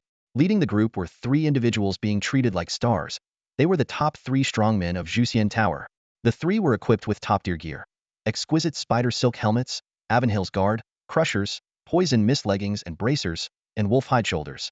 In the absence of poison damage, high-level players would use wolf hide shoulders instead of poison mist shoulders. Wow, these must be the strongest players in our main city. No kidding, to last so long in Jushin Tower, their characters and skills must both be top-notch. I wonder if anyone will clear the 4th floor this time. I heard someone overseas cleared the 4th floor. The 3 didn't even glance at Lu Chen, heading straight to the NPC and applying for the challenge one after another. Lu Chen shook his head, realizing he almost forgot to apply for the challenge. He also approached the NPC and submitted his application. Suddenly, Lu Chen became the center of attention. "Who's that? A newcomer to the Immortal Mountain main city? No way. Is that newbie challenging alongside Tao Gu and the others? Even Feng Yong, ranked 4th, wouldn't challenge with them. This guy must have a death wish. Look at his trash gear." The public screen displayed the challengers' names for all 4 rooms, making Lu Chen look like a joke in comparison. I bet he was bullied by the Qingyi people and didn't want to lose face by running away. Now he knows he's going to embarrass himself, so he hid his ID. Seeing the 3 top players challenge, he should just leave. Embarrassing once is enough, but he's stubborn. He'll waste a challenge opportunity and become the laughingstock of the entire 120-second server. I bet he won't last 20 seconds. 20 seconds? You're giving him too much credit. Even professional players with slightly worse gear can't pass the 1st floor, let alone him. I'd say 15 seconds at most. Enough, let's not waste time on this clown. Let's see if the 3 top players can set a new record. The 3 top players didn't even glance at Lu Chen. They knew all the strong players in the city, and this person was clearly not one of them, so he naturally didn't catch their attention. At that moment, a person squeezed out from the crowd. It was Shibu Kuei Ren, bringing Hualuo Jixiang and red high heels to watch the excitement. Finally, we can see the 3 top players challenge the tower in person. Huh, there's someone else? Wooming bro. Shibu was stunned. Why is he there? Red High Heels was also surprised. What's he doing challenging with the 3 top players? Did he use his first free challenge? Doesn't he know the public screen will show their data simultaneously? No one expects him to surpass the top 3, but if the gap is too big, he'll become a laughingstock. Oh no, he might be new to the Immortal Mountain and hasn't checked the official site. Shibu regretted, slapping his thigh. Wooming bro, You should have asked me if you wanted a challenge. Regardless of what the players said, the preparation for Jusian Tower was complete, and the 4 challengers began the countdown. After 5 seconds, they were simultaneously transported into Jusian Tower. Outside the 122nd Immortal Mountain main city, the public screen displayed 4 names: Qingyi Tao Gu, Yuming Guju, Longting Zhantian, and Anonymous Player. The simultaneous challenge by the 3 top players was thrilling, drawing many players to stop and watch. After 3 seconds of preparation, the timers next to each name started ticking rapidly. Before long, the big screen displayed the battle scenes of the top 3 players. Of course, broadcasting one's combat techniques required the player's consent, and the last anonymous player chose not to share their footage. The audience's attention was immediately drawn to the screen, and discussions erupted. "Wow, look at the fights. We can learn from the best," an excited voice exclaimed. "Watching won't help, it's all about in-the-moment reactions," another, more composed voice responded. "Stop talking and don't distract me from the video," someone else shouted impatiently. The battle scenes of the top 3 players took up most of the screen, pushing the anonymous player's data into a corner. However, almost no one paid attention to the unremarkable player. Most players focused on the top-ranked player, Qingyi Taoga. Some streamers even pointed their cameras at him. Inside the vast Jusian Tower, as the timer started, a swarm of level 10 silver moon wolves appeared, creating a scene as terrifying as a snake pit. Qingyi Taoga, armed with a shattered rock, moved like lightning through the wolf pack. His precise movements were awe-inspiring, effortlessly finding openings despite the overwhelming number of enemies. "Look at that maneuvering. So many mobs, and he still finds a way out. Amazing," someone praised. "Staying calm and making such decisions amidst this many wolves, truly impressive. No wonder he's the top player," another voice agreed. Tauga's agile movements through the wolves were impressive, but the sheer number of wolves was daunting. Fortunately, with the protection of Iwank's ear, he could slow down the enemy's speed after being attacked, buying him precious escape time. The other 2 top players also showcased their skills, though Longting Zhantian seemed to take more hits, having to use medium healing potions while maneuvering. As time ticked by, the wolf packs behind the top 3 players grew larger. Everyone held their breath, knowing a single mistake could lead to failure. Suddenly, someone exclaimed, "Huh? That newbie lasted 10 seconds? 10 seconds isn't that hard. I bet he's at his limit, maybe 15 seconds tops," another voice said dismissively. However, 15 seconds passed, and the previous speaker was nowhere to be found. "Damn, that guy lasted 15 seconds. His skills aren't too bad," someone remarked in surprise. Shibu looked at Hua Luo Zhixiang, both appearing astonished. "Not bad, Wu Ming. Lasting 15 seconds on the first try is quite impressive. Who knew that guy, who seemed clueless, actually had some skills? If he's willing, we could team up with him long-term," Hua Luo Zhixiang suggested. 30 seconds passed, and the crowd erupted in astonishment again. "Wow, 30 seconds. This guy." Shibu's eyes widened. "If I were to challenge now, I'd last maybe 4,050 seconds at most." "Impressive. Lasting 4,050 seconds is good enough. This guy has some skills," Nuajie remarked fairly. 2 minutes later, more people started focusing on the text in the screen's corner, paying more attention than to the video itself. "Impossible. Why isn't that newbie showing his video? How can he last 2 minutes?" someone questioned. "Lasting over 2 minutes on the first try. Fewer than 10,000 players in the whole server can do that. He must have studied Jusian Tower." "We've been fooled," another voice agreed. "Studying doesn't help. It's all about real combat," someone argued. "I bet that guy found some bug spot," another person speculated. 3 minutes passed. The top 3 players chose to move to the next level simultaneously. Under normal circumstances, the 4 rooms of Jusian Tower are synchronized. Upon entering the next level, a countdown preparation stage begins. However, this time, the top 3 players were not counted down. The 3 looked around in confusion. "Huh, what's going on?" People were surprised to find that the 4th challenger, the anonymous player, was still on the first level. Anonymous player's time, first level, 3 minutes 11 seconds. "Damn, what's happening? That guy lasted over 3 minutes? Why is he still on the first level? I told you he found a bug." Meanwhile, inside the first level of Jusian Tower, Lu Chen was focused on farming mobs. Specifically, he was farming money. Initially, he didn't want to kill these level 10 silver moon wolves because they couldn't break his defense. But then he realized that Jusian Tower might drop special items. To his surprise, these silver moon wolves dropped copper coins. One wolf, 100 copper coins. For the penniless Lu Chen, this was a godsend. In 4 minutes, he had farmed over 13,000 copper coins, equivalent to 13 silver coins. System notifications kept popping up. "You have stayed on the first level of Jusian Tower for over 3 minutes and 8 seconds. Please proceed to the next level." "You have stayed on the first level of Jusian Tower for over 3 minutes and 11 seconds. Please proceed to the next level." You have stayed on the first level of Juxian Tower for over 4 minutes. Please proceed to the next level, or you will lose the qualification to enter the next level. Finally, the system lost patience with the player lingering on the first level and threatened Lu Chen to move to the next level. Damn, can't you let me farm a bit more? Lu Chen reluctantly proceeded to the second level. The second level had level 11 silver moonwolves. Lu Chen tried killing one, and found it dropped 200 copper coins. Damn, let's farm. Lu Chen excitedly continued farming. 3 minutes later, the top 3 players immediately entered the third level, knowing that lingering on the second level was riskier. Meanwhile, Lu Chen continued farming until the system's patience wore thin. At 4 minutes. Haha, almost 40 silver coins. Lu Chen looked at his game currency with renewed vigor. While he farmed happily, the inside and outside of Xianshan were in an uproar. Are you kidding? That guy reached the third level? Who is he? He must be exploiting a bug in the first level, and maybe the second too. That's unlikely. Think about it. Juxian Tower's first level has only 4 rooms, and with billions of players worldwide, every inch must have been explored. Where's the bug? If there's no bug, how is he surviving? I checked his gear earlier. It's just average. Isn't he a newbie? How is he doing this? Shibu, Hualuo, and High Heels were stunned. After a while, Hualuo tugged on Shibu's sleeve. Hey, do you think we saw wrong? Is it really the guy who teamed up with us? Of course it's him, but he's too strong. Maybe he's an athlete in real life. Otherwise, with his gear, he shouldn't pass the second level. The third level had new mobs, 3-petal flower demons. Their movement speed was slower than the silver moon wolves, making this level particularly challenging. Imagine the entire third level filled with mobs. If they all had the same speed, players could kite them in circles. But with the slower flower demons, players' maneuvering space was further compressed, making it easy to get surrounded and killed. This level was a significant hurdle for most top players worldwide. Among the top 3, only Qingyi Taoga had once managed to pass this level by sheer luck. As the third level competition began, time ticked away. 10 seconds, 20 seconds, 1 minute, 2 minutes. At 2 minutes and 33 seconds, Longting Zhantian made a minor mistake, got blocked by 2 flower demons, and was instantly overwhelmed by the wolf pack, dying. However, this time he lasted several seconds longer than his best record, showing some improvement. At 2 minutes and 34 seconds, Yuming Guju made a mistake and was kicked out, not even matching his best time.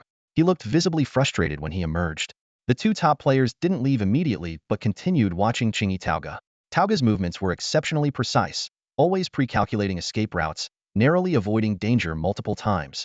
At the 3-minute mark, Taoga immediately clicked to enter the next level, successfully advancing to the 4th level. This guy, so steady. Yuming Guju shook his head in admiration, with a hint of bitterness. With the extra recovery time due to the system glitch, he might set a new record.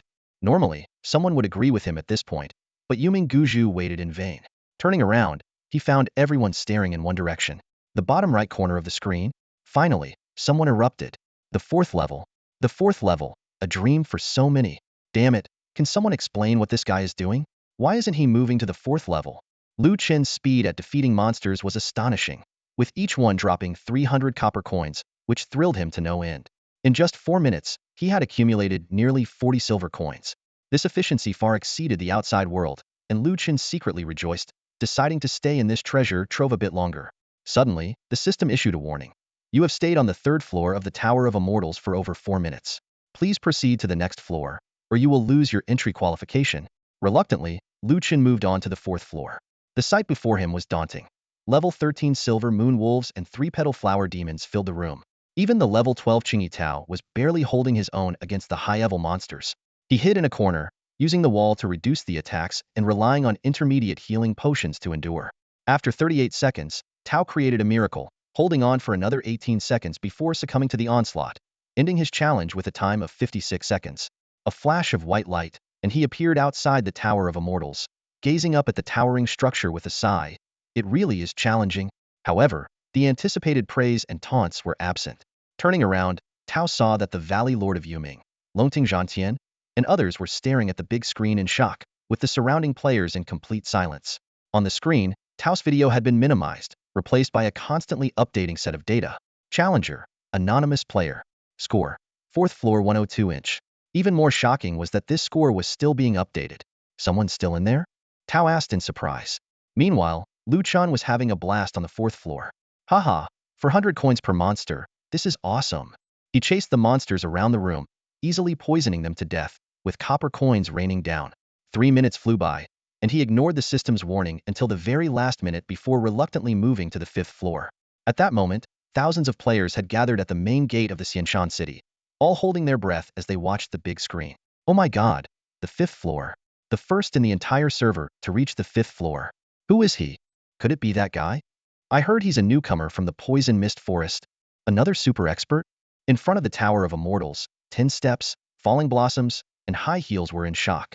High heels recalled her initial worries and couldn't help but exclaim, "Brother Nameless is too strong. Were we just showing off in front of him?" In a small streamer's live room, the viewership suddenly surged.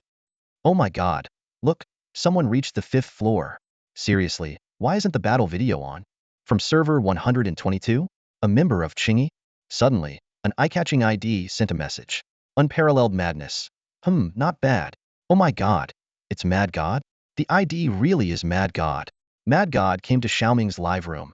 Unparalleled madness quickly left the live room, leaving only one message before disappearing. Meanwhile, Chen logged out of the official website.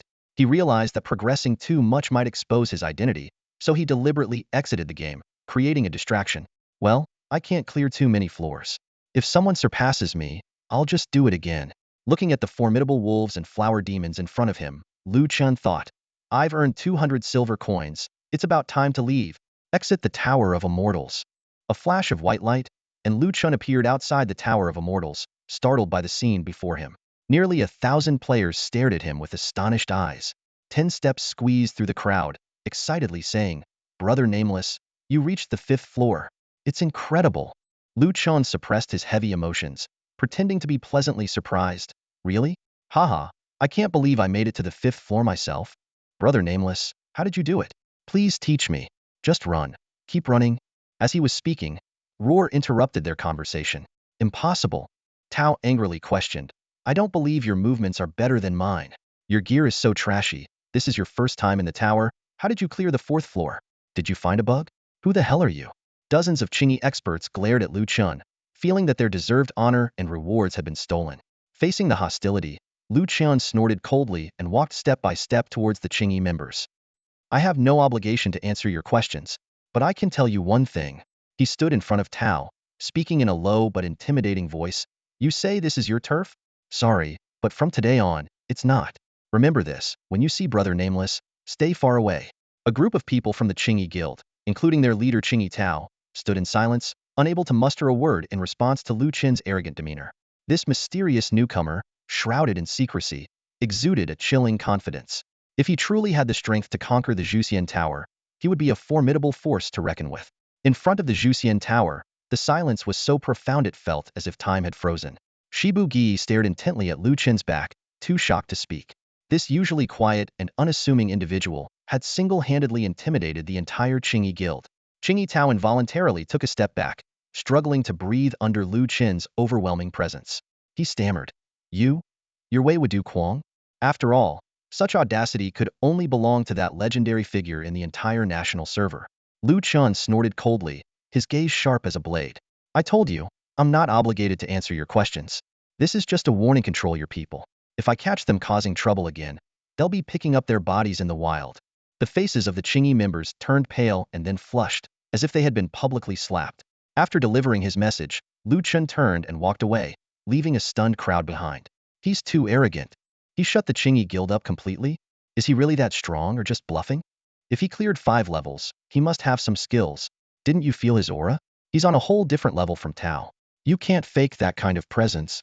Who else could be so brazen but Wei Wudu Kwang? I need to check this out online. Just when everyone thought the drama was over, Chen headed straight to the NPC in charge of the Fumo Tower.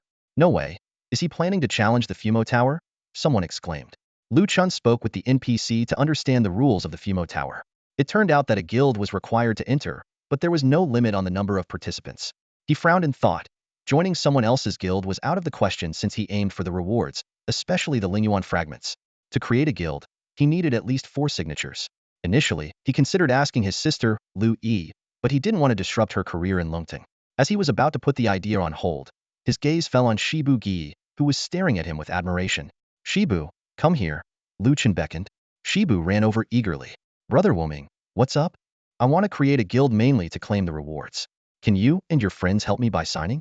Shibu thought for a moment, and then pulled Hua Luo Zhixiang and Hongsa Jiajingxi from the crowd. Hongsa Jiajingxi now looked at Lu Chen differently, no longer with the eyes of a bystander. She humbly said, "Creating a guild is no problem, but we're not very strong and don't know much about management." Lu Chen smiled. "It's okay. I just need the guild to enter the Fumo Tower. You can leave anytime you want to join another guild." Hua Xiang asked anxiously, "Are you really going to challenge the Fumo Tower? But we can't beat it. I'll go in alone. You just need to help me establish the guild." Lu Chen explained, adding, "In return, if anyone bullies you, I'll stand up for you. I'll also help you get some equipment if I can." The three exchanged glances and Hongsa Jiajingxi spoke on their behalf. "We don't need any rewards or payment. It's just a small favor." Lu Chen appreciated their integrity. "Thank you." They went to the guild registration office, where creating a guild required 50 silver coins and 4 player signatures. Shibu was still worrying about the funds when Lu Chen had already paid the fee. "Wow, Brother Wuming, where did you get the silver coins?" Shibu asked in surprise. Lu Chen simply smiled. "Just sign." After the 4 of them confirmed their signatures, Lu Chen, as the operator, filled in the guild name. He randomly chose Quanglong, which he found satisfactory and didn't change. The guild was officially established, with Lu Chen as the leader, Hongsa Jiajingxi as the deputy leader, and Hua Xiang and Shibu as officers. Shibu played with his ID, excitedly saying, "Brother Wuming, this name is so cool." Lu Chen shook his head, thinking that Shibu's choice of the name, Shibu Gi, wasn't without reason. His intelligence often seemed lacking. "All right, thank you. I'm heading to the Fumo Tower now," Lu Chen said, turning to leave. Hongsa Jiajingxi hesitated and asked, Are you sure you don't need our help? We may not be strong, but we could help take some hits." "No need, thanks." Lu Chen smiled and declined, heading towards the Fumo Tower NPC. To Lu Chen's surprise, the crowd in front of the twin towers of the Immortal Mountain had not decreased but increased. These people weren't leveling up, they were all watching him create the guild. Ignoring them, Lu Chen walked straight to the NPC and chose to enter the Fumo Tower. In the crowd, a streamer excitedly shouted to his viewers, "Did you see that? It's him. I came here just to live stream this for you." He entered the Fumo Tower. He went in alone. Wait, alone? The streamer finally realized, damn, he's crazy. He went into the Fumo Tower alone. The scoreboard displayed the time. 0 minutes and 11 seconds for the first level, achieved by the Quanglong Guild. The numbers on the big screen felt like heavy hammers, striking hard at everyone's nerves. Among the crowd, Chingy Tauga muttered in disbelief, "Impossible. There's no way he could clear the first level of the Demon Suppression Tower with a guild boss in there. This battle should be meaningless." Yet, the crowd was fixated on the screen, drawn by some invisible force. Meanwhile, Xiaoming's livestream saw a surge in viewers, skyrocketing from a few hundred to the top 10 on the official site. "Is that guy clearing the Demon Suppression Tower alone? Is he crazy? Sure, that guy just cleared the 4th level of the Zhuxian Tower." Even Quangshan said he was impressive. Quangshan? Which Quangshan? Which one do you think? The most renowned one in the server. He even showed up in the livestream when that guy was clearing the Zhuxian Tower. Time ticked away, and although they couldn't see the screen, the tension grew palpable. 3 minutes later, a system notification popped up. "Nameless has entered the 2nd level." Holy cow! He cleared the 1st level? That's a boss tougher than Elvenhill, with 360-degree vision. How did he survive 3 minutes? His skills must be off the charts. No way. Can he even be human? Tauga stared blankly at the screen, unable to speak for a long time. In his heart, he thought, maybe this guy really has what it takes to challenge them. Another 3 minutes passed, and the system announced, "Nameless has entered the 3rd level of the Demon Suppression Tower." Only a handful of guilds in the entire server had reached the 3rd level, and he did it single-handedly. Huaxiang clutched Nuajia's hand tightly, exclaiming, "Sis, he?" High Heels nodded, completing the sentence, "He's unbelievably strong." Shibu Kuerin gazed up at the towering Demon Suppression Tower, his chest heaving with excitement. "I can't believe I'm in the same guild as such a master." 3 minutes later, Lu Chen stepped into the 3rd level of the tower.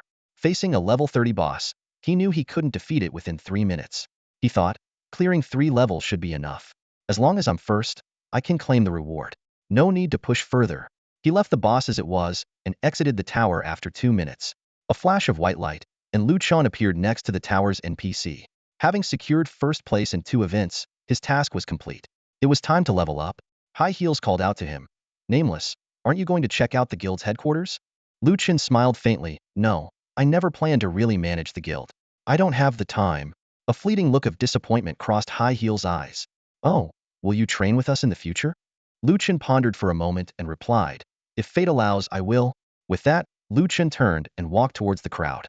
Onlookers made way for him, watching the legendary figure depart. It wasn't until he disappeared into the twin towers of immortals that the main city erupted with chatter. Look, the rankings have changed. The top spot in Juxian Tower is now held by an anonymous player, 5 levels in 2 minutes and 19 seconds. The top spot in the Demon Suppression Tower is Quanglong Guild, 3rd level in 2 minutes and 4 seconds. Who's Quanglong? Are they stronger than Qingyi? Don't you know? Quanglong is the guild Nameless created temporarily. That score is his solo run in the tower. No way. No one can clear the first level alone. Not even Wei Duquang could get past the second level. Who is Nameless? Could he be better than Quangshan? Sorry to break it to you, but he is. The anonymous player who topped Juxian Tower is Nameless, and he did it with trash gear. Shibu Kueran listened to the discussions around him and glanced at the Golden Guild prefix before his ID, feeling immensely proud. I'm now a member of the strongest guild. Nuajia, you're the vice president of the strongest guild. Nuajia was still in a daze, muttering, he's so mysterious. Despite doing something so crazy, he still feels low-key, as if he hasn't given his all. Lu Chen's calm departure was now etched in her mind. Huaxiang's eyes sparkled as she said, Nuajia, this is an opportunity for us. Shibu looked puzzled. What opportunity? You don't mean to use the guild for something shady, do you? This guild isn't ours. We can't play dirty. Huaxiang impatiently interrupted. You're such a pushover. How can you be so loyal to the guild leader already? Shibu insisted, it's not about loyalty. It's about principles. Nuajia wouldn't agree either. Huaxiang hurriedly explained, I'm not talking about playing dirty. Just hear me out. The guild leader said he wouldn't manage the guild, right? So, we can manage it. Think about it, our guild's name is on the big screen now. Many people will see it and want to join a powerful guild. There are plenty of strong players who aren't professionals but are still very skilled. We can recruit them, level up together, do quests, and grow stronger. Shibu still had doubts. Is that okay? Huaxiang, exasperated, replied, why not? We're not harming anyone. Otherwise, you can find a professional guild for Nuajia. A contract would only cost 50,000 at the cheapest. Hearing the price, Shibu could only shrink back. Huaxiang continued to persuade. Our task is to help Nuajia level up. This is a golden opportunity. What do you think, Nuajia? High Heels was also tempted by the idea. Huaxiang's proposal was appealing. Even if other guilds found professional teams, they couldn't become managers. But now, as vice president, she had almost all the president's powers when he wasn't around. She could find more teammates and gain deeper insights into the game, which was crucial for future development. However, this guild wasn't hers. After a moment of hesitation, High Heels made a decision. Shall we? Go ask Nameless if he's okay with it. Shibu nodded and ran in the direction Lu Chun had left. After sprinting for 10 steps, he finally caught up with Lu Chun, who had already left the city. Quickly approaching Lu Chun, he explained the purpose of his visit in brief. Lu Chun listened, raising an eyebrow in mild surprise. You came all this way just to consult me about such a trivial matter? You guys are really making a big deal out of nothing. Lu Chun chuckled lightly. If you guys want to handle it, I have no objections. Nameless, you're still the guild leader. If you ever come to check on us and think we're not doing well, we can always make adjustments. Lu Chun nodded. All right, I understand. As they were about to part ways, 10 steps hesitated, opening his mouth several times, but ultimately saying nothing. He wanted to ask if Nameless was actually the mad god, but he couldn't bring himself to do it. He thought to himself, since Nameless is hiding his ID, whether he is mad god or not, he must have his reasons. If he ever truly considers me a friend, he'll tell me himself. For now, we're just passing acquaintances. Shaking his head, 10 steps turned and left, eager to share the news with Sister Nua. Lu Chun watched 10 steps leave, then found a quiet spot and teleported back to the city. His teleportation point was different from other players. His destination was Renai Peak. Upon returning to his territory, Lu Chun saw the 7 heads and the 3 fools training pure spiritual energy to feed the 10 beasts. He picked up Little White and carefully checked its feeding progress. In nearly 10 hours, the little creature had only consumed 700 points of pure spiritual energy, far from the 100,000 points needed. Little Green and Little Black were even further behind in their growth. Lu Chun pondered, I wonder how much pure spiritual energy the spirit gathering pills from the Juxian Tower can provide, and those spirit source fragments. I need to upgrade the spirit source level as soon as possible. But these weren't tasks that could be completed overnight. For now, Lu Chun decided to focus on leveling up and farming equipment. With a new real estate development opening in a month, he needed to make some money. 7 heads, 3 fools, stop training, Lu Chun called out. We haven't leveled up in days. Let's go level up and get these little guys to level 10. Meanwhile, in a small mountain peak behind the main city of Immortal Mountain, High Heels, 10 Steps, and Flower Fragrance were getting familiar with their guild territory. We actually have our own territory now. The environment here is amazing. High Heels exclaimed. A hall, a warehouse, a spirit source, a council chamber, a training ground. Wow, Sister Nuaw, this place is more realistic than a film set. We could easily use it as a scene. Just as the three were reveling in their new territory, a knock came from the door. Excuse me, is anyone from the Quanglong Guild here? The three looked at each other, puzzled. They had just arrived. So who could be visiting already? An NPC? Let's check it out, Flower Fragrance suggested. At the guild gate, they found two men in their early 30s. One was named Yini Xiaosa, and the other was Chuan Jun. Both were level 11, wearing tattered equipment, and it was unclear how they had managed to get through the poison fog forest. Who are you? Flower Fragrance asked, eyeing them warily. Jun smiled politely. Hello, is this the Quanglong Guild? Yes, Flower Fragrance frowned. What do you want? Xiaosa noticed Flower Fragrance's caution and smiled. Well, we arrived at Immortal Mountain a few days ago and have been looking for a suitable guild. But we're quite picky and haven't found one we like. Jun added, we just saw Nameless performance and would like to challenge him. If he can beat us without any equipment advantage, we'll join your guild. 10 Steps stood protectively in front of Flower Fragrance. You guys are full of it. You haven't found a single guild you like? And now you're coming to challenge Nameless when he's not here? What's your deal? Jun frowned. Is Nameless not coming back? Don't get us wrong. We won't make things hard for you if he's not here. At this moment, High Heels stepped out. As the vice president, she couldn't hide behind. He's unpredictable. We don't know when or if he'll come here. A flash of disappointment crossed Jun and Xiaosa's eyes, and they didn't know what to do next. Well, then can we add you as friends? If he comes back, could you message us? Jun asked tentatively. Sorry, we don't add strangers. High Heels declined politely. The two looked even more disappointed and whispered to each other at the gate. Finally, Jun stepped forward. Sorry to bother you, but how about this? We'll join the guild. But if Nameless returns and loses to us, we'll leave. 10 Steps, growing impatient, snapped. You guys are really something.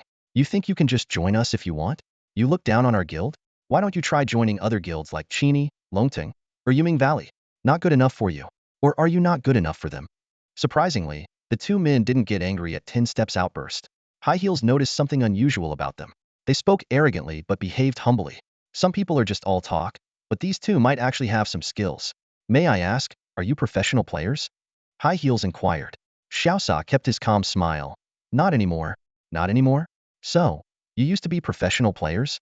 Jun sighed. To be precise, we were professional esports players. We used to compete in esports tournaments, but while we haven't passed our prime, the entire esports scene has. You used to compete in esports? Which game? 10 Steps asked. The Great League. What, the Great League? 10 Steps exclaimed. The most popular esports game back then? Which team were you on? I was Thor from Wings. And I was Whisper from Wings.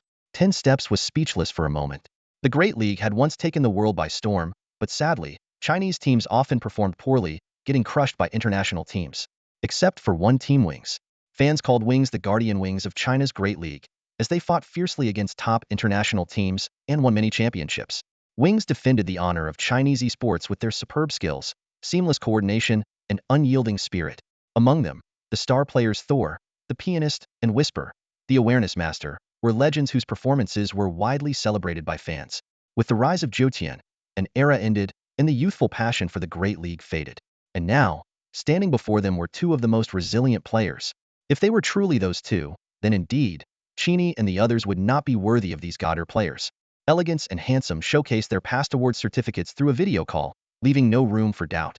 Sherbu and the others were left speechless and no longer questioned their identities. Wow, it's really the two legends from the Guardian Wings, exclaimed Nuajia, her eyes sparkling with admiration. I've been a fan of theirs for years. Sherbu's attitude shifted from hostility to respect in an instant. No wonder you can stay so calm in the face of mockery and insults. You've already reached the pinnacle of the world. Handsome replied humbly. Those were achievements from the past.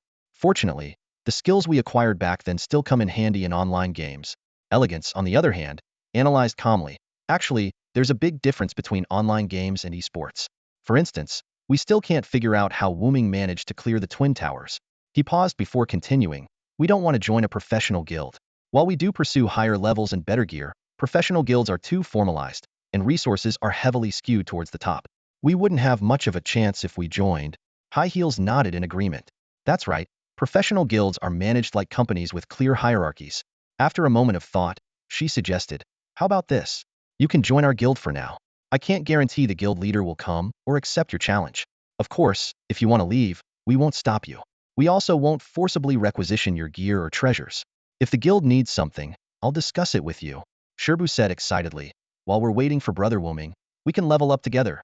We can form a team. Elegance and Handsome exchanged glances, seemingly unable to find a reason to refuse. All right, we'll join, they said in unison. Meanwhile, Chen equipped himself and was grinding levels in the striped tiger and golden-scaled pangolin areas, which were around level 17-18. Although he excelled at fighting bosses, his speed at clearing mobs wasn't as fast as Seven-Headed Arrow. Eventually, he decided to let his tin beast handle the fighting while he sat back and collected the experience points. Feeling a bit bored, Chen opened the guild panel and noticed two new members, Elegance and Handsome, both at level 11. For solo players, that was already considered high level. He thought to himself, I'll let the management handle it. Before long, the familiar golden light of leveling up rose beneath Chen's feet, and his 10 little beasts curiously watched their master. Chen said proudly, what are you looking at? Never seen someone level up? He eagerly opened his personal panel to check the attribute increases. After thoroughly examining his attribute panel, Chen became very interested in the new Tiger Demon bloodline talent he had acquired. He immediately commanded Seven-Headed Arrow and the three fools to hunt tiger monsters, quickly gathering the required kills. Without hesitation, Chen upgraded the Tiger Demon bloodline to tier 4, boosting the power of his double attacks to 90 of a single attack each. Feeling excited, Chen suddenly felt an itch to challenge himself. I'm level 15 now. There should be some standard dungeons around here, right? He opened the official website to look for information and found that a guild on the Korean server was tackling a level 15 dungeon. After some careful research, Chen set his sights on the Tiger King's Cave dungeon, which wasn't far away. He recalled Seven-Headed Arrow and the three fools, put away his 10 beasts, and ensured he had enough healing potions in his bag before boldly stepping into the level 15 team dungeon. The official website of the Three Saints Guild saw a sudden surge in popularity, with daily traffic surpassing 60 million. For a gaming guild's website, this is an astonishing number. At this moment, the site is live streaming the Three Saints Guild's expedition into the Tiger King's Cave, a piece of news that has exploded like a bomb among Jotian players. Korean players were ecstatic on the Three Saints website, proudly boasting about their country's gaming prowess. They enthusiastically commented, Korean games are indeed powerful. Go Three Saints, secure the first kill in the Asia server. So what if Huaxia has many players? Just one Three Saints is enough to make them beg for mercy. The highest level in Huaxia is only 12, a bunch of trash. Even a second or third-tier guild can crush them. Meanwhile, many Huaxia players were also watching the live stream. Despite feeling angry about the Korean players' provocations, they were powerless to retort. Adding to their frustration, the Three Saints website did not offer a Chinese interface, making it difficult for most Huaxia players to respond due to the language barrier. Korean players continued their gloating. Where are the Huaxia players? Can't refute the facts, can they? Get it straight. Our Korean game is the strongest. We have dominated you in esports before, and we are doing the same in online games. Tianqing should move its headquarters to Korea instead of staying in Huaxia. Finally, some Huaxia players who knew Korean could no longer bear it and began to fight back. You have Three Saints? Sorry, in front of Kwangshan. All guilds are insignificant. Sorry, so what if you have higher levels? We have double XP on Friday. By the way, if you're so strong, hurry up and activate the server-wide quest. I have just one question. Do you have divine beasts in the Korean server? Such ignorance. Kwangshan will show you the true power. We not only have Kwangshan, but also Wooming. Didn't Three Saints only reach the second floor of the Demon Tower? Sorry. Wooming soloed it and lasted longer than you. The Korean players, unfamiliar with Kwangshan and Wooming, refused to back down and immediately retaliated. The comment section became a battleground of heated exchanges until people saw the Three Saints Guild gathering in front of the cave, temporarily calming the argument. In front of the cave, over 300 Three Saints Guild members were ready for action.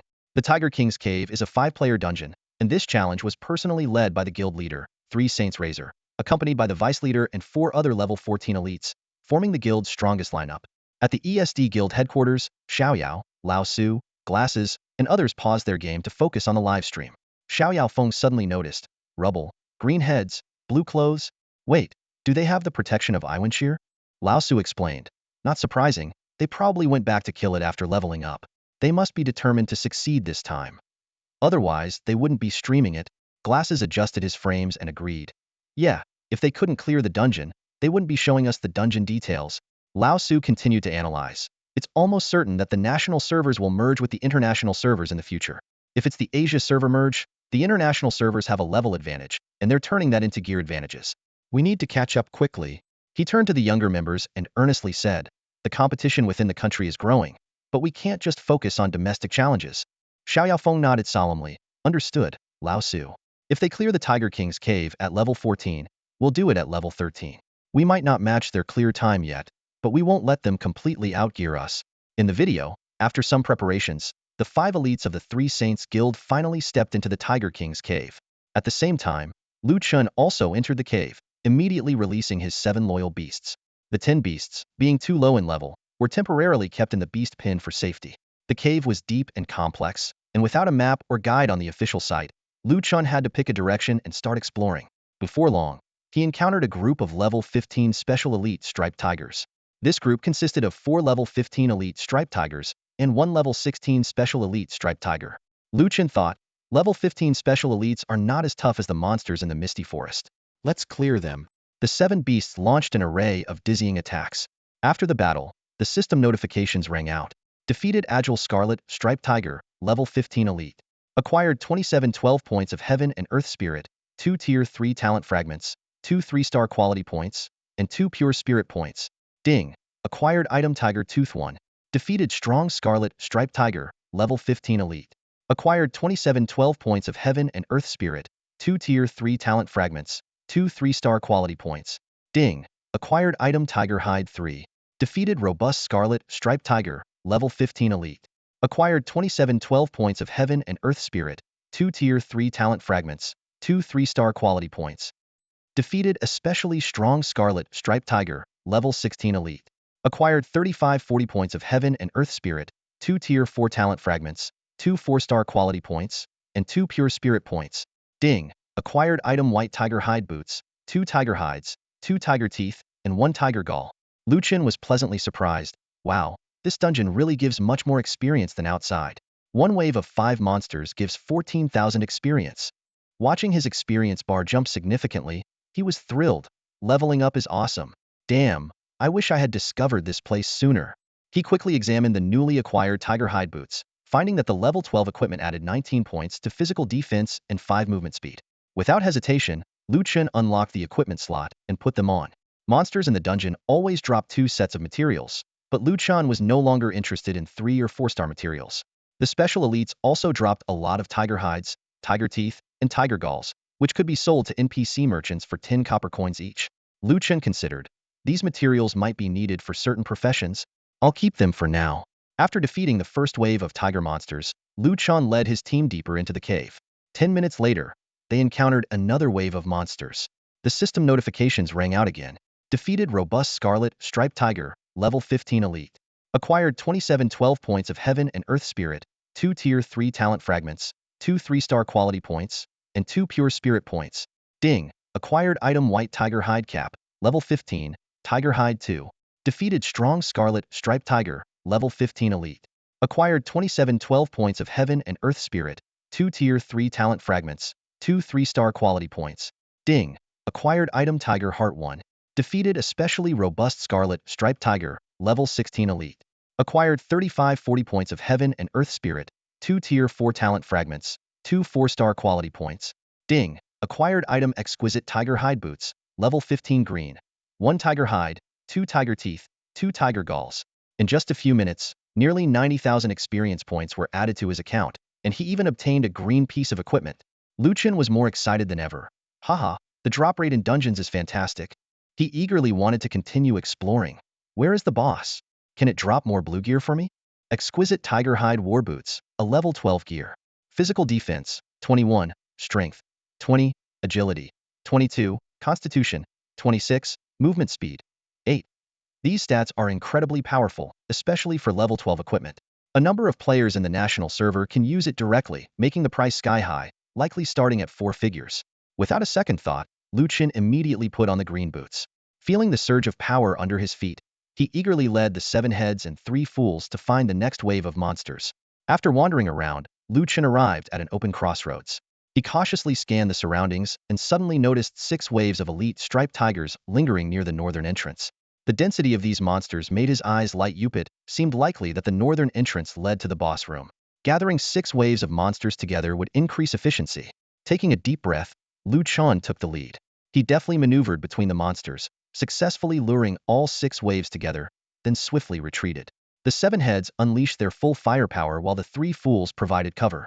Under the barrage of their skills, the large group of monsters was quickly scattered.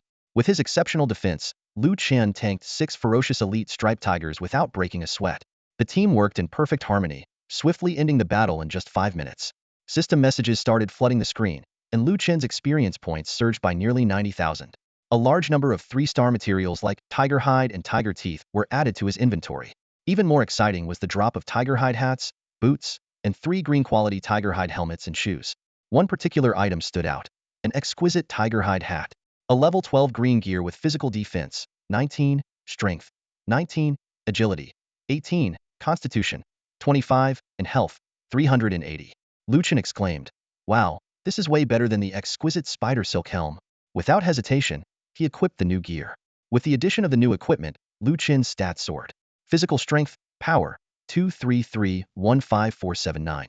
Agility, 214-15460. Constitution, 240-15486. Defense, physical defense, 19277-115.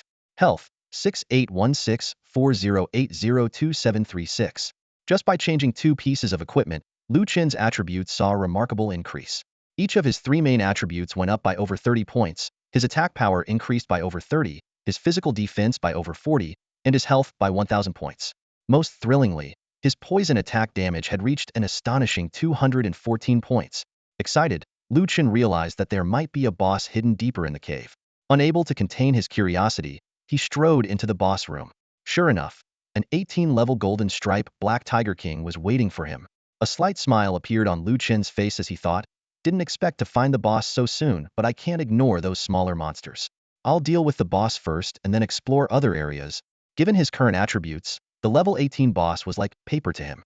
Without hesitation, he charged forward and smashed his weapon onto the Tiger King's head. A long string of damage numbers floated off his single attack, dealt 1,200 points of damage. This number even made Chen marvel, "Holy crap, the combo talent is too strong. Even in the Misty Forest, after my super mutation doubled my attributes, I couldn't deal this much damage." The Tiger King staggered back from the hit, its health bar showing a total of only 6,000 points. Enraged, the Tiger King swiped its claws in retaliation, but it only left a negligible amount of damage on Chen. Chen scoffed, "Wow, the attack is pretty high. With my nearly 200 physical defense, you can still deal 80 damage. Not bad for a boss." Saying that, he delivered another heavy blow. Though there was no critical hit this time, he still dealt 1,088 points of damage. The damage numbers kept adding up, reaching thousands of points, making Chen feel exhilarated. The battle was a foregone conclusion. Chen took down the Tiger King with just 6 attacks. The system notification popped up. Killed Golden Stripe Black Tiger King, level 18 team dungeon boss, captured 8,000 points of all things aura, obtained 2 5th-tier talent fragments, and 2 5-star quality points. Chen held his breath, waiting for the crucial drop. Ding! Obtained Black Gold Dark Iron Sword, level 15 blue gear. Wow, here it is. Haha, blue gear. Chen clenched his fists in excitement, nearly jumping for joy. Not only was it blue gear, but it was also a weapon. He eagerly checked the equipment stats. Black Gold Dark Iron Sword level 15 blue gear. Strength, 34. Agility, 38. Constitution, 28. Increases double critical hit chance by 6.8. Increases critical hit damage by 40. Seeing the last additional attribute, Chen almost spat out his drink in excitement. This weapon was practically tailor-made for him. His current critical hit chance was 23. With the additional 6.8, it would reach an astounding 30. More importantly, the 40 extra critical hit damage was simply divine. Coupled with the impressive 3 main attribute boosts, this equipment would undoubtedly skyrocket his power. Without hesitation, Chen equipped the divine weapon. His stats soared once again. Physical strength, power, 261154107. Agility, 244-15490. Constitution, 262-154-108. Defense, physical defense, 20677-129. Health, 7256-4080-3176. Poison attack, 228 points. Just by changing 3 pieces of equipment, Chen's attack power increased by 90 points. Additionally, the Tiger King dropped green quality hats and shoes. Upon inspection, Chen found that the hat was a minor gem, with 5 points higher physical defense and 8 additional agility points. Although minor gems weren't as valuable as before since the base attributes of the equipment were already high, The extra attributes were less noticeable. Lu Chen still felt a twinge of regret. If the extra attributes had been different, the price could have been higher. Nevertheless, he wasn't too concerned, knowing that someone would be willing to buy it. Suddenly, Lu Chen realized there were several other paths that might hide more bosses. He immediately led his team back to the first crossroads, ready to explore another route. Meanwhile, the 5 strongest of the 3 Saints Guild were battling the first wave of elite tigers. Xiao Feng couldn't help but praise their skills. Their monster luring technique is indeed impressive. The 5 monsters were pulled close together, and the lure's positioning was precise, not attracting other monsters. To be fair, the 3 Saints' strength is indeed top-notch in Asia. Their damage output is so high. They've already reached that particularly strong one. Xiao Feng suddenly remembered something and asked, Shan, have you translated the items they dropped? What's the attribute of that green hat? Since the Korean server's equipment was all in Korean, Shan needed to translate it online. She quickly replied, found it? Exquisite tiger hide hat, physical defense, 19, strength, 19, agility, 18, constitution, 25. Wow, those attributes are insane. Glasses guy said enviously, no wonder it's a level 12 green gear. The attributes are almost as good as the Avonhill Guardian. Xiao Feng nodded in agreement. With this equipment, their tank and DPS will level up again. Finally, the 3 Saints team defeated the first wave of elites and began advancing to the next area. They chose the route on the far right, which happened to coincide with Lu Chen's path. The livestream chat was flooded with comments, with viewers praising the 3 Saints' prowess. No wonder they're called the 3 Saints, so methodical and skilled. Impressive indeed. Their monster pulling, damage distribution, and aggro management are flawless. All 5 of them are equipped with top-tier gear. Their damage output is insanely high. The recently dropped hat sparked heated discussions among the viewers, with some speculating that it was extremely valuable. However, most believe that the 3 Saints wouldn't sell the item, but would use it to widen the gap between them and domestic guilds. Meanwhile, the competition among Korean guilds was just as fierce. Some Korean players started mocking Chinese players in the chat. Where are the Chinese players? See what a top-tier guild looks like. If you're so good, why haven't you cleared Tiger King's den first? Chinese players are just ignorant and blindly confident. A bunch of trash. Faced with such remarks, Chinese players could only remain silent. After all, the 3 Saints livestream was the most compelling evidence, and neither Wei Du Quang nor Wu Minggu had attempted the Tiger King's den. At the same time, Lu Chen had already killed the Dark Moon Silver-Striped Tiger King, earning substantial rewards, 8,000 points of Universal Essence, 2 5th-tier talent shards, 2 5-star quality points, and 2 points of pure essence.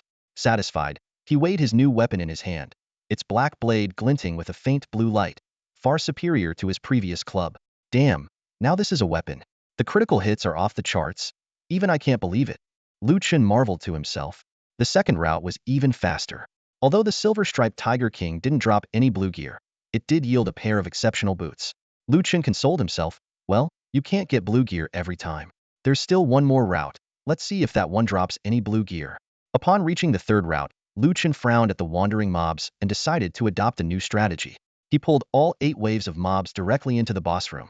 When the level 19 Golden Blade Tiger King raised its head, it was startled by the sight of a player leading a horde of tigers into its territory. Lu Chen shouted, Chi 2, start attacking. I'll tank. Sansha, protect Chi 2. He single-handedly tanked the Tiger King and 33 elite mobs, his health remaining steady. Darting among the tigers, Lu Chen's sword strikes were swift and precise, each hit landing accurately while he continuously applied poison. System notifications kept popping up, and Lu Chen amassed a wealth of essence, talent shards, and quality points. The green gear, exquisite tiger skin boots, dropped, along with various tiger materials. Finally, the Golden Blade Tiger King fell, and Lu Chen earned 9,200 points of Universal Essence, 2 5th-tier talent shards, and 2 5-star quality points.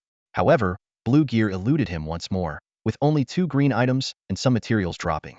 Just as Lu Chen was about to check the details of his newly acquired leg guards, the system suddenly issued a notification. Ding! Tiger King's den completion time. 21 minutes and 27 seconds. Congratulations on setting a new dungeon completion record. Lu Chen breathed a sigh of relief, grateful that the system didn't announce it server-wide. However, the system quickly followed with another shocking message. Due to your completion of Tiger King's den in under 45 minutes, your and your team's relentless slaughter has enraged the Shadow Gale Tiger. Prepare to face the wrath of the Shadow Gale Tiger. Hidden boss Shadow Gale Tiger will spawn in 2 minutes and 59 seconds. The system also reminded him that if he exited the dungeon now, his record would be preserved on the server-wide Tiger King's den leaderboard. If he chose to accept the challenge, the dungeon timer would be extended accordingly. Lu Chen was thrilled. A hidden boss? Without hesitation, he chose to face the challenge, eager for the potentially rich rewards from the first hidden boss. Meanwhile, the Three Saints Guild was struggling against the gold-striped Black Tiger King. After a wipe, they regrouped and adjusted their strategy. This time, everyone drink mid-ear healing potions, the leader ordered. Switch out immediately if your health drops below 40. I'll be the main tank. Taeju, make sure to keep up the defense buffs. Park Taeju, the team's rune master, had mastered level 2 Iron Wall, which could boost the team's physical defense by 50 points. The livestream viewers were glued to the Three Saints' progress, with comments flying in the chat. Razor swapped gear and added level 2 Iron Wall, but the Tiger King still hit so hard. The key is that the Tiger King has combo attacks and high attack speed, making it incredibly dangerous. The Tiger King also has critical hits. Although the chance is low, once it crits, the damage is off the charts. Guild leaders from various major guilds were also closely watching, analyzing the Tiger King's characteristics. According to Jyotian's settings, Tiger-type mobs shouldn't have critical hits. Could it be that the Tiger King has crit gear? Probably. In Jyotian, mobs' equipment often reflects in their combat abilities, just like Iwenshear's Guardian, which slows you down when you hit it. It's really annoying. After a grueling battle and with the help of mid-tier healing potions, the Three Saints finally brought the gold-striped Black Tiger King's health down to red. All the viewers held their breath, and with the final strike, the gold-striped Black Tiger King fell. Holy crap! It dropped 3 green items, someone exclaimed. Xia Yifeng shook his head. Surpassing the Three Saints now is going to be tough. The Korean players erupted in cheers as they celebrated their victory over the first boss. Members of the Three Saints Guild felt immense pride in their hard-earned triumph, making their accomplishment even more commendable. Meanwhile, players from Huaxia and Yamato could only watch the livestream in silence, enduring the taunts from the Korean players. Did you see that? We Koreans are the true kings of online games, a Korean player boasted in the public chat. Just wait until the servers merge. You'll all be under our control. Three Saints is the strongest. Faced with such provocation, players from Huaxia and Yamato found themselves on the same side. Yamato players were slightly better off, as they also had guilds attempting the Tiger King cave dungeon. However, Huaxia players could only remain silent. The reality was that among the many teams in the national server, barely any could form a level 12 squad, let alone challenge a level 15 dungeon. Some disgruntled Huaxia players began expressing their dissatisfaction with Weiwa Dukwang. Where is Weiwa Dukwang? Where is Wuming? Why haven't they stepped in? Are they really going to let the Koreans take the first kill and get arrogant? Just then, Lu Chen was facing an unexpected challenge alone. After waiting for 3 minutes, Lu Chen noticed the entrance to the boss room was suddenly blocked by a massive shadow. He turned around cautiously to see a creature, as stealthy as a black cat in the night, approaching him with agile steps. Its golden eyes were locked onto him. The system notification read, Shadow Gale Tiger, level 18, diamond grade boss. Damn, what kind of boss is this? Lu Chen muttered, gripping his black iron dark gold sword tightly. Cheeto, Sansha, stand behind me, Lu Chen commanded. Let's see what this thing can do. Lu Chen and the Shadow Gale Tiger charged at each other simultaneously. Surprisingly, the Shadow Gale Tiger's attack landed first, indicating it was more agile than Lu Chen. However, Lu Chen quickly counterattacked, landing 2 consecutive strikes that dealt 1844 critical damage. You only have 7,000 HP. Lu Chen sighed in relief, realizing his worry was unnecessary. Cheeto, go all out, hit it with everything you've got, Lu Chen ordered. When the Shadow Gale Tiger's health dropped to 40, its attack speed suddenly increased, and it began evading Lu Chen's attacks. Despite this, Lu Chen's strikes still dealt around 1,400 damage each. In less than 2 minutes, the level 18 diamond grade boss fell under Lu Chen's sword. The system notification sounded, and Lu Chen received a generous reward. 10,200 points of vital energy, 2 6th-tier talent fragments, 2 6-star quality points, along with 2 blue items and a blue material. Damn, 2 blue items. Lu Chen exclaimed as he eagerly checked his new equipment. The Shadow Gale cloak not only had excellent stats but also powerful special effects. Lu Chen couldn't wait to equip it, instantly transforming his character's appearance. However, his joy was short-lived as the system issued a new notification. Due to Lu Chen's team clearing the Tiger King cave in under 30 minutes, they had angered the second-tier hidden boss, the Ice Roar Tiger. The new challenge would begin in 10 minutes. Lu Chen couldn't help but laugh bitterly. Are you kidding me? How many hidden bosses have I pissed off? One after another, can't I get a break? While waiting, Lu Chen released his pets, raising their affinity levels while anticipating the upcoming challenge. Meanwhile, Tao, the leader of the Brotherhood Guild, and several key leaders were watching the Three Saints Guild's livestream. They discussed how to challenge the Tiger King dungeon once they reached level 13, hoping to acquire new equipment and create a positive cycle. Tao squinted his eyes, full of ambition, and said, "Once we have this new gear, Brotherhood won't fear anyone. We must reclaim the main city. After a few more runs, whenever we see that guy, we'll kill him on sight." 10 minutes later, a pure white tiger appeared at the cave entrance. This was a level 19 diamond-ranked boss frost roar tiger. Lu Chen stared intently at the formidable beast, muscles tense, ready for the imminent fierce battle. The frost roar tiger's attributes were clearly superior to Lu Chen's, with its attacks carrying frost spirit damage. Each attack, combined with its combo talent, dealt around 600 points of damage to Lu Chen, even without critical hits.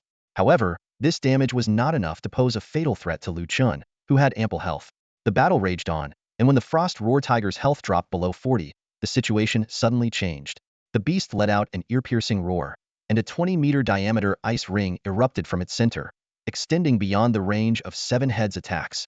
The ice ring swept through, instantly freezing Lu Chen's entire team.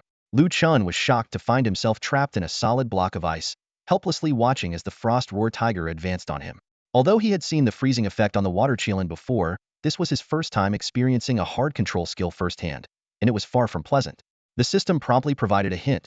Players under abnormal status control can reduce the duration not only by the skill's effect and their resistance, but also through physical struggle. Armed with this information, Lu Chen wriggled vigorously within the ice, mentally shouting, "Break! Damn it!" After more than 3 seconds of intense struggle, the ice finally shattered. Lu Chen breathed a sigh of relief, silently thankful. "Good thing I have a lot of health, or I'd be dead." He quickly commanded 7 heads and 3 fools. "Take this beast down now." 7 heads and 3 fools also broke free from the ice. Subsequently, the frost roar tiger unleashed 2 more freezing roars, but faced with Lu Chen's team's high damage output, these skills only managed to delay its demise. Ultimately, under Lu Chen's critical hit, the massive white tiger fell with a resounding thud. After slaying the level 19 diamond-ranked boss frost roar tiger, the system notifications came in rapid succession.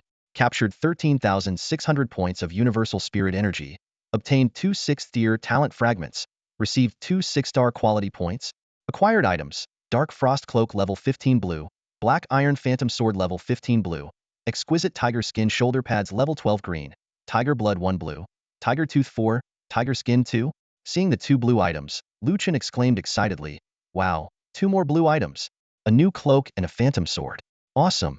He couldn't help but marvel at the generosity of hidden bosses. The 3 outside bosses only dropped 1 blue item, while each hidden boss dropped 2 blue items, making the drop rate quite impressive. The extra Black Iron Phantom Sword could be sold at a high price. Lu Chen eagerly checked the attributes of the Dark Frost Cloak. Dark Frost Cloak level 15 blue. Enveloped in dark frost, instilling fear and despair in foes. Defense, Physical Defense 19, Spirit Defense 8, Strength 32, Agility 38, Constitution 16. Special Effect Enhancement. When equipped with Shadow Gale Jacket and Night Pants, the range of Frost Roar increases by 15 meters. Not activated. Lu Chen was very pleased with the cloak's attributes. Although it consumed more mana, it provided a decent control skill. However, what intrigued him the most was the special effect enhancement. "What, there's also pants? Why didn't I get them?" Lu Chen muttered as he equipped the newly acquired cloak. Staring at the system interface with anticipation, Lu Chen hoped for another hidden boss to appear, preferably dropping the matching pants. However, after waiting for a moment, no new hidden boss appeared. After pondering for a bit, Lu Chen speculated, "The first hidden boss appeared because I cleared the dungeon in under 45 minutes, and the second one appeared in under 30 minutes. If there's a third one, it might require an even faster clear time. I finished in just over 21 minutes, but only 2 were activated. I'll try running it again later." Just then, the system notification sounded. "Ding, Tiger King Cave cleared in 41 minutes and 18 seconds. Congratulations on being the first to complete the Tiger King Cave dungeon, earning the title Tiger Tamer." Lu Chen wasn't too concerned about the new title, especially since he had hidden his ID, making the title irrelevant. However, he did notice that obtaining the Tiger Tamer title increased his base strength by another 10. The system continued, "Your achievement will be recorded on the server-wide Tiger King Cave leaderboard. Would you like your ID to be displayed on the leaderboard?" "Do not display," Lu Chen replied decisively. The system confirmed, "Player has chosen to remain anonymous." Lu Chen opened his visual interface and noticed a new dungeon leaderboard icon in the top right corner. Curious, he checked the server-wide Tiger King Cave leaderboard. First place, anonymous player, time 41 minutes and 18 seconds. Reward, daily reward of Tiger Blood 1. Second place. Third place. There's even a reward, not bad. Lu Chen thought to himself, pleased. The Nine Heavens dungeon had no attempt limit, meaning he could keep running it. The experience, item quality, and drop rate were all excellent, making it a prime spot for leveling and gear farming. However, the system reset required 30 minutes, so Lu Chen planned to train outside in the meantime. Alright, it's done. Let's go. Lu Chen recalled 7 heads and 3 fools and walked out of the dungeon. A flash of white light, and Lu Chen appeared at the Tiger King cave entrance. As soon as he emerged, he was stunned. There was a large crowd gathered, at least 600 or 700 people. Among them were guild teams, small groups, and even members of the Quanglong Guild. At that moment, the crowd was staring at the cave entrance in shock. The person standing there was dressed in a black top with a black cloak, emanating a faint blue glow. On his back was a long, slender sword with a black blade as cold and sharp as ice, also emitting a faint blue mist. This intimidating blue mist was familiar to many. The only blue item currently available, Aventier's Guard, emitted a similar blue mist, though the effect was not as pronounced with a single piece. However, the equipment on this person was different. His clothes had dark patterns but were also black, and with 3 matching items, the blue mist seemed to envelop his entire body, giving off an incredibly cool vibe. Of course, if it weren't for the gray shorts he was wearing, the effect would be perfect. The crowd erupted in exclamations. Oh my god, what is that gear? So cool. Blue cloak, blue top, and a blue weapon. Wait, isn't that Nameless Bro? Did he just come out of the Tiger King cave? Did he get blue gear? What's its attribute? Lu Chen frowned slightly. He was currently using the identity of Nameless Bro in Zone 122, and he wasn't afraid of being seen since the Twin Towers. However, he was curious as to why there were so many people here when there was no one when he arrived. With the dungeon needing another 30 minutes to reset, Lu Chen silently walked toward the dense forest, planning to find a secluded spot to train. After Lu Chen left, the crowd buzzed with excitement. Nameless Bro cleared the Tiger King cave? Could it be? The Koreans were too arrogant, and Nameless Bro took action? How could he clear the dungeon alone? But his gear. A member of the Wind Shadow Guild cautiously approached the Tiger King cave entrance. Lone Wolf, what are you doing? We're just here to confirm the dungeon's location. Don't go inside. His teammate urgently warned. Wind Shadow Lone Wolf ignored his companion's advice and touched the dungeon entrance. Sure enough, the icon appeared in the top right corner of his view. Lone Wolf's voice trembled as he said, "Check the leaderboard." Hundreds of players gathered in front of the Tiger King cavern dungeon, their eyes fixed on the massive stone door. Among them, a player named Lone Wolf stood alone at the entrance, trembling uncontrollably. His friend noticed and anxiously asked, "Lone Wolf, what's wrong?" Lone Wolf slowly withdrew his hand from the stone door, turned around, and with a hollow voice asked, "How long did it take the 3 saints to clear their dungeon?" Although confused by Lone Wolf's unusual behavior, his companion quickly pulled up the 3 saints' official website. They're on the last boss, about to finish. It's been 46 minutes and 24 seconds, he said after a quick glance at the page. Unable to contain his curiosity any longer, the companion pressed on, "Lone Wolf, what's going on?" Lone Wolf's eyes widened in disbelief as he said, "The 3 saints haven't finished the Tiger King cavern in 46.5 minutes. Yet the leaderboard in their server shows, Nameless Bro has already cleared it." This revelation hit the crowd like a bomb, but the real shock was yet to come. Lone Wolf lifted his head, his eyes betraying his astonishment as he whispered, 41 minutes and 18 seconds. Suddenly, the entire area in front of the Tiger King cavern fell silent, so quiet you could hear a pin drop. Meanwhile, the livestream on the 3 Saints official website was nearing its climax. The chat was flooded with comments. "The 3 Saints are amazing. As long as there are no mistakes, they'll clear it in under 50 minutes. They don't even need 50 minutes. They'll probably finish in about 48. Viewers from Huaxia and Yamato, did you learn anything? Better go practice hard and aim to clear it within an hour. Don't kid yourself. Huaxia will take several more days to clear Tiger King. They're even worse than Yamato." Faced with the rampant mockery from Korean players, Huaxia players could only suppress their anger. One viewer, who claimed to have analyzed the website's login IP data, said, "At least 30 million Huaxia players are watching this livestream." Hey, Huaxia, why are you all silent? Why isn't anyone speaking up? After being crushed, what right do they have to talk? Once the Asian servers merge, we'll teach them a lesson in no time. A Korean player responded smugly. At 47 minutes and 44 seconds, the 3 Saints finally completed the Tiger King cavern dungeon, and a level 15 blue item black iron dark gold sword dropped. This weapon immediately caused a stir with its high attack power, impressive attribute bonuses, and significant critical hit and damage stats, making everyone green with envy. 3 Saints Razor proudly displayed the leaderboard to the viewers. Korean server Zone 57 Tiger King Cavern Clear Time Leaderboard. First place, 3 Saints Razor Team Leader. Time, 47 minutes and 44 seconds. Reward, Daily Reward Tiger Blood 1. Second place. Third place. Thank you all for watching. We, the three saints, have successfully cleared the Tiger King cavern. Razor said to the camera. We got lucky this time with a blue weapon drop. With this new gear, we'll become even stronger. He then glanced at the chat and smirked. Huaxia and Yamato viewers, did you learn anything?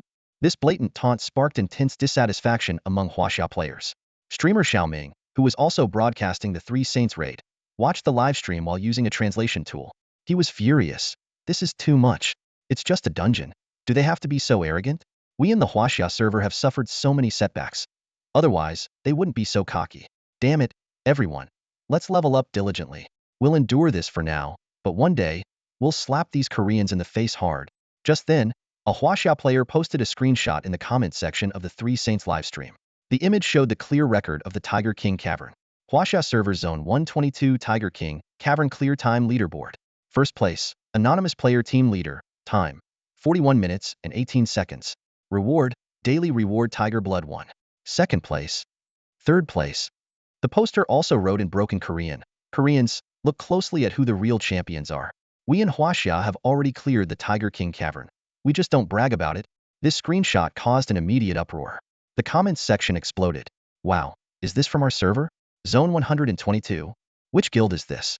What does anonymous player mean? Which guild clears a dungeon first and doesn't leave their name? Anyone with half a brain can tell this is fake. No way they cleared it in 41 minutes. If Huaxia can clear Tiger King cavern in 41 minutes, I'll eat my hat on live stream. Xiaoming also noticed the screenshot. He suddenly realized, Zone 122? Isn't that my server? And anonymous player is the one dominating the Twin Towers leaderboard. It's nameless bro, nameless bro. Xiaoming jumped up excitedly. Guys, do you know who this is? This is the nameless bro from our server. Many of you saw him challenge the Twin Towers in my previous streams.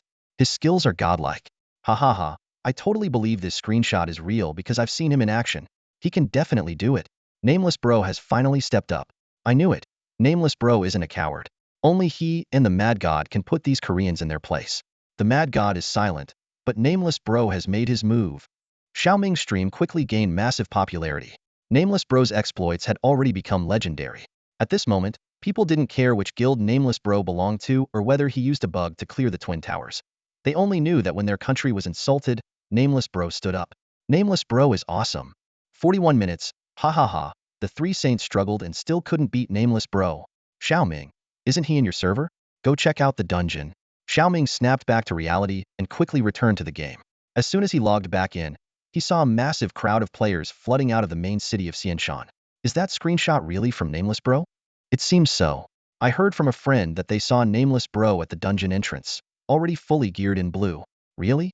Fully geared in blue? If it's true, 41 minutes. Oh my god. Did he challenge it solo again? I hope it's true. These Koreans are too arrogant. Only Nameless bro can teach them a lesson. Hurry, let's go check it out. Xiaoming sprinted towards the dungeon, with millions of viewers following his stream. By the time he reached the Tiger King cavern, it was already packed with people, all wearing excited expressions. It's true, it's true. Look at the leaderboard. Xiaoming opened the leaderboard for his viewers. Huaxia server zone 122 Tiger King, cavern clear time leaderboard. First place, anonymous player team leader, time, 41 minutes and 18 seconds. Reward, daily reward Tiger Blood 1. I need to see Razor's reaction. Xiaoming quickly switched back to the Three Saints livestream. Razor and the other Three Saints higher-ups stared at the increasingly numerous screenshots in the comments, taken from various angles and times. Some even recorded the entire process of checking the leaderboard. The passion of the Huaxia players was overwhelming, almost crashing their website. Razor's face turned ashen, his mouth agape, unable to utter a word. Finally, he could only mumble, no, no way. This can't be possible. Impossible. The word echoed repeatedly among the members of the Three Saints Guild, their faces etched with disbelief. They knew all too well the situation in the Huaxia server. When the server first launched, Tianqing was underprepared, causing the server to crash and players to be stuck in idle mode for 2 days. Then came the inexplicable server-wide quest, where high-level players were blocked by a mysterious fog and unable to level up. They had thoroughly researched this quest, even watching Huaxia streamers to confirm the entrance to the Misty Forest, but they could never unlock it. Despite their longing for the legendary divine beasts, no one in Huaxia had ever showcased one. Coupled with their inability to trigger the server-wide quest, they had to give up. These issues, however, gave them an advantage level superiority. As a top-tier Korean guild, Three Saints levels far surpassed those of any guild in the Huaxia server. But now, Huaxia had cleared the Tiger King cave first, and in just 41 minutes. This news hit them like a sledgehammer, leaving them dizzy. Impossible. The word echoed once more in their minds. Debates over Wuming Ge's completion time grew increasingly heated among Huaxia, Yamato, and Korean players. The faces of the Three Saints members grew darker. This was supposed to be their official website, and they had just cleared the Tiger King cave, yet no one in the comments section cared about them. Everyone was discussing Wuming Ge. I don't believe it. Without seeing the combat footage, we won't believe it. A Korean player voiced the sentiment of the group. Yeah, if he's so good, let him livestream it. Others chimed in. Facing the Korean player's skepticism, Xiaoming smiled and typed out a response using translation software. Sorry, Wuming Ge prefers to stay low-key. To him, this might just be routine, not worth showing off. However, the translation software was too slow. Before Xiaoming could finish, fans started shouting, Xiaoming, Xiaoming, stop typing. Is that Wuming Ge? When players switched to website mode, the visual interface became blurry.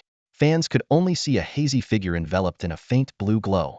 Chen returned after half an hour, only to find that the crowd in front of the Tiger King cave had not diminished but had grown larger, forming layers upon layers of people just standing at the entrance. What the heck? Chen frowned, looking puzzled. His appearance caused an immediate uproar. It's Wuming Ge. Wuming Ge, you're here. Wuming Ge, you're amazing. Great job. Wuming Ge, thanks for standing up for our server. Yeah, I was so angry reading those comments, but now I feel relieved. Awesome. They underestimated Huaxia players, and Wuming Ge slapped them in the face. Chen frowned even more. What were they talking about? When did he ever slap anyone in the face? He had always kept a low profile. Why were all these people greeting him like they knew him well? Whatever. There are all kinds of people in this world. Chen muttered to himself. Excuse me, please. With a swish, the crowd parted instantly, as orderly as a well-trained army. Chen was even more puzzled.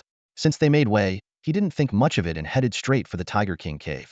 This time, I'll try to use less time and see if I can trigger the rage of some tiger. I don't need weapons, just give me some pants. Chen grumbled. Other players had chosen long pants for their initial equipment, but he had bought shorts, and even his starter gear was the worst by default. He looked dashing from the waist up, but like a shabby shootin' from the waist down. The suit with shorts look was really annoying. Wuming Ge, are you going to challenge the dungeon? Someone exclaimed. Wow, Wuming Ge is going to challenge the Tiger King cave again. This is amazing. Chen was startled by their excitement. Of course, I'm here to challenge the dungeon, not to watch the commotion. Are these people crazy? He touched the dungeon gate and entered the Tiger King cave under the watchful eyes of thousands. In Xiaoming's livestream, fans were already going wild. Xiaoming, livestream Wuming Ge's challenge. We want to see it. Yeah, let us witness Wuming Ge's dungeon run firsthand. Xiaoming hesitated, but Wuming Ge won't livestream the combat footage. Will you guys just wait here? Won't it be boring? As a streamer, he had to consider his fans' feelings. Are you kidding? How could it be boring? This is a historic moment. Xiaoming, if you start the live stream, I'll call more people to watch. Let's boost Xiaoming's channel to the top. Yeah, let the Korean players see how Wuming Ge puts them to shame. 11,111. We'll wait for Wuming Ge right here. We want to see it. Seeing the fans' enthusiasm, and truthfully, he didn't want to leave either. The players here had even stopped leveling up and were just waiting at the entrance. Alright, we'll wait for Wuming Ge. Xiaoming decided. Xiaoming's livestream popularity skyrocketed, surpassing even the top streamer Feng Lingzi, instantly becoming the #1 trending stream on the platform. And more new fans kept pouring in. Chen finally entered the dungeon. What are these guys up to? He shook his head. Is there some event nearby? On second thought, that didn't seem to be the case either. Whatever, I don't care. I'll just focus on my own dungeon run. He released his 7 pets and the 3 idiots, saying, this time, let's be faster. The dungeon monsters have extremely high aggro, and as long as the player doesn't leave the dungeon, the aggro won't reset, meaning they'll chase you to any corner of the dungeon. So this time I'll pull all the mobs from the 3 paths and the 3 bosses to the Golden Blade Tiger's room. Chen started planning his strategy. Here's the plan when clearing mobs. I can't protect you all. Find a corner, and the 3 idiots and I will hold off all the mobs. The 7 will clear the mobs from the back. The 3 idiots shouldn't attack. I'll tank alone. Just hold your positions. With the strategy in place, Chen began pulling mobs. 3 paths, each with 8 waves of mobs and a boss. Using his mobility and the wind movement ability of his Night Gale cloak, he dashed through, quickly drawing aggro. The first path took just 3 minutes, and a large group of mobs was already following him, including the golden striped Black Tiger King. The second path, 3 minutes. The third path, Chen pulled all the mobs to the Golden Blade Tiger's room. The 7 and the 3 idiots had already found their positions. The 7 hid in the innermost corner, with the 3 idiots blocking in front of them, leaving one spot open in the middle for Chen. Chen quickly filled the last spot. At this point, he was the only one with aggro. Although the 3 idiots stood in front of the mobs, they wouldn't be attacked. 7. Full firepower. Start clearing. Chen commanded, and the battle officially began. The 7 couldn't take down the boss, but their speed at clearing the mobs was astonishing, even leaving Chen in awe. Chen watched the battlefield intently. Under the fierce attacks of the 7, the health of many small monsters was rapidly depleting. However, there were just too many enemies for the 7 to handle at once. Faster. Let's finish this in 15 minutes. Chen shouted, encouraging his teammates. At this moment, Chen's task was clear. Prioritize attacking the 3 particularly fierce bosses. As soon as they entered his attack range, he would launch an assault without hesitation. When the poison duration reached its maximum, Chen's damage output would soar to an impressive 3,000 or so. Even bosses with health ranging from 8,000 to 10,000 would struggle to withstand his attacks. In addition, Chen would occasionally deal damage to the tougher small monsters to ensure efficient clearing. Just over 2 minutes into the battle, Chen's screen was flooded with system notifications. Killed Agile Scarlet Tiger, level 15 elite. Captured 2712 essence of all things. Received 2 tier 3 talent fragments, 2 3-star quality points. Extracted 2 pure essence. Ding. Received item Tiger Teeth 2. Killed Strong Scarlet Tiger, level 15 elite. Captured 2712 essence of all things. Received 2 tier 3 talent fragments, 2 3-star quality points. Ding. Received item Tiger Hide 2. Killed Specially Strong Scarlet Tiger, level 16 elite. Captured 3540 essence of all things. Received 2 tier 4 talent fragments, 2 4-star quality points. Ding. Received item Exquisite Tiger Hide Boots Green. Received Tiger Hide 1, Tiger Teeth 2, Tiger Gull 1, Tiger Heart 1. The sheer volume of information left Chen no time to read it all. The only certainty was that his experience points were skyrocketing. Seconds later, most of the wild monsters were gone. Suddenly, a golden light rose from beneath Chen's feet. Damn, I leveled up. Chen was shocked. Unfortunately, time was money, and he had no time to check his stats. Half a minute later, only 2 bosses and 3 small monsters remained on the battlefield, all in critical condition. Huh, why are there only 2 bosses? Where's the Shadow Blade Tiger? Did it die? Chen wondered, but had no time to think. He quickly rushed out, poisoning each one first. 32 seconds later, the last 5 tiger monsters fell. Ding, Tiger King's cave cleared in 12 minutes and 33 seconds. Congratulations on setting a new dungeon clearance time. Chen sat down to quickly recover his stamina. Seeing his results, he exhaled deeply. 12 minutes and 33 seconds. Saved 9 minutes from the previous run. Haha, made it under 15 minutes. Damn, I'm exhausted. Because you cleared Tiger King's cave in less than 45 minutes, your team's relentless slaughter has enraged the Shadow Flame Tiger. Hee, the hidden boss is here. Chen said excitedly. Damn, I didn't have time to check the loot earlier. I'll look after we take down the Ice Roar Tiger. Let's rest for now. 7. 3 fools, quickly recover your stamina. Meanwhile, in the Korean server, another guild Golden Ding guild suddenly appeared in the players' sights. Their livestream on the Korean server's official site had already surpassed 100 million viewers. They were live streaming their attempt to clear Tiger King's cave. Golden Ding Guild was so eye-catching for one reason. The equipment on their 5 members. The leader, Golden Ding Mietang, wielded a black iron shadow gold sword. It was well known that this sword had just been obtained by the 3 Saints Guild, yet it, along with a set of exquisite tiger hide shoulders and exquisite tiger hide boots, was now in Golden Ding's possession. A streamer familiar with the Korean server provided the answer. 3 Saints and Golden Ding actually belong to the same club, essentially brother guilds, and might merge in the future. The equipment Golden Ding was using had just been obtained by 3 Saints. Golden Ding was already strong, and with 7 or 8 new pieces of gear, their power skyrocketed. Golden Ding's rush to challenge Tiger King's cave was clear in its intent. Nameless Brother and 3 Saints had almost simultaneously completed their challenges, and the dungeon had a 30-minute reset time. This meant Nameless Brother would have to wait at least 30 minutes to challenge again. The same for 3 Saints. But if Golden Ding challenged now, they could reclaim the shortest completion time honor before Nameless Brother's second attempt. With the help of 3 Saints' experience and equipment advantage, Golden Ding quickly completed the challenge in 39 minutes and 3 seconds. Dirty dogs, see this? This is what real strength looks like. Golden Ding Mietang taunted the camera, holding up the newly acquired second black iron shadow gold sword. This is the ultimate speed, breaking the 40-minute mark. This is Korea's strength, crushing you so you can't lift your heads. A bunch of trash. Keep barking. So what if you have more people? Just more useless bodies, Unlike our Korea, all elite. Chinese dogs, keep barking. This is the second weapon, and we'll set new records. You'll never catch up. Golden Ding Mietang's blatant taunting enraged the Chinese players. This is too much. They're using a relay. Two guilds taking turns and sharing equipment. Nameless Brother can't compete with that. Such shamelessness. Is Crazy God here? Crazy God, please step up. If you don't, Nameless Brother won't hold out. Crazy God, it's time to show your strength. We're being crushed by the Korean server. What are you waiting for? However, Crazy God didn't respond. In fact, he was focused on battling the Ice Roar Tiger King, unaware of the outside commotion. Pants, pants, I need pants. Lu Chen prayed while attacking.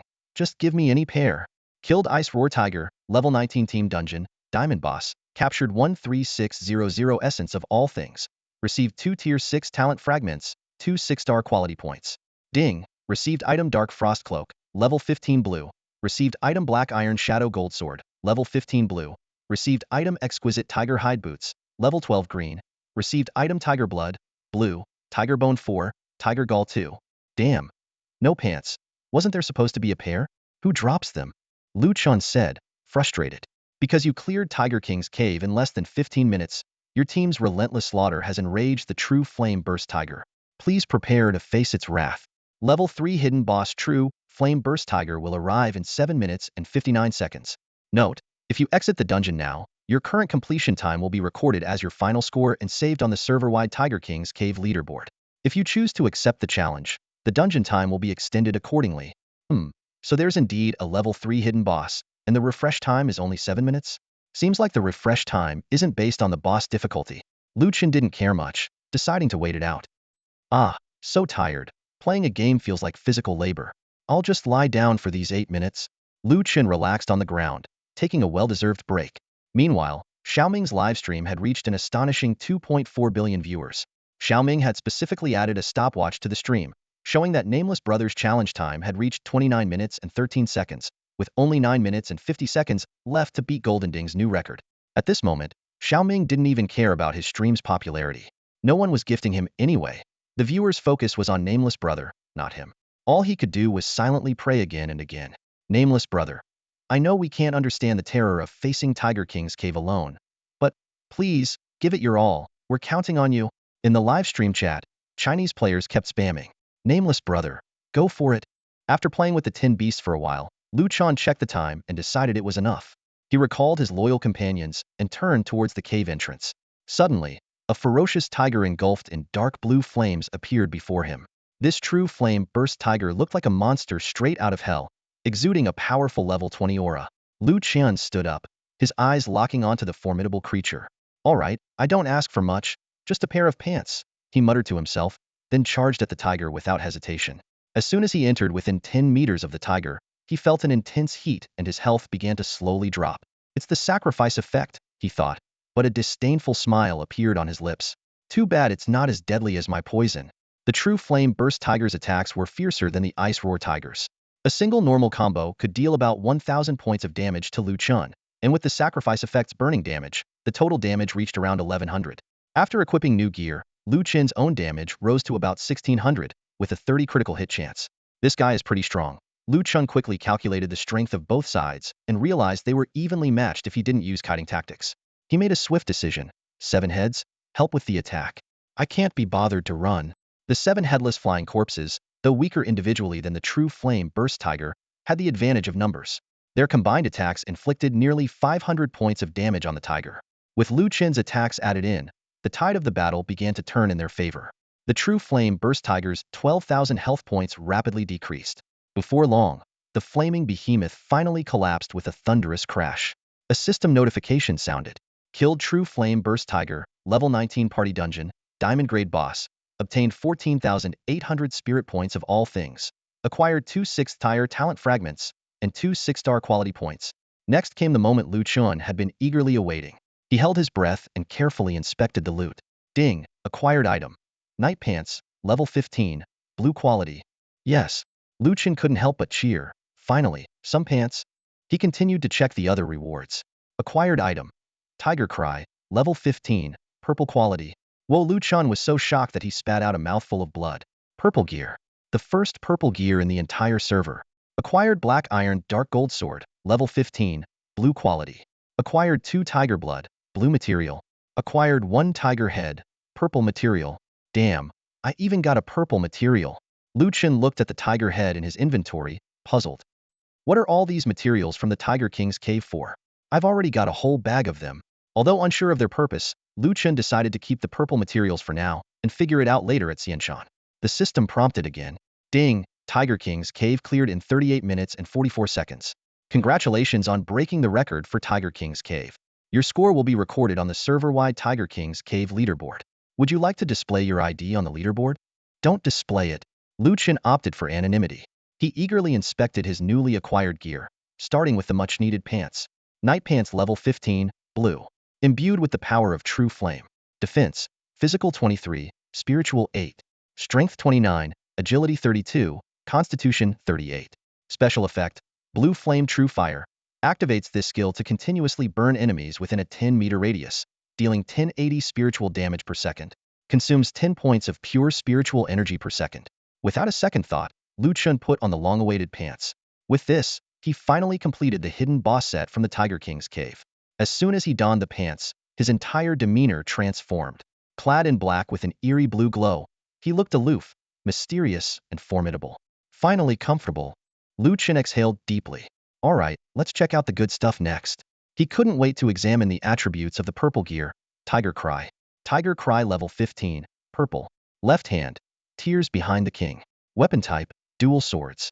Strength 28, agility 34, constitution 32. Increases critical hit chance by 11, increases critical damage by 80. Special effect, Tiger Descends, turns the next 3 attacks into combos, triggering all main effects. Combo damage is 80 of attack power. 60-second cooldown. Right hand, strength 28, agility 34, constitution 32. Increases critical hit chance by 11, increases critical damage by 80. Special effect, Tiger Roar, turns the next 3 attacks into spiritual attacks. 60-second cooldown. Chen was puzzled. In other games he had played, dual swords usually shared a single set of attributes. But in Nine Heavens World, dual swords actually had 2 separate sets of attributes. He immediately equipped Tiger Cry, replacing his previous black iron dark gold sword. Now, instead of emitting a blue glow, his hands radiated with 2 swirling purple lights. The visual effect alone was enough to make his heart race. Having just reached level 16, Chen decided to check his updated character stats. Meanwhile, outside the cave, the crowd had been waiting for over 40 minutes and was beginning to show signs of disappointment. Sigh. It's already been over 40 minutes.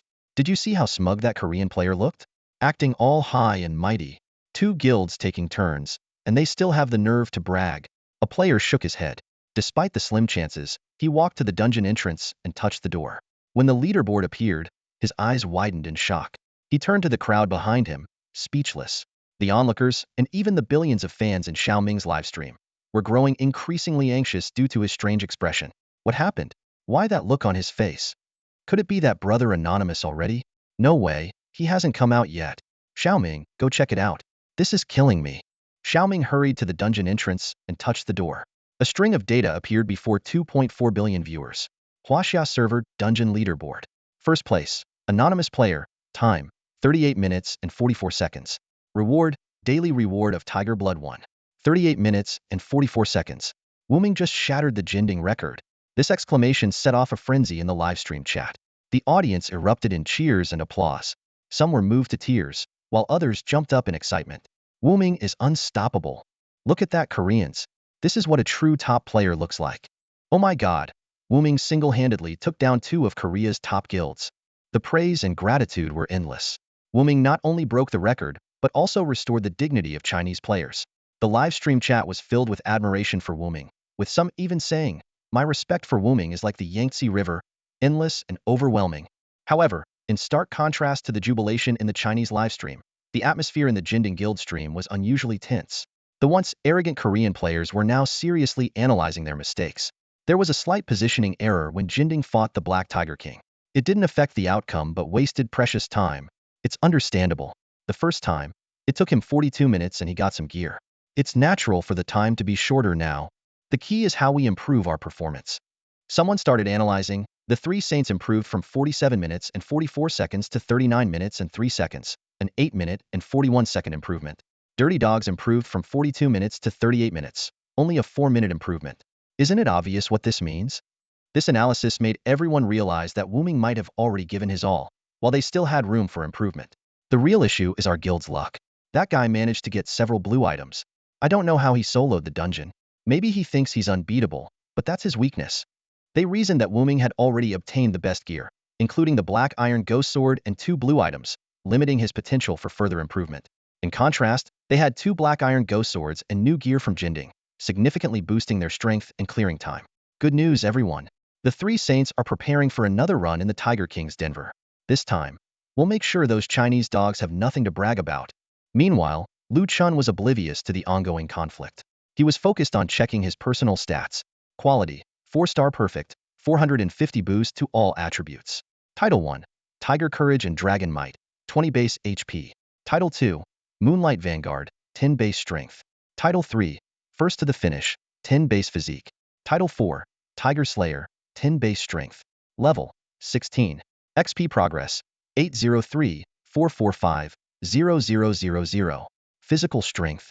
Strength, 385 base, 165 gear, 187 titles 33. Agility, 385 base, 165 gear, 220. Physique, 362 base, 165 gear, 197. Magical strength. Magic power, 8. Defense. Physical defense, 215 base, 83 gear, 132. HP, 9220 base, 4400 gear, 39, 40 titles 880. Damn, my stats are insane. And I'm only level 16. Lu Chen scratched his head, marveling at his attributes, which were more terrifying than a boss's. His attack power exceeded 500, physical defense was over 200, and his HP surpassed 9,000. His poison attack scaled with HP, with initial damage reaching 286. Even more impressive, his critical hit rate was 45, and critical damage was 360. With this full set of Tiger King gear, I'm set. Lu Chen nodded in satisfaction and finally exited the dungeon. A beam of white light transported Lu Chen to the dungeon entrance. Suddenly, a thunderous cheer erupted from the thousands gathered outside. Wu Ming, Wu Ming, Wu Ming. Damn, I'm so excited I could cry. Lu Chen was startled by the unexpected crowd. Damn, these guys are still here. What are they up to? They scared the hell out of me. He was completely baffled. Suddenly, someone in the crowd shouted, "Everyone, look, Wu Ming is wearing pants. Wow, he really is. And they're blue gear too.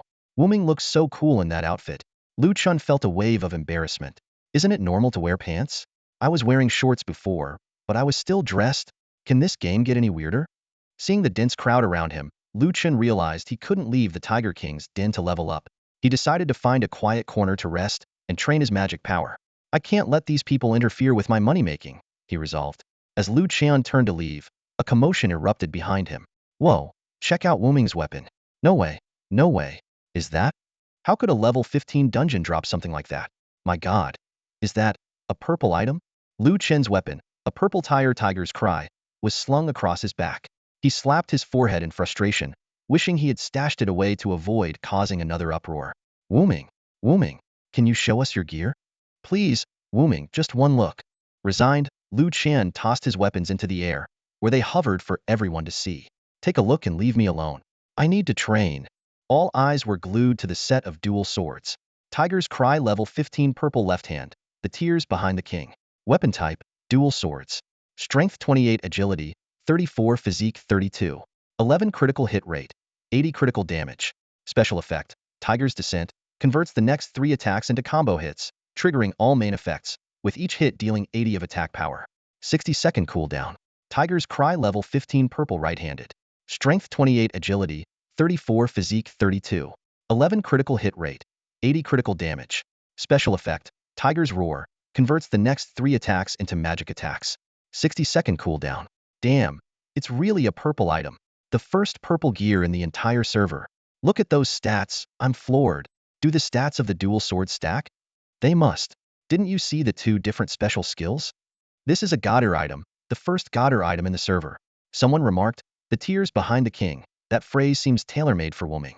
We only see his enviable gear, but have you forgotten? He's the one who single-handedly upheld the dignity of Chinese players.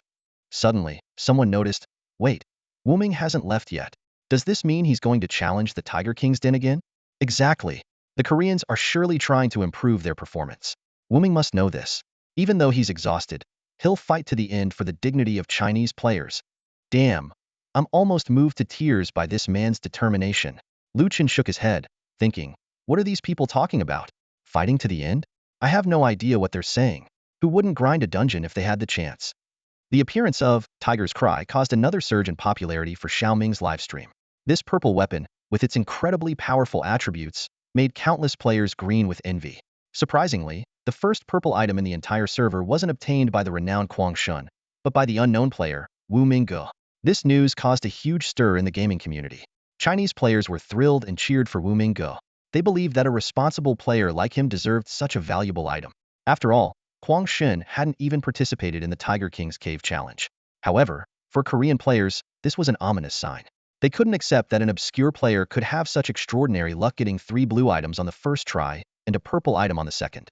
Some angrily complained, if we had that kind of luck, Sanshang Jinding would have taken him out already. Despite this, Korean players did not lose hope. They believed that with continued effort, they would eventually succeed.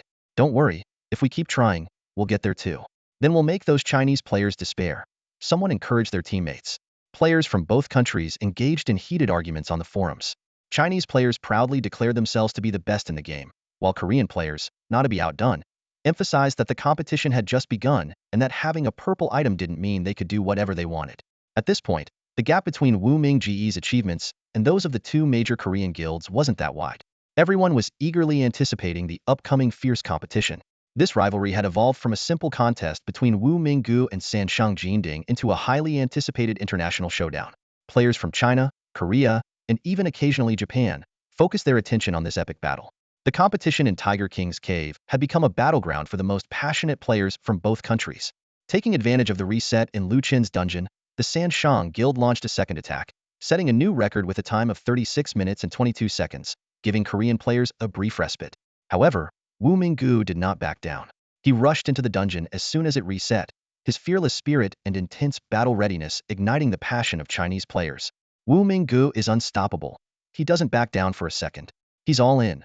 Supporters passionately cheered on the forums. Finally, Lu Chen managed to enter the dungeon, escaping the watchful eyes of thousands of viewers, including live streamers who had been closely following his every move. It's so much better in the dungeon, Lu Chen thought with relief. But this could also be an opportunity. When I sell the gear later, more bidders might drive the prices up. Lu Chen decided to grind the Tiger King's Cave hard today, aiming to make enough money for a house and furniture. He carefully planned a strategy to lure out the true fire explosive tiger. He had to ensure the dungeon was cleared within 15 minutes. This wasn't difficult for him, but he couldn't help but wonder if there was a hidden boss beyond the true fire explosive tiger. If there was, how fast would he need to clear the dungeon to trigger it?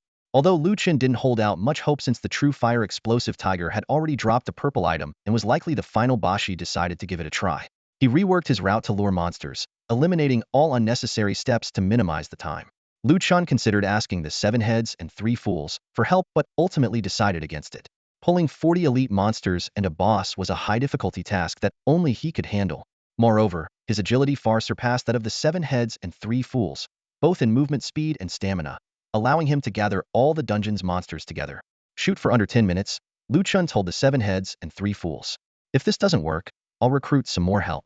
Stick to the usual plan, and I'll try to be faster this time. With that, Lu Chen began his new route, sprinting and luring monsters along the way. This time, he skillfully used the Black Knight Pants ability. As long as he was within 5 meters of a monster, the blue flame true fire would burn them, naturally provoking their aggression. With increased agility, faster movement, optimized routes, and the use of blue flame true fire, Lu Chen's monster luring speed was faster than ever. In just 6 minutes and 18 seconds, Lu Chen completed the entire dungeon's monster luring. The 7 heads and 3 fools hid in a corner as per the usual plan, and Lu Chen swiftly took their place. Hit them hard, Lu Chen commanded. His attack power had significantly increased, and with the 7 heads slight attack improvement at level 16, their clearing speed was faster than before. At 9 minutes and 43 seconds, Lu Chen successfully cleared the Tiger King's Cave dungeon. Next, he swiftly defeated the 3 hidden bosses one by one. This time, the true fire explosive tiger dropped another Tiger's Cry, which Lu Chen happily collected. Is there more? Let's see if another boss appears, Lu Chen eagerly awaited, but no new boss appeared. Instead, the system displayed the dungeon completion message. Congratulations! You have completed Tiger King's cave in 31 minutes and 52 seconds, breaking the best record. The player has chosen to remain anonymous. China server leaderboard. First place, anonymous player captain, time, 31 minutes and 52 seconds. Reward, daily reward Tiger Blood 1. It seemed there were no more hidden bosses. Lu Chen felt a bit disappointed, but quickly shook his head with a wry smile. I guess I was too greedy. This run yielded 23 green items, 11 blue items, 1 tiger's cry, a bunch of materials, and 280,000 experience points. That's pretty good. Meanwhile, Korean players rushed to the Sanshang Guild's website. They had just witnessed the Chinese livestream and learned that the mysterious player had cleared the dungeon in just 31 minutes. 31 minutes? Impossible, someone exclaimed. Sanshang just set a 36-minute record, which was already the perfect strategy. How did he clear it in 31 minutes? How did he do it? In response to the players' anxiety, the official spokesperson reassured them, don't worry, Jinding has already contacted the Jiuxing Guild and the Jiangjun Guild. They plan to join forces, with the 4 major guilds sending their strongest players to reclaim the top spot. This time, Jinding didn't rush into the dungeon. They patiently waited for the other 2 guilds to join. The waiting time was a bit long, but they weren't worried because they were preparing for a big move. The 4 major guilds had carefully selected 5 of their strongest players to form what they called the Korean First Team, a team of super strong players. The strongest first team in Korea, we have nothing to fear from a mere Wu Minggu, they confidently declared. Soon, good news came in. Someone excitedly reported. Wu Minggu exited the dungeon in under 10 minutes. There's no way he could have cleared the Tiger King's cave in that time. He must have failed this time. Encouraged by this favorable news, Sanshang's leader, Razor, passionately addressed everyone, that guy failed. This means he's reached his limit. Remember, this is a battle for the honor and dignity of Korean players. We must make those Chinese players shut up. We must show them who the real strong players are. We Koreans pride ourselves as the Taiji Tigers. The record for the Tiger King's cave must belong to us. Let's put aside our guild rivalries and make sure the Chinese players can never hold their heads up in front of us again. Yes, everyone responded in unison, their morale soaring. At this critical moment, it seemed Wu Minggu was running out of steam, while the strongest players from Korea's first team were ready to strike. The international dungeon competition between the 2 countries was nearing its climax, and the scales of victory seemed to be tipping in favor of the Korean players. Razor's rallying speech instantly sparked discontent among the Huaxia players. They felt that, like Mietang, he was an emblem of official disdain towards them. Although Wu Minggu remained silent, the Huaxia players were infuriated by Razor's repeated derogatory term, dirty dog. They questioned, who was disrespectful first? The 4 great guilds teaming up, what a joke. Amidst this tense standoff, a video clip from a live stream exploded like a bomb among Huaxia and Korean players. The footage showed a handsome man in combat gear emerging from the Tiger King's cave, looking utterly dejected. Damn it, this was such a failure. Wu Minggu shook his head in self-reproach. I'm so stupid. I checked my gear and accidentally exited the dungeon. The most valuable loot was at the end. Damn it, internal injuries. This run was a waste. I'm so frustrated. Wu Minggu sat forlornly on a tree stump, berating himself. His regret for not completing the mission was palpable, evoking sympathy from viewers. The livestream chat was filled with messages of comfort. Wu Minggu, don't blame yourself. You did your best. Yeah, Wu Minggu, we all know how hard you tried. No matter the outcome, you've earned my respect. Wu Minggu, I've never admired anyone in gaming, but you're an exception. If you blame yourself, we don't know what to do. Stay strong. In the video, Wu Minggu then walked towards the dungeon entrance, placing his hand on the door. Suddenly, an image appeared the Huaxia server's dungeon completion leaderboard. First place, anonymous player captain. Time, 9 minutes and 32 seconds. Reward, daily reward Tiger's Blood X1. The live stream went silent. Finally, someone couldn't help but ask, is this the completion time? The question lingered on the screen, unanswered. Being recorded by the system, it was evident that this was indeed a completion time. The system wouldn't display a failed attempt.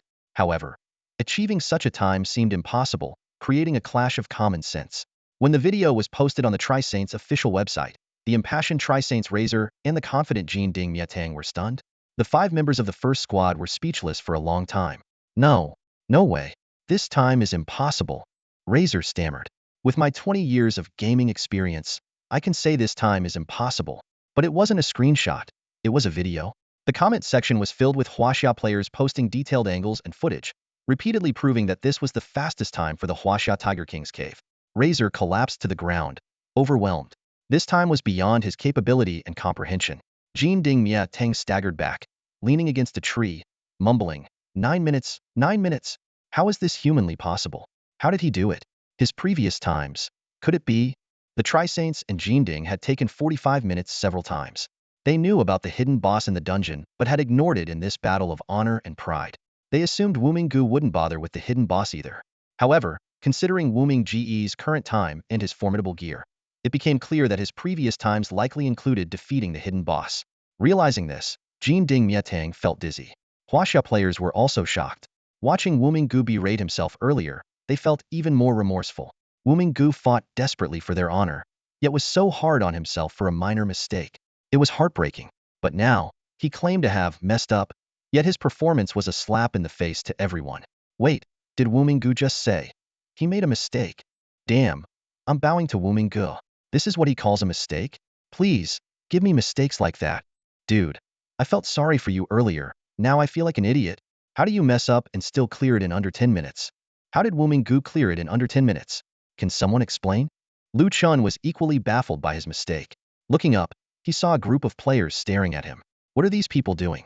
Aren't they leveling up? I've cleared it 4 times, and they've watched 3. Are their brains stuck? Deciding to take a break and sell some gear, Lu Chen stood up to leave the area. The dungeon leveling was too fast, and he was gaining a lot of experience solo. After 4 runs, he was already level 17. Once he hit level 18, the experience and drop rate of the monsters would decrease, so only the boss would be worth farming. Plus, he was exhausted. Money was important, but his life was more so. As Lu Chen stood up, the players erupted in cheers. Wu-Ming-Gu, you're awesome. Wu-Ming-Gu, you're the best. Wu-Ming-Gu, you're invincible. Wu-Ming-Gu, does your guild need more members? I want to join. Wu-Ming-Gu, you're so cool. I love you. The girls' screams almost exceeded bearable levels. I'm just clearing a dungeon. Why are they so excited? Damn, these people are crazy. Lu Chen thought, shuddering as he hurried away. Finally finding a secluded spot, Lu Chen returned to his territory. He was pleased with his haul, looking at his bag filled with various gear and materials. 1 tiger's cry, 15 blue items, over 50 green items, and so many white items that he had to store them in the backpacks of his 7-headed companions. I wonder how much I can make. I haven't made much money in days. I need to earn enough for my house first. Meanwhile, the Tri-Saints and Ding's websites were overrun by Huaxia players. The comment sections were filled with screenshots of the 9-minute and 32-second record, standing tall with the words, "Anonymous player. I heard you were going to teach Huaxia players how to clear the Tiger King's cave? We're eager to learn. How do we do it? Hey, why aren't you streaming anymore? Where are the Korean top players? Not even attempting the challenge. Please, give us some pressure. I have to say, Korean gaming is indeed the best. By the way, when will you beat Wu-Ming-Ge's mistake time? Looking forward to it. Hey, Korean players? Weren't you calling us trash and saying you'd teach us a lesson? Come on, show us how it's done." Korean players quietly left the website. Half an hour later, the Tri-Saints and Ding's websites displayed maintenance messages. The news of Nameless Brother clearing the Tiger King cavern in 9 minutes and 33 seconds created a massive wave across the entire Asia server. The domestic player community was in an uproar, and Nameless Brother's fame instantly overshadowed that of Kwangshan. The frequency of the name Nameless surged in the official forum's comment section, and many players began emulating Nameless Brother by hiding their IDs in the game. Lu Chen noticed many mentions of him in the trading area, but he had no time to pay attention to it. The priority was to sell off his equipment. As the leader of a newly established guild, Lu Chen decided to consign the items under the guild's name. Since the account was tied to his bank card, the income would go directly into his account. With the increase in levels, high-quality equipment became more common, making white equipment relatively less rare. Although the equipment level increased, prices couldn't rise exponentially with levels. Understanding this, Lu Chen began listing his equipment for sale. He meticulously checked the attributes and prices of each item: 38 pairs of boots at 580 each, 24 pairs of leggings at 500 each, and 37 felt hats at 380 each. These white items had average attributes, but were all new. The tiger hide leggings were much better than the poison mist leggings, and the tiger hide felt hat had slightly higher defense than the exquisite spider silk headgear, though it didn't add any attributes, so the price might be lower. Green items could be priced higher. Many guilds were preparing to challenge the Tiger King cavern, making this equipment essential.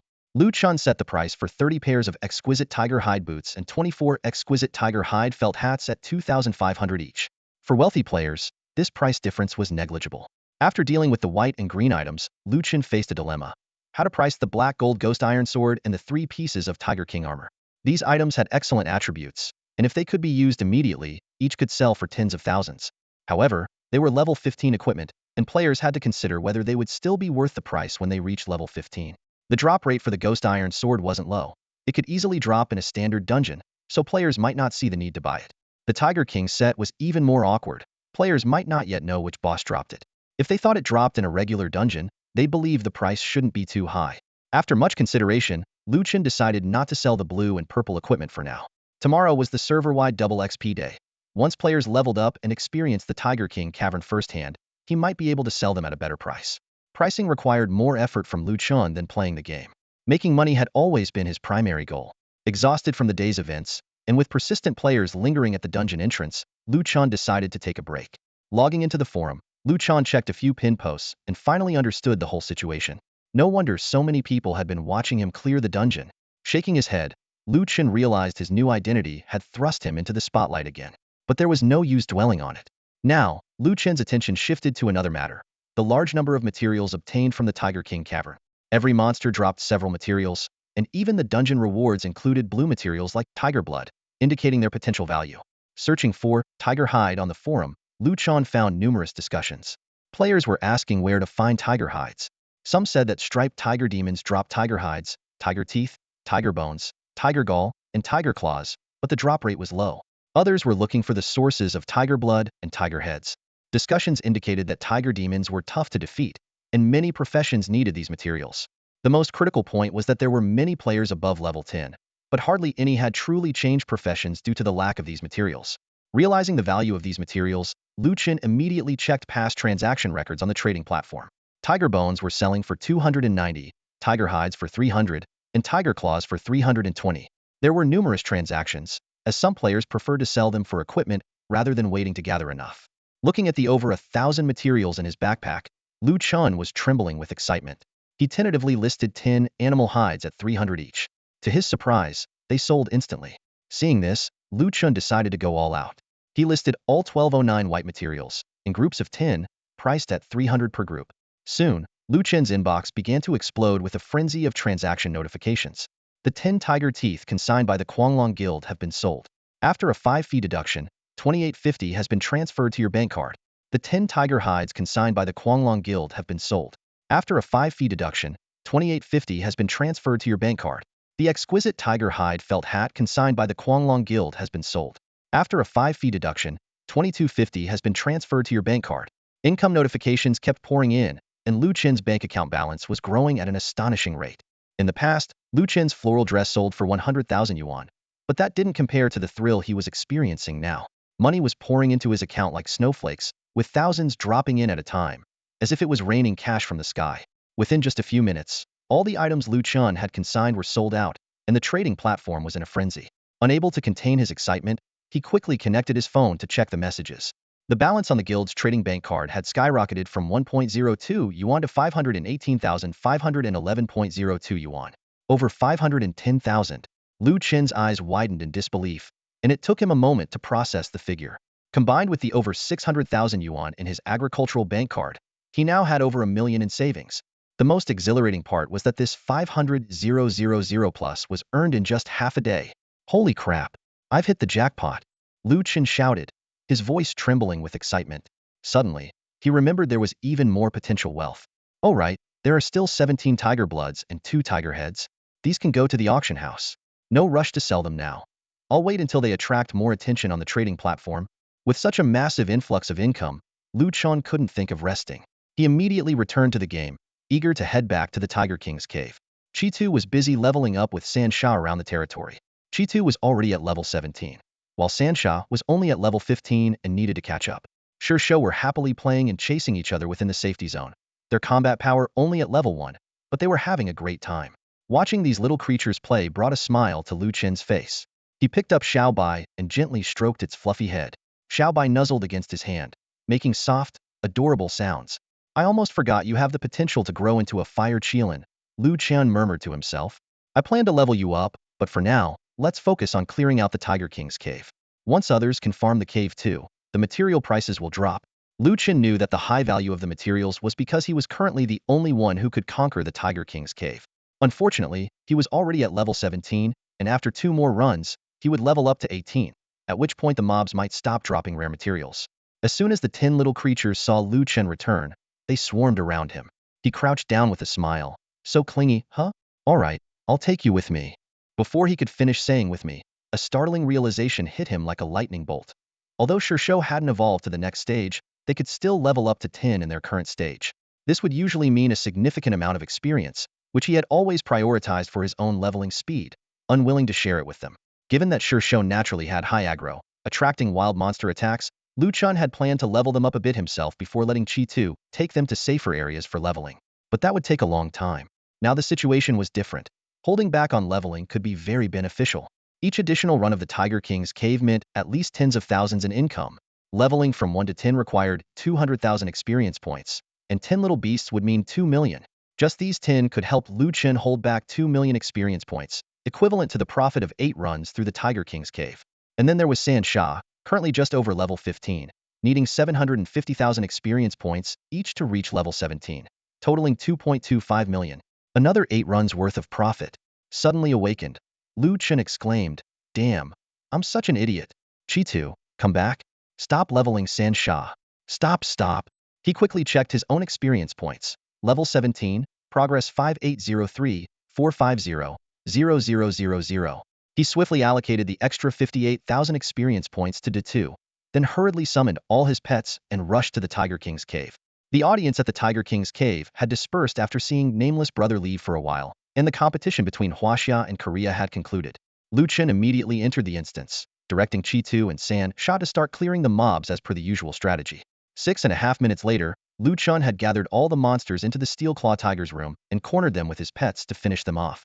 Defeated the robust Scarlet Spotted Tiger, level 15 elite, captured 2,712 points of Heaven and Earth Spirit, acquired 2 Tier 3 talent shards, and 2 3-star quality points.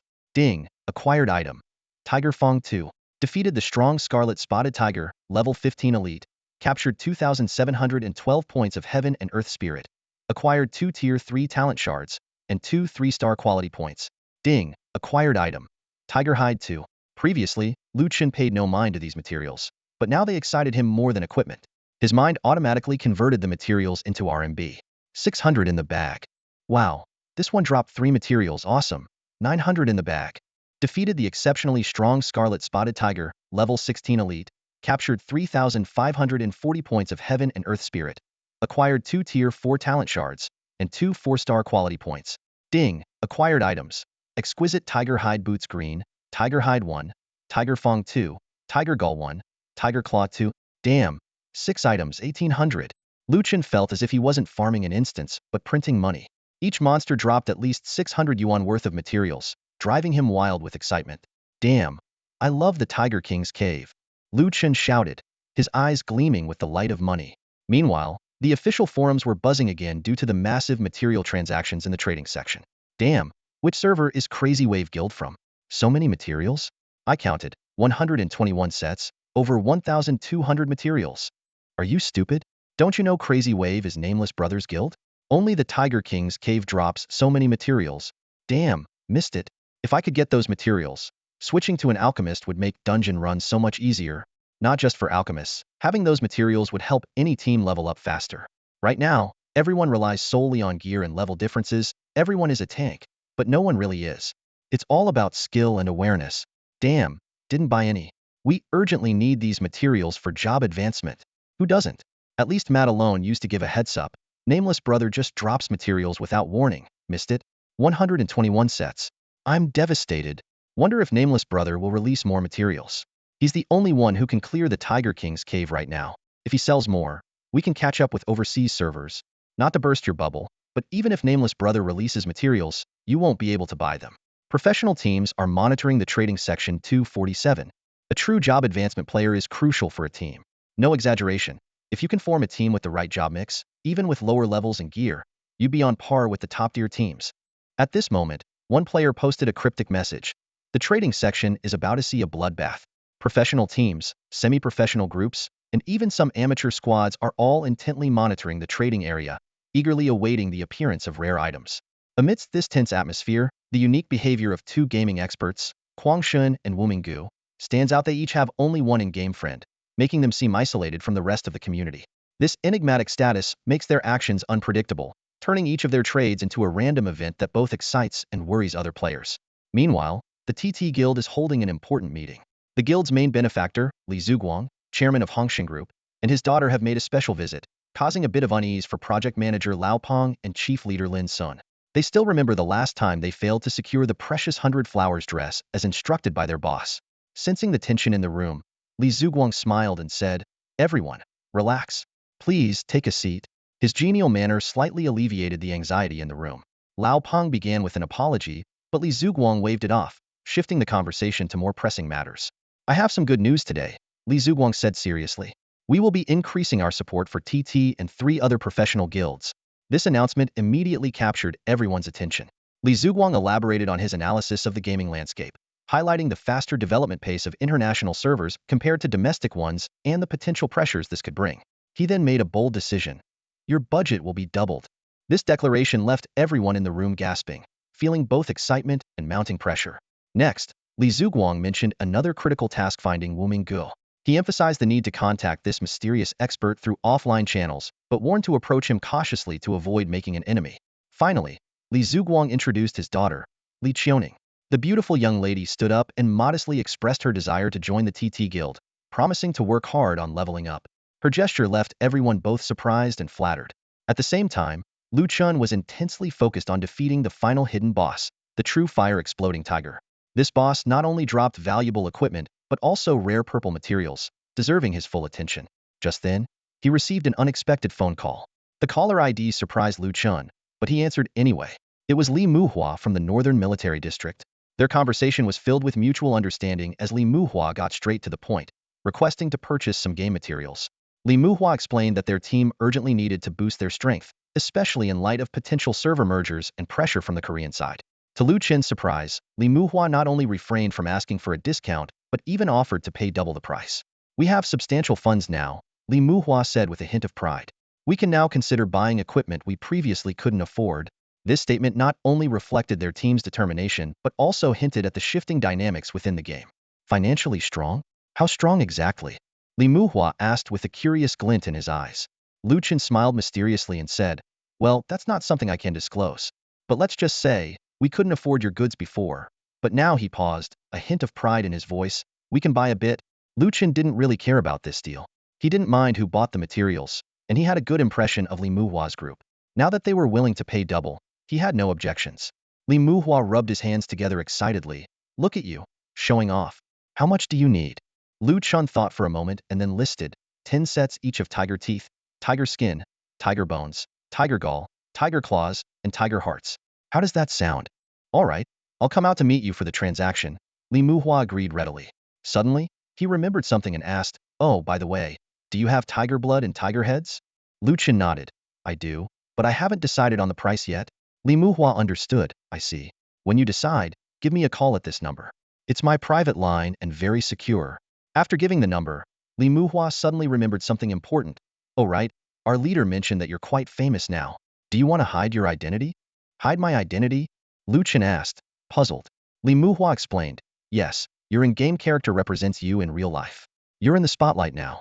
Although many will seek you out offline to buy things, which is good for making money, it could also bring unnecessary trouble." Hearing this, Lu Chen furrowed his brows, even slowing down his actions in the game. Li Muhua's words had indeed reminded him of something important. Li Muhua continued, "Lu Chen, if you're willing, we can erase all your records. Unless someone knows you personally, no one will be able to find you online. Also, if you encounter any issues, contact Secretary Lin directly. Don't hesitate to bother him, okay? Your safety has now reached an unimaginable level." Lu Chen nodded with a hint of helplessness in his voice. "Don't make it sound so dramatic. I just want to play my game in peace." "Okay, help me hide my identity. And my sister's too." "Got it. Leave it to me," Li Muhua promised.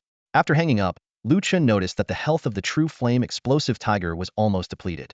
Shortly after, the boss fell, dropping purple armor, purple materials, pants, and various other items. After collecting his loot, Lu Chen exited the dungeon.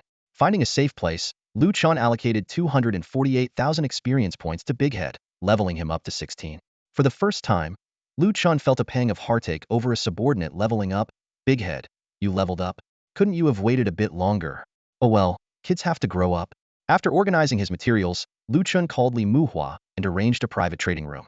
In the trade window, he placed 10 sets each of tiger bones, tiger hearts, tiger claws, tiger skin, tiger gall, and tiger teeth, marking the price as 30,000. Huh, you wrote the price wrong. Didn't I say double the price? It should be 60,000, Li Muhua asked, puzzled. Lu Chen pretended to realize his mistake. Oh, I did write it wrong. Never mind. I'm too lazy to change it. I'll sell it to you for 30,000.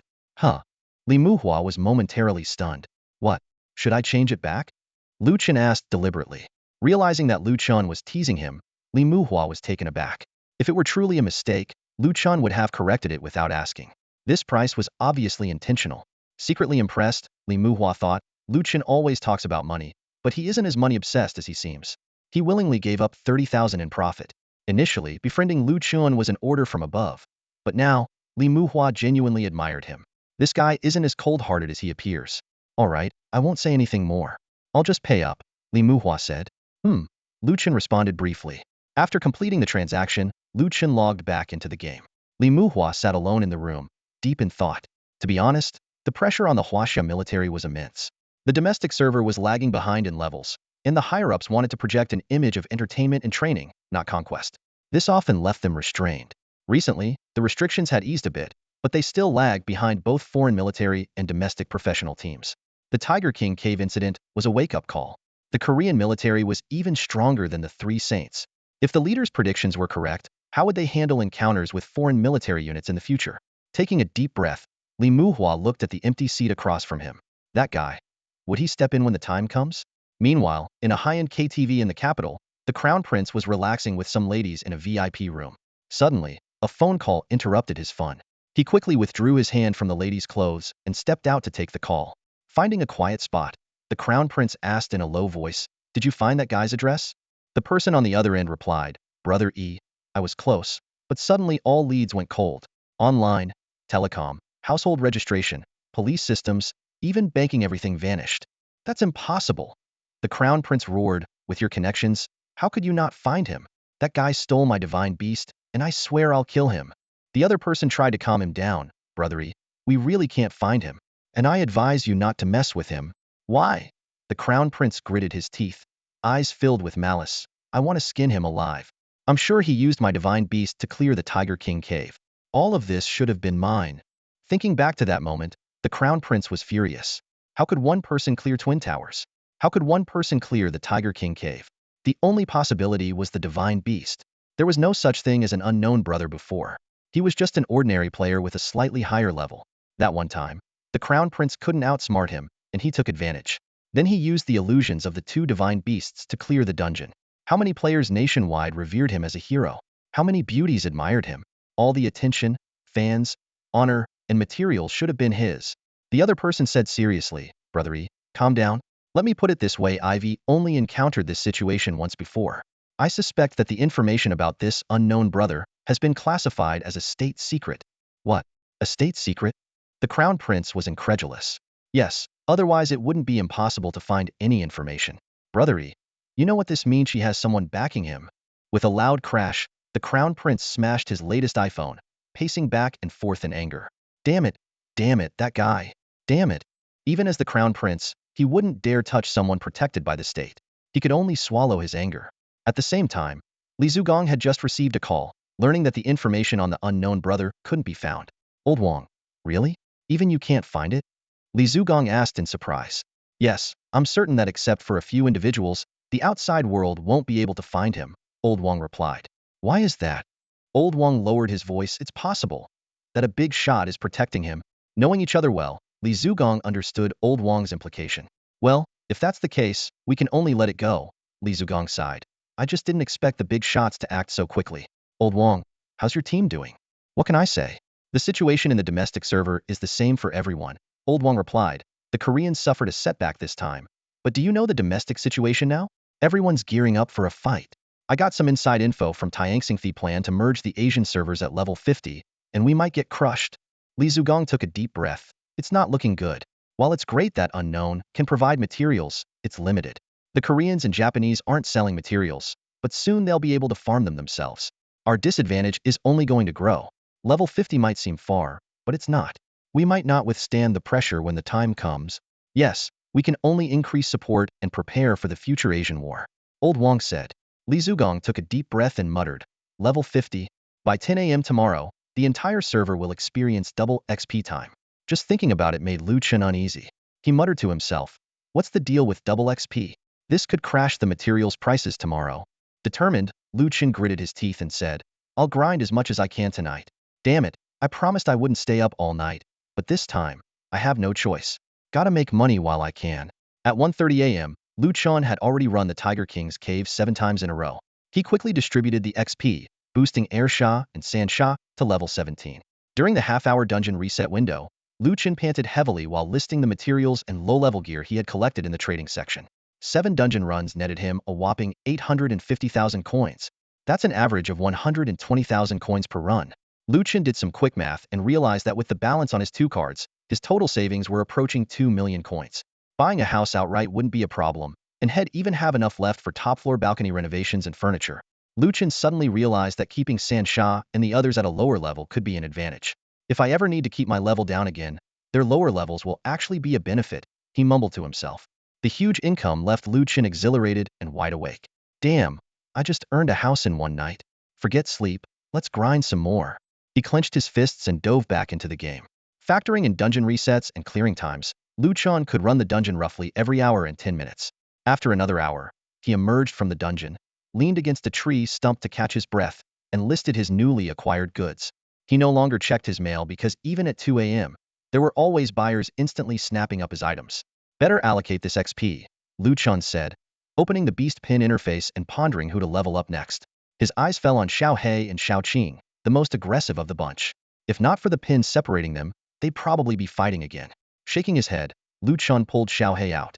Xiao He, you're the troublemaker. Don't be upset, but I'm telling you, you all need to get along. Xiao He drooped its head and wrapped around Chen's arm, playing dead. Chen couldn't help but laugh. All right, stop pretending. If you were this easy to tame, you wouldn't be fighting all the time. Let's get you leveled up. Chen was level 17 with an excess of 245,000 XP. Xiao He needed 204,600 XP to reach level 10. So Chen transferred the necessary spiritual energy. However, Xiao He's appearance didn't change much upon reaching level 10, still looking like a small snake.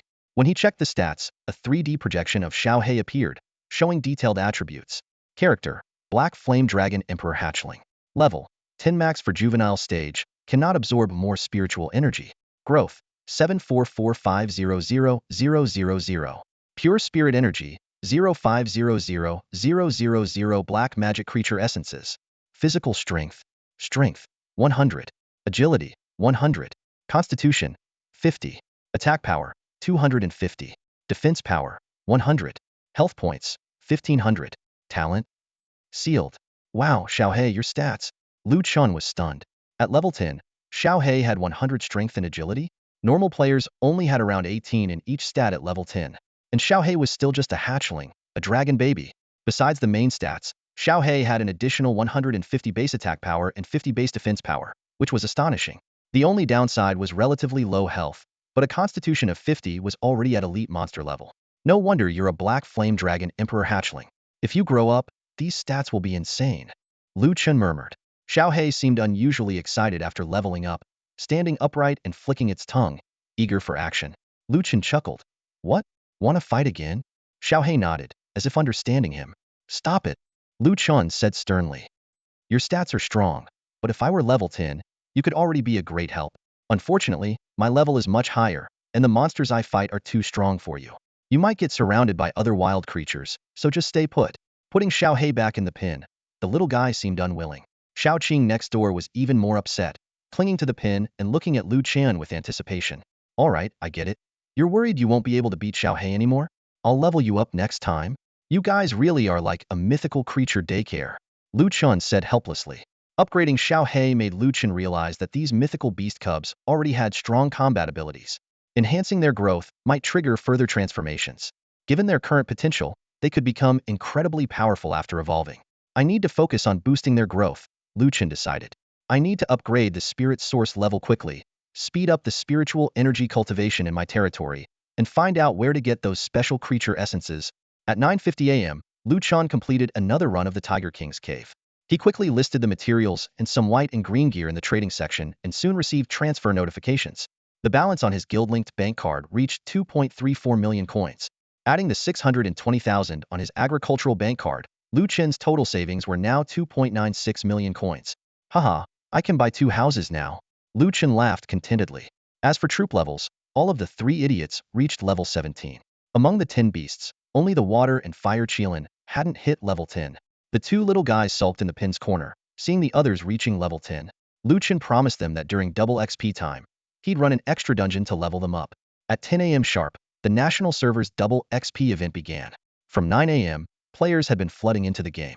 To protect Chinese players' interests, Tianqing restricted overseas IPs, preventing them from using VPNs to log into the Chinese server. Chinese players were determined to use these 10 hours to close the level gap with foreign players. At 10:15 a.m., in the 122nd zone of the national server, 80 players logged in simultaneously in a wild area of the 100 Beast Mountains. Their gear was luxurious, some even wielding the black iron ghost gold sword, exquisite tiger skin cap, and exquisite tiger skin boots from the Tiger King's cave. Among them were spirit tamers and puppet masters with their own pets, and their IDs were in Korean. In the command channel, the leader spoke in Korean. Everyone, remember why we're logging into the Chinese server this time? The team responded in unison, to prevent Nameless from leveling up during double XP time. Exactly, the leader continued.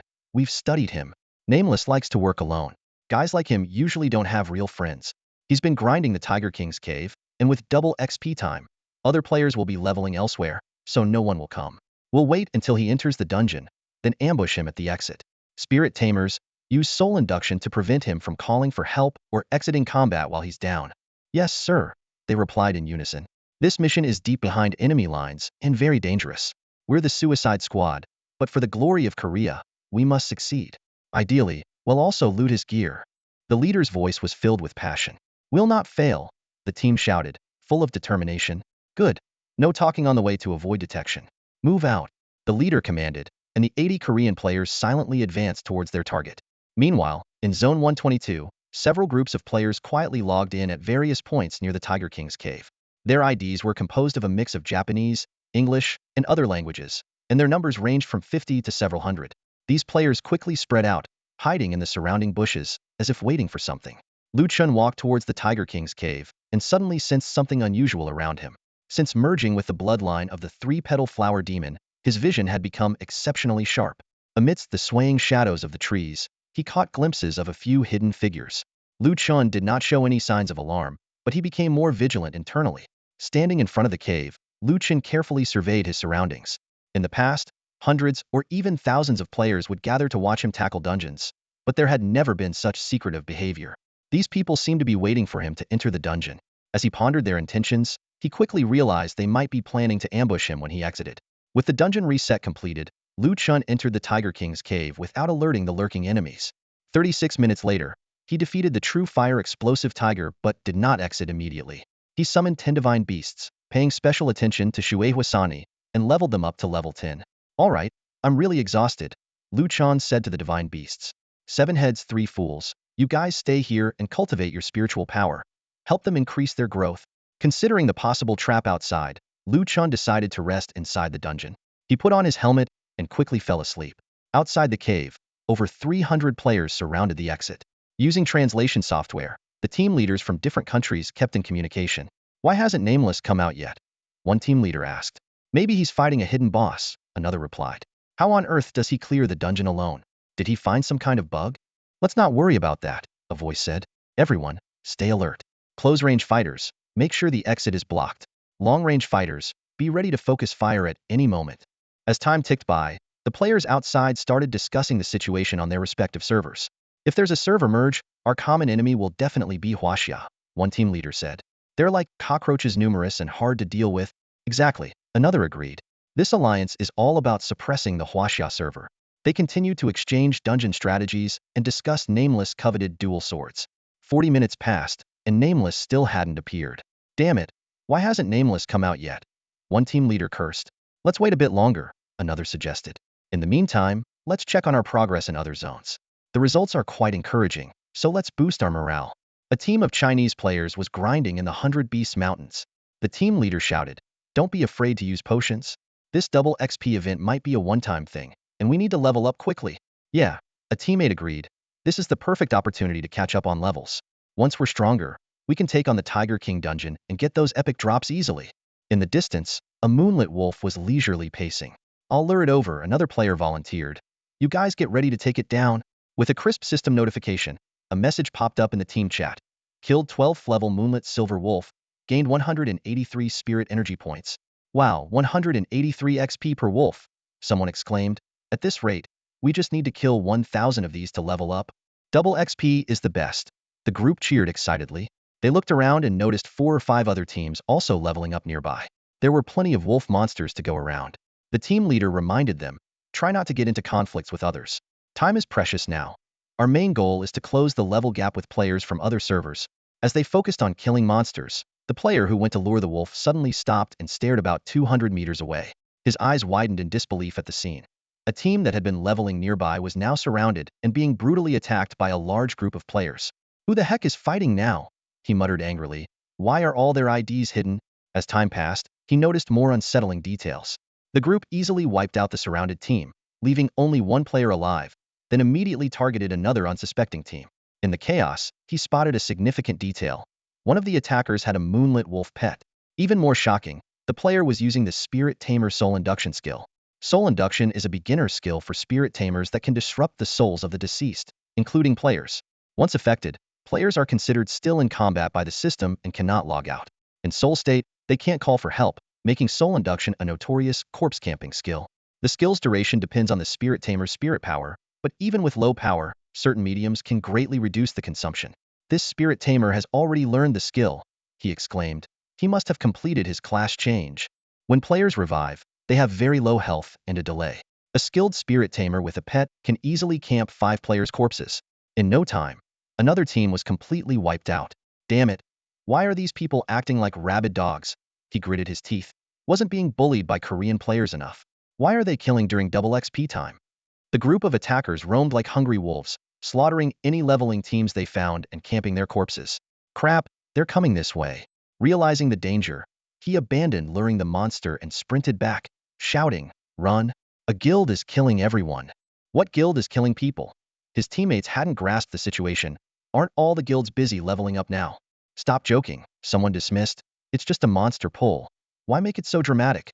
Are you kidding me? He was on the verge of tears. It's real. Run. They are incredibly strong. But before he could finish, a sharp blade pierced his heart from behind. His teammates were shocked and terrified as they saw the sword's tip. It was a sword spirit cultivator's spirit sword. Looking up, they saw a terrifying sight. Nearly 100 anonymous players charging towards them, equipped with high-end gear and led by advanced class players. Their numbers were overwhelming. Some of them were shouting in foreign languages, which definitely weren't Chinese dialects. The team leader, whose ID was Guai Shushu, suddenly realized and shouted in horror. It's the Korean players. They're here to stop us from leveling up during double XP. Seeing their team had no escape, one by one they fell, and the enemies laughed maniacally. Guai Shushu, burning with rage, yelled, "You dare mess with Chinese players? Brothers, if we can't run, let's fight them." Damn it! A furious roar echoed. Meanwhile, in Zone 284, 2 teams of high school sophomores from Hanjiang High were leveling up together. Their levels were around 10, and 10 close friends had agreed to level up together. "Hey, Nyogu," someone impatiently shouted. "Can't you see we're almost done? Go pull some monsters." All right, Nyogu replied reluctantly. "I'm pulling monsters for 2 teams by myself. Give me a break." He turned to another teammate. "Hozi, what are you sneaking around with Mei for? Flaunting your relationship in public. Come help me pull monsters." "Shut up, we're just friends." Hozi quickly defended. Sure, just friends." Nyogu teased. "You think anyone believes that? Stop talking and come help me. Let's pull more monsters, level up, and then create a Class 23 guild. It'll be awesome." Hozi reluctantly followed Nyogu. Soon, the team noticed that Nyogu and Hozi's avatars had turned gray. "Huh, what's going on?" someone asked, puzzled. "How do you die pulling monsters?" "Seriously?" another complained. But just then, over 100 anonymous players appeared from behind a nearby hill, looking down on the unsuspecting high schoolers. The sudden appearance left the students in disarray. The enemy leader waved his blue sword, and the 100-strong army surged down the hill, shouting in a Southeast Asian language. They swept through the 2 teams like a storm. Mei, you guys are insane." "Daju, I swear at you. They're from another server. Damn it, fight them." Minutes later, the area fell eerily silent again. 8 corpses lay on the ground, with a bomber and a spirit tamer standing nearby. The bomber was planting explosives near the bodies. ready to blow them up as soon as they revived. Similar scenes played out across the 300 zones of the national server. More and more players fell victim to high-level players from other servers. At 10:45 a.m., what was supposed to be a joyous double XP event had taken a dark turn. Streamers began discussing the chaos. In Feng Lingzi's stream, she angrily condemned, "These foreign players are killing everyone. Many of our players are low-level and undergeared, and they're being slaughtered." Feng Lingzi and her team had also been wiped out by a group of foreign players and were now too scared to revive. Her chat was in chaos. "They have high levels and good gear. The one who killed me had a blue weapon. The worst part is they have people camping corpses. We can't even revive. More of them are logging in. Didn't the officials say they would block VPN connections? How are they getting in? I work at the airport, and I've seen a lot of foreign tour groups coming in recently, more than ever. I think it's related. They just don't want us to catch up during double XP. So despicable. But where are our guilds? Are they just going to watch them wreak havoc?" "Don't even mention it," someone replied helplessly. "Our guilds are all doing their own thing, and honestly, we're not as strong as them. They have almost 2 main teams in every zone suppressing our guilds, with higher levels and better gear, and many have already changed classes. How do they have so many materials? They can already farm the Tiger King dungeon, while we only have Wu Ming who can do it. Even if he keeps farming, his dungeon time is shorter. How many times can he run it alone? They have entire guilds farming. We can't compete. Damn it, they're bullying us too much." Someone cursed in fury. "Just because we were behind in levels early on, they want to keep us down? It's outrageous." To describe the current situation of Huaxia players as being caught off guard would be an understatement. This time, the joint attack on Huaxia's double experience event by players from various countries was completely unexpected. What was once a lively game world quickly turned into a brutal massacre. Players were initially scattered across different areas, leveling up in small groups, making them perfect targets for organized and well-prepared foreign players. In front of the Tiger King cave in Zone 122, the Korean captain was excitedly reporting the battle results. "Zone 86 has been our most fruitful victory. With just a 200-man squad, we took down 540 Huaxia players. Their 600-strong force was utterly defeated by just a tenth of our strength. Zone 219 isn't far behind. Our 240-man team has already killed 520 enemies and even annihilated their elite guild, War Dragon." Cheers erupted one after another, with good news pouring in. Despite the large number of Huaxia players, they struggled to respond to the organized, premeditated, and well-coordinated attacks by enemies adept at camouflage. Once the initiative was lost, it became increasingly difficult to turn the tide. "Now, we'll use their guerrilla tactics against them, killing their players everywhere to hinder their leveling up as much as possible," the Korean captain said excitedly. "Plus, our scattered players are joining the fight from all over, and our forces are only growing stronger." Meanwhile, after being attacked, Feng Lingzi's team finally received reinforcements. The Panshur and YYF guilds quickly organized a 120-man rescue team. However, by the time they arrived at the scene, the enemies had already retreated. Feng Lingzi angrily said, "These people are despicable. We're already behind in levels, and Tianxing only gave us 10 hours of double experience. They won't even give us a chance to level up?" Panshur's Gun King gritted his teeth. "This is infuriating. We were caught off guard this time, but now we're organized. Let's go teach them a lesson. They dared to mess with Huaxia. They'll regret coming into this world." The two guilds players quickly pursued the attackers and soon reached a nearby valley. However, unbeknownst to them, a larger trap awaited. Suddenly, a large number of players emerged from the surrounding high ground, roughly estimated to be at least 300 strong. It turned out that the enemies had switched IPs to log into different servers or mobilized specialized mobile units to set up this ambush. Panshur and YYF's team was quickly surrounded. Despite their strong reputation domestically, they were overwhelmed by the enemy's superior levels, equipment, classes, and numbers. "This is bad. We've been tricked." Gun King gripped his mace tightly, a weapon he had obtained from Zakaz. But now, the enemy had at least 7 or 8 black iron phantom gold swords among them. The opposing commander, gloating, shouted through a translation software, "You really are a bunch of brainless fools. Let me tell you, during this double experience event, none of you will level up. Look at your garbage equipment. Even our civilians wouldn't want it. Once we blow up your gear, it'll be worthless. And your levels, ha ha ha. A level 12 leader wouldn't even qualify to join our guild. You only have rune masters? Pathetic. Trash belongs where trash should be. Everyone, kill them all. Leave no one alive." Faced with such arrogant provocation, Gun King deeply bowed to his teammates. "I'm sorry, everyone. My decision was too hasty and got us all into this mess." Feng Lingzi comforted him. "Gun King, it's not your fault. None of us expected them to be so cunning." Shingu patted Gun King's shoulder. "Gun King, I'm just as responsible. But now's not the time for self-blame. Since this battle is inevitable, let's fight with all we've got. Gun King raised his head, looking resolutely at everyone. Brothers, I have just one question. Those who offend Huaxia, everyone shouted in unison. No matter how far, we will hunt them down. The 120 Huaxia players, despite the overwhelming odds, charged at the 300 enemies who were suppressing them on all fronts. Half an hour later, Beast Soul Valley was littered with corpses. Despite their brave efforts, the 120 Huaxia players couldn't achieve a miracle. Level 15 versus Level 12, Black Iron Phantom Gold Swords against Broken Stones. Advanced classes against non-advanced classes. The outcome was decided from the start. The foreign players began clearing the battlefield, collecting equipment and items, while setting up explosives and traps. The lack of spirit masters meant they had to rely on demolitionists and puppet masters for defense. This indicated that a significant number of Huaxia players had already perished in this slaughter. In Fenglingzi's livestream, viewers watched the foreign players' activities in silence. Similar battles were happening across various zones, with the most tragic victims being the non-professional players who just wanted to level up but were too afraid to respawn after being repeatedly killed. For the first time, Fenglingzi shed tears in her live stream. Why are they so cruel? We're already struggling to level up, and now we finally have double experience. Many viewers shared her sentiment, asking, are Huaxia players really this unlucky? At the start, they were stuck in the newbie village for days. Then came the server-wide quest that halted leveling for almost 3 days. Finally, they got double experience, only to be meticulously targeted and ambushed by foreign players. Is there anyone who can stand up? Fenglingzi asked indignantly. Suddenly, she angrily opened her mailbox and found a long silent name in her friend's list, Wei Waduquang. Fenglingzi sent an email to Wei Waduquang. However, it felt like throwing a stone into the sea. There was no response for a long time. A sense of unease started creeping into her heart. If even Quang Shun had been ambushed, it would indeed be dreadful news. At noon, a shocking piece of news spread like wildfire through the gaming community. The number of foreign players, united from multiple countries, had reached a staggering 400,000.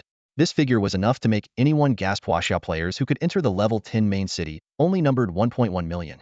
Although the domestic server had professional teams, the foreign players not only outnumbered them but also boasted higher levels and better gear.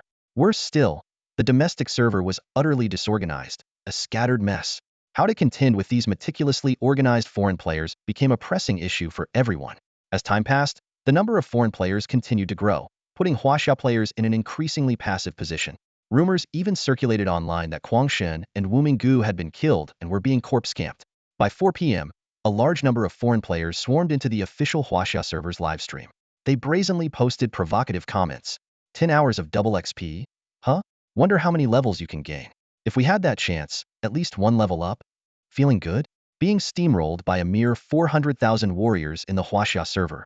I heard those who can leave the newbie zone are the creme de la creme, but 1.1 million being slaughtered by 400,000? Pathetic. Where's your Wei Waduquang? Where's your Wu Minggu? Why haven't they shown up? Are they dead in some corner, unable to respawn? Even with purple gear, they're trash. This is what happens when you go against us Korean players. Remember this, you filthy dogs. Fenglingzi, infuriated, immediately muted these players. However, it seemed like an organized operation. Mute one, and another anonymous player would come in boasting. Muting us? When you were so arrogant on the Three Saints Golden Tripod website, we didn't mute you. Can't handle it now? Let me tell you, your Huaxia server is this week. What Wei Waduquang, what Wuming theory, all trash in front of us. We'll always keep you beneath us. Meanwhile, Lu Chun had no interest in the double XP event. He had just finished an all-night gaming session and slept until 4:30 p.m. Waking up groggily, he yawned. 5 hours of sleep were far from enough to offset the fatigue. He looked around blankly, the existential questions flooding his mind. Where am I? What am I doing? What should I be doing? Soon, memories came rushing back. Oh wow, sleeping in a dungeon is actually quite nice. Just a bit hungry, Lu Chen mumbled, patting his face. His gaze fell on the 7 heads and 3 fools training nearby. Suddenly, he remembered something. Oh right, someone was waiting for me at the door. I wonder if they've left. Scratching his head, Lu Chun decided to ignore it for now. Let me take it easy first, he muttered, opening his mailbox. Among the numerous emails, one stood out with a special notification, an email from a friend. Lu Chen opened the email and carefully read its contents. Moments later, his brows furrowed, and he looked up, his face filled with disbelief. Foreign players were launching a server-wide massacre to prevent Huaxia players from leveling up. Every zone was in crisis, and regular players were too scared to even respawn.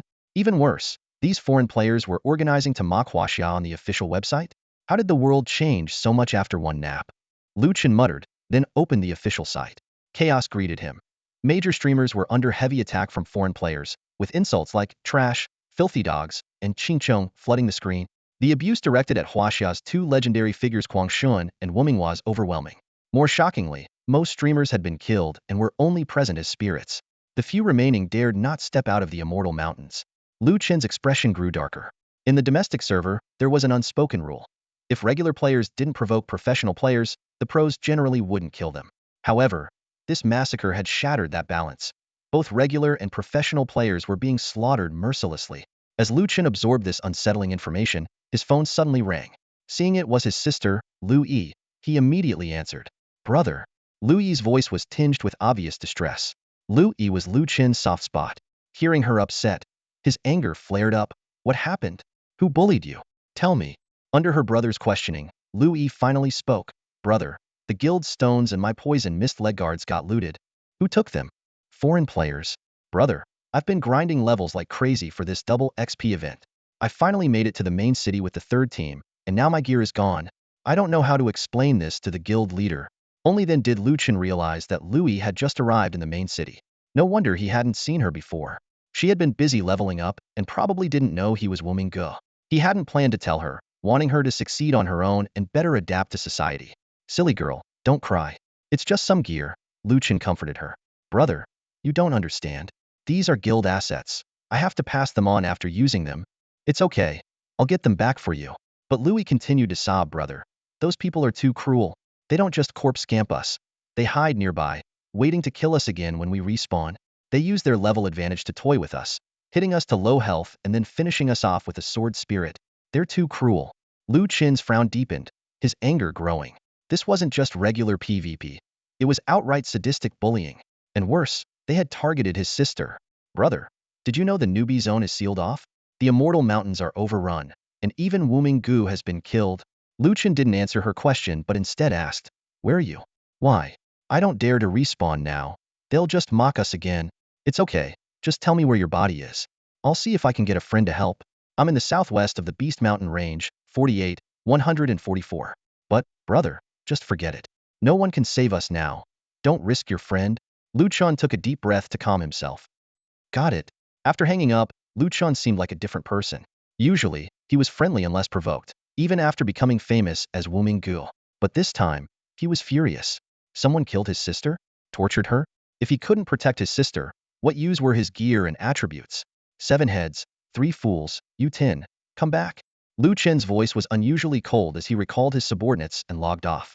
He washed his face and stretched his joints.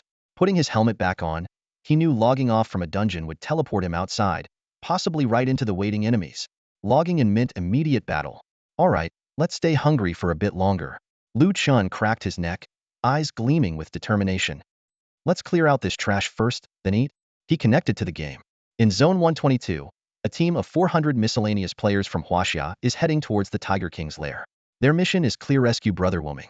After thorough investigation, the High Heels team discovered that the guild leader had been selling materials and equipment in the trading area all night, with a major transaction occurring at 11 p.m. This led them to believe that Brother Wuming had been farming in the Tiger King's lair the entire time. Members of the Guanglong Guild risked their lives on the perilous journey to the Tiger King's lair. Along the way, they were fiercely hunted by foreign players. 4 members tragically perished, but Xiaosa managed to escape with godlike maneuvering and reached the vicinity of the lair. However, when Xiaosa saw over 300 fully armed foreign players guarding the cave entrance, his heart sank. He immediately turned back, braving countless dangers to return to the main city of Xianshan to deliver the shocking news to the players there. Brother Wuming is still alive. This news was like a shot of adrenaline, instantly reigniting the hopes of the nearly desperate players. But the situation remained dire. The dungeon exit was heavily guarded by over 300 well-equipped foreign players, ready to kill Brother Wuming the moment he stepped out. Major guilds like Qingyi, Yuming Valley, and Longting had been severely weakened by targeted attacks from foreign players. However, many small teams and ordinary players had not given up. They quickly organized a rescue team and set off towards the Tiger King's lair. After successfully rescuing the 4 members of Guanglong, the Guanglong Guild naturally became the leaders of this operation. Xiaoming's livestream was covering the entire thrilling rescue mission. In the livestream, viewers were abuzz with discussion. Is Brother Wuming really still alive? How despicable! Over 300 top players ambushing one person. They've really gone all out. Xiaoming, you guys have to save Brother Wuming. With him, we still have hope of mounting a counterattack. The rescue team moved swiftly, with Ingjun constantly observing their surroundings but finding it eerily quiet. Not a single foreign player in sight. Nunu, be careful of an ambush. Xiaosao warned. We just took out the 2 guards watching us. They definitely know we're coming. Red High Heels nodded in agreement. Yes, but even if they're planning an ambush, we have no choice but to push through. Before long, the rescue team reached the open ground in front of the Tiger King's lair. The sight before them made everyone gasp in shock. There wasn't just 300 players guarding the entrance, but a massive army of at least 700 to 800. Ha ha ha, what a bunch of idiots. A leader on the opposing side laughed scornfully. The same tactics, and we can keep killing you fools indefinitely. Red High Heels stared coldly at the man. Although they had anticipated an ambush, she had no intention of explaining. The opposing leader snorted. Look at you lot, what a bunch of nobodies. Your professional guilds have been taken care of, and now it's just the old, weak, women, and children left to fight? You think you can disrupt our plans? Sorry, but our 350 players won't move. If even one of you gets through, we'll consider it a loss. Sherbu Guei stepped forward and used the Jotian translator to angrily retort. Bullshit. Over 300 of you ambushing one person, and you only dare to camp at the dungeon entrance. How cowardly can you get? The man's face darkened, a flash of murderous intent in his eyes. Humph, a bunch of trash. I can't be bothered to waste words on you. Warriors, leave none of them alive. Kill them all. Red High Heels turned to face her team, her voice resolute. Brothers and sisters, Quanglong thanks you all for your fearless support. We may not have a chance of winning this battle. I know many of you know Quanglong because of Wuming. I can't contact the guild leader. The truth is, Brother Wuming created Quanglong just to conquer the demon tower. We aren't really, her voice faltered with a hint of sadness. We aren't really his friends. But you still came, knowing there's an ambush, knowing we might die, and knowing our efforts might be futile. Yet you came because, like me, you hold a belief in your hearts. That belief is, as long as Wuming lives, Huaxia will not fall. Today, even if we are killed endlessly and our bodies are camped, I have no regrets. With my blood, I summon the battle god. Shibu, Huaxiang, Ingjun, Xiaosa, Xiaoming, and even the remaining players from various guilds looked determined. They all shouted, with my blood, I summon the battle god. Members of the TT Guild were also watching Xiaoming's livestream. Old Peng shook his head and sighed. The difference in strength is too great, and they can't even make contact. They might just be sacrificing themselves in vain. Lin Sun said angrily, damn it, our team was targeted. Otherwise we would have organized support. Now there are more and more foreign players, and the pressure in each zone is increasing. Just then, a not so loud but incredibly firm voice sounded beside them. No, I believe they will succeed. I also believe that person will show up. It was Li Qiuning, who had just joined TT. Her eyes were slightly wet. Qiuning, how do you know? I just know. Because he's Wuming, the Wuming who crushed the top Korean guild. The Wuming who cleared the Tiger King's lair in 9 minutes. He's the Wuming who creates miracles. In the video, the 400-strong Huaxia team launched a fierce attack on the enemy's defense line. However, the foreign players were well prepared, with demolition experts laying numerous hidden mines in front of the line. Before the Huaxia players even reached the front, a wave of mines exploded. Amidst the roaring explosions, Huaxia players' health plummeted. The moment the two sides clashed, the battle turned into a one-sided slaughter. The foreign players, with their command experience, operational skills, levels, and equipment advantages, easily suppressed the Huaxia players. Kill them all. Leave none alive. Wipe these dogs out completely. In less than 20 minutes, the entire Huaxia army was wiped out, not a single one breaking through the defense. But 10 minutes later, Huaxia players resurrected en masse. After enduring the corpse camping traps, they launched a second wave of attacks on the enemy's defense line. Once, twice, 3 times, 4 times. Countless pieces of equipment were dropped, but everyone, as Bing Nua had said, fought fearlessly, reviving and charging again and again. Seeing this, the viewers in Xiaoming's livestream fell silent. Suddenly, someone typed a line. With my blood, I summon the battle god. Wuming, show yourself. With my blood, I summon the battle god. Wuming, can't you see us? With my blood, I summon the battle god. Battle god, where are you? The foreign commander laughed maniacally. Ha ha ha, what a bunch of dumb pigs. It's better if they lose all their gear. At that moment, a beam of white light descended from the sky, landing at the entrance of the Tiger King's lair. Within the white light, a blurry black figure gradually became clear. He glowed with a blue aura, 2 swords strapped to his back, surrounded by a faint purple mist. Everyone recognized those 2 swords. They were the only purple weapons in the game, Tiger's roar. Not far away, the Chinese players charging into battle noticed the beam of light, and their voices choked with emotion. Millions of viewers in the live stream witnessed the scene, moved to tears. Li Qiuning could no longer control her emotions. Tears streamed down her face as she covered her mouth, trying to stifle her sobs. He finally arrived. The reason for Nameless Brothers' prolonged stay in the dungeon was revealed. Had long realized that a large number of players were blocking the exit. Despite the Chinese players' failure to break through the enemy's blockade, 350 elite players specifically selected to counter him surrounded the exit in layers. But this time, as if he heard the cries of countless people, he appeared without hesitation. The war god has finally awakened. However, it wasn't just the Chinese players who noticed the light. Foreign players had been waiting for 7 hours, all for this moment. Good timing. It's Nameless. Everyone, focus your fire and take him down. With a roar, even before Nameless figure fully materialized, attacks were already converging from all directions. Poison from alchemists, cannons from bombers, sword energy from sword spirits, wisdom beams from prophets. Ranged attacks poured down like rain. Melee fighters were not to be outdone, with martial artists, monks, spirit tamers, and puppet masters commanding tamed moonwolves and wooden puppets to launch fierce attacks. Chinese players watched with bated breath. Even a delay of less than a second could be fatal. Who could withstand such a barrage of focused attacks? Could Nameless Brother be killed the moment he appeared? Ha ha ha, Nameless Brother. Your legend ends here. Come out and die. Amidst the arrogant laughter, the black and blue figure finally became clear. Simultaneously, a series of densely packed damage numbers floated above his head, so numerous they were almost indistinguishable. Yet, to everyone's shock, not a single one exceeded one. This is impossible. No one can break through his defense? How could this be? The scene stunned countless viewers. Old Pong stood up abruptly, staring at the screen in disbelief. Despite the ferocious attacks from hundreds of players, Nameless health didn't even show up. Is this Nameless true power? In the ESD guild, Xiao Yaofeng leaned back in his chair, frowning. Not a single one out of 350 players could break through his defense. It was understandable for magical attacks not to break through, given that some foreign players already had Shadow Gale gear, each piece providing 8 points of magic defense. Nameless also had 2 other blue items, the Dark Frost Cloak and Night Pants, which could also give 8 points each. That would make his magic defense 24 points. Foreign players generally had low magic attack power. Their high levels meant less time for cultivating magic power, and fighting monsters didn't provide much pure magic essence. A regular player with 10 points of magic power, plus about 10 points from low-level skills would struggle against Nameless 24 points of magic defense. But what about physical attacks? A level 15 player with a black iron gold sword and top-tier gear could reach 170 physical attack, and some melee classes could add extra attributes, possibly breaking 200.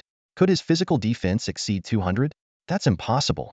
The attributes of purple weapons are public. 56 strength translates to 28 defense, plus 25 defense each from 2 blue items, totaling about 150 defense. How could it exceed 200? Foreign commander Sakata Shinmu was equally stunned. How can his physical defense exceed 200? Could it be a divine beast? Currently, China's only advantage over foreign servers is the possession of divine beasts. Foreign players still haven't figured out how to activate the global quest. The fear foreign players have towards Chinese players is not just due to their numbers, but also the divine beasts. A divine beast is no ordinary creature. Rumor has it that out of the 8 divine beasts, 5 were taken by Kwang Shun, who has since disappeared. 2 were initially obtained by the royal prince, but were intercepted by a mysterious figure. And the last one was taken by Tuxi and Xinyuan and similarly intercepted. Nameless Brother was unknown before, but his sudden rise after the global quest has led many to associate him with the divine beast. Chen didn't expect that some things wouldn't need his explanation. Others had already figured it out on their own. Finally, the brief delay ended, the white light dissipated, and the black figure stood clearly before everyone. Chen's face was calm as he scanned the distant battlefield. There, Chinese players lay dead everywhere, and even the survivors had been reduced to their beginner gear. Chen immediately noticed Kwang Lang's group, being toyed with by 8 foreign players. Their health nearly depleted, but the enemy hesitated to deliver the killing blow. Perhaps Chen's appearance had momentarily frozen the battlefield. These guys, how many times have they been killed knowing it was a death sentence? Why did they still come? Even a fool could see they were here to save him. Yet they had no way to contact him. Such sacrifices could very well be in vain. Chen closed his eyes briefly, his heart filled with mixed emotions. Leader, Nameless Brother, War God. Shibu's voice was hoarse and desperate. Help us kill them. Our gear, they destroyed our gear right in front of us. His voice was filled with anger and pain. Most of the players here were from small teams, and while their gear wasn't top tier, it had been hard-earned. Chen was not usually an emotional person, but this time, He was truly enraged. The mountain wind blew, making the dark frost cloak flutter, as Lu Chen shook his head slightly, murmuring, "Fools." Opening his eyes, Lu Chen's eyes were slightly moist as he looked at the Chinese players and shouted, "Thank you all. I understand now. Not just the gear, everything you lost. I will make them pay back 100-fold." In an instant, Lu Chen's gaze turned icy cold as he looked at the enemies before him. "You've got some nerve, causing trouble in the Chinese server. Do you think China has no one to stand up to you?" Sakata Shinmi's chest heaved with tension. Facing an opponent whose defense couldn't be pierced, he couldn't help but feel nervous. "Nameless, if you want to fight, then fight. Less talk. We have so many people. We can wear you down to death." Lu Chen sneered. "Wear me down? You're not worthy." The next moment, Lu Chen raised his arm, gripping his sword hilt tightly. With a sharp clang, the purple sword tiger cry was unsheathed. Wind move. Tiger descends the mountain. Wind move, 20 attack speed, 10 dodge, 10 movement speed, lasts 10 seconds, 120-second cooldown. Tiger descends the mountain. The next 3 attacks become a combo with 80 damage, 60-second cooldown. Lu Chen's figure blurred. A black shadow flashed to Sakata Shinmi's side. 1 strike, 4 hits. His talent included a combo, and Tiger descends the mountain added another combo, making his combo a combo within a combo. This strike landed a critical hit, dealing over 4,000 damage with the Tiger Cry's critical damage bonus. Before the foreign players could react though, even if they could, they wouldn't have time to respond. They could only watch as Sakata Shinmu was instantly killed by a single blow. Everyone was stunned by the scene. Over 4,000 damage in one hit. Is this even human? Is this the true power of the Chinese war god? 1 strike to take down the foreign server leader. Lu Chen's sword flashed, and the foreign server captain fell to the ground before he could even react.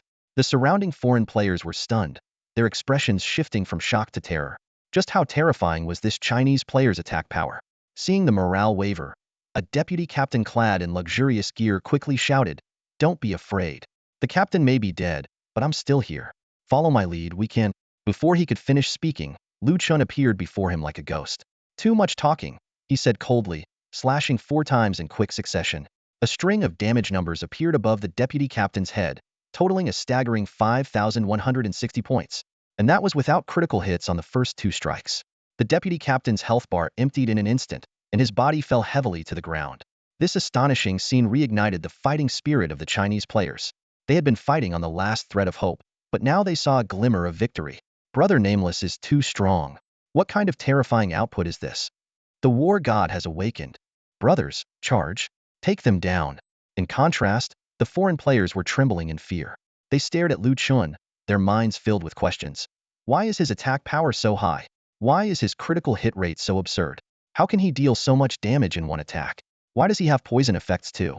What's with his attack and movement speed? This guy is scarier than a boss. Lu Chen couldn't care less about their confusion. Utilizing the effects of wind movement and Tiger descends the mountain, he swiftly took down 2 more players. Though it was just a game, these foreign players felt a fear they had never experienced even against the most terrifying bosses. Some couldn't help but step back. "Think you can come and go as you please?" Lu Chen scoffed. "Today, none of you are leaving." Ice roar. Players within a 25-meter radius were instantly frozen by an ice ring. Lu Chen moved like a shadow through the crowd, blue and purple auras swirling around his blade. 1 critical hit after another, white and green numbers popping up continuously. Even without the Tiger descends the mountain effect, Lu Chen could still deal 6 hits in 1 strike, with the lowest damage reaching over 2,000. Where Nameless passed, no one could stand, and bodies littered the ground. Xiaoming's livestream was in an uproar. "Brother Nameless is so cool. What a kill. Kill them all. 1 strike per person. These guys were so arrogant before. Now they're nothing in front of Brother Nameless. This is so satisfying. Teach them a lesson for killing our people. Take them down. Brother Nameless is invincible." In less than 10 minutes, the area around Lu Chen was in utter chaos. He quickly eliminated a few players attempting to escape, then used wind movement to flash over to the Chinese support group. Ice roar. Another ice ring froze the surrounding foreign players. With a 4-hit combo, the enemy in front of Red High Heels was killed instantly before they could even speak. Long Nua looked at Lu Chen in shock, tears of joy in her eyes. "Captain, you're back. I knew you'd come." Lu Chen nodded and gave a gentle smile to Red High Heels. "You all worked hard. Leave this to me. Gather everyone immediately. Without gear, don't sacrifice yourselves needlessly. Inform all scattered players to regroup here. I'll make them regret coming to the Chinese server." Understood. Half an hour later, Lu Chen had wiped out the 700-strong main force from the 122nd district, allowing a large number of Chinese players to finally revive. A flood of players gathered in front of the Tiger King cave. Netherworld Valley Master and Dragon, soaring to the sky, approached and said, "Nameless, thank you for your help. What's your plan now?" Chen replied, "Put all the gear." They dropped on the ground. What? Dragon, soaring to the sky, was confused. These players had dropped a lot of gear, and many people had lost everything trying to save him. Didn't Nameless plan to compensate them? But Netherworld Valley Master immediately understood. "Nameless, you don't mean..." Chen smiled slightly. "Exactly, we're going fishing. I hope everyone can look at the bigger picture and not focus on small, immediate gains." Dragon, soaring to the sky, quickly grasped Chen's plan. "So it's fishing." "Nameless, rest assured, within our own walls, we can compete and PK, but in situations like today, we must unite against external threats. That's our Chinese tradition. Right, Nameless, we'll help you with this. Anyone from Netherworld Valley who tries to hoard gear will be expelled from the guild and hunted by the entire server." In the 122nd district, 700 foreign players were wiped out. These two large groups, one specifically targeting Brother Nameless and the other a highly mobile, powerful team, had incredibly luxurious gear. In the Game 9 Heavens, there was a hidden attribute called Heavenly Dao Value. The official description stated that this data wasn't yet displayed on the player attribute panel, but still had an effect, influencing their drop rate after death.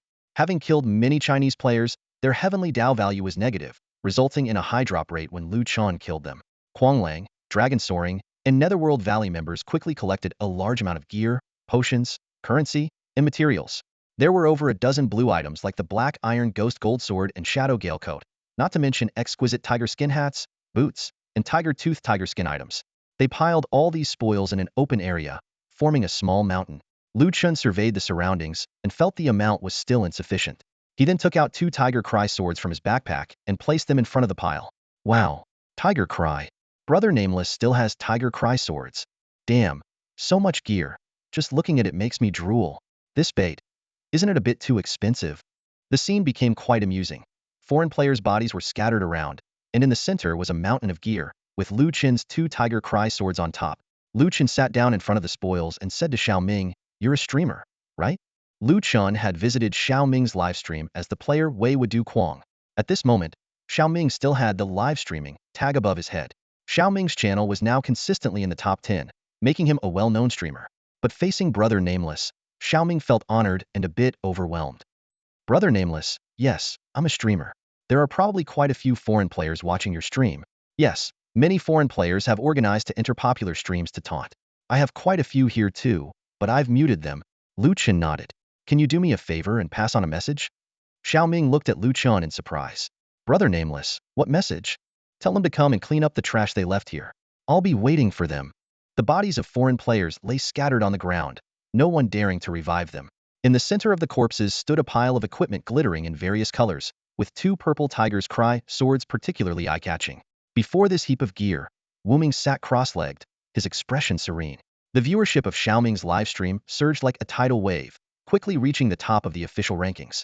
In the livestream chat, fans' messages flew like snowflakes. "Foreign trash, the loot's right here. Come get it if you dare." Claiming to have 400,000 elites, yet scared of just one Wuming? Turns out you only bully the weak. Cower before a true master? For 100,000 people, more cowardly than dogs. Weren't you all so arrogant just now? Why so silent now? Meanwhile, on the 8th floor of a business hotel in Haishur, over 30 players from various Asian countries gathered, communicating in real time via translation software built into their quantum helmets. "That guy is unbelievably strong. We underestimated him. What should we do now? Rescue or not?" A Korean player stood up angrily. "Of course, we rescue. Do we let our elites remain trapped forever? Then we need a solid plan." As they were discussing, a message came through. "Team leaders, a large number of scattered players have started logging into Zone 122. What? Are they insane? Can't blame them. Wuming's too cunning. Not only did he kill, but he also left the equipment there. 2 Tiger's Cry swords. The temptation is huge. Moreover, many couldn't stand his taunts and have already charged in recklessly. Damn it, that guy wants to lure us all in. We can't let more people die. Quickly organize players from other zones." Simultaneously, a strange phenomenon occurred across various zones in the Huaxia server. The previously rampant foreign players began logging off. Seizing the opportunity, players who had been guarding bodies hurried to revive. In Fenglingzi's livestream, discussions were buzzing. They must be heading to Zone 122. They're targeting Wuming. A lot of people have already gone to Zone 122. We can't let Wu Ming fight alone. Everyone, organize and go support. The focus of the battle gradually shifted to Zone 122. At 6:20 p.m., small groups of foreign players began logging into Zone 122. By 6:45 p.m., Huaxia players, having regrouped, also started joining. The number of online players in the zone soared: 100,000, 120,000, 150,000, 200,000.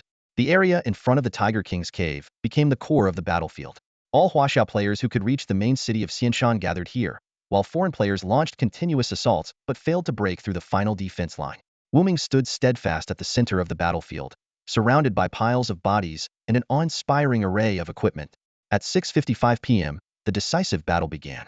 The main force of the foreign players' 200,000 troops from 1,224 guilds across 7 countries logged into Zone 122. Just 5 minutes later, 34,000 players from 1,831 guilds organized by the Huaxia Gaming Alliance also arrived. Including spontaneously arriving small teams, the numbers were staggering. By 7 p.m., the number of online players in Zone 122 exceeded 900,000 and was still rapidly increasing. The two armies engaged in an epic offensive and defensive battle in Zone 122. Lu Chen's baiting plan had succeeded, catching not just fish but an entire netful. At this moment, the Iron Blood Legion also arrived in Zone 122. Wu Ming. Lu Chen nodded to Li Muhua. You're just in time. You and Nuajia distribute the dropped equipment. The decisive battle has started. The foreigners won't leave once they're here. Got it. Li Muhua replied. Oh, Wu Ming, put away the Tiger's Cry swords. No one else can guarantee they won't drop them. Losing one would be a huge loss. With that, he tossed the 2 Tiger's Cry swords to Lu Chen. Lu Chen pondered briefly and agreed with Li Muhua. The Tiger's Cry swords indeed couldn't be lost. Captain, be careful. Lung Nuo looked at Lu Chen with concern. Lu Chen seemed not to hear, walking straight toward the battlefield center. Don't worry, that guy's a monster, Li Muhua reassured. He knew Wu Ming's other identity, Shan, the one who could clear the snake tide when others couldn't even cross the poison fog forest. At the forefront of the battle between Huaxia and foreign players, a dozen Korean players suddenly widened their eyes in terror, their gaze fixed on someone behind the Huaxia players. Even in a million-player battle, that person easily became the focus. His gear was too conspicuous. A 3-piece blue set from the Tiger King, all in black, exuding a cold ruthlessness, and the only purple gear in the server, the Tiger's Cry sword wreathed in purple aura. His appearance was like the arrival of the Grim Reaper. Lu Chen checked his status. He now had an additional buff, Night Demon, permanent 10 increase in movement speed and 10 evasion at night. Coupled with his original 29 movement speed boost and 400 meter vision, he had become a demon in the night, moving freely among enemy ranks. Tiger descends the mountain. Ice roar. Blue flame, true fire. Wherever the black figure passed, no foreign player could last more than a second. After killing, he would reappear like a ghost elsewhere, continuing his frenzied slaughter. He's terrifying. That guy. Are divine beasts really this strong? 400,000 people can't do anything to him. How did such a terrifying monster appear in the Huaxia server? Even Huaxia players were shaken by his presence. Holy crap. Wu Ming is literally one-shotting everyone. He's insanely strong. How does he deal so much damage in one hit? I finally believe it now. The Twin Towers of Xianshan and the Tiger King's cave are too easy for him. I even suspect he wasn't giving his all. You can't say that. He's invincible because no one can break his defense. Dungeon monsters' attacks exceed 200. As long as his defense is broken, Wu Ming isn't invincible. Regardless, this guy is ridiculously strong. Thank goodness he's on our side. Stop talking. If we don't take revenge now, when will we? Kill those bastards.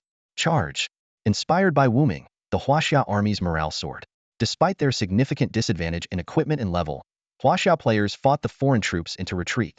The Huaxia players have gone mad. We can't hold on. Where's the commander? Foreign players looked back, seeing a trail of blood left behind their lines. Someone had already cut through the army, aiming directly at their commander. The battle raged on, the plains littered with countless bodies. Lu Chen, like a bolt of lightning, charged into the heart of the enemy forces. His movements were unstoppable, like a tiger descending from the mountains. Wu Ming's attack speed suddenly increased, with 3 strikes merging into one swift assault. The foreign players around him couldn't withstand the terrifying damage, and several fell in an instant. The commanders in charge watched Lu Chen with twitching eyes. Hundreds of thousands of troops couldn't stop one man. Lu Chen coldly surveyed the 30 or so people before him, his voice icy. Are you the masterminds behind this ambush on Huaxia's double experience event? A player from the Yamato faction stepped forward, signaling his comrades to halt. He sneered. That's right, it's us. Wu Ming, Why are you so arrogant? Just because you have the boost from a divine beast? If we had a divine beast, would you still be so cocky? Chen had long known that many believed his strength came from a divine beast, but that wasn't the case. The divine beast provided no real boost to its owner, at least not yet. His 10 little companions hadn't brought any substantial enhancement. He didn't bother to explain. It was better to let them misunderstand. If Huaxia didn't have server-wide quests, do you think your levels would be so much higher? Chen asked coldly. A commander from the Korean faction stepped forward, glaring at Chen. Wuming, why are you so arrogant? Even if you wipe us out, so what? Your double experience time is almost over. Our objective is already achieved. You're ultimately the losers. Level 15 is a crucial level. With the blue equipment from the Tiger King dungeon, our development speed will only increase, and the level gap between our server and yours will widen. Another chimed in. In the world of Jotian, opportunities are endless. You've had your lucky encounter, but as our levels rise, we'll have more chances for such encounters. Can you still be so arrogant then? Exactly. Our goal is achieved. Even if you blow up all our equipment, our levels remain, and we'll soon get new gear. Even if we all perish, so what? Our players are still stronger than yours. Once the servers merge, you'll see what real power looks like. Ha ha ha. Chen scoffed. The servers haven't merged yet, and you're already here to slaughter us. Are you that afraid of Huaxia? This is just a game to me. I didn't plan to take it too seriously, but seeing your arrogance, it's clear you don't realize your mistake. I have to teach you a lesson. His voice was bone-chilling. Before I kill you, remember this. Within 5 days, bring compensation and apologize to all Huaxia players. The Korean player laughed. Wuming, are you delusional? Bring compensation and apologize? Do you think we'd apologize? And bring compensation? Ha ha ha, Wuming, you're just lucky with some encounters, but you're a fool. Dream on. None of us will apologize. Others echoed. You can kill us, but apologize? Never. You're strong now, but someone will take you down eventually. Chen laughed instead of getting angry. I bet someone will apologize within 5 days. Enough talk. Time for you to die. The epic battle lasted over 4 hours, and in the end, Huaxia players completely controlled the battlefield with overwhelming numbers. The bodies of foreign players piled up, their equipment dropped and guarded by Huaxia players, preventing their revival. The foreign players were treated as they had treated Huaxia players. Ultimately, the foreign players had to switch IPs while dead to return to their home servers. Officials had warned that logging off while dead would lead to several hours of character weakness, not to mention the risk of losing equipment and items while switching servers. But these foreign players preferred to return home naked rather than bow to Huaxia players. Thus, the ambush on Huaxia's double experience event came to an end. The next day, reports of this major event appeared in various regions. Foreign media were surprisingly unanimous, predicting a crushing defeat for Huaxia. Although Huaxia won the final battle and wiped out the foreign army, gaining a lot of equipment, this was seen as mere reciprocity. The crucial point was that the foreign troops had achieved their goal, turning Huaxia's 10 hours of double experience into a mirage. This time, even foreign media were fair, and Huaxia players were downcast. Some sighed. They used 400,000 players to hold back all of Huaxia, setting our top players back significantly. Newbie players may level up quickly, but our top players haven't gained levels. After the servers merge, we'll still be at a disadvantage. This outcome isn't bad. At least we saved some face and showed the foreign players that Huaxia isn't easy to mess with. Yeah, and we kept a lot of equipment. They dropped higher level gear. So we did turn the tables in the final battle. Chen slept for 10 hours, waking up the next day at noon, barely managing to adjust his mental state. After a quick wash, he rushed downstairs for a hearty lunch, skipping his daily exercise, and hurried back to his place. Browsing the official website, the results were as expected. The commanders were right. Their goal was achieved, and he couldn't reverse time to restart the double experience. Although Huaxia won the final battle, they lost the double experience time, and forum sentiments were low. In contrast, the networks of neighboring countries were buzzing with excitement. Great job, warriors. Huaxia lost their double experience. Now they can't catch up with us. Awesome. Let's compensate these warriors for their gear losses. They shouldn't bear it alone. It seemed like a nationwide celebration. Chen shook his head, muttering to himself, they really forgot my words so quickly. Do they think this is over? How naive. He then adjusted his VPN and switched to a Korean IP. Smirking, he muttered, I can't believe I'm doing this instead of earning money. What a mess. Putting on his headset, Chen whispered, all right, the house money is enough. It's time to teach them this lesson. Those who offend Huaxia, no matter how far, will be punished. Chen logged into the international server for the first time, greeted by unfamiliar text. He randomly chose a zone and found himself near the Tiger King's cave. At that moment, hundreds of players, mostly around levels 13 or 14, had gathered in front of the cave in the Korean server. Occasionally, There were level 15 players who seemed to be leading the groups, shouting commands. Lu Chun quickly understood why Korean players were leveling up so fast. It was due to the rich experience points from the Tiger King's cave. Even though team hunting offered less experience than solo hunting, it was still far better than leveling up in the wild. No wonder someone flaunted their black iron dark gold sword in the Chinese server just after reaching level 14 during the Tri-Saints livestream yesterday. To avoid attracting attention, Lu Chun chose a secluded spot to log in. He quietly left the Tiger King's cave and moved through the dense forest. Surprisingly, the entrance in the Korean server was different from the one in the Chinese server. However, this didn't trouble him. The area was only so big, and with a little extra time, he could find it. After about 10 minutes, Lu Chun stood before what appeared to be a dead end. The path was blocked by dense foliage and rocks, but his keen eyes saw the narrow entrance hidden in plain sight. Heh, finally found it. Lu Chun chuckled coldly. All right, let's get this game started. With that, he stepped into the misty forest. Just then, Korean players received a system message. Player has activated the misty forest. Server-wide alert. Full server quest initiated. Defend against the invasion. The message detailed the quest. An unknown mist on the eastern side of Xianshan had been activated and was spreading rapidly. The mist greatly enhanced wild monster strength, weakened human attacks and skills, permanently corroded equipment durability beyond repair, and slowed spiritual power cultivation. The quest objective was to destroy the 8 array cores within the misty forest. Completing the quest would grant double experience for 10 hours, and all zones would merge into one server. This message was like a bombshell in the Korean server, causing a huge uproar. Players were thrilled and started discussing. A full server quest? Is it like the Divine Beast quest in the Chinese server? Awesome. We get a Divine Beast too. Now that we're higher level, let's show those Chinese players how to complete a quest. With a Divine Beast, Wuming won't be so arrogant anymore. Major guilds quickly rallied their members and surged towards the Moonshadow Canyon. Meanwhile, Chinese players also discussed the news, with some worried that the Korean server would invade after obtaining a Divine Beast, and others suggesting a counterattack. However, when the Korean players eagerly arrived at Moonshadow Canyon, they encountered their first obstacle. No one could find the entrance to the misty forest. Despite their higher levels and basic class specializations, they couldn't see through the hidden entrance. Players searched the canyon thoroughly but found nothing. At this moment, the system sent another message. Player has entered the eastern array core. The mist is spreading. Korean players cheered and started searching along the direction of the spreading mist. Soon, they encountered mutated Moonshadow silver wolves. However, the high-level Korean players easily defeated the hundreds of wolves. Ha ha ha, this feels great. We're about to enter the misty forest. Hey, Chinese players, did you see that? The wolf army that crushed you is like paper to us. That's the difference. You don't even have double experience anymore, while we get double experience and a Divine Beast. This is awesome. The army surged towards the source of the mist, until they saw a figure in black standing at the entrance. The person activated real-time translation and spoke in a calm tone. Ahem. I heard you activated a full server quest in the Korean server. Chinese players are quite busy, so I thought I'd come and represent them to block your way. Want to enter the misty forest? Try getting past me first. Even if someone has never seen Wuming, no one can fail to recognize his pair of twin swords. The only purple weapons in the entire server, Hoochie.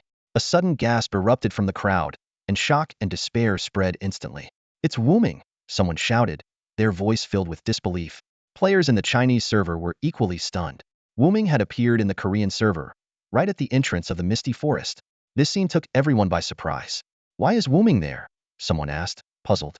Oh my god, is he going up against millions alone? Another player exclaimed, with a hint of excitement in their voice. Wuming's appearance stirred the hearts of Chinese players. They recalled the unfair treatment they had received before and remembered Wuming's vow to teach certain people a lesson they would never forget. At this moment, the misty forest was right in front of them, and the mythical beast was almost within reach. However, between the Korean players and the mythical beast stood Wuming, alone. The Korean players began to strategize. The mist reduces attributes and corrodes equipment. He won't fare any better than us. We still have a chance, someone suggested. Right, our attacks can't break his defense, but we can reduce his durability. Combine that with the mist, and we can destroy his equipment. Then we won't have to fear him anymore. Another player agreed. The mythical beast is right in front of us. Everyone, charge. With that rallying cry, countless Korean players surged towards Lu Chun like a tidal wave. Lu Chen's eyes were sharp as blades, and he twirled his twin swords. Equipment?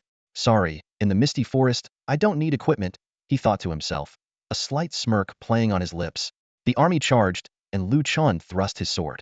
The first player to rush forward was instantly killed by a critical hit before they could even experience a combo. The following player received the leftover combo hit, taking over 2,000 damage and falling instantly. This scene left the Chinese players wide-eyed and slack-jawed. Wow, Wu Ming's damage. It's gotten even higher, someone exclaimed. Could it be that the mythical beast in the misty forest has been strengthened? So the added attributes have also increased? Another player speculated. Lu Chen's attacks flowed like water, each strike claiming at least one life. The Korean players despairingly realized that Wu Ming was like an impregnable fortress, and no one could breach his defense to enter the misty forest. In the Sakata Guild, the guild leader Sakata Shinbu watched the live stream, stunned. After a long while, he murmured. He said it. He said he'd make us remember the lesson. In Fongling's live stream, Fong Lingzi watched the black lad, purple aura figure in shock. Wu Ming, she covered her mouth, her heart racing. I'm literally swooning over how cool he is. At TT Club, Li Qiaoning grabbed old Peng's sleeve, urgently saying, Old Peng, ask my dad if he really can't find this guy? I have to see him in person. An hour later, the Korean server finally sent a representative. A burly man approached Lu Chun and bowed before he even spoke. Lu Chun merely glanced at him and then raised his hand, saying, I don't negotiate. It's not time yet. The man squinted slightly, but then forced a smile. Do you know who I am? I mean in real life. I don't care who you are. Lu Chun replied coldly, crossing his arms and standing like a statue at the entrance of the misty forest. He stood there until midnight. As the mist began to spread towards the Immortal Mountain, the Korean players were in full panic. The next morning at 6, the Korean server sent 10 representatives. They bowed to Wu Ming as soon as they met and pleaded, Mr. Wu Ming, we are officials from the Korean Guild Alliance. We have offended you before, and we are here to apologize sincerely. The mist has already spread to the foot of the Immortal Mountain. If this continues, Korean players will no longer be able to play. We can't leave the city anymore. Mr. Wu Ming, we beg you to spare the Korean server, please. The 10 representatives bowed deeply once more, waiting for Wu Ming's response. Although it was just past 6 in the morning, the gaming world was already bustling. When the news spread that the president of the Korean Guild Alliance had personally come to apologize, live streams across the platform exploded with excitement. Haha, weren't they so stubborn before? Now they know they were wrong. What do you do when a kid doesn't listen? Give them a good beating. Man, I'm feeling so great right now. This is awesome. Brother Wu Ming single-handedly took down the entire Korean server. He's so adorable. Love it. Players expressed their excitement in the chat. If the Chinese players had only defended their server before, everything changed when the misty forest in the Korean server opened. Hundreds of merged regions and millions of high-level players were stuck at the Immortal Mountain, unable to level up. This was the second time the Koreans had apologized, which essentially meant they were admitting defeat. At this moment, the frustration and resentment that had built up among Chinese players vanished instantly. However, just as everyone was celebrating, Wu Ming spoke up. Facing the high-ranking officials of the Korean Guild Alliance, he calmly said, if you don't want to die, get lost. This statement hit like a hammer, leaving the viewers stunned. These people represented the top players of the entire Korean server, their status unquestionable. With the growing influence of the Jotian game, the power of guild alliances from various countries had also increased, making them some of the most formidable forces in the game.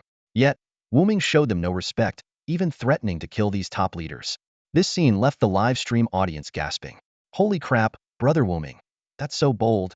He's unstoppable. Who cares about guild presidents? They're nothing in front of Brother Wu Ming. I love his arrogance.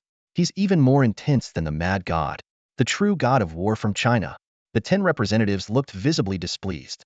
With their status, who dared speak to them like this? Wu Ming, don't refuse a toast only to drink a forfeit, someone shouted. You've been in the misty forest all this time. Don't you worry about your equipment corroding? What's in it for you to block us from fighting the divine beast? You're disrupting the game order. This is outrageous. Lu Chen's eyes turned cold as he retorted. Oh, so when you 7 countries unite to block Chinese players, it's justified. But when I block you in the misty forest, I'm the villain? You mobilized 400,000 players, relying on level, equipment, and class advantages to kill Chinese players, and you even humiliated them in the process. That's despicable. Compared to your actions, I've been merciful. Wu Ming's words needed no proof. It was well known that foreign players had blocked the Chinese server. Faced with undeniable facts, no amount of arguing could change the situation. The Guild Alliance members turned pale and were speechless. The Guild president took a deep breath to calm himself and asked, Mr. Wu Ming, what will it take for you to leave the Korean server? Lu Chen snorted coldly, don't ask me such questions. Ask your own people. And if you keep standing in front of me, don't blame me for being ruthless. Seeing the rising killing intent in Wu Ming's eyes, the Guild president weighed his options. There was no doubt that this guy meant what he said. More importantly, if he killed them, they couldn't even seek revenge and would become a laughingstock. All right, We won't bother you anymore, the guild president said helplessly. And so, the second apology from the Koreans was once again forcefully rejected by Lu Chun. As time passed, the mist grew denser, spreading out and reaching the main gate of the Immortal Mountain City. Players who barely managed to leave the city to level up saw their attributes drop by 20, and their equipment durability rapidly declined. They could no longer continue leveling up. Inside Immortal Mountain City, people's initial anger turned to anxiety. We can't go on like this. We've been unable to level up for almost 20 hours. If this continues, we'll lose our level advantage. We need to think of something. Just give him some money. That won't work. He doesn't even give us a chance to speak. What does he want? Damn it. We're being held back by just one person. Why doesn't the official intervene? Many held little hope that the official would step in. After all, they hadn't intervened when tens of thousands of foreign players blocked the Chinese server, so why would they now? While the situation in the Korean server was unresolved, something shocking happened in the Chinese server.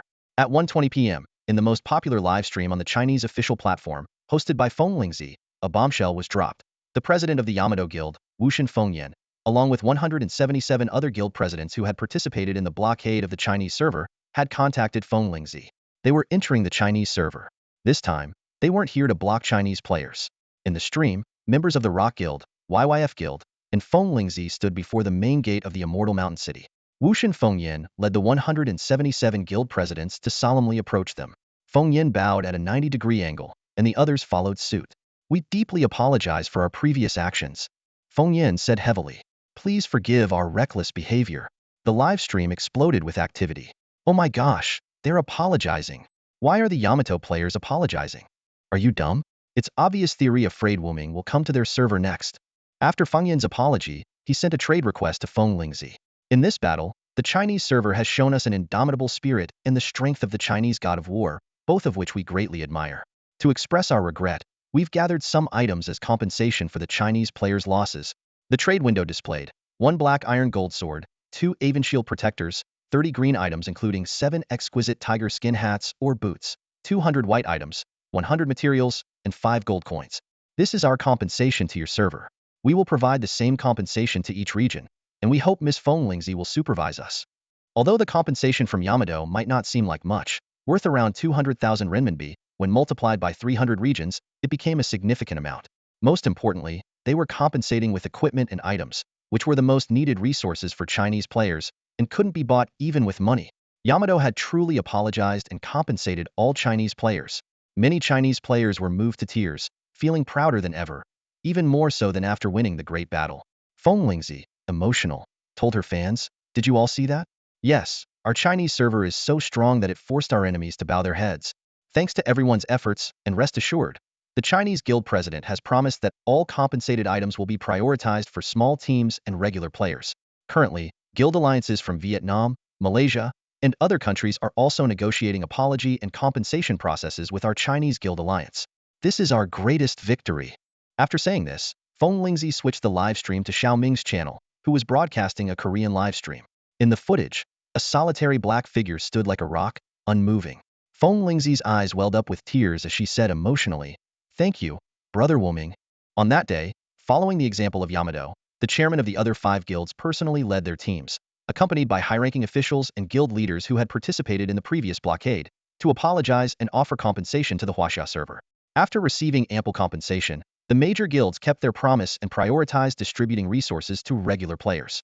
The guild leaders understood that in such a sensitive matter, transparency was crucial. Without it, their guilds would lose credibility and struggle to survive. Players who had lost equipment earlier eagerly claimed their compensation, many pleasantly surprised to find that the new gear was even more powerful than before. Meanwhile, attention shifted to the Korean server.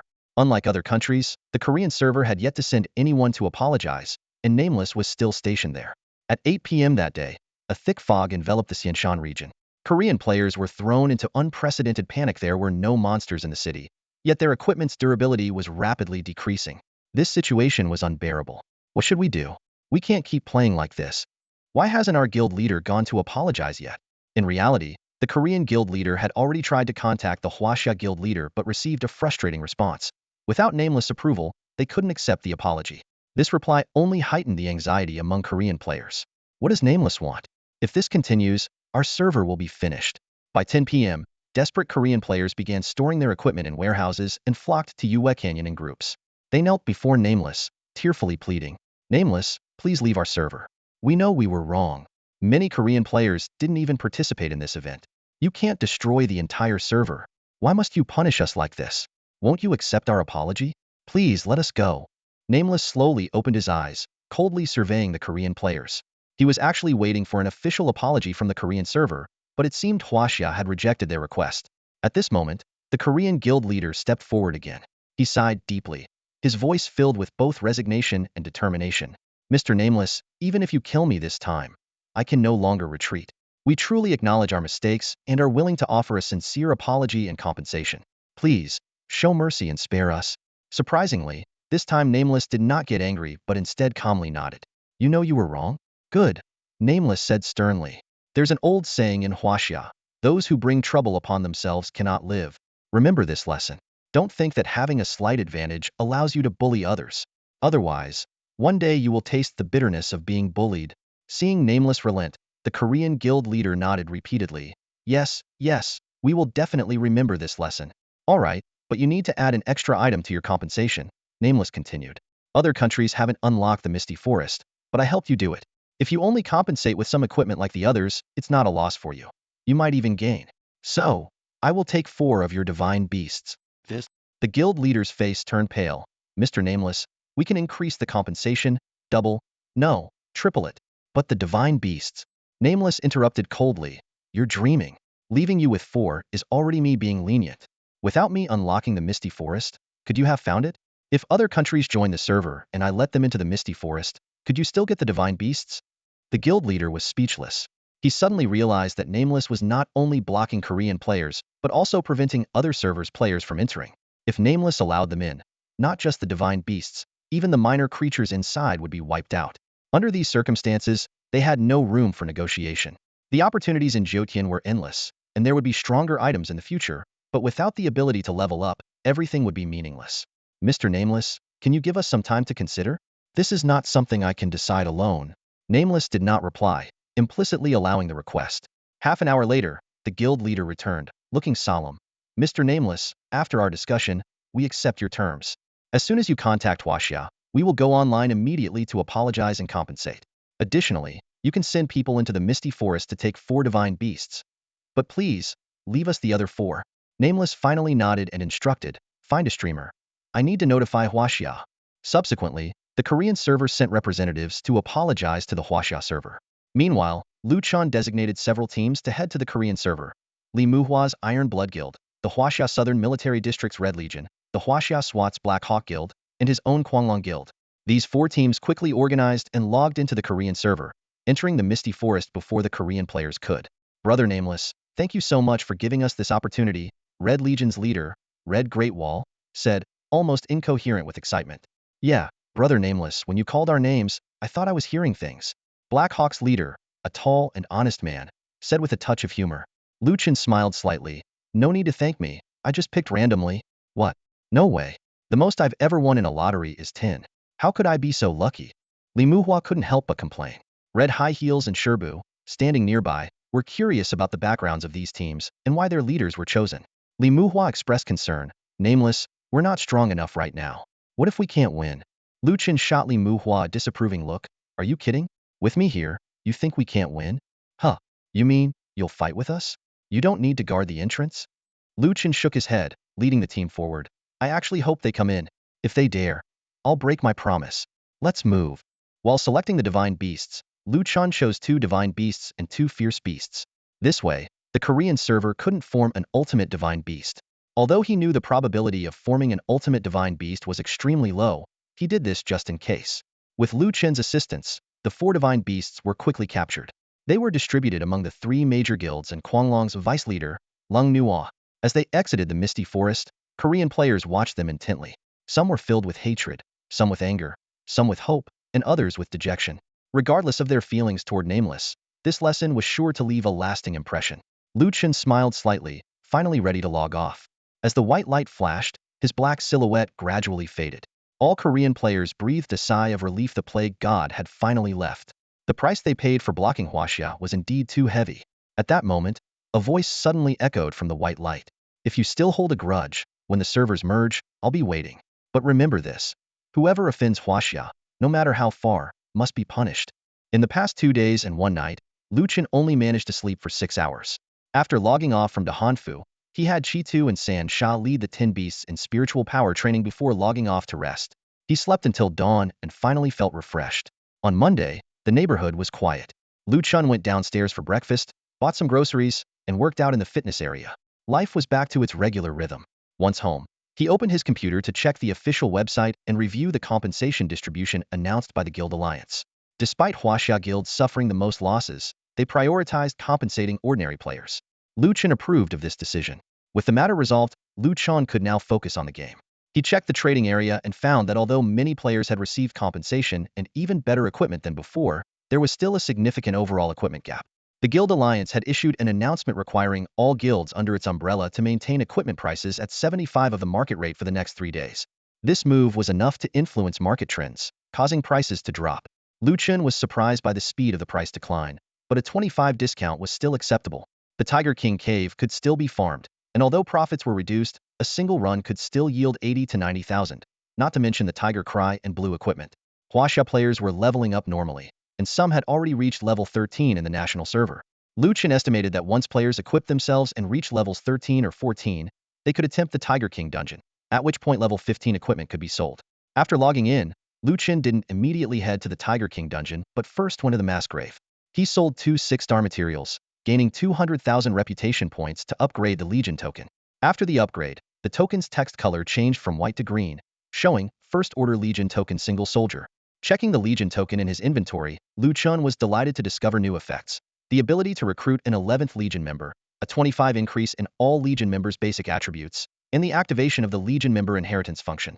This meant Legion members could inherit basic attributes, growth potential, attack methods, and talents from other species.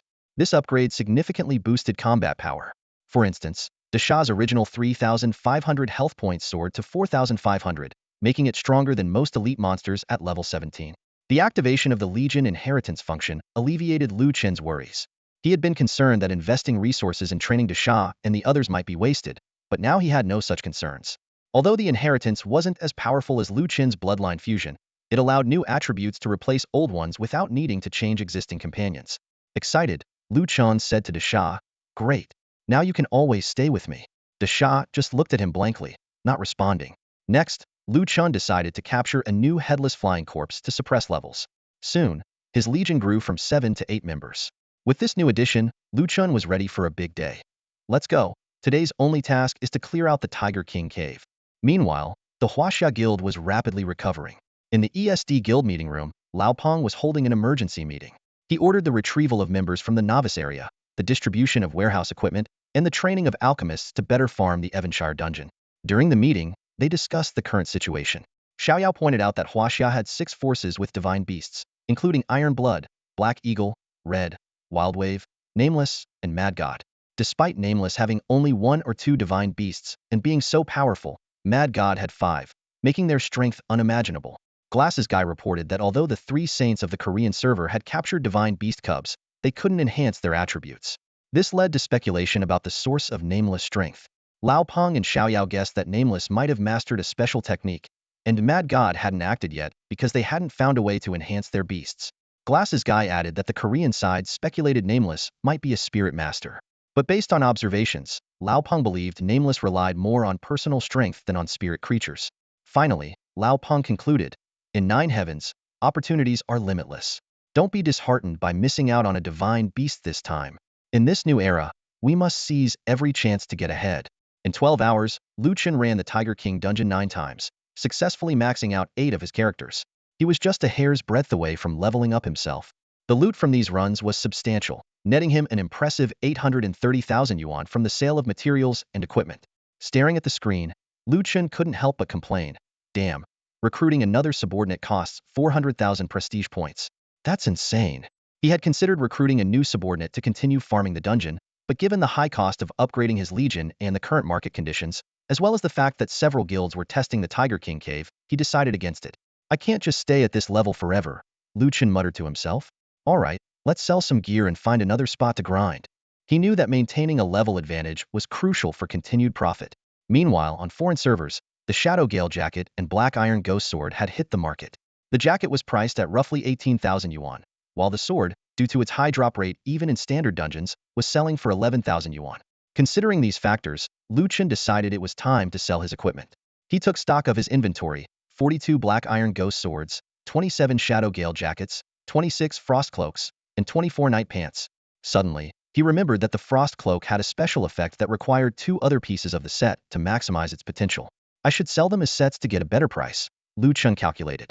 He also had 25 Tiger's Roar swords, but he was unsure of their price. He planned to save 2 sets of Tiger's Blood and Tiger's Head for the Iron Blood Guild. Pricing these items gave Chen a headache, so he decided to stop overthinking it. Screw it, my head hurts. I'll just deal with the tin auction fee, Chen said decisively. He opened his mailbox and sent out a mass email under the name of the Guanglong Guild, announcing an auction at 8 p.m. This news caused a bigger stir than Guangshen's previous auction. Players buzzed with excitement. Nameless is hosting an auction? Is he selling Tiger's Roar? That weapon's stats are insane. I'm more interested in his cloak and pants. I think only Nameless has them, but he's never shown their stats. By 7:30 p.m., the virtual auction room was packed, with over 8,000 people having claim numbers.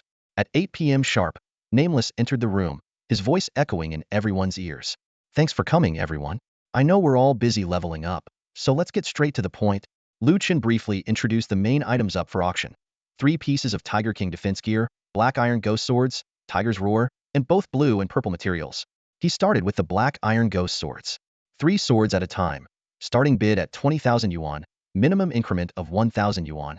He emphasized the rarity and strategic value of the swords, sparking a fierce bidding war. 4337, 30,000 yuan. 591, 40,000 yuan. 8112, 45,000 yuan. 10341, 47,000 yuan. Finally, buyer 694 won with a bid of 54,000 yuan. The next 13 sets of Black Iron Ghost swords also sold quickly, averaging around 50,000 yuan each. Next were the 3 pieces of Tiger King defense gear. Chen first sold a few extra single items, then showcased the Shadow Gale jacket's attributes. Selling 3 pieces together, starting at 40,000 yuan, with 2,000 yuan increments. Bidding quickly surpassed 60,000 yuan, eventually closing at 81,000 yuan, or 27,000 yuan per piece.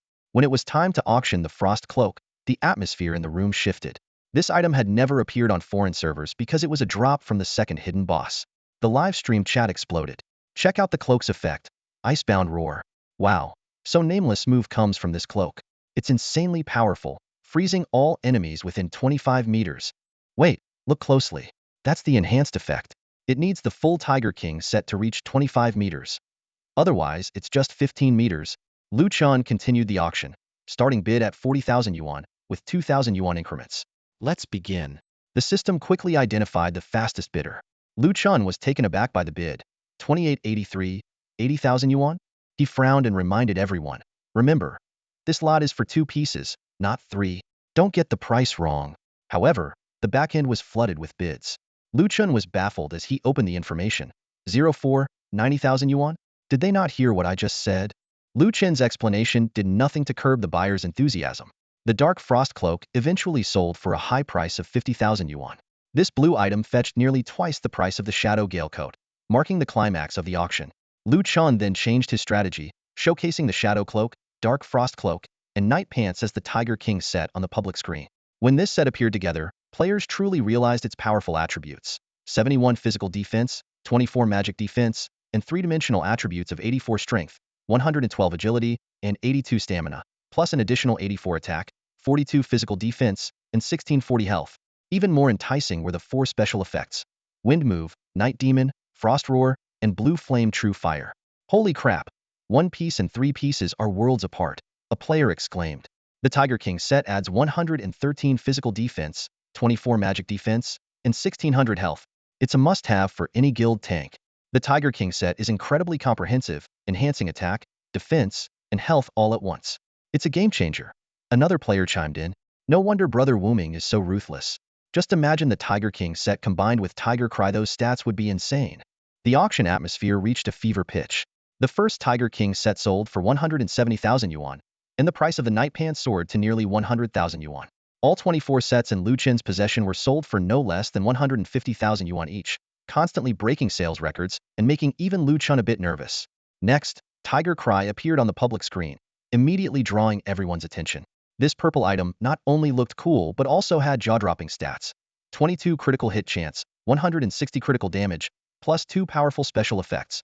Tiger Descends the Mountain and Tiger Roar. Tiger Cry is insanely OP. It's the ultimate show-off gear, a player remarked. The auction continued to heat up, with the first Tiger Cry selling for a staggering 220,000 yuan.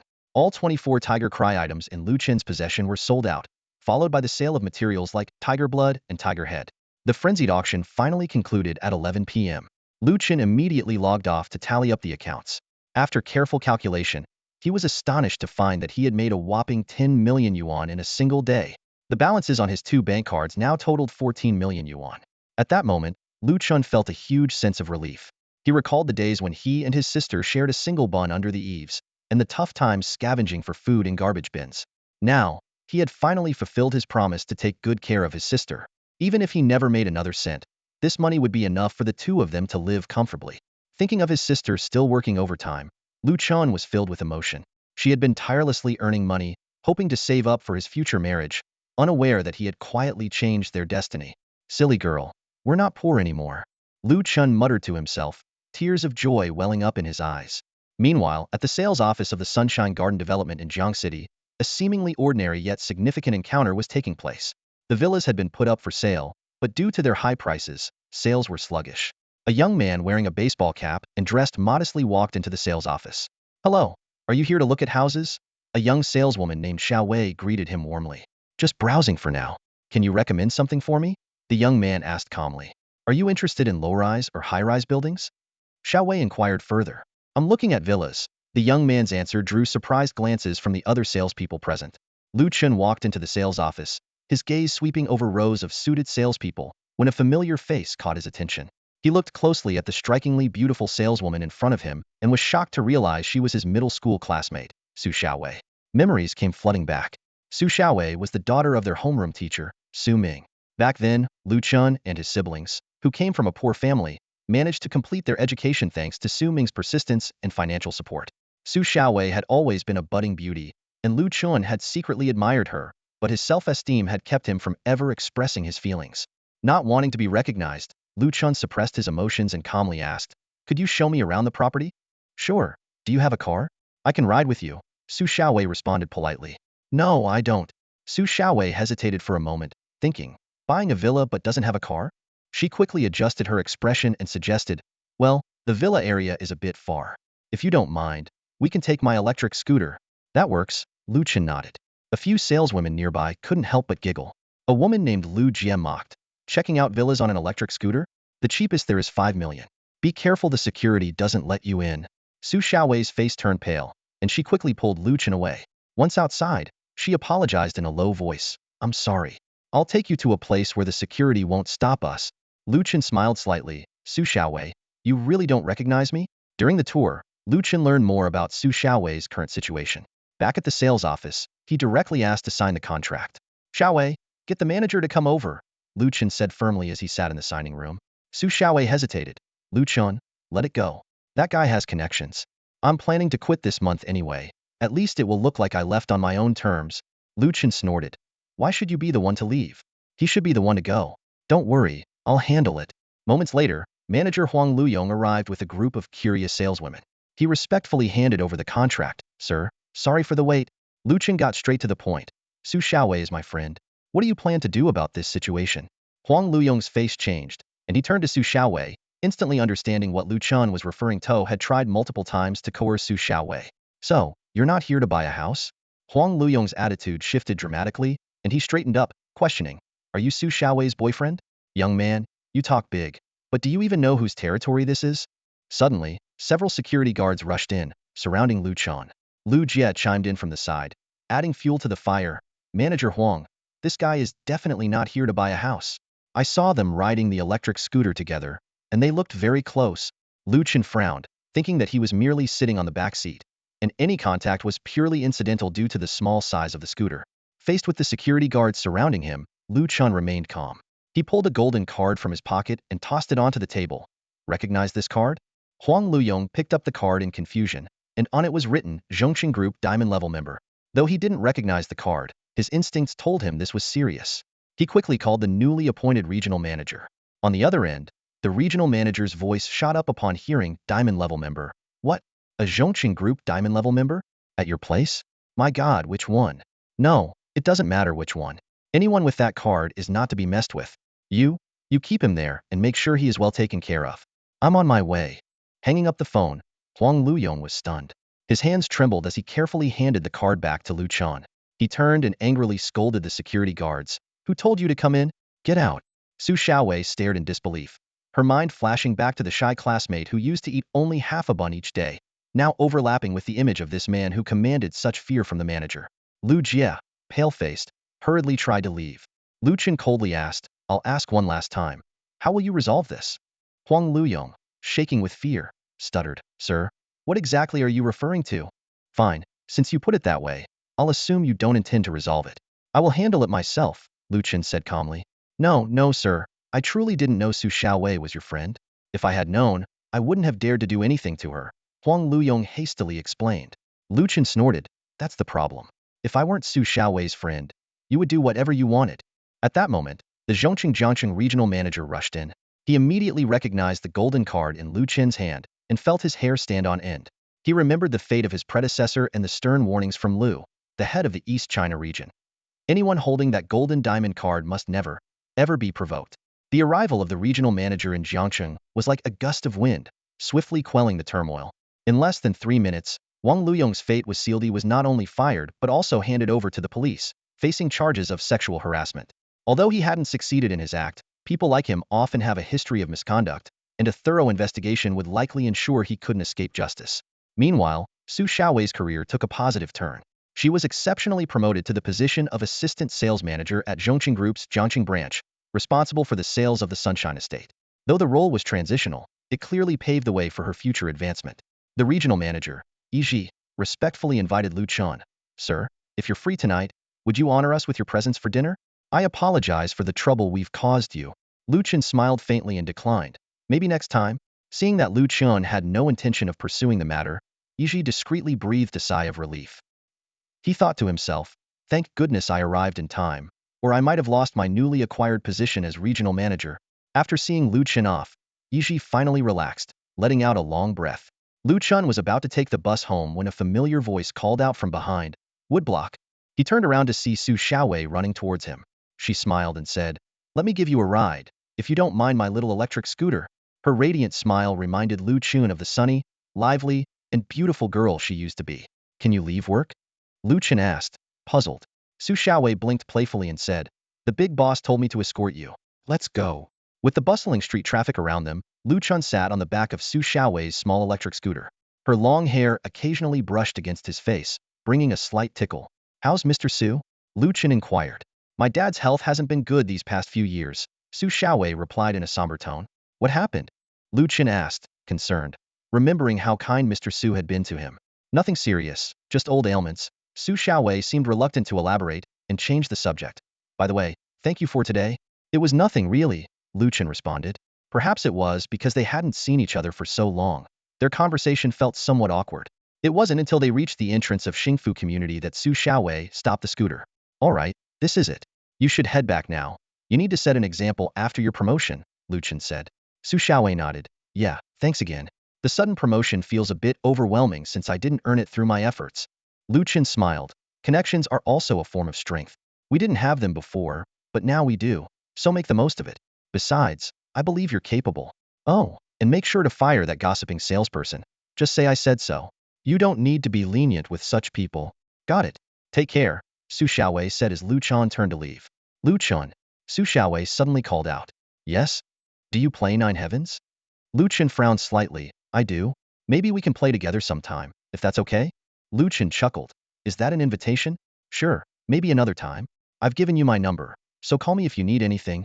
Watching Su Xiaowei leave, Lu Chen couldn't help but sigh. She was even more beautiful than before, yet their conversation still felt a bit awkward. Back home, Lu Chen felt a sense of relief. He had finally bought his house, a 5.47 million yuan property, discounted and with vouchers, costing him only 3.83 million yuan. It felt incredibly satisfying. With one worry off his mind, Lu Chen logged into the game. After being out all morning, his 10 beasts had accumulated 600 to 700 more spirit points. He shook his head, thinking about the 100,000 pure spirit points needed to fully nurture them. Everyone wants divine beasts, but who knows how hard they are to raise. And he was raising 10.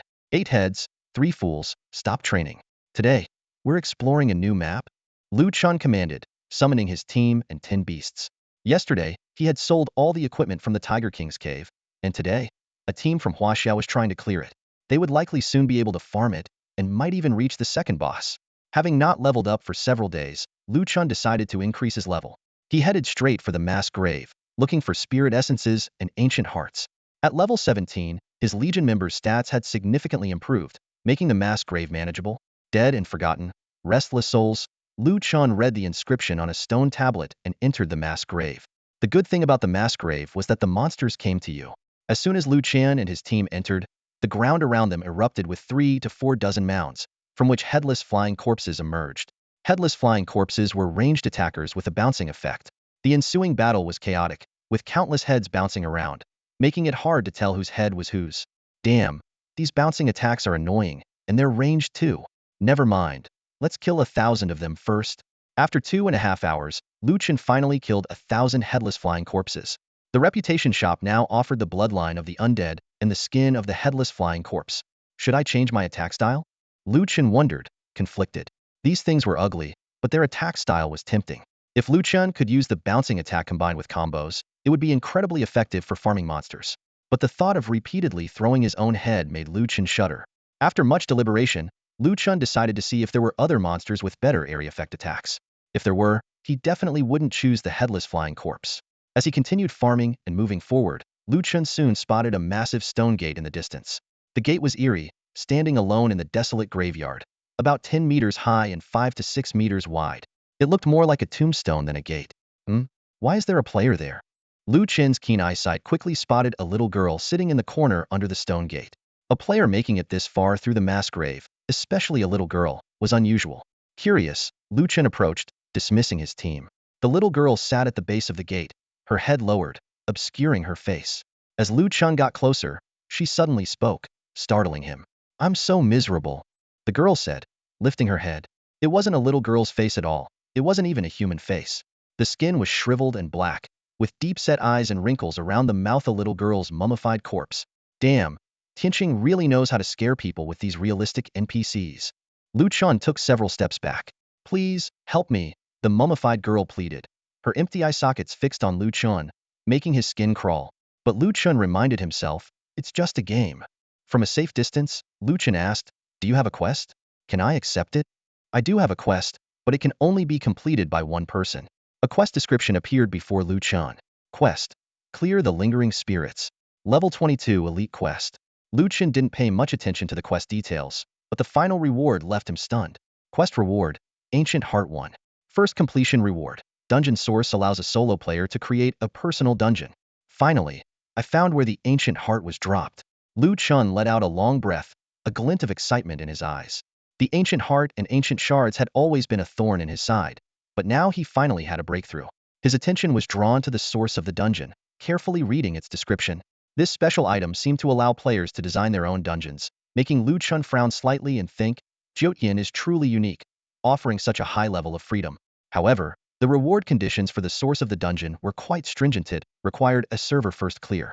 Lu Chen recalled the NPC's words, stating that only he could enter the dungeon. Could it be they know I have a legion to assist me? He muttered to himself, deciding to explore it further. With the Ancient Heart in sight, Lu Chen had no reason not to try. He accepted the quest and carefully read the quest description. When humans die, they become ghosts. When ghosts die, they become Nian. We were once poor souls, buried here, and we never harmed anyone unless provoked, until the Nian spirits appeared, devouring our souls daily to nourish that dreadful being. If that being awakens, both you and I will be obliterated. The quest required him to help the lingering spirit, Xiao Min, by clearing out 500 Nian spirits behind the stone gate. Lu Chen astutely sensed that this might be a setup for future quests, but for now, he decided to focus on the task at hand. Stepping through the stone gate, Lu Chen found himself in a grim new map. It was pitch black all around, with occasional cold winds blowing through, and 2 transparent spirits floating in the distance, presumably the Nian spirits. Lu Chen drew his weapon, Tiger's Cry, and approached the level 22 elite Nian spirits. However, All his attacks were nullified, and he was fiercely counterattacked by the Yin spirits, causing his health to plummet. Damn, these guys use spirit attacks? Lu Chen exclaimed, realizing his gear had almost no defense against spirit attacks. He quickly activated Tiger's Cry's special effect, converting all his physical attacks into spirit attacks. After a fierce battle, Lu Chen finally defeated the two Yin spirits. The system notified him that he had obtained chaotic essence and pure spirit energy, which thrilled him had finally found the materials needed for chaotic growth. However, Lu Chen soon realized a problem. He had to rely on the Tiger's Roar skill to deal damage to the Yin spirits, which meant his efficiency was extremely low. Reluctantly, he braced himself and continued grinding. After a grueling 10 hours, Lu Chen finally completed the quest. He received the ancient heart and the source of the dungeon as rewards. Eagerly opening his attribute panel, he discovered that he could finally upgrade his star level. However, the system prompted him to shed his human skin. Lu Chen complied, and a terrifying creature appeared before him. A tiger's head, wooden antlers, the upper body of a gnoll, the lower body of a spider, and a cyan snake tail. This form was so frightening that it made a nearby little ghost NPC cry. Lu Chen shook his head helplessly, thinking, is there anything in this game more terrifying than me? As Lu Chen left the Tiger King's cave, he was nearly at level 18. After another intense round of monster grinding 1000 headless flying corpses and 500 yin spirit chi finally broke through to level 18. At this point, Lu Chen's character name had grown astonishingly long. Courageous Dragon, Moonlit Vanguard, First to Strike, Tiger Slayer, Elite, Extra Strong, Extra Agile, Extra Robust Gnoll Leader, Bronze Boss Hybelden. This nearly 5-meter-long name hovered above his head, causing Lu Chen to reflect deeply. He checked his attribute panel, quality 5-star, stage 1. Overall stats increased by 500, 0320 5-star quality points, 01 ancient heart. Level 18, experience progress 107, 760 550 000. In terms of physical strength, his stats were as follows: Strength 426 base 204 equipment, 181 title 41. Agility 424 base 204 equipment 220. Constitution 421 base 204 equipment, 197 title 20. Mana strength 10, mana core 10, pure mana 22 41 000. For defense, physical defense 325 base 102 equipment 2, 23 title 20. Magic defense 24. Health points 10,796 base, 5,380 equipment, 3,940 title 1,476. Lu Chen marveled at these improvements, noting that his initial poison damage had reached an astounding 334 points. Besides his base attributes, he also possessed 5 major bloodlines: Inferior Werewolf, Inferior Poison Spider, Inferior Serpent Clan, Inferior Enchantress, and Inferior Tiger Demon, all at the 4th tier. His Legion recruitment order had also been upgraded to a 1st-tier single soldier. I'm so hard-working I could cry, Lu Chen joked to himself, patting his chest with a paw. Suddenly remembering he hadn't checked the source of the dungeon, he quickly opened his inventory. It was a ball of black mist, pulsating like a flame, seemingly alive. The system prompted, source of the dungeon, collect 5 to create a single-player dungeon. Damn it, why didn't it say I needed 5 earlier? What a ripoff. Lu Chen was frustrated, but soon calmed down. After all, it was a pleasant surprise compared to the main reward of the ancient heart. Just as he was about to look for the next quest, he turned around to find the little ghost girl still crying. Her tearless wails were eerie and unsettling. Hey, little one, stop crying. It's creepy, Lu Chen said, trying to comfort the NPC. The little ghost girl looked up at him and cried even harder. Lu Chen felt a bit exasperated, wondering if he was too scary. Remembering the quest mentioning her name was Xiao Min, Lu Chen patiently asked, Xiao Min, I've already cleared the Yin spirits. Why are you still crying? Thank you, benefactor, Xiao Min said, looking up with teary eyes, but our crisis isn't completely resolved. I know I shouldn't ask for more, but I'm really out of options. Lu Chen quickly waved his hand. No, don't worry about me. What else do you need? Just tell me. He thought to himself, how could there be no follow-up quest? You're so kind, benefactor. Xiao Min gratefully looked at Lu Chen. Can you help me kill 3,000 more Yin spirits? Lu Chen almost spat out blood. Another Yin spirit hunt, and 3,000 this time. These were tough opponents. Just as he hesitated, a new quest appeared. Quest: thoroughly clear the Yin spirits. Objective: the crisis at the mass grave isn't over. Xiao Min requests your help to kill 3,000 Yin spirits. Reward: 2 ancient fragments, 1 source of the dungeon. Seeing the rewards, Lu Chen instantly changed his mind. Ancient fragments were key items for enhancing talents, which he needed now. I'll take it. He eagerly accepted the quest. However, looking at the 03000 in the quest tracker, Lu Chen fell silent. Killing 500 had been tough enough. Now he had to kill 3,000, which could take a whole week. While grinding Yin spirits could yield a lot of experience, materials, and essences, the biggest problem was they didn't drop any equipment. No new equipment meant no money, and other players' levels would quickly catch up. Although Lu Chen could evolve, falling behind in gear meant overall power would drop. Falling behind once could lead to falling behind continuously, which was not what he wanted. After some thought, Lu Chen realized there was only one shortcut. Reluctantly, he opened the reputation shop and bought a grotesque, horrifying skin. Fuse with the bloodline of the headless flying corpse. System prompt: talent undead bloodline tier 1. Reduces the physical defense of nearby enemies by 8. This talent started at tier 1, stronger than usual. Though not very useful for Lu Chen himself, since he had it, he decided to upgrade it to tier 4. Talent undead bloodline tier 4. Reduces the physical defense of nearby enemies by 15. After fusing the bloodline, Lu Chen's body underwent dramatic changes. His tiger head fell off. Damn it, I knew this would happen. Lu Chen's head floated eerily in the air, looking utterly disheartened. But the bloodline fusion wasn't enough. To fully adopt the headless flying corpse's attack style, he needed to change his skin. Determined, Lu Chen said, "Change to the headless flying corpse skin." Instantly, his massive body shrank into a human form. Unlike ordinary headless flying corpses, his equipment remained, but his head was missing. Lu Chen held his head in his hands, feeling utterly uncomfortable. "Xiaomin, if your next quest is to kill more Yin spirits, I swear I won't accept it," Lu Chen complained, tossing his head into the air. Suddenly, he realized his head could fly. Huh, no wonder I could never see Batu's head. This is how it works. Despite his bizarre appearance, Lu Chen couldn't help but play with his flying head. This is actually kind of fun. This mission was bound to keep him busy for a while. Lu Chen decided to spend some time settling the 8 heads first. He sent them back to the camp, instructing them to diligently cultivate their spiritual power there. Once everything was arranged, Lu Chen returned to the stone gate. As his body floated halfway through the stone gate, Lu Chen shivered and thought, "Damn, this feels terrifying." Upon entering the stone gate, a familiar scene unfolded before him. The spirits he had previously fought had respawned, their indistinct, semi-transparent forms drifting back and forth in the air. Lu Chen recalled the 8 heads ability to target 6 enemies simultaneously, including the primary target. The spirits typically appeared in pairs, making it feasible to pull 3 groups at once, exactly 6 targets. Taking a deep breath, Lu Chen sprang into action. "Here we go. Launch." His eyes locked onto 2 spirits ahead, and his entire head shot forward like a cannonball. Although he wasn't attacking with his hands, the system automatically incorporated weapon attributes into his character, so Lu Chen didn't need to bite the tiger cry to attack. During the attack, Lu Chen was surprised to find his flight speed had drastically increased, far exceeding his usual pace. Wow, that's fast. Just as he was getting used to this sensation of flying, his perspective suddenly locked in place.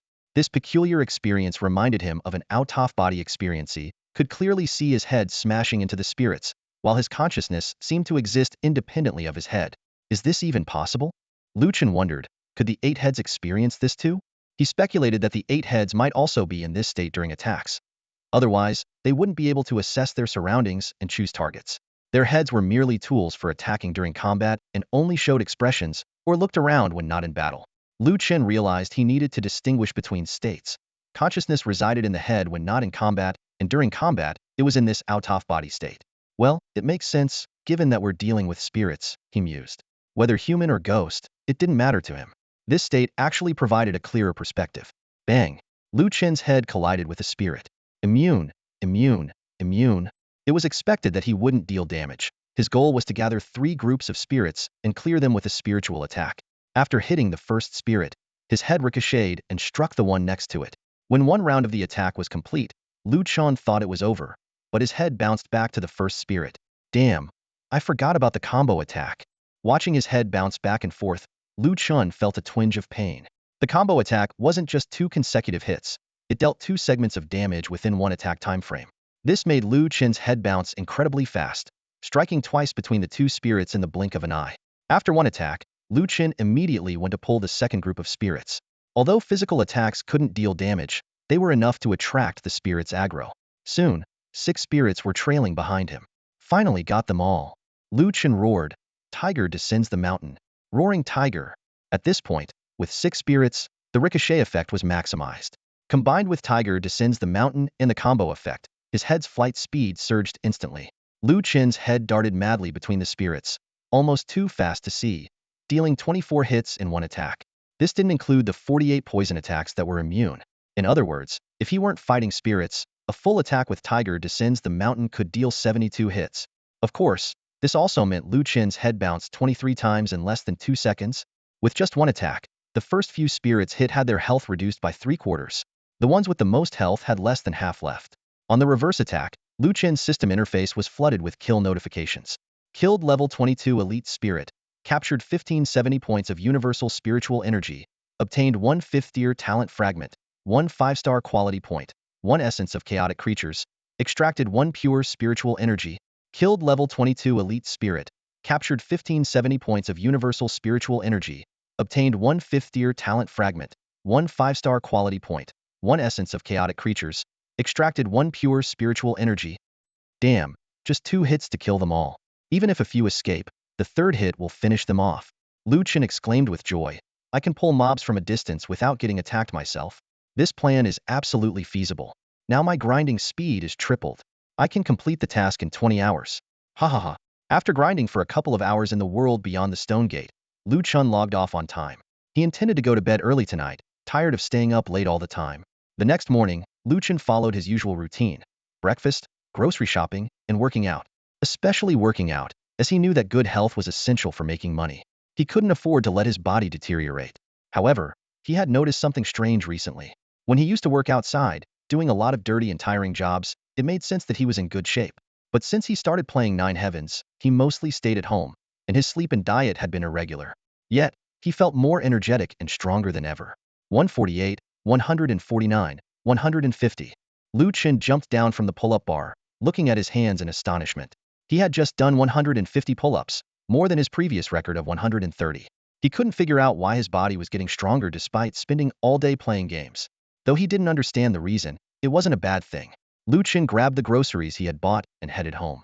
Back home, Lu Chen opened the official livestream to catch up on recent changes in the national server.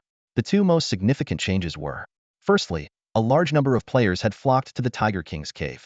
With the abundance of experience there, the leveling speed of players in the national server had increased significantly. Many top players had already reached level 16.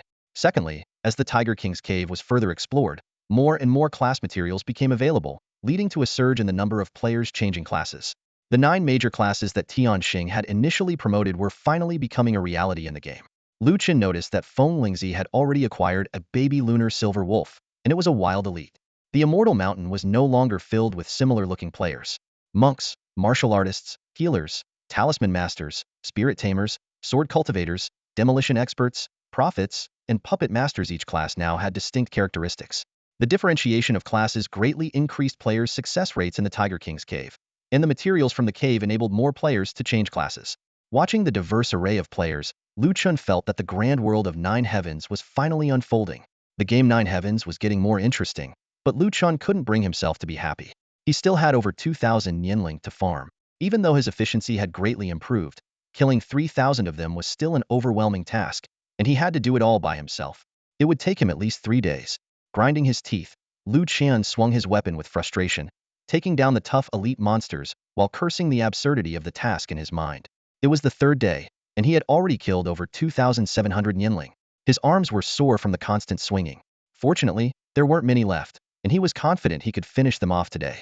It was worth noting that Lu Chen's spiritual power had reached level 12, thanks to the pure spiritual energy these monsters dropped. He couldn't help but marvel at how the world behind the door, though not a typical dungeon, offered far greater rewards than the outside. Each monster granted him 1,500 experience points, boosting his level to 19. The materials they dropped were all 5-star quality, but what annoyed him most was that these so-called elite monsters didn't drop a single piece of equipment. Grumbling under his breath, Lu Chen continued to delve deeper into the world behind the door. The surroundings grew darker, and he cautiously surveyed the area. Suddenly, he noticed a particularly bright spot ahead. Curiosity piqued, he carefully approached. The light was emanating from a valley. Skillfully dodging the patrolling Nianling, he sneaked up the slope. His body was completely concealed in the thick underbrush, with only his head peeking out from the treetops to observe the entire valley from above. The valley wasn't large, with a flat, vegetation-free interior. On the ground, there was a peculiar glowing array in the shape of a 6-pointed star, inscribed with intricate runes that emitted a dazzling light. Numerous Nianling were patrolling the area, and within the array, thousands of headless flying corpses were bound, creating a horrifying scene. Lu Chun silently marveled at the meticulous design of the game Tianxing. This task was incredibly realistic. Xiao Min had mentioned that the Nianling preyed on souls, and now he was witnessing it firsthand. As Lu Chun observed, the Nianling below suddenly began to gather. 400 to 500 of them ceased their patrols and lined up neatly, as if awaiting the arrival of some important figure. Before long, a colossal creature emerged from the other side of the valley. Unlike the ordinary Nianling, this entity, though also glowing with a ghostly light, had a clear skeletal outline and wielded a massive sword, standing over 8 meters tall. Its avatar was a golden boss icon, and its name was in Red Nianling Vanguard Captain Cenobus, level 27. Lu Chun swallowed hard, thinking that the next task couldn't possibly require him to challenge this terrifying being. The smaller Nianling could already deal him nearly 900 damage, let alone this behemoth. As Cenobus arrived, the headless flying corpses became frantic. However, Cenobus ignored their fear, walked straight to the center of the array, planted its giant sword beside it, and knelt on one knee, solemnly declaring, "Great God of the undead, please accept our sacrifice." With that, it pressed its palm onto the core of the array. Instantly, the entire array was engulfed in a blinding light, almost too intense to look at. A cacophony of wailing and howling echoed around, and the figures of the headless flying corpses stretched and twisted in the intense light. Even more shockingly, the Nianling were also swallowed by the light, merging into the array's glow. Lu Chun was astonished to see that this boss was even sacrificing its own kind, showing no mercy. Within the array, only Cenobus remained unaffected, still kneeling as before.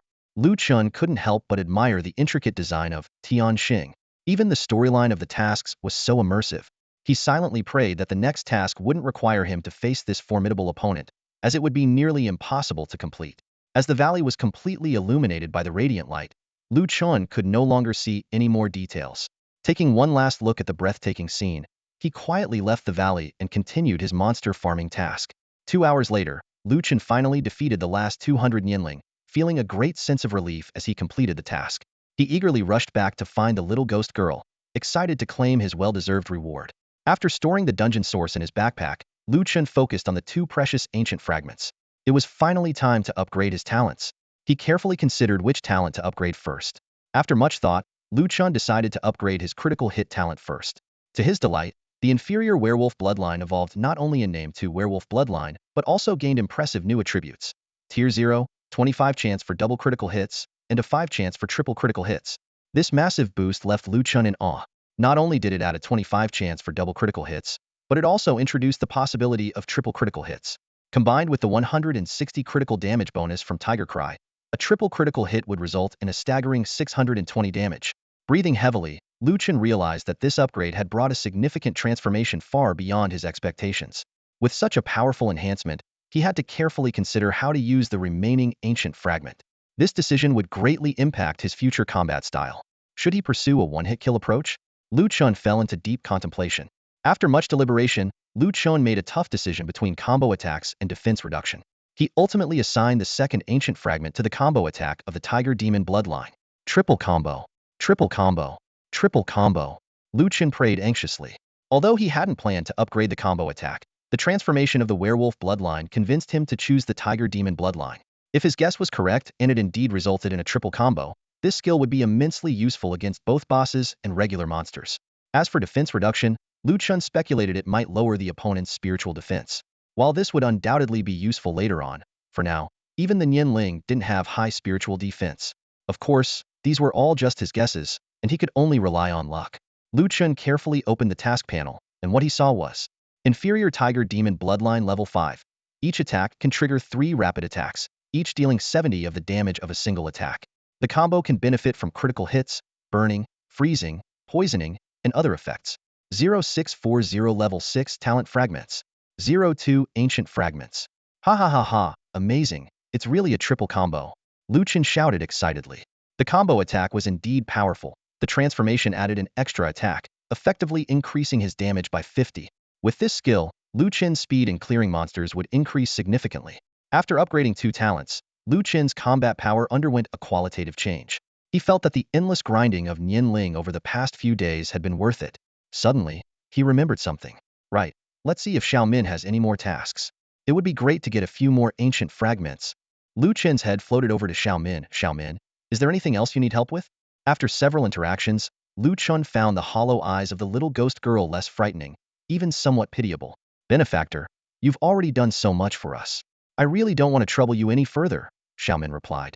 Lu Chun immediately felt anxious. Don't say that. There can't be no more tasks. I must get a task from Xiaomin, he insisted. Xiaomin, don't you understand? Slaying demons and upholding justice is our duty. How can it be a trouble? But Benefactor, I don't want you to risk your life for us. You've already killed enough Nianling and delayed that thing's revival, Xiaomin said worriedly. Lu Chen sneered. What a joke. Delaying is useless. It must be stopped. My life is insignificant. Just give me the task. Moved by Lu Chen's righteous attitude, Xiaomin finally relented. All right, but please be careful. This task is very dangerous. Danger is secondary. The key is the reward. Lu Chen thought. The task quickly appeared. Task: steal spiritual energy. Task description: behind the Nianling army, they have set up a terrifying spirit gathering array, absorbing our souls to accelerate the awakening of that entity. Please stop their actions. Task content: when the spirit gathering array is activated, steal 500,000 points of pure spiritual energy from it. Note 1. The stolen spiritual energy will be temporarily stored in the player's spirit core and will be removed after the task. Note 2. Since the bonus strength determines the spiritual energy limit, be careful not to exceed your capacity. If the spiritual energy exceeds the lowest of the body's basic attributes, the player will burst and die, failing the task, and their original spiritual energy level will be reset to 0. Task reward: Grade 1 Spirit Gathering Pill, 10,000 points of pure spiritual energy. 10. Source of the Dungeon 1. Lu Chen blinked and carefully considered the task details. He knew the location. It should be the valley he had seen before. But the task said to be cautious.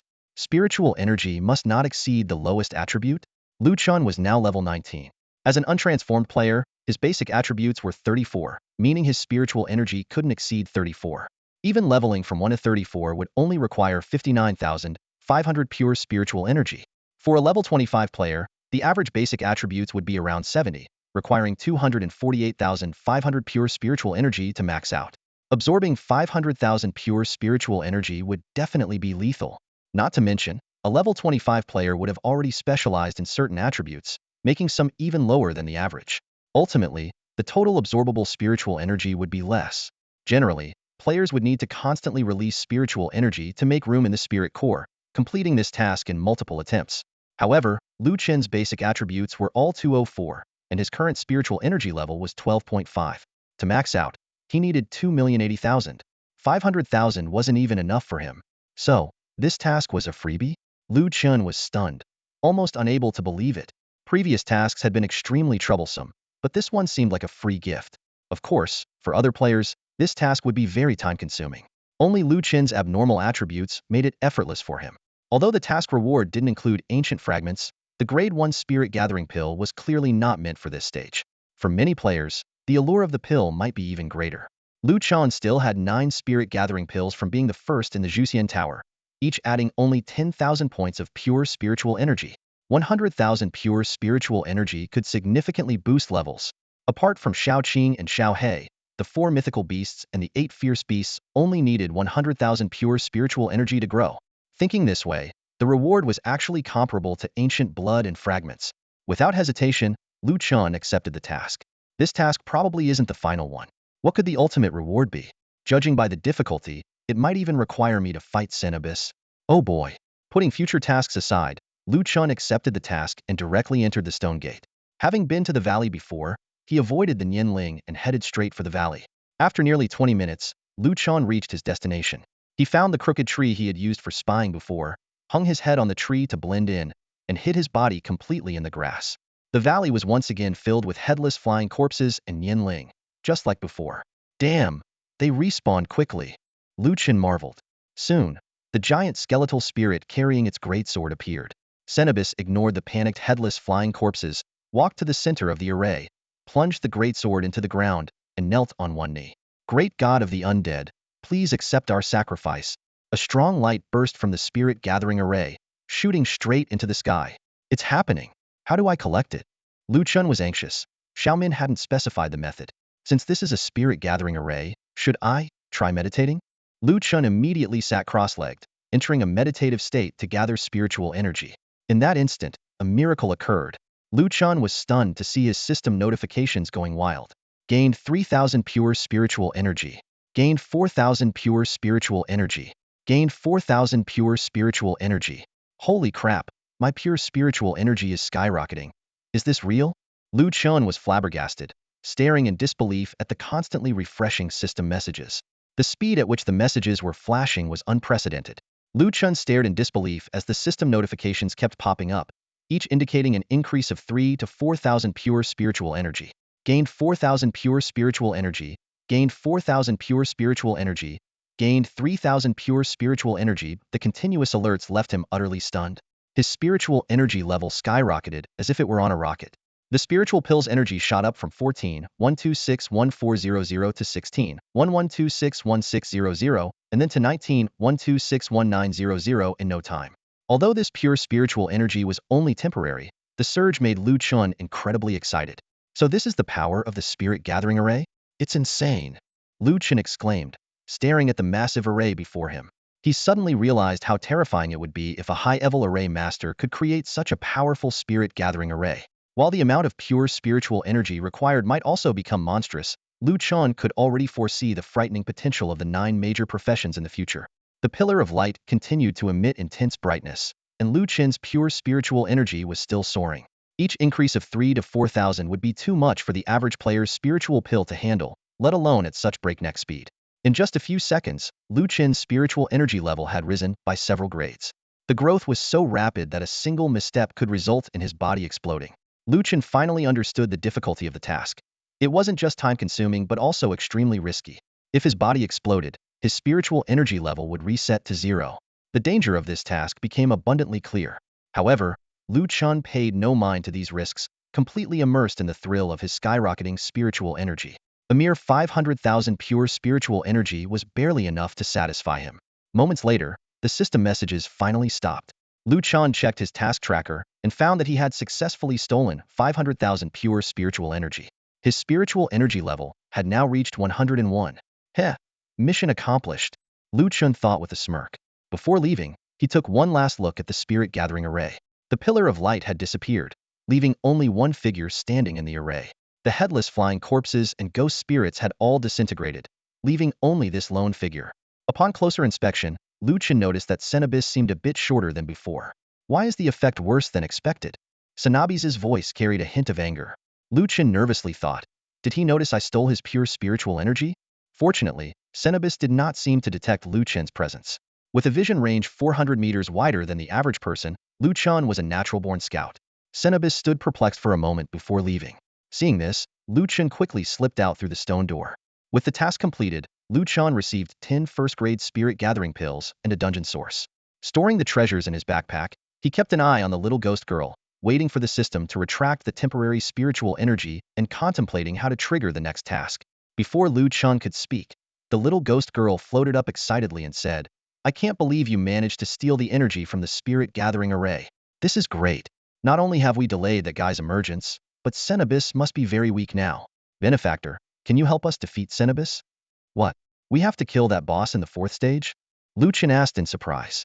The little ghost girl quickly explained, Benefactor, don't worry. Activating the spirit gathering array consumes a lot of Cenobis's energy. Normally, after the array disappears, part of the energy returns to him, making him very powerful.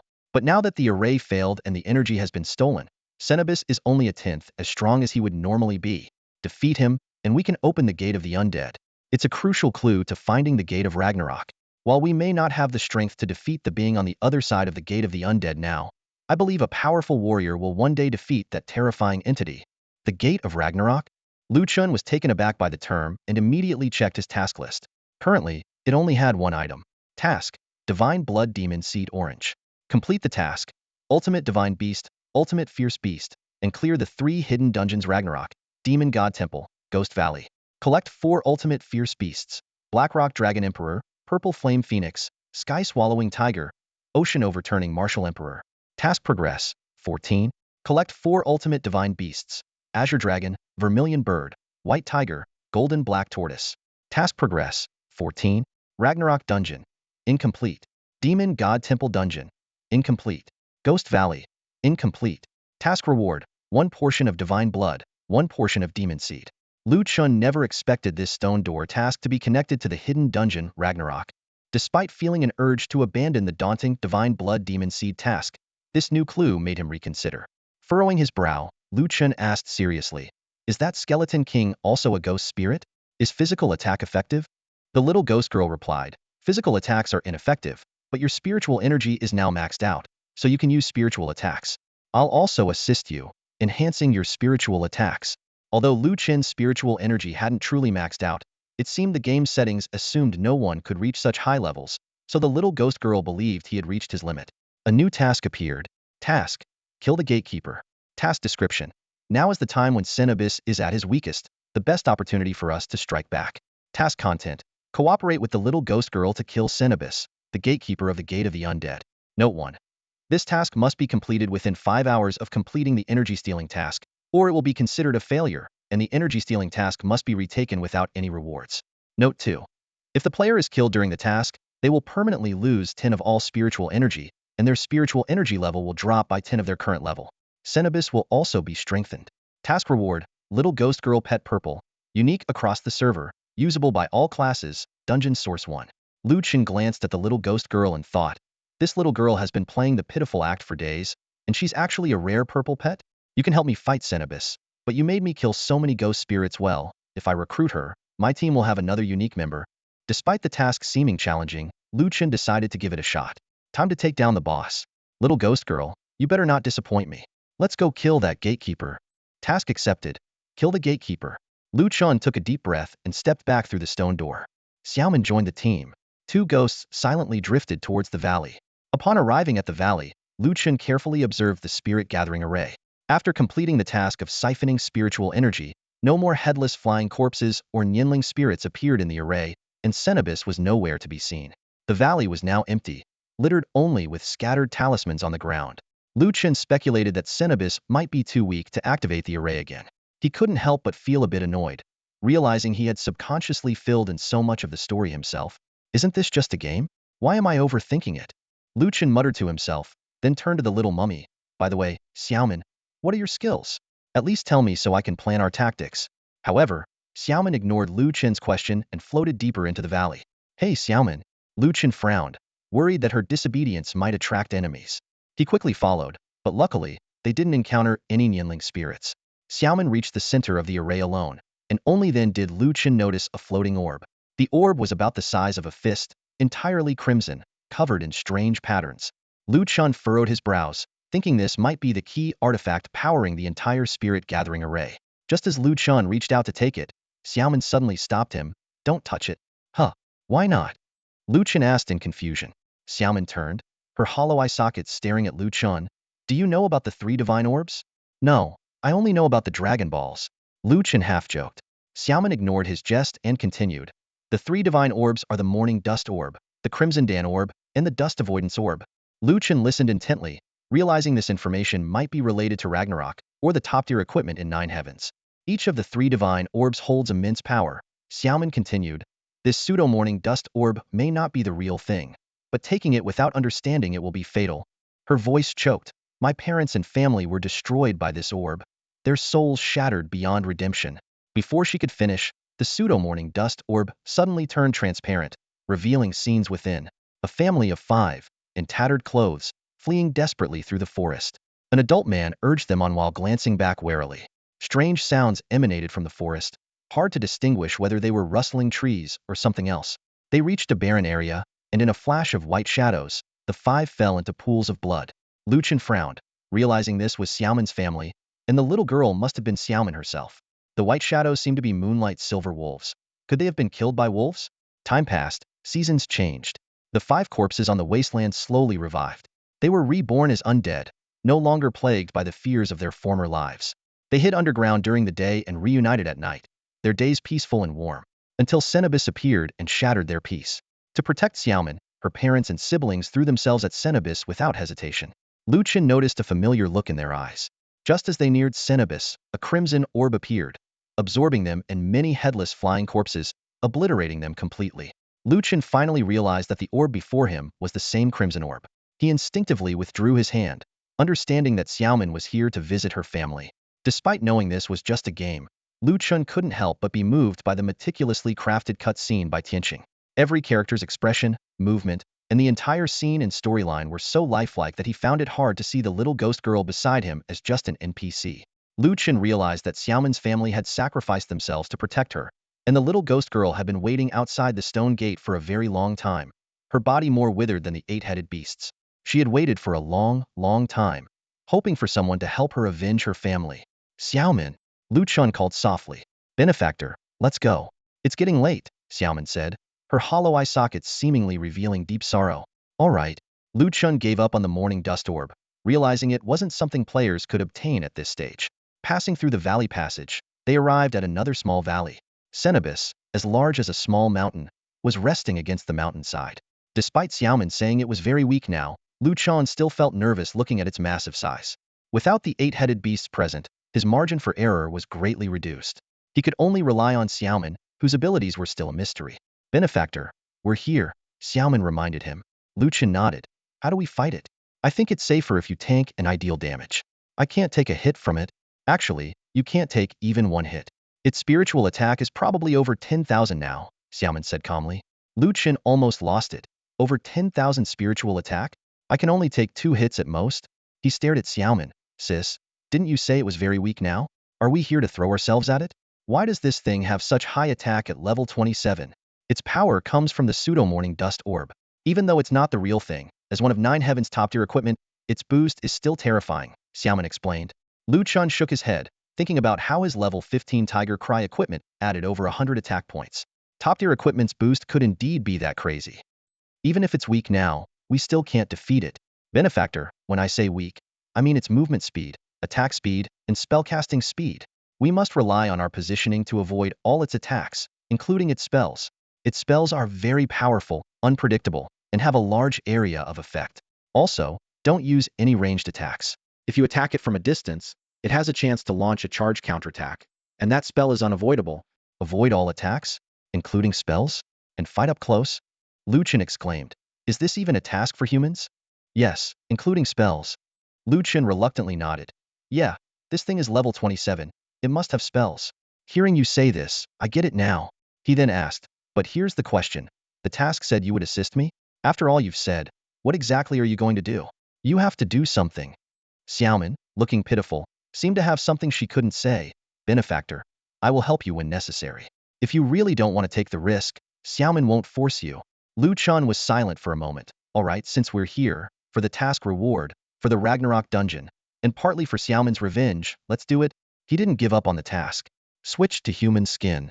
Lu Chun ordered, realizing that close combat was the only option. Facing such a high difficulty operation, he felt more confident using his own body. Lu Chun's head finally returned to its place. He began warming up. A set of push-ups, high knee runs, lunges, side lunges, neck exercises. Benefactor, what are you doing? Xiaomin asked in confusion. To achieve 0 mistakes, I need to get a feel for my body, Lu Chun explained. He took a deep breath, exhaled quickly, and drew his tiger cry. Okay, let's do this. Lu Chun was ready for battle. Lu Chun was already the strongest player, yet the wild monsters in 9 Heavens seemed even more terrifying. Standing before the colossal Cenobus, the sheer size difference hinted at a vast disparity in power. As a necrotype monster, Cenobus required Lu Chun to infuse spiritual power into his attacks. Fierce Tiger descends, Tiger Roar. Without hesitation, Lu Chun unleashed his most powerful combo skill, determined to deplete Cenobus's health. He swiftly darted to Cenobus's feet, launching his first wave of attacks. His upgraded talent allowed for a 6-hit combo, dealing a total of 7,666 damage. Cenobus's health plummeted significantly. Its health isn't that high. Lu Chun was pleasantly surprised to find that this behemoth only had 30,000 health points. It seemed to rely more on high spiritual power than on sheer health.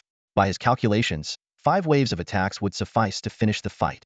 With a cooldown of 2 minutes 4, Fierce Tiger descends, he could wrap this up after 4 cooldowns. Xiaomin, ever vigilant by Lu Chun's side, warned, watch out, it's about to counterattack. Attack range is 8 meters. Cenobus's turning and attack movements were exceedingly slow, giving Lu Chun a chance to exploit. After landing a successful hit, Lu Chun quickly retreated. In the game's mechanics, if you could exit the attack range before the enemy strike lands, you could avoid damage. This required precise distance control and other favorable conditions, such as Cenobus's slow attack speed and Lu Chen's fast movement. Just as the giant sword was about to descend, Lu Chen barely escaped the attack range, narrowly dodging the strike. Cenobus roared in fury at its missed attack. In the next moment, Cenobus raised its giant sword horizontally across its chest. A stream of light suddenly flashed along the blade, traversing its entire length. It's the yellow tier technique Giant Sweep, which unleashes 3 crescent-shaped sword beams, each spanning 13 meters. Xiaomin exclaimed. Benefactor, move quickly in one direction and don't look back. Lu Chen wasted no time, fleeing while opening the reputation shop. Leveraging his near entry into the esports scene, such detailed maneuvers were second nature to him. Purchase yellow tier technique summary scroll. Use. As soon as he spoke, a golden light enveloped him, just as the first sword beam swept toward him. Seeing the enormous sword beam, Lu Chen sprinted with all his might. Oh my god!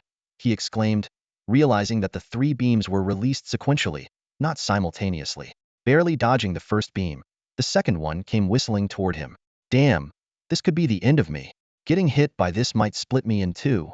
With no time to think, Lu Chen focused solely on escaping. He narrowly avoided all 3 sword beams. Benefactor, now's your chance, attack? Xiaomin urged. Though Lu Chen relied mainly on Tiger Roar for massive damage, any extra hits he could land were beneficial. Seizing the opportunity, Lu Chen charged at Cenobus, his dual swords dancing.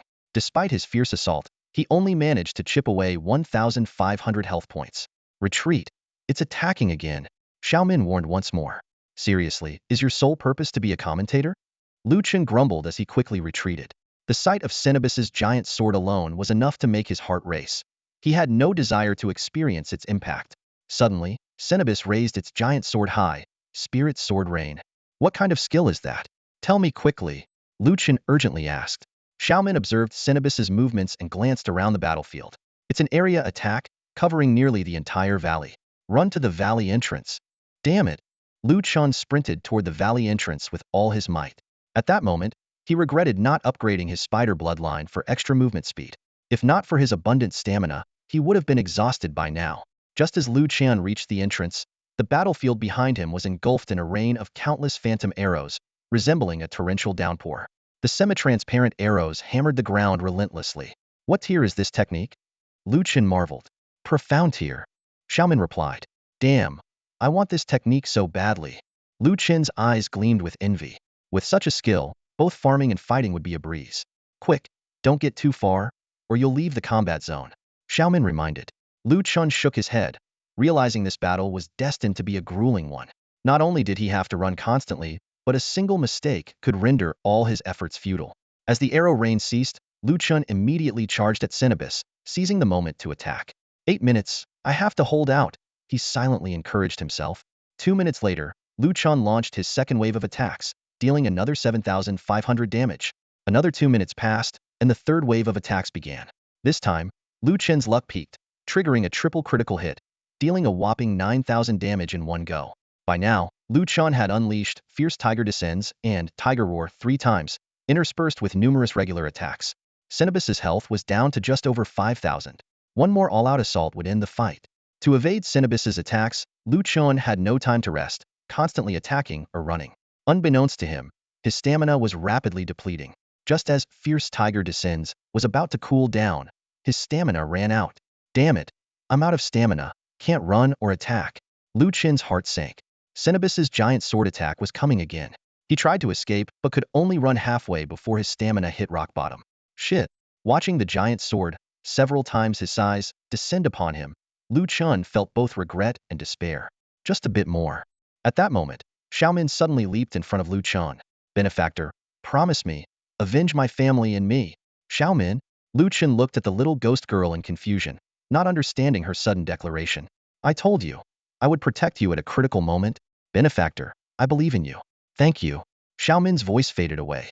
As she finished speaking, Xiaomin's body burst into countless light particles in front of Lu Chen. These particles, about to disperse, were suddenly drawn together by a mysterious force, forming a light sphere that enveloped Lu Chen. Lu Chen felt his stamina quickly replenishing, instantly returning to full. Simultaneously, the light sphere blocked Cenobus's fatal blow, then shattered into fragments, dissipating into the air. Xiaomin! A wave of indescribable sorrow washed over Lu Chen.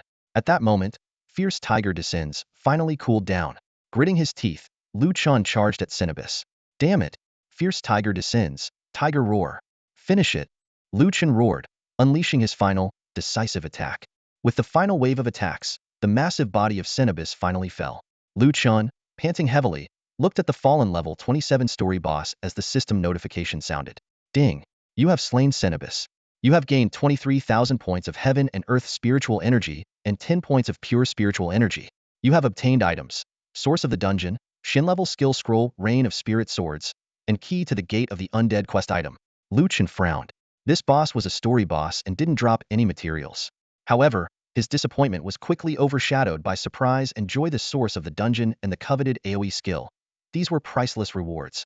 As he pondered how to complete his task, a familiar voice called out, "Benefactor."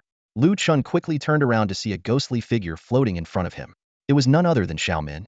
She had transformed from a dried corpse into an energy form, but unlike other spirits, Xiao Min had retained her appearance, the cute little girl Lu Chen had seen in the red elixir pearl. "Xiao Min, you're alive!" Lu Chen exclaimed in surprise.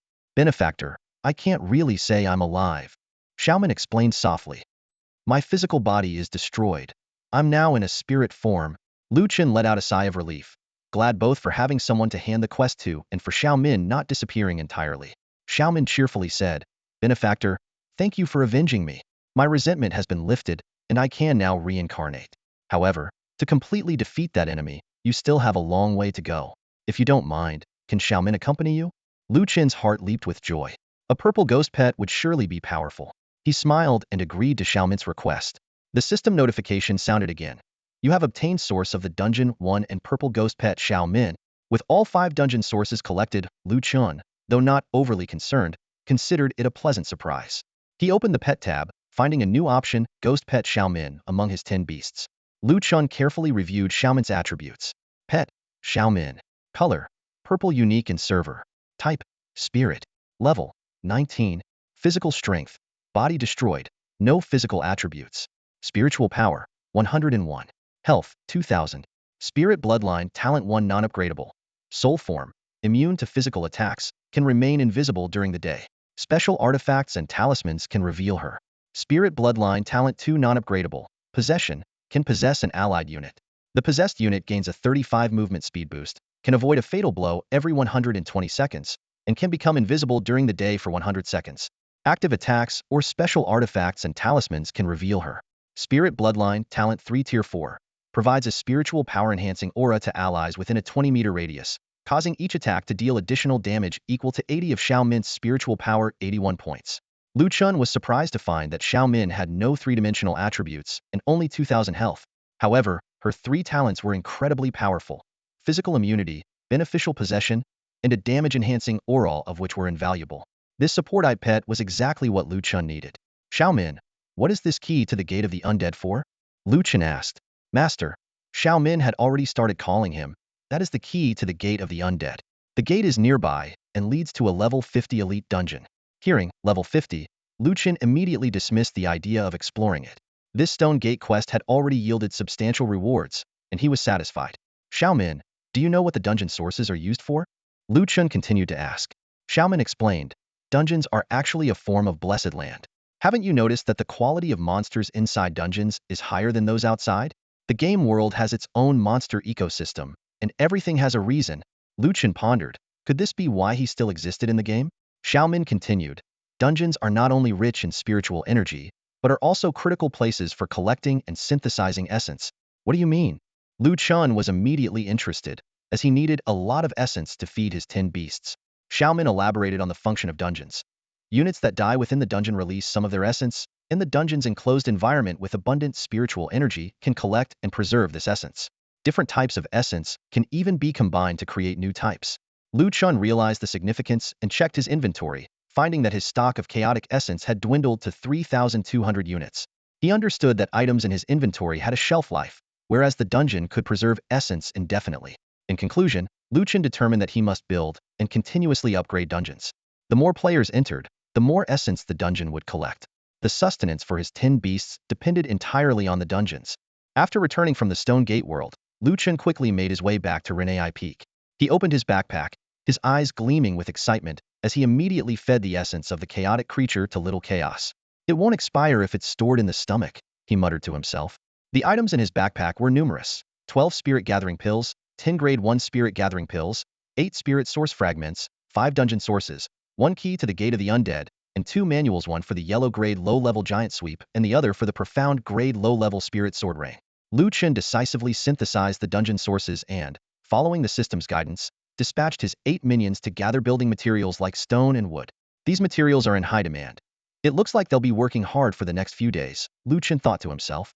Next, he focused on upgrading the spirit source. He opened the territory options and selected the territory spirit source, which was currently at level 1. Each fragment could increase the level by 10, and after using all the fragments, the spirit source was raised to 80. One more day of resources and it will be ready for an upgrade, Chen calculated. Setting aside the spirit gathering pills for now, Chen turned his attention to the 2 new manuals. The yellow grade giant sweep was obtained from a summary scroll and could be learned directly. On Chen's skill interface, a new option appeared below silk binding. Giant sweep level 1. Unleashes several sword energies with spiritual power, each dealing 180 spiritual attack and 22 points of area damage. Each sword energy consumes 300 points of pure spiritual energy, with the first requiring 3 seconds to charge and subsequent ones needing only 1 second. The skill can be manually interrupted, and it will automatically stop if there is insufficient pure spiritual energy. So that's how it works. Chen frowned. The skill was straightforward, merely enhancing spiritual attack and providing area damage without any other effects. The damage was pitifully low, truly befitting a yellow-grade low-level skill. While bosses could use it to great effect, in Chen's hands, it was like a mere scratch. Unwilling to give up on a hard-earned area attack skill, Chen pondered if Xiaomin's aura could enhance the damage of Giant Sweep, bringing it up to 103 points. He could unleash up to 4 sword energies, totaling just over 400 points of damage. Still too low, Chen shook his head in disappointment. Area attacks really suffer in terms of damage. If my pure spiritual energy reserve were higher, it might be more useful, but with only 4 uses, it's just not enough. Turning his attention to Spirit Sword Rain, Chen discovered that it required a minimum of 500 points of spiritual power to learn, far beyond his current capability. Reluctantly, he stored it in the Legion warehouse. Focusing back on Giant Sweep, Chen realized that in the later stages of 9 Heavens, spiritual power was truly paramount, while physical strength became less significant. Considering that Xiaonyo couldn't grow solely on pure spiritual energy, giving it spirit gathering pills would be a waste. Chen decided to take the pills himself. After consuming 112,000 points of pure spiritual energy, Chen's spiritual core leveled up to 49, his spiritual power reaching 49 points, with a pure spiritual energy reserve of 4,900 points. Now, Giant Sweep's damage increased to 88 points, and with Xiaomin's aura, it reached 169 points.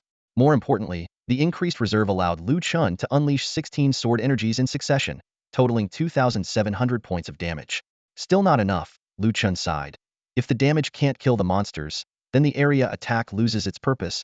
Racking his brain, Chen reviewed all possible methods to increase his spiritual power and finally pinned his hopes on Tiger's Roar. He recalled that Xenobus also relied on equipment to boost spiritual attack, proving that skills were indeed affected by equipment. Although Tiger's Roar only increased physical attack, when activated, all physical attack would convert to spiritual attack. Excited by this realization, Chen immediately activated Tiger's Roar.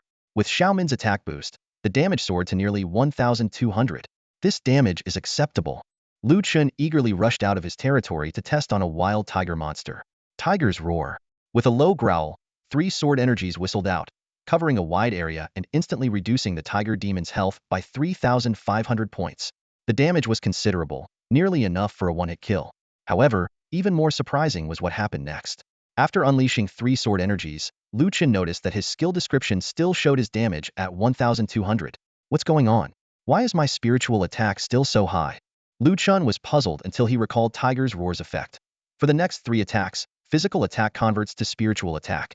If no normal attacks were made after activating Tiger's Roar, this effect would last for 60 seconds until the skill cooldown ended. That's it. Because I'm using skill attacks, not normal attacks. Chen realized. So according to Tiger's Roar, I haven't completed the next 3 attacks, and my physical attack is still converting to spiritual attack. This discovery thrilled Chen. If his hypothesis was correct, as long as he didn't use normal attacks, he could maintain 1,200 damage indefinitely.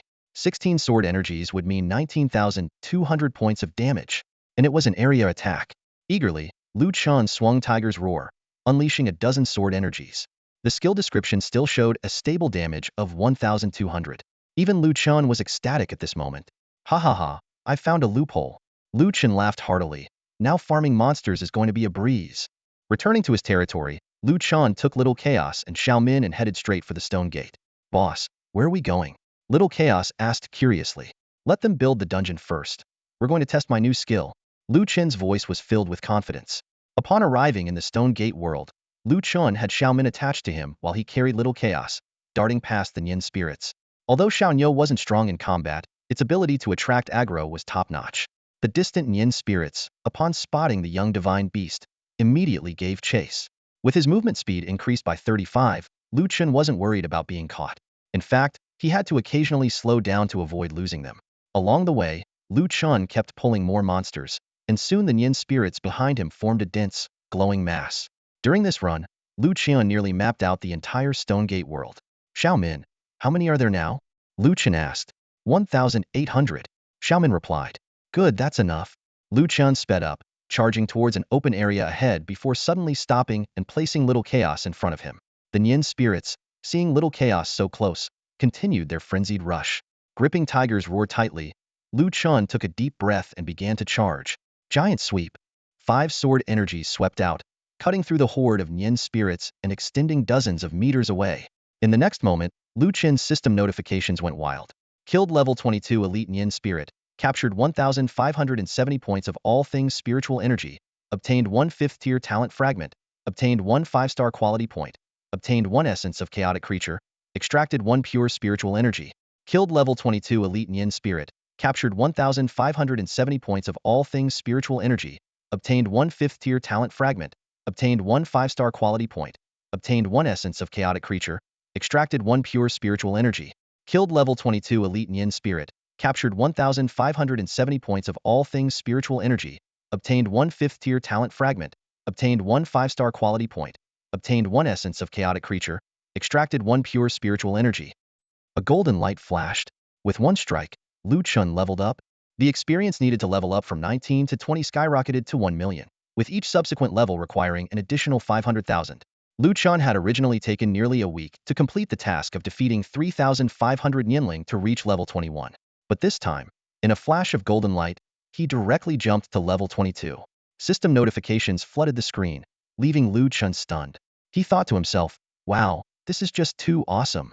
With the giant sword in hand, what was once considered the hardest game to level up in had become child's play for Lu Chen. Still craving more, he decided to go for another round. Meanwhile, Nameless had been missing for over a week. After the Tiger King cave, the ambush of Huaxia and the Korean server in the Misty Forest, the Asia server finally calmed down. Players in the Huaxia server were fully focused on leveling up and gathering gear, with the rich experience from the Tiger King cave reigniting their passion for leveling. Thunder Guild, with its solid skills and strong backing, continued to maintain its top-tier team status.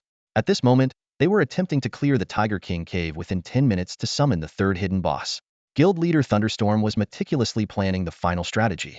Participating in this dungeon run were 5 team leaders: Storm, Tianjun, Mu Hua, Qiufeng, and Siyu, all at level 19. Storm wielded the Tiger Cry, while the other 4 were equipped with black iron ghost swords. Storm and Tianjun had 3 pieces of the Tiger King set, while the other 3 each had 2 pieces, making this a top-tier setup. Storm sternly reminded, this 10-minute sprint is crucial. No one and no step can go wrong. He laid out the tactics in detail. Despite being on a live stream, he couldn't hide his nervousness. The team began their operation. Within 2.5 minutes, they had gathered and positioned the mobs, and then unleashed their full power. Mu Hua's fragment cannon continuously burned and had splash damage, dealing incredible damage. As sword spirit cultivators, Storm and Tianjun's damage had increased significantly after learning the 10,000 swords technique, with damage numbers flooding the screen during group attacks. At 6.5 minutes, only 3 bosses remained. The live stream audience watched with bated breath. Someone analyzed, clearing the mobs in 6:30 means Thunder has a chance. Last time, TT took 7 minutes and almost made it within 10 minutes. They have similar gear and maxed buffs, but they used a demolition expert instead of a sword spirit cultivator. Those potions and charms aren't cheap. Running dungeons is like burning money. Compared to the Tiger Cry, it's nothing. Plus, the demolition expert's continuous bleed effect is great for clearing mobs. Come on. If someone beats the third hidden boss, the price of the Tiger Cry will drop. As time ticked away, everyone held their breath. At 9:43, Thunder's team defeated the last boss, the Ghost Blade Tiger, successfully clearing the dungeon. They hugged each other in excitement, cheering loudly. Yeah, we did it. 943. Ha ha ha, we made it. Now we can farm for the tiger cry too. I knew we were strong. I said it all along. Maybe we can break Nameless record. If we can farm the third boss, upgrade our gear, our time will definitely shorten. Nameless record is 932, just 11 seconds off. News of Thunder Guild clearing the third hidden boss quickly caused a sensation in the national server, making them famous. Their successful strategy became the template for clearing the Tiger King cave, with many guilds scrambling to imitate it. Huaxia players, known for their quick learning, had guilds clearing the dungeon within 10 minutes by the end of the day. In games like this, once a challenge is overcome, its difficulty diminishes. More and more teams began challenging the Tiger King cave, rapidly gaining gear, levels, and materials. The next morning, Thunder set a new record, clearing the dungeon in 934, just 2 seconds shy of Nameless record. That evening, TT Guild made a shocking announcement. They cleared the Tiger King cave's normal stage in just 929, setting a new server-wide record. Guilds from various servers competed fiercely, with records being broken at 925, 920, and 918. Nameless record had long been left in the dust. Amidst this frenzy, player levels skyrocketed, and some even crossed the experience chasm to reach level 20. Meanwhile, Chen dropped another bombshell. A player discovered a level 20 dungeon underground, mining in a cave northwest of the mass grave. The Tiger King cave no longer posed a challenge for top players, and the underground mine became their new target. Despite its narrow terrain and dense monsters, players' confidence soared. With Tiger King equipment and high-level professions, many guilds quickly cleared it. The level 20 dungeon naturally offered higher rewards than the level 15 one, further accelerating leveling with substantial experience gains and revealing several excellent new pieces of equipment. Considering the potential for hidden bosses, players were striving to shorten their clear times, now under 25 minutes. Xiaoming's live stream saw a massive drop in viewership as he was broadcasting the Royal Guild's run through the underground mine. A viewer asked, "Xiaoming, haven't seen Nameless lately?" The chat room buzzed with activity. Nameless? I almost forgot about him. No news lately. Did he quit? Impossible. Jiutian's influence has surpassed the game itself. More people around me are playing. I think he just can't keep up. Being strong early on doesn't mean you can stay strong. But Nameless has already achieved a lot of fame and money. It's worth it. A hero's past glories don't matter. Gaming is about constant progress. Earlier luck and opportunities can make you strong. But look now. Are there any records from Guanglong in the trading zone? They haven't even gotten a single new piece of gear. Guangshan has already faded away, and Nameless will too. In the end, they'll both be left behind. In an effort to boost their visibility, major guilds have started live streaming their activities. As one of the most formidable professional teams in the country, the Qingyi Guild is no exception.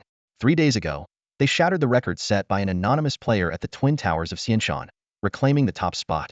Not only that, but within just 3 days, they significantly improved their Twin Towers performance, maintaining the record at the 7th floor of the Tower of Immortals and reaching the 3rd floor of the Tower of Demon Suppression. This achievement is quite impressive domestically, but given the unfathomable prowess of the anonymous player, everyone initially remained cautious. However, during today's live stream, Tao, a key player from Qingyi, pushed through to the 8th floor of the Tower of Immortals, causing a sensation across the national server. 8th floor. Tao is really strong. Of course he is. Tao was once the WOV's individual champion in the Asia-Pacific region. He was just overshadowed by the anonymous player before, making people forget his true strength. In my opinion, Tao might be even stronger than the anonymous player. The anonymous player relies on mythical beasts, while Tao relies on sheer skill. In the live stream, from the 6th floor onwards, the wild monsters possessed spiritual attack abilities, which became even more terrifying by the 8th floor. Tao's skills were indeed solid. His movements were nearly flawless. His reactions were lightning fast, often dodging attacks by moving to the edge of the attack range under extreme conditions. This undoubtedly showcased the prowess of a professional player. After Tao's solo performance, Qingyi's team proceeded to challenge the Tower of Demon Suppression. With significantly upgraded gear and clearer professional roles, the professional players' advantages were more prominent. Through perfect coordination, they reached the 4th floor and lasted for 1 minute and 38 seconds. Although they didn't reach the 5th floor, the highest in the Asia server, they undoubtedly entered the top tier. Leaving the Tower of Demon Suppression, Qingyi's members finally felt a sense of triumph. When they saw the Guanglong Guild organizing their tower raid, they couldn't help but laugh. Look, the former number 1 is here. Wow, they have quite a few people now. Yeah, they have mythical beasts. They'll easily reclaim the top spot. These remarks were obviously sarcastic. Everyone in District 122 knew that without the anonymous player, Guanglong was just a guild of scattered players, nowhere near Qingyi's level. In fact, Guanglong could only reach the 2nd floor of the Tower of Demon Suppression now. By the way, where's your mythical beast? The mythical beast turned into a dog in your hands? Forget it, let us take care of it for you. Ingjun coldly observed these people, snorting. If you want the mythical beast so badly, why don't you come and take it? Everyone knows what you're afraid of. Tao's face darkened upon hearing this. Afraid? Kid, do you really think we're afraid? I've already cleared the 8th floor of the Tower of Immortals. Do you think I'd be scared? Lung Nuo raised her hand, stopping her teammates from speaking further. It's best not to provoke Qingyi right now. At least your leader knows her place. Hong Se Gaojin said coldly, you're just a bunch of rabble. I don't want to waste my breath on you. If you have the skills, that's your business. If you take the top spot, the rewards will be yours. We're not interested in competing. Tao scrutinized Hong Se Gaojin. Many people now knew her identity. A newcomer in the film industry, she had a fallout with her company after her first project and went independent to chase her dreams, leading to her current obscurity. But undeniably, she was increasingly attractive and shrewd. Under her leadership, Huanglong was thriving, attracting many new members and surpassing many professional guilds in numbers. Moreover, Huanglong had about 20 highly skilled amateur players. Excluding the anonymous player, the guild had considerable strength. Of course, Huanglong's growth was largely due to the anonymous player. He brought prestige and recognition to the guild. For this potential rival, Qingyi couldn't allow it to continue growing. Now that the anonymous player's legend had faded, it was time to show who the real boss of this district was. Tao stepped forward, standing in front of Hong Se Gaojin, slightly lifting his chin to look down at her. Hong Se, I don't like your attitude. What do you want? Simple, let's have a duel. Huanglong's members were instantly furious. What do you mean? A professional player dueling with us amateurs? Ingjun pushed Tao aside, standing in front of Hong Se Gaojin. Tao smiled slightly. What? Afraid? I'm a guild leader, and so are you. Isn't that fair? Kinjius members immediately started shouting. What's with this professional or not? We're all people playing the same game. Many players put in just as much time as us. Why should they be worse? Isn't Huanglong supposed to be the top guild in the district? And the leader doesn't even dare to duel. If the leader is such a coward, does that mean all of Huanglong is just a bunch of wimps? Hong Se Jaejin's face changed multiple times. She wasn't afraid of dueling or losing, but she now represented all of Huanglong. Huanglong? More like cowardly wave. Change your name. A bunch of cowards. Trash will always be trash, shining for a moment but eventually showing their true colors, just like the anonymous player. Amidst the relentless taunts, Hong Se Gaojin took a step forward, but Ingjun stopped her. Leader, let me do it. He has Huchi, 2 pieces of blue gear from the underground mines, and 3 pieces of Tiger King gear. We have very little room to maneuver. Tao's sharp ears caught this, and he immediately said, who are you? I'm challenging your leader, not you. Hong Se, do you dare to accept? Luojia, don't go. Shibu and Huaxiang held back Lung Nuo. Lung Nuo shook her head. I have to go.